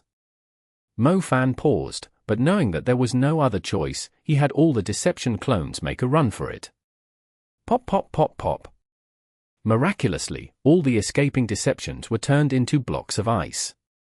At the same time, 3 clones, clearly having left the range of Shadow Dance, shattered with the ice encasing them. The shattered ice, along with the other 2 frozen Deceptions, formed a circle. This circle wasn't some random circle. It had blocked Deception's escape and pulled away the heart of the Shadow Dance, causing the 3 clones to disappear at once. Ice line! Li Yibo suddenly realized, crying out his discovery. Everyone who heard this immediately understood. Ice line, the elementalist's ice line skill. An ice line would be left wherever the ice elemental power touched. The ice line would form an enchanted area within 1 second, and afterwards, whoever touched the ice line would be frozen with a 100% chance. The skill that Li Yuan had set into his 8-note staff was no longer teleportation, but ice line. It was an elementalist skill, but right now, ice line had turned into the key skill that would turn the tides. A skill set into the weapon having such a crucial effect was definitely more than worth its while. With only 2 frozen Deceptions left, 8-note spirit army would easily surround them. Li Yuan clearly had a masterful grasp of the freeze time, replenishing his summons as he had the two deceptions surrounded. He didn't use this chance to summon any Spirit Kings. Perhaps it was because he didn't see the need, or maybe he thought that the opening created by summoning Spirit Kings would be too big for this situation. When the two ice blocks cracked open and the two deceptions charged out, the spirits immediately swarmed over. The broadcast director, thinking that nothing significant would occur, had already switched the shot to a replay of Li Yuan's 8-note using Ice Line. When Deception used the substitution technique to try and escape, his 8 notes began to cast Ice Line. Everyone, including Mo Fan, had been focused on the army of spirits, not 8 notes. This summoner, that seemed useless in a direct battle, had become the key. Switch back! Switch back! But not 2 seconds into the replay, one of his colleagues cried wildly for him to switch back to the shot of the ongoing match. What? The program director fumbled, realizing that they were probably missing a spectacular play from the other side. 2 seconds was enough for everything to change. The camera switched back to the match. Of the 2 deceptions that came out of the ice, one had already disappeared while the other was on his way to disappearing. Shadow clone technique. Deception, who had just escaped from the ice, immediately used shadow clone technique. This real body was, naturally, the one that attempted to escape, so the 2 clones were left behind. One immediately disappeared because it left the range of shadow dance. The other was instantly blasted into smithereens by the siege of spirits. Deception's real body didn't escape so successfully. After that false alarm, Li Yuan didn't relax from relief, instead raising his guard, watching out for such a possibility. This time, he had considered the ninja's escaping ability when he swarmed the other with spirits. The shadow clone was instantly destroyed, but his real body didn't manage to escape immediately either. Lightning. Falling ice. Under Li Yuan's personal direction, the light and ice element spirits immediately struck with their long-ranged skills. The 2 attacks were both priority attacks, blocking Deception's escape route, especially the light element large spirit's lightning. A row of lightning striking down at once formed a wall of electricity. Breakthrough forcibly. Mo Fan, with no other choice, made his choice resolutely. Without hesitation, Deception charged out straight through the lightning. The lightning struck, but Mo Fan was pretty lucky the stun didn't activate. However, right after, a row of falling ice descended. His attack came right after the lightning. Since Deception had charged right through the lightning, he wouldn't be able to dodge this one. A chill enveloped him from head to toe. A 100% freeze? It didn't have that, but this strike had activated the 50% freeze. Deception could still move, but he had been slowed by 50%. This dangerous situation wouldn't let him take his leaving. The swarm of spirits encircled Deception completely. It wasn't that there was no way out, but there was no chance given for escape. The escape skills of ninjas had been considered when Li Yuan made these arrangements. I guess, that's it. Deception's health was about to hit 0, and Li Yibor finally made this conclusion. Even under Li Yuan's careful, meticulously planned encirclement and direction, everyone watched with their hearts in their throats as Deception's health dwindled. He didn't give up. He didn't give up until the end. In the encirclement of spirits, Deception darted this way and that, trying to break out. He used all the tricks he had up his sleeve. Dart for an opening, killing his way through, open feints, sounding the east while heading west. As expected of an escape artist like Mo Fan, he had a plethora of tricks and schemes. Several times, he had charged out of the encirclement, but because he was unable to fully shake off the spirits, he didn't manage to fully escape. Deception fell, but this match wasn't perfect. While he was over here trying to escape with everything he had taken the time to suddenly throw a shuriken over at 8 notes. At that time, it was very crucial that he focused on blocking Deception's way with spirits. Li Yuan's judgment was very precise. If he had 8 notes dodge and relaxed his grasp over the spirits, then Mo Fan would have gotten a chance. Thus, he didn't dodge the shuriken, and had 8 notes take the damage. The damage wasn't much at all, and it was quite a shame, since it meant that this match wouldn't be a perfect. However, Li Yuan didn't bother pursuing this perfection, only wanting to continue the match steadily, and gaining a compliment from Pan Lin and Liebor. This strike became the only damage 8 notes had taken in the entire match, losing him 2% of his health. The system didn't judge it as a perfect victory, but a loss of 2% of his health was probably equal to a perfect in the eyes of the audience. The value and advantage a perfect gave wouldn't be impacted any by this loss of 2% health.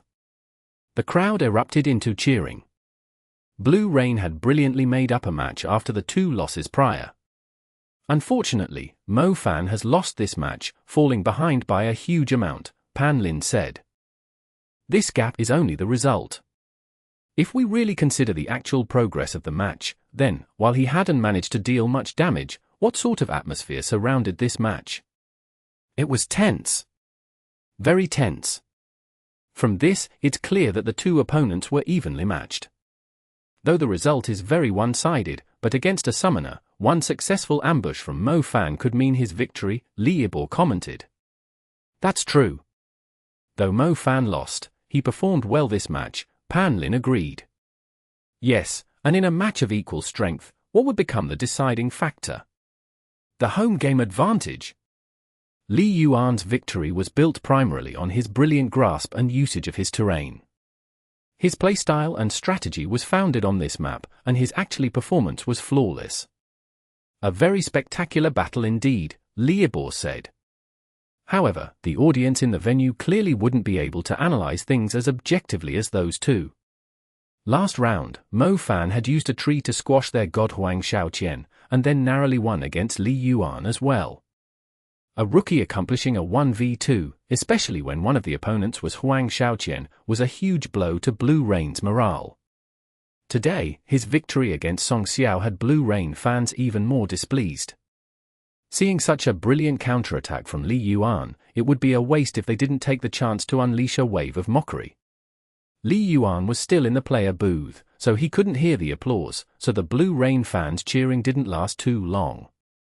When Mo Fan walked out of the player booth and came off stage, mocking applause and jeers also arrived like a tidal wave. A rookie player generally would have a hard time facing such a situation, especially when they lost an almost perfect match to their opponent in the group arena. That was burden for the entire team and put great pressure on them. However, Mo Fan remained emotionless, as if none of this had anything to do with him, as if he were a bystander, walking right back the way he came. His reaction, or lack thereof, had the audience soon losing interest. To Mo Fan, the jeers weren't just because of the match. The ones guiding the fans in the audience stands were Blue Brook's higher-ups, and scrap picker deception had been a huge trouble to them. Some of them had even been scrap-picked by Mo Fan before and never managed to get revenge. Now that they had a chance for revenge, they would naturally put their all into guiding these jeers. Yet Mo Fan's reaction had them losing interest. Not bad, the jeers that filled the stadium didn't bother Happy's members. Yishio stood and spoke to the returning Mo Fan. You might not have dealt much damage, but you've at least depleted a lot of his mana. Yeah, Mo Fan nodded and returned to his seat. Chapter 1447. Calculating Position. Nomiumi. Nomiumi. Mo Fan was still expressionless, and he didn't have any interaction with the others.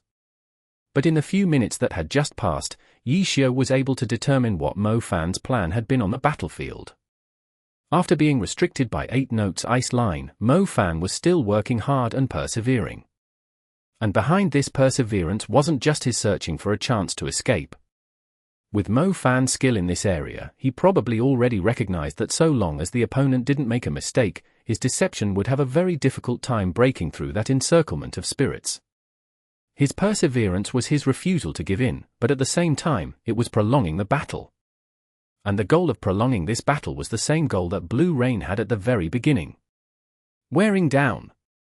Mo Fan wasn't able to wear down the opponent's health much, but through his perseverance, through the prolonging of the battle, he was able to wear down a significant portion of 8 notes mana. The summoner class was a mana-hungry class. Even in this seemingly perfect match, because of Mo Fan's unflagging perseverance, he was still able to leave a hidden scar. Mo Fan couldn't take advantage of this hidden scar. In a 1v1, under conditions like that, it was fairly unlikely that he could drag the battle out until 8 notes ran out of mana and he could counterattack. But he still held on, all in order to help his next teammate. The solitary Mo Fan had always been alone. He had been at Happy for almost 2 years without really becoming anyone's friend. But now in this match, in the group arena, in a situation where his own chances of success were already unlikely, he understood how to fulfill his greatest potential, for his upcoming teammates, achieve the greatest chance of victory.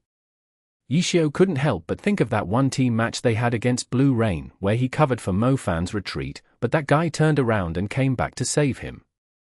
By that point in that team battle, there wasn't much suspense. No action would have had a major effect on the battle's outcome. But for Happy, for Mo Fan himself, it had unusual meaning. His actions that day allowed Yishio to see that Mo Fan was steadily growing to become a competent pro player, a pro player who was beginning to recognize the importance of teammates and teamwork. Mo Fan's actions that day didn't affect the battle's outcome, but the fact that he now had this recognition would definitely prove valuable on the battlefield one day. And that day had arrived, the opponent once again Blue Rain. In this group arena, Mo Fan's realization of the importance of team allowed him to finally move away from someone who was always pursuing individual endurance and victory. In a situation where he didn't have much chance of winning on his own, he thought of how to best ensure the team's overall victory. Lose the battle, win the war. This phrase was perhaps an excellent annotation for this match and Mo Fan's future professional career. Now it's up to me.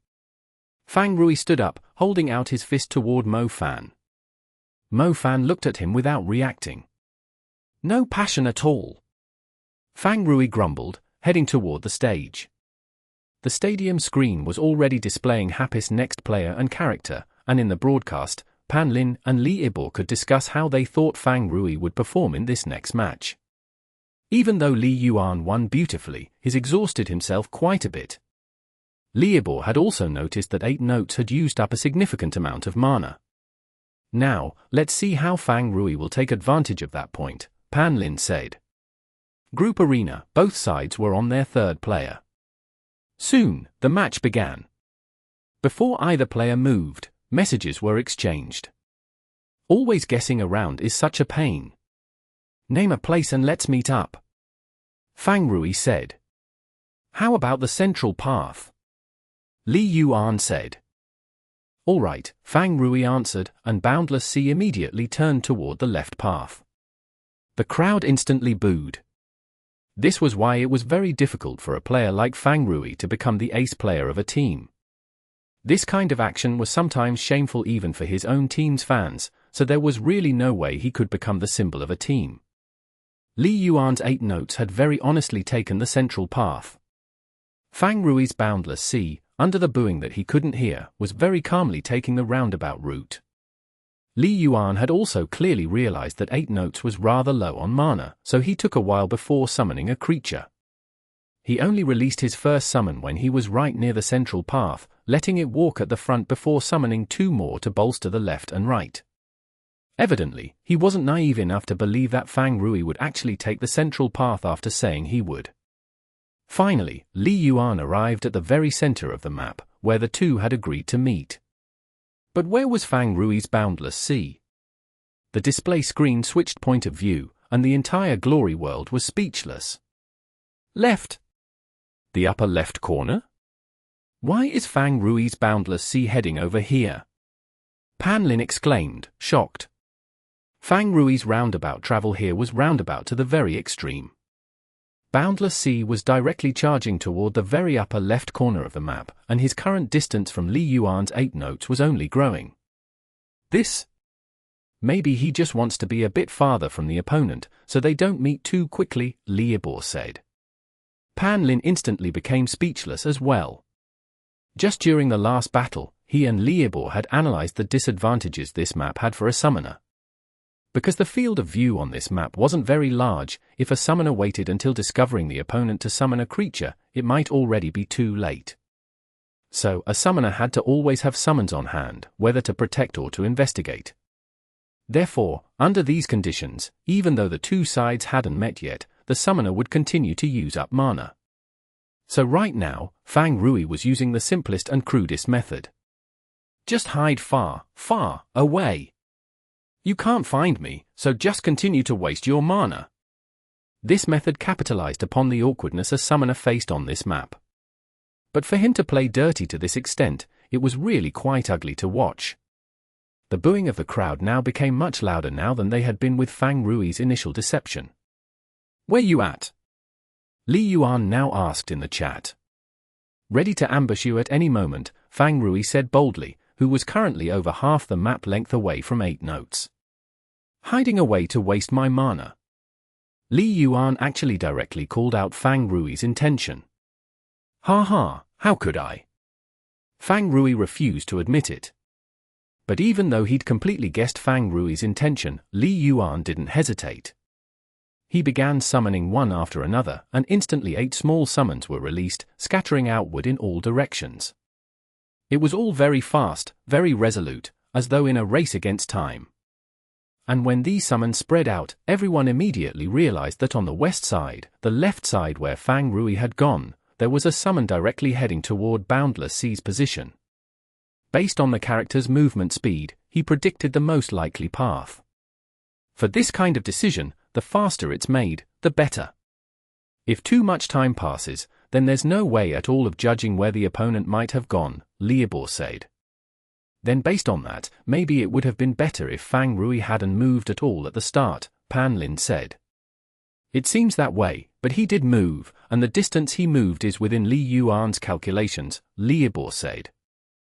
On an overhead view of the map, a line was drawn between Boundless Sea and that light-aligned summon, marking the place where they were likely to meet. Right now, both were steadily heading toward that point. Li Yuan has made ample preparations on this map, Liebor exclaimed. "There!" Pan Lin shouted. Boundless Sea and the Light Spirit weren't battling yet, but the two had entered into each other's sights. At this distance, Li Yuan himself could no longer see his own summon, but he could check its movements. If he received notification that his summon was attacking, then he knew without question that that was Boundless Sea. But at this moment, the signal he received was stronger than that. This little light spirit directly vanished. The summon's time hadn't expired. For it to simply vanish, that meant it was killed. Again, it could only be Boundless Sea. Li Yuan immediately had 8 notes to rush toward that direction, at the same time restarting his summoning. He replaced the 4 spirits that had headed toward the east, combining these into 2 big spirits, and then adding 4 more little spirits, spreading out in a fan toward that direction. This dense forest map was rectangular in shape, longer in the north-south direction, narrow in the east-west. Searching horizontally already increased the chance of encounter, and with the current formation of Li Yuan's summons, everyone could see that Boundless Sea's position was restricted to a very small area. Watching this, Blue Rain's audience felt very satisfied. You wanted to play around, so think you can play your way out of this? Seeing the opponent's dirty play end bloodily was always fun to watch. But at this moment, Fang Rui suddenly stopped playing dirty. Boundless Sea was no longer continuing toward the upper left corner, and as though he was leading an army of 1,000,000 soldiers, he charged straight toward the encirclement of summons. Is he trying to forcefully attack his way through? Pan Lin shouted. But Liebor furrowed his brow. The rhythms of the battles on this map so far had all been fairly slow, which gave him more time to observe and analyze. Because of that, he had been commenting at a fairly high level today. At this time, carefully studying the movements of both sides, Liebor once again felt that something was off. They met! Boundless Sea, who had voluntarily made his way toward the encirclement of summons, finally met them. But because the formation of his summons was so spread out, 8 notes couldn't have all of them in his view. That was to say, Li Yuan couldn't personally control every single one of the summons in the encircling formation. And the summon that Boundless Sea crashed into now was one of the independently moving summons. Cloud Pushing Palm, Chi Bullet, Counter Current. Boundless Sea never stopped moving, and with a series of booms, low-level skills came out one after another. This small summon was acting like an innocent bystander passing through, and was easily taken care of. He broke through. And very easily, it looks like. Pan Lin shouted. Yes. Li Yuan wasn't the only one calculating the opponent's position. Fang Rui was also anticipating, and then he guessed the surrounding formation he would use.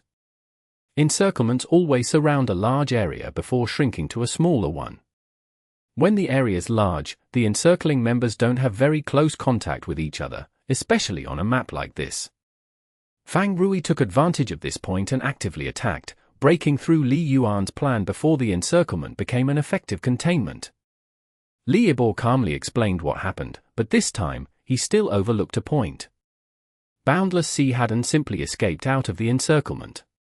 After killing the little spirit, he suddenly dashed in a slanting path. Chapter 1448. Genius Fang Rui. Nomiumi. Nomiumi. Pan Lin and Li Yibor stared blankly. The audience members misled by the commentators were stared blankly. Break out from an encirclement? That didn't seem to be the right direction. If he goes in that direction, won't he crash into a spirit? Li Yibor started thinking. But this time, the development came too fast. Before he could think it through, Fang Rui's Boundless Sea ran into a little spirit. Boom! It was another low-level skill into a normal attack, extinguishing the little spirit. Then, he continued. Li Yibor finally understood, he's going around the circle, killing them one by one. Li Yuan didn't have an omniscient view like the spectators. When the little spirit was killed, he could deduce the general area where Boundless Sea was located from the pathing of the little spirit. He didn't have a precise grasp of Boundless Sea's position. The spirits that he had placed far away weren't within his command range, so he could only make adjustments for the spirits within range. Fang Rui was targeting this point through forceful attacks. Even though his initial actions were rather dirty, Fang Rui was now attacking like thunder and moving like the wind. After killing two little spirits, he finally encountered a big spirit. Hua! Icefall.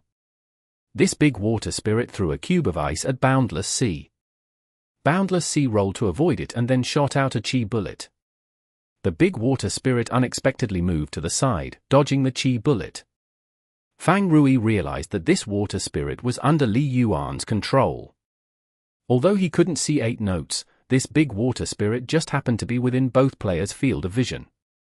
The situation immediately became tense.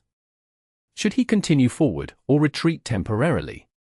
Pan Lin and Li Yibor had just brought this point up when Boundless Sea rushed forward decisively. Spiral Chi kill. With a wave of his hands, spiraling chi tore through the dense fog, making it increasingly more visible. The big water spirit wanted to run, but this spiral chi kill chased after it.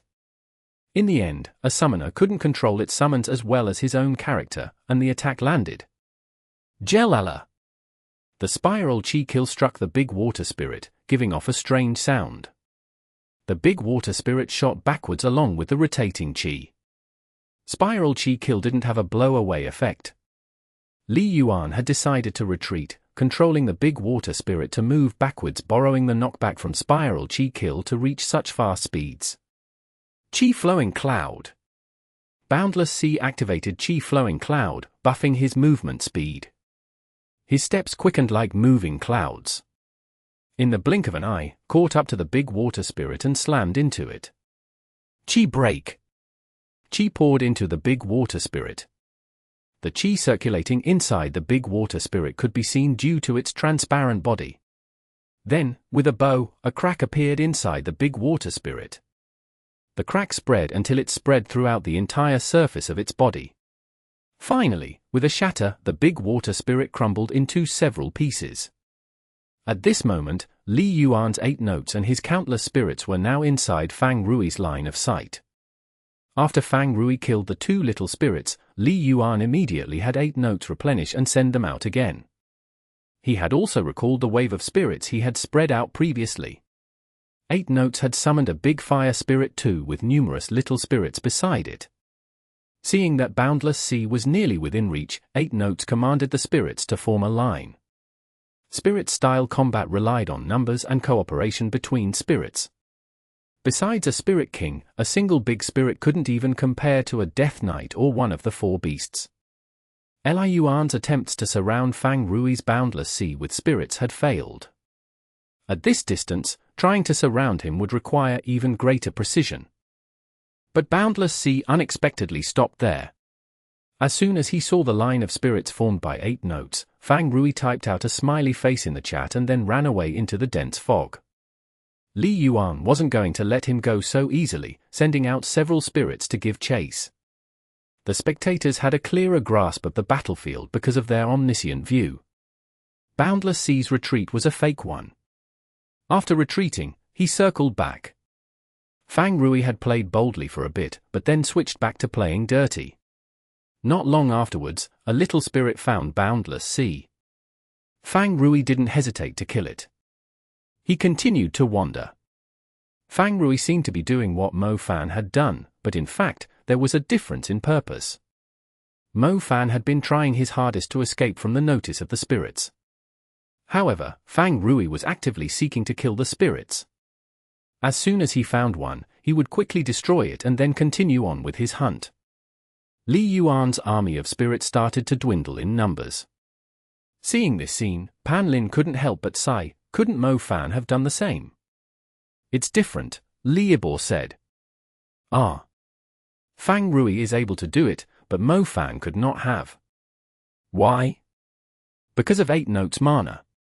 If you take a closer look at the situation, you'll notice that Li Yuan's spirit formation doesn't have the same compactness as when he had deployed it against Mo Fan.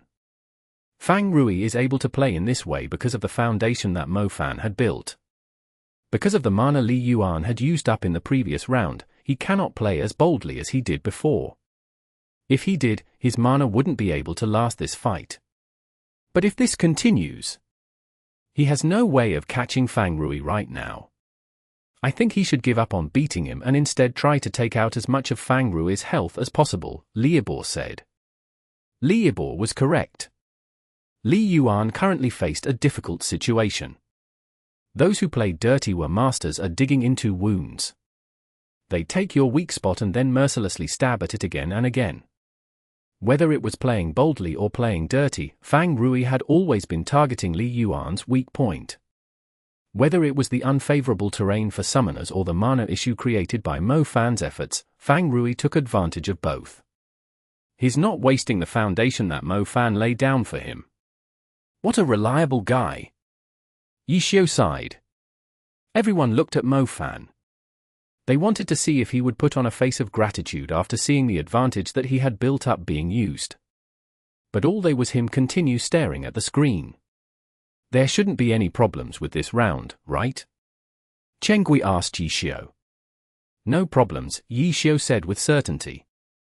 Li Yuan's 8 notes had almost no mana left. At this point, Li Yuan will most likely try for one final all-out burst. We'll see how Fang Rui deals with it. Yishio analyzed it deeper than Li Yibor. None of Li Yuan's attacks could reach his opponent.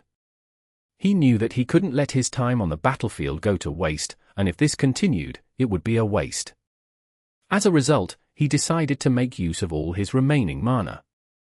He didn't think too much and immediately sped up the pace, increasing the density of summons, forming new spirits to make up for the missing ones. Fang Rui immediately noticed the change in pace. He knew Li Yuan had no choice but to bet his all to win as much as possible for his following teammate. Come. Let's decide it. Fang Rui shouted in the chat. Boundless Sea rushed forward, not towards 8 notes, but towards the outer perimeter. It's match point. What is Fang Rui planning? Pan Lin yelled excitedly. He's running away. Li Yibor said weakly. Fu, Pan Lin nearly cursed but caught himself in the end. When he checked the map, Boundless Sea was heading straight for a direction away from all of the spirits. Wasn't he running away? Mo Fan's skill at escaping is truly outstanding. But Fang Rui is more experienced in comparison. He immediately noticed the sudden change in pace from Li Yuan, Li Yibor said. Then, he ran. Yeah. Their voices gradually became gloomier as if they felt embarrassed about reporting this reality. At the deciding point, Fang Rui ran, quite successfully too. Because at that time, Li Yuan had just readied himself to go all out. Just when he sped up the pace, before he could spread out his new summons, his opponent smelled the air and ran. Yes, smelled the air and then ran. It was an unglamorous description, but it fit Fang Rui's style. The outcome was even more infuriating. Li Yuan's 8 notes was now out of mana. A bunch of spirits roared as they chased after him. Then, as time went by, spirit after spirit crumbled. Finally, Fang Rui's Boundless Sea showed up majestically. "Are you going to GG, or do I need to help you out?" Fang Rui typed out arrogantly. The entire stadium was filled with boos. His way of doing things is too ugly to look at.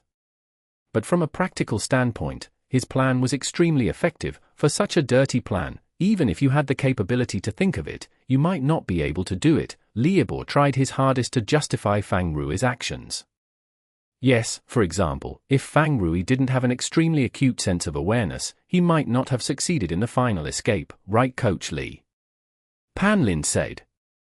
Yeah, Liebor said. Then. I guess that's it. Pan Lin said. Yeah. A summoner with no mana had practically zero combat ability. What's worse was that he still had 18% of his health left. Apart from the shuriken thrown by Mo Fan last round, he hadn't taken any damage. Now, he had no mana, and attacks would certainly come his way. Watch me destroy you. Fang Rui became bold, facing this manaless summoner. Fang Rui's history is quite rich. Pan Lin tried to look at things from a different perspective as he explained the origins of this master of playing dirty. Yes, when he first started playing competitively, he had created a random team with a few friends and participated in the Challenger League, Liebor said. A bunch of very dirty playing friends and a team that played very dirty, Pan Lin said. Their win record wasn't anything amazing, but Fang Rui had caught Team Blue Rain's eyes. Blue Rain has always been good at digging out people with personalities. Then, Fang Rui joined Blue Rain's training camp. Afterwards, he was dug out by Wind Howl. Now, he's gone to Happy. And he's changed classes several times during this time. Truly a genius. Chapter 1449. I've got good eyesight. Nomiumi. Nomiumi. Li Yuan's 8 notes fell without any suspense. For a summoner without mana, no one would blame Li Yuan for surrendering. But Li Yuan still had 8 notes run around left and right. He had no way of resisting, but he dodged around to drag the fight. Dragging the battle would tire out Fang Rui a bit more. This seemed to be the name of the game for this round's group arena. However, Li Yuan had trouble dragging the fight out, and the effects were poor too. Even so, he didn't give up until the end. He didn't give up until Boundless Sea took away the last drop of life from 8 notes. Li Yuan went down from the stage. The entire stadium roared with applause in praise of his outstanding performance last round and his perseverance this round. Trying to drag the fight without any mana seemed like he was just haggling over pennies, lacking the air of a powerhouse. However, in this group arena, neither side was giving in, so no one was bothered by Li Yuan's methods. Good job. Li Yuan received praise from his teammates, but he himself looked dispirited. He was very unhappy with his match against Fang Rui. Next, Team Blue Rain's 4th player went up, Lu Hanwen, Flowing Cloud. The crowd went into an uproar. If Lu Hanwen was 4th, then Team Blue Rain's final 5th player was most likely Huang Xiaoqian. Placing the ace player as the anchor was a very conservative arrangement for this competitive format. By universal agreement, winning the group arena was only meaningful if you won by more than 2 points. As a result, teams usually placed their ace player as their 4th member to end the group arena then and there. But despite this being Blue Rain's home game, they had Huang Xiaoqian as their last player. Was such a conservative arrangement an indicator of their lack of confidence? Whispers spread throughout the stadium. Blue Rain's unusual arrangement made their fans feel uneasy. Pan Lin and Liebor discussed this issue quite a bit. In the end, Li Yibor summarized it by stating a reality, given the circumstances, Blue Rain is temporarily on the back foot. Blue Rain was on their fourth player, yet Happy was on their third. What's more, Fang Rui had only lost 26% of his health last round against Li Yuan. He still had 74% health left and nearly full mana. It was hard to say who would win this next round. If Fang Rui won, Happy would have an overwhelming advantage. Who will win? Everyone in the stadium wondered as they watched Lu Hanwen go onto the stage. He was still a young teen who hadn't fully grown, yet his footsteps were firm. Step by step, he walked onto the stage. The sixth round of the group arena began. "Little demon, where do you want to meet?" Words immediately popped up into the chat as soon as the match started. Fang Rui spoke as if he was a villain in a drama. "The center." Lu Hanwen replied. "Okay. You'd better not go back on your word," Fang Rui said. The boos were ear-deafening. Quite a few Blue Rain fans started throwing curses at Fang Rui. Last round, Fang Rui had went back on his words, yet now he was telling the other side not to go back on his words. How could they not be infuriated? On Team Happy's side, Chen Guo felt like she couldn't lift her head. It was true that she was happy about winning, but she was far from agreeing with the phrase, "the end justifies the means." When she looked at Wei Chen, she saw him react with a big grin at Fang Rui's shameless display. "Senior, I don't think you're in a position to warn me." Lu Hanwen said what everyone wanted to say to Fang Rui. "Ha ha, do you want to guess if I'm going to go or not?" Fang Rui said. "Shameless." Everyone cursed. "Senior, I don't know if you're going to go, but I definitely will be," Lu Hanwen replied. "Little Lu, what a good kid." The crowd cheered. They didn't know who would win this round, but at least in terms of morals, Lu Hanwen had already won 100-fold. Sure enough, Lu Hanwen went straight along the central path like he said he would. "What an honest kid." Wei Chen sighed. "What, you disapprove?" Chen Guo said. "I don't disapprove. As long as you win, then I don't care," Wei Chen replied dully. As for Fang Rui, he lived up to expectations. After telling his opponent to meet in the center, Fang Rui went back on his word and took the roundabout route to the right. A short moment later. "Senior, I'm here." Flowing Cloud raised his greatsword and stood at the very center of the map. "Okay, I'm almost there," Fang Rui replied. Boundless Sea continued along the path to the right. "I'm guessing that Senior won't be showing up from the front," Lu Hanwen said. "Smart. Then from where?" "Keep guessing," Fang Rui said. "The left or the right?" Lu Hanwen said. "I could come from the back," Fang Rui said. "Right."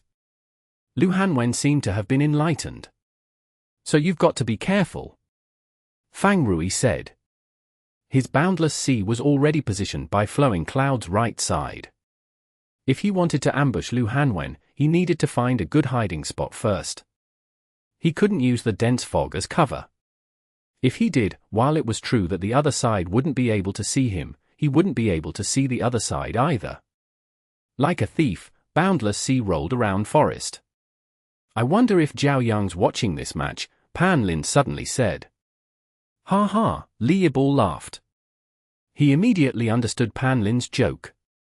He wanted to know what Zhao Yang was feeling, seeing his Boundless Sea become a dirty chi master rolling around in the dirt. Fang Rui finally found a position. Boundless Sea let out a peek from behind a tree. After checking his surroundings, he immediately went back into hiding. He could see Flowing Cloud. The other side was just standing there as if he were waiting for him. Was Lu Hanwen planning on reacting to his moves instead of taking the initiative? Because of the visibility issue, the distance between the two sides was closer to each other, and there might not be enough space to react. While Fang Rui was pondering over how he should mount his sneak attack, a message suddenly popped up in the chat. "Senior, I see you." "Oh." Fang Rui laughed. How could someone as experienced as Fang Rui be tricked by these words? He simply laughed inwardly at his opponent's naivety. "Yeah, I've got good eyesight," Lu Hanwen said. "Really? Ah, how terrible. You're going to rush over and attack, so I'd better run." Fang Rui chatted, while thinking how he should open the fight. However, the crowd outside had started growing excited. Lu Hanwen's flowing cloud was quietly moving ahead straight for Boundless Sea's hiding spot. He really saw him. Everyone was astonished.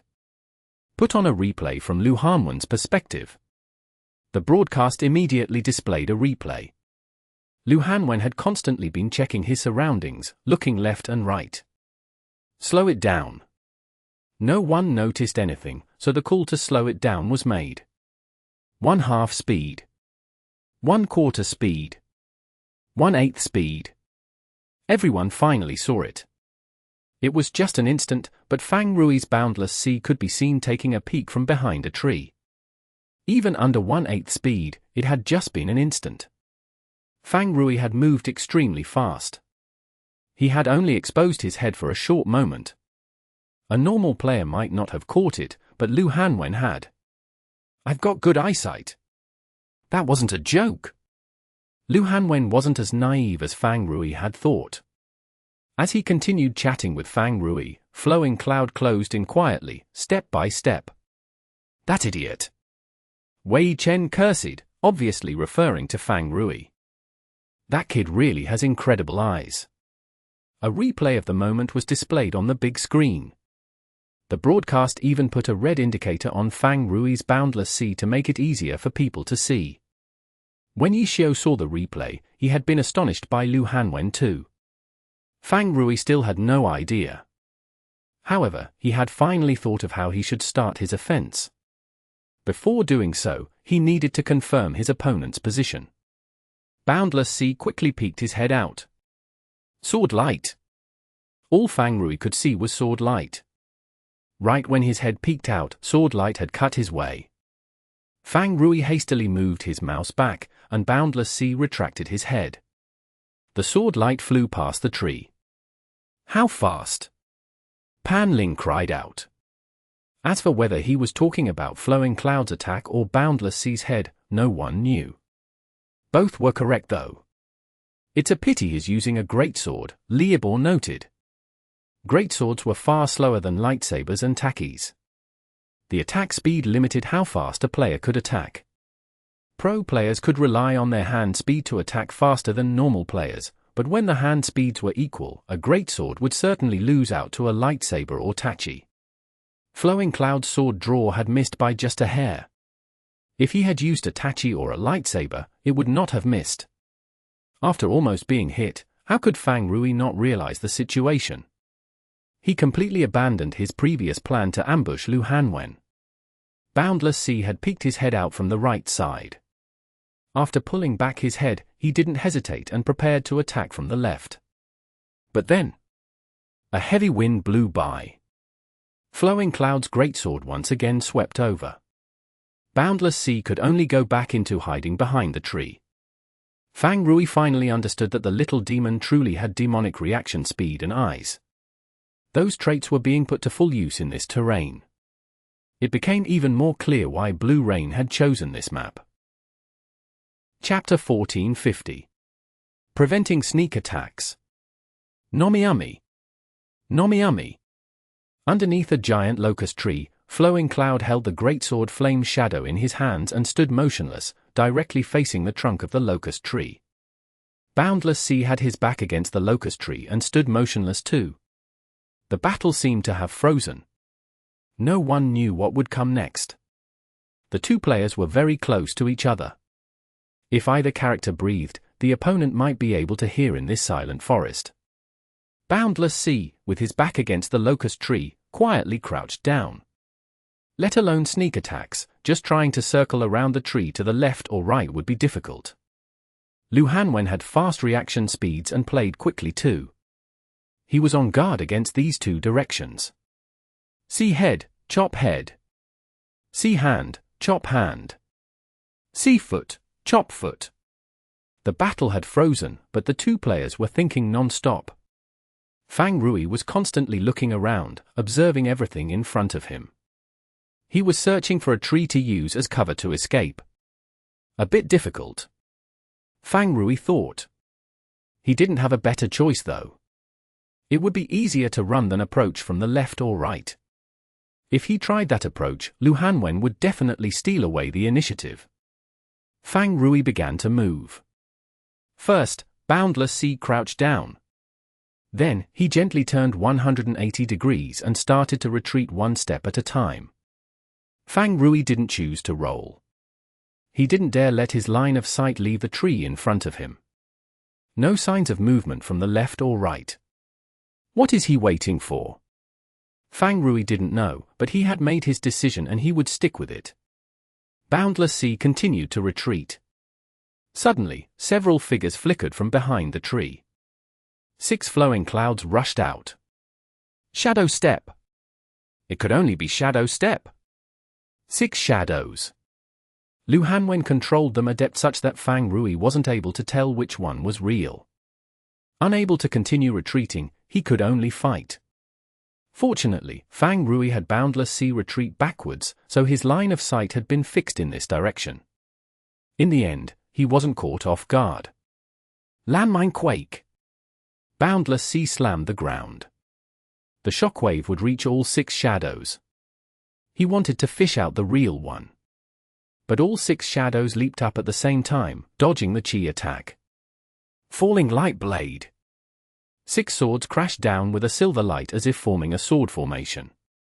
Boundless Sea didn't dodge and crashed into one of the light blades. Did he see through it? Pan Ling cried out.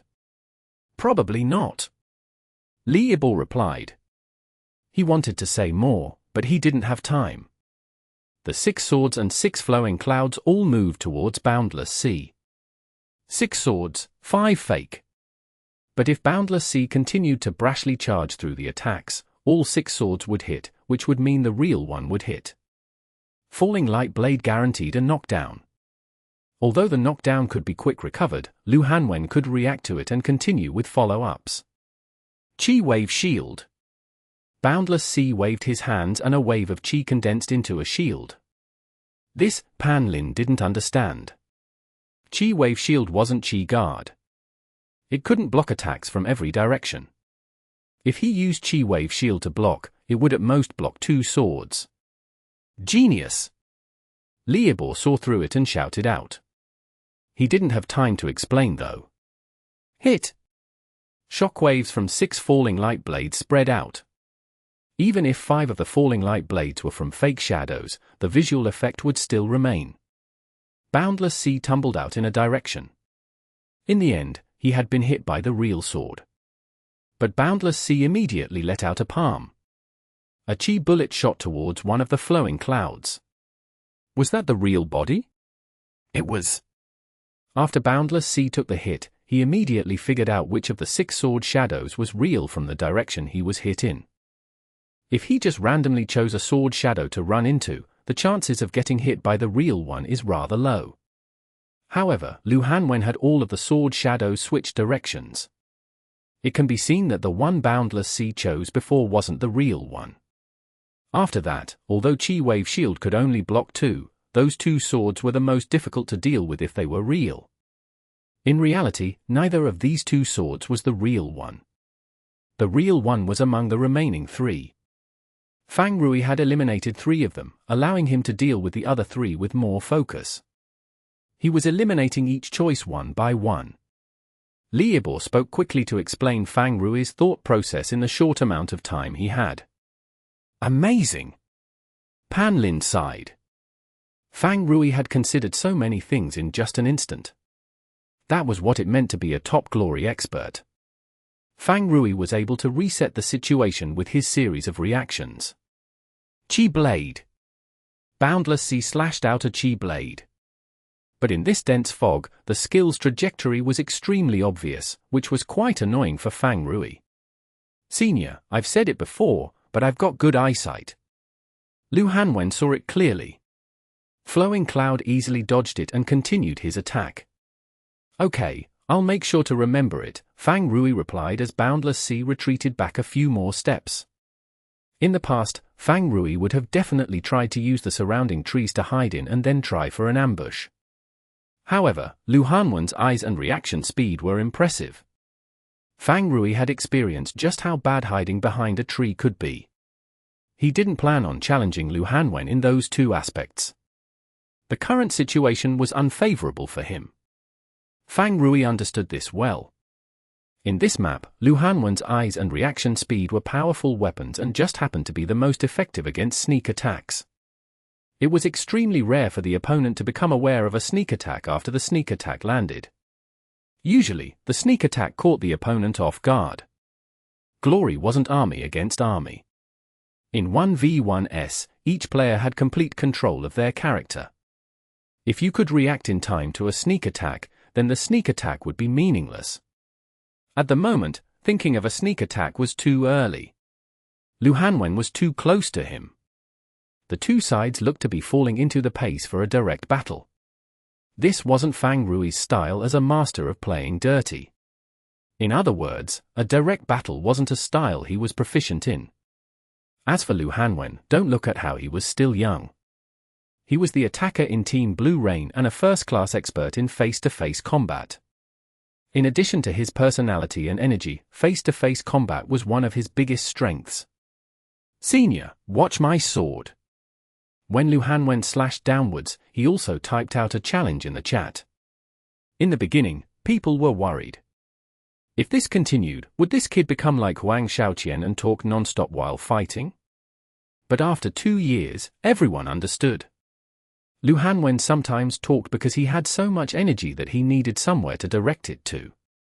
His hands felt uncomfortable not moving fast, so he typed to make up for it.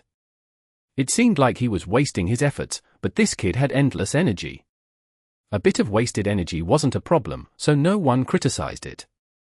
An oppressive wind blew from Flame Shadow. The dense fog rumbled as the sword moved, and the flow of the game began to change. Fang Rui was gradually being suppressed. He didn't hold the advantage in this sort of fight. He was used to taking advantage of the terrain, but because of Lu Hanwen's eyes and reaction speed, he couldn't do that. Little demon, don't be too arrogant. Fang Rui spoke. Senior, please advise me, Lu Hanwen said. Who knew if he was being sincere or being sarcastic? Okay, little kid, I'll teach you a lesson, Fang Rui said. Boundless Sea suddenly leaned to the side and let out a palm. Spiral Chi kill. Boom. The distance was too close. Lu Hanwen wasn't able to dodge it. However, in order to land this attack, his Boundless Sea was hit by a downwind sword slash. Boundless Sea was covered in blood. Flowing Cloud was covered in violent chi. The audience was dumbstruck. This was the lesson Fang Rui was giving to Lu Hanwen? What was this? Wasn't he just brute force trading? Trades happened all the time in pro matches, but everyone always did it cautiously, calculating who would come out on top. These trades weren't just for health, but more importantly, to create opportunities for follow-ups. But Boundless Sea's trade? That was just purely you hit I hit. There was no change in the flow of the battle. Whatever it was before was the same after. How stupid. Fang Rui really was dirty. The crowd booed. After Flowing Cloud was hit by Spiral Chi kill, he quickly rushed back. As for Boundless Sea? Because of the downwind sword slash, he was stunned for a certain amount of time and couldn't immediately react. This was the reason why everyone thought the trade was stupid. If the trade had allowed Fang Rui to push Lu Hanwen away, then Fang Rui could have created more room for him to maneuver around dirtily. That would be a meaningful trade. But because he was hit by downwind sword slash, this trade was completely pointless. Triple slash. Flowing Cloud used this skill to approach. The greatsword triple slash was ferocious and threatening. By the time Flowing Cloud reached Boundless Sea had just gotten out of the stun. Roll. Boundless Sea immediately rolled to dodge the third triple slash. Falling Blossom form. Lu Hanwen's offense was extremely fast. Flowing Cloud pressed down on the rolling Boundless Sea. Knockdown. Falling Blossom form forced the knockdown. Boundless Sea was now lying flat on the ground. Falling Phoenix Slash. Usually, a Rising Dragon Slash would follow. Lu Hanwen used it on the ground. Flowing Cloud twisted his body. His sword drew an arc across the ground, rising in the air, and then falling down. Boom! A powerful surging chi appeared in front of Flowing Cloud. Dragon Wave. The surging chi pushed Flowing Cloud, sending him flying into a tree. How? Lu Hanwen was surprised. Falling Blossom form forced a knockdown and could not be quick recovered, so Boundless Sea shouldn't have had the time to cast the skill. Could it be the Falling Blossom form had missed? Lu Hanwen recalled that instant, calculating how much health Boundless Sea should have. However, Pan Lin and Liebor saw it more clearly through their spectator view. Fuck, how despicable, he pretended to get hit. I've never seen that before, the commentary criticized him.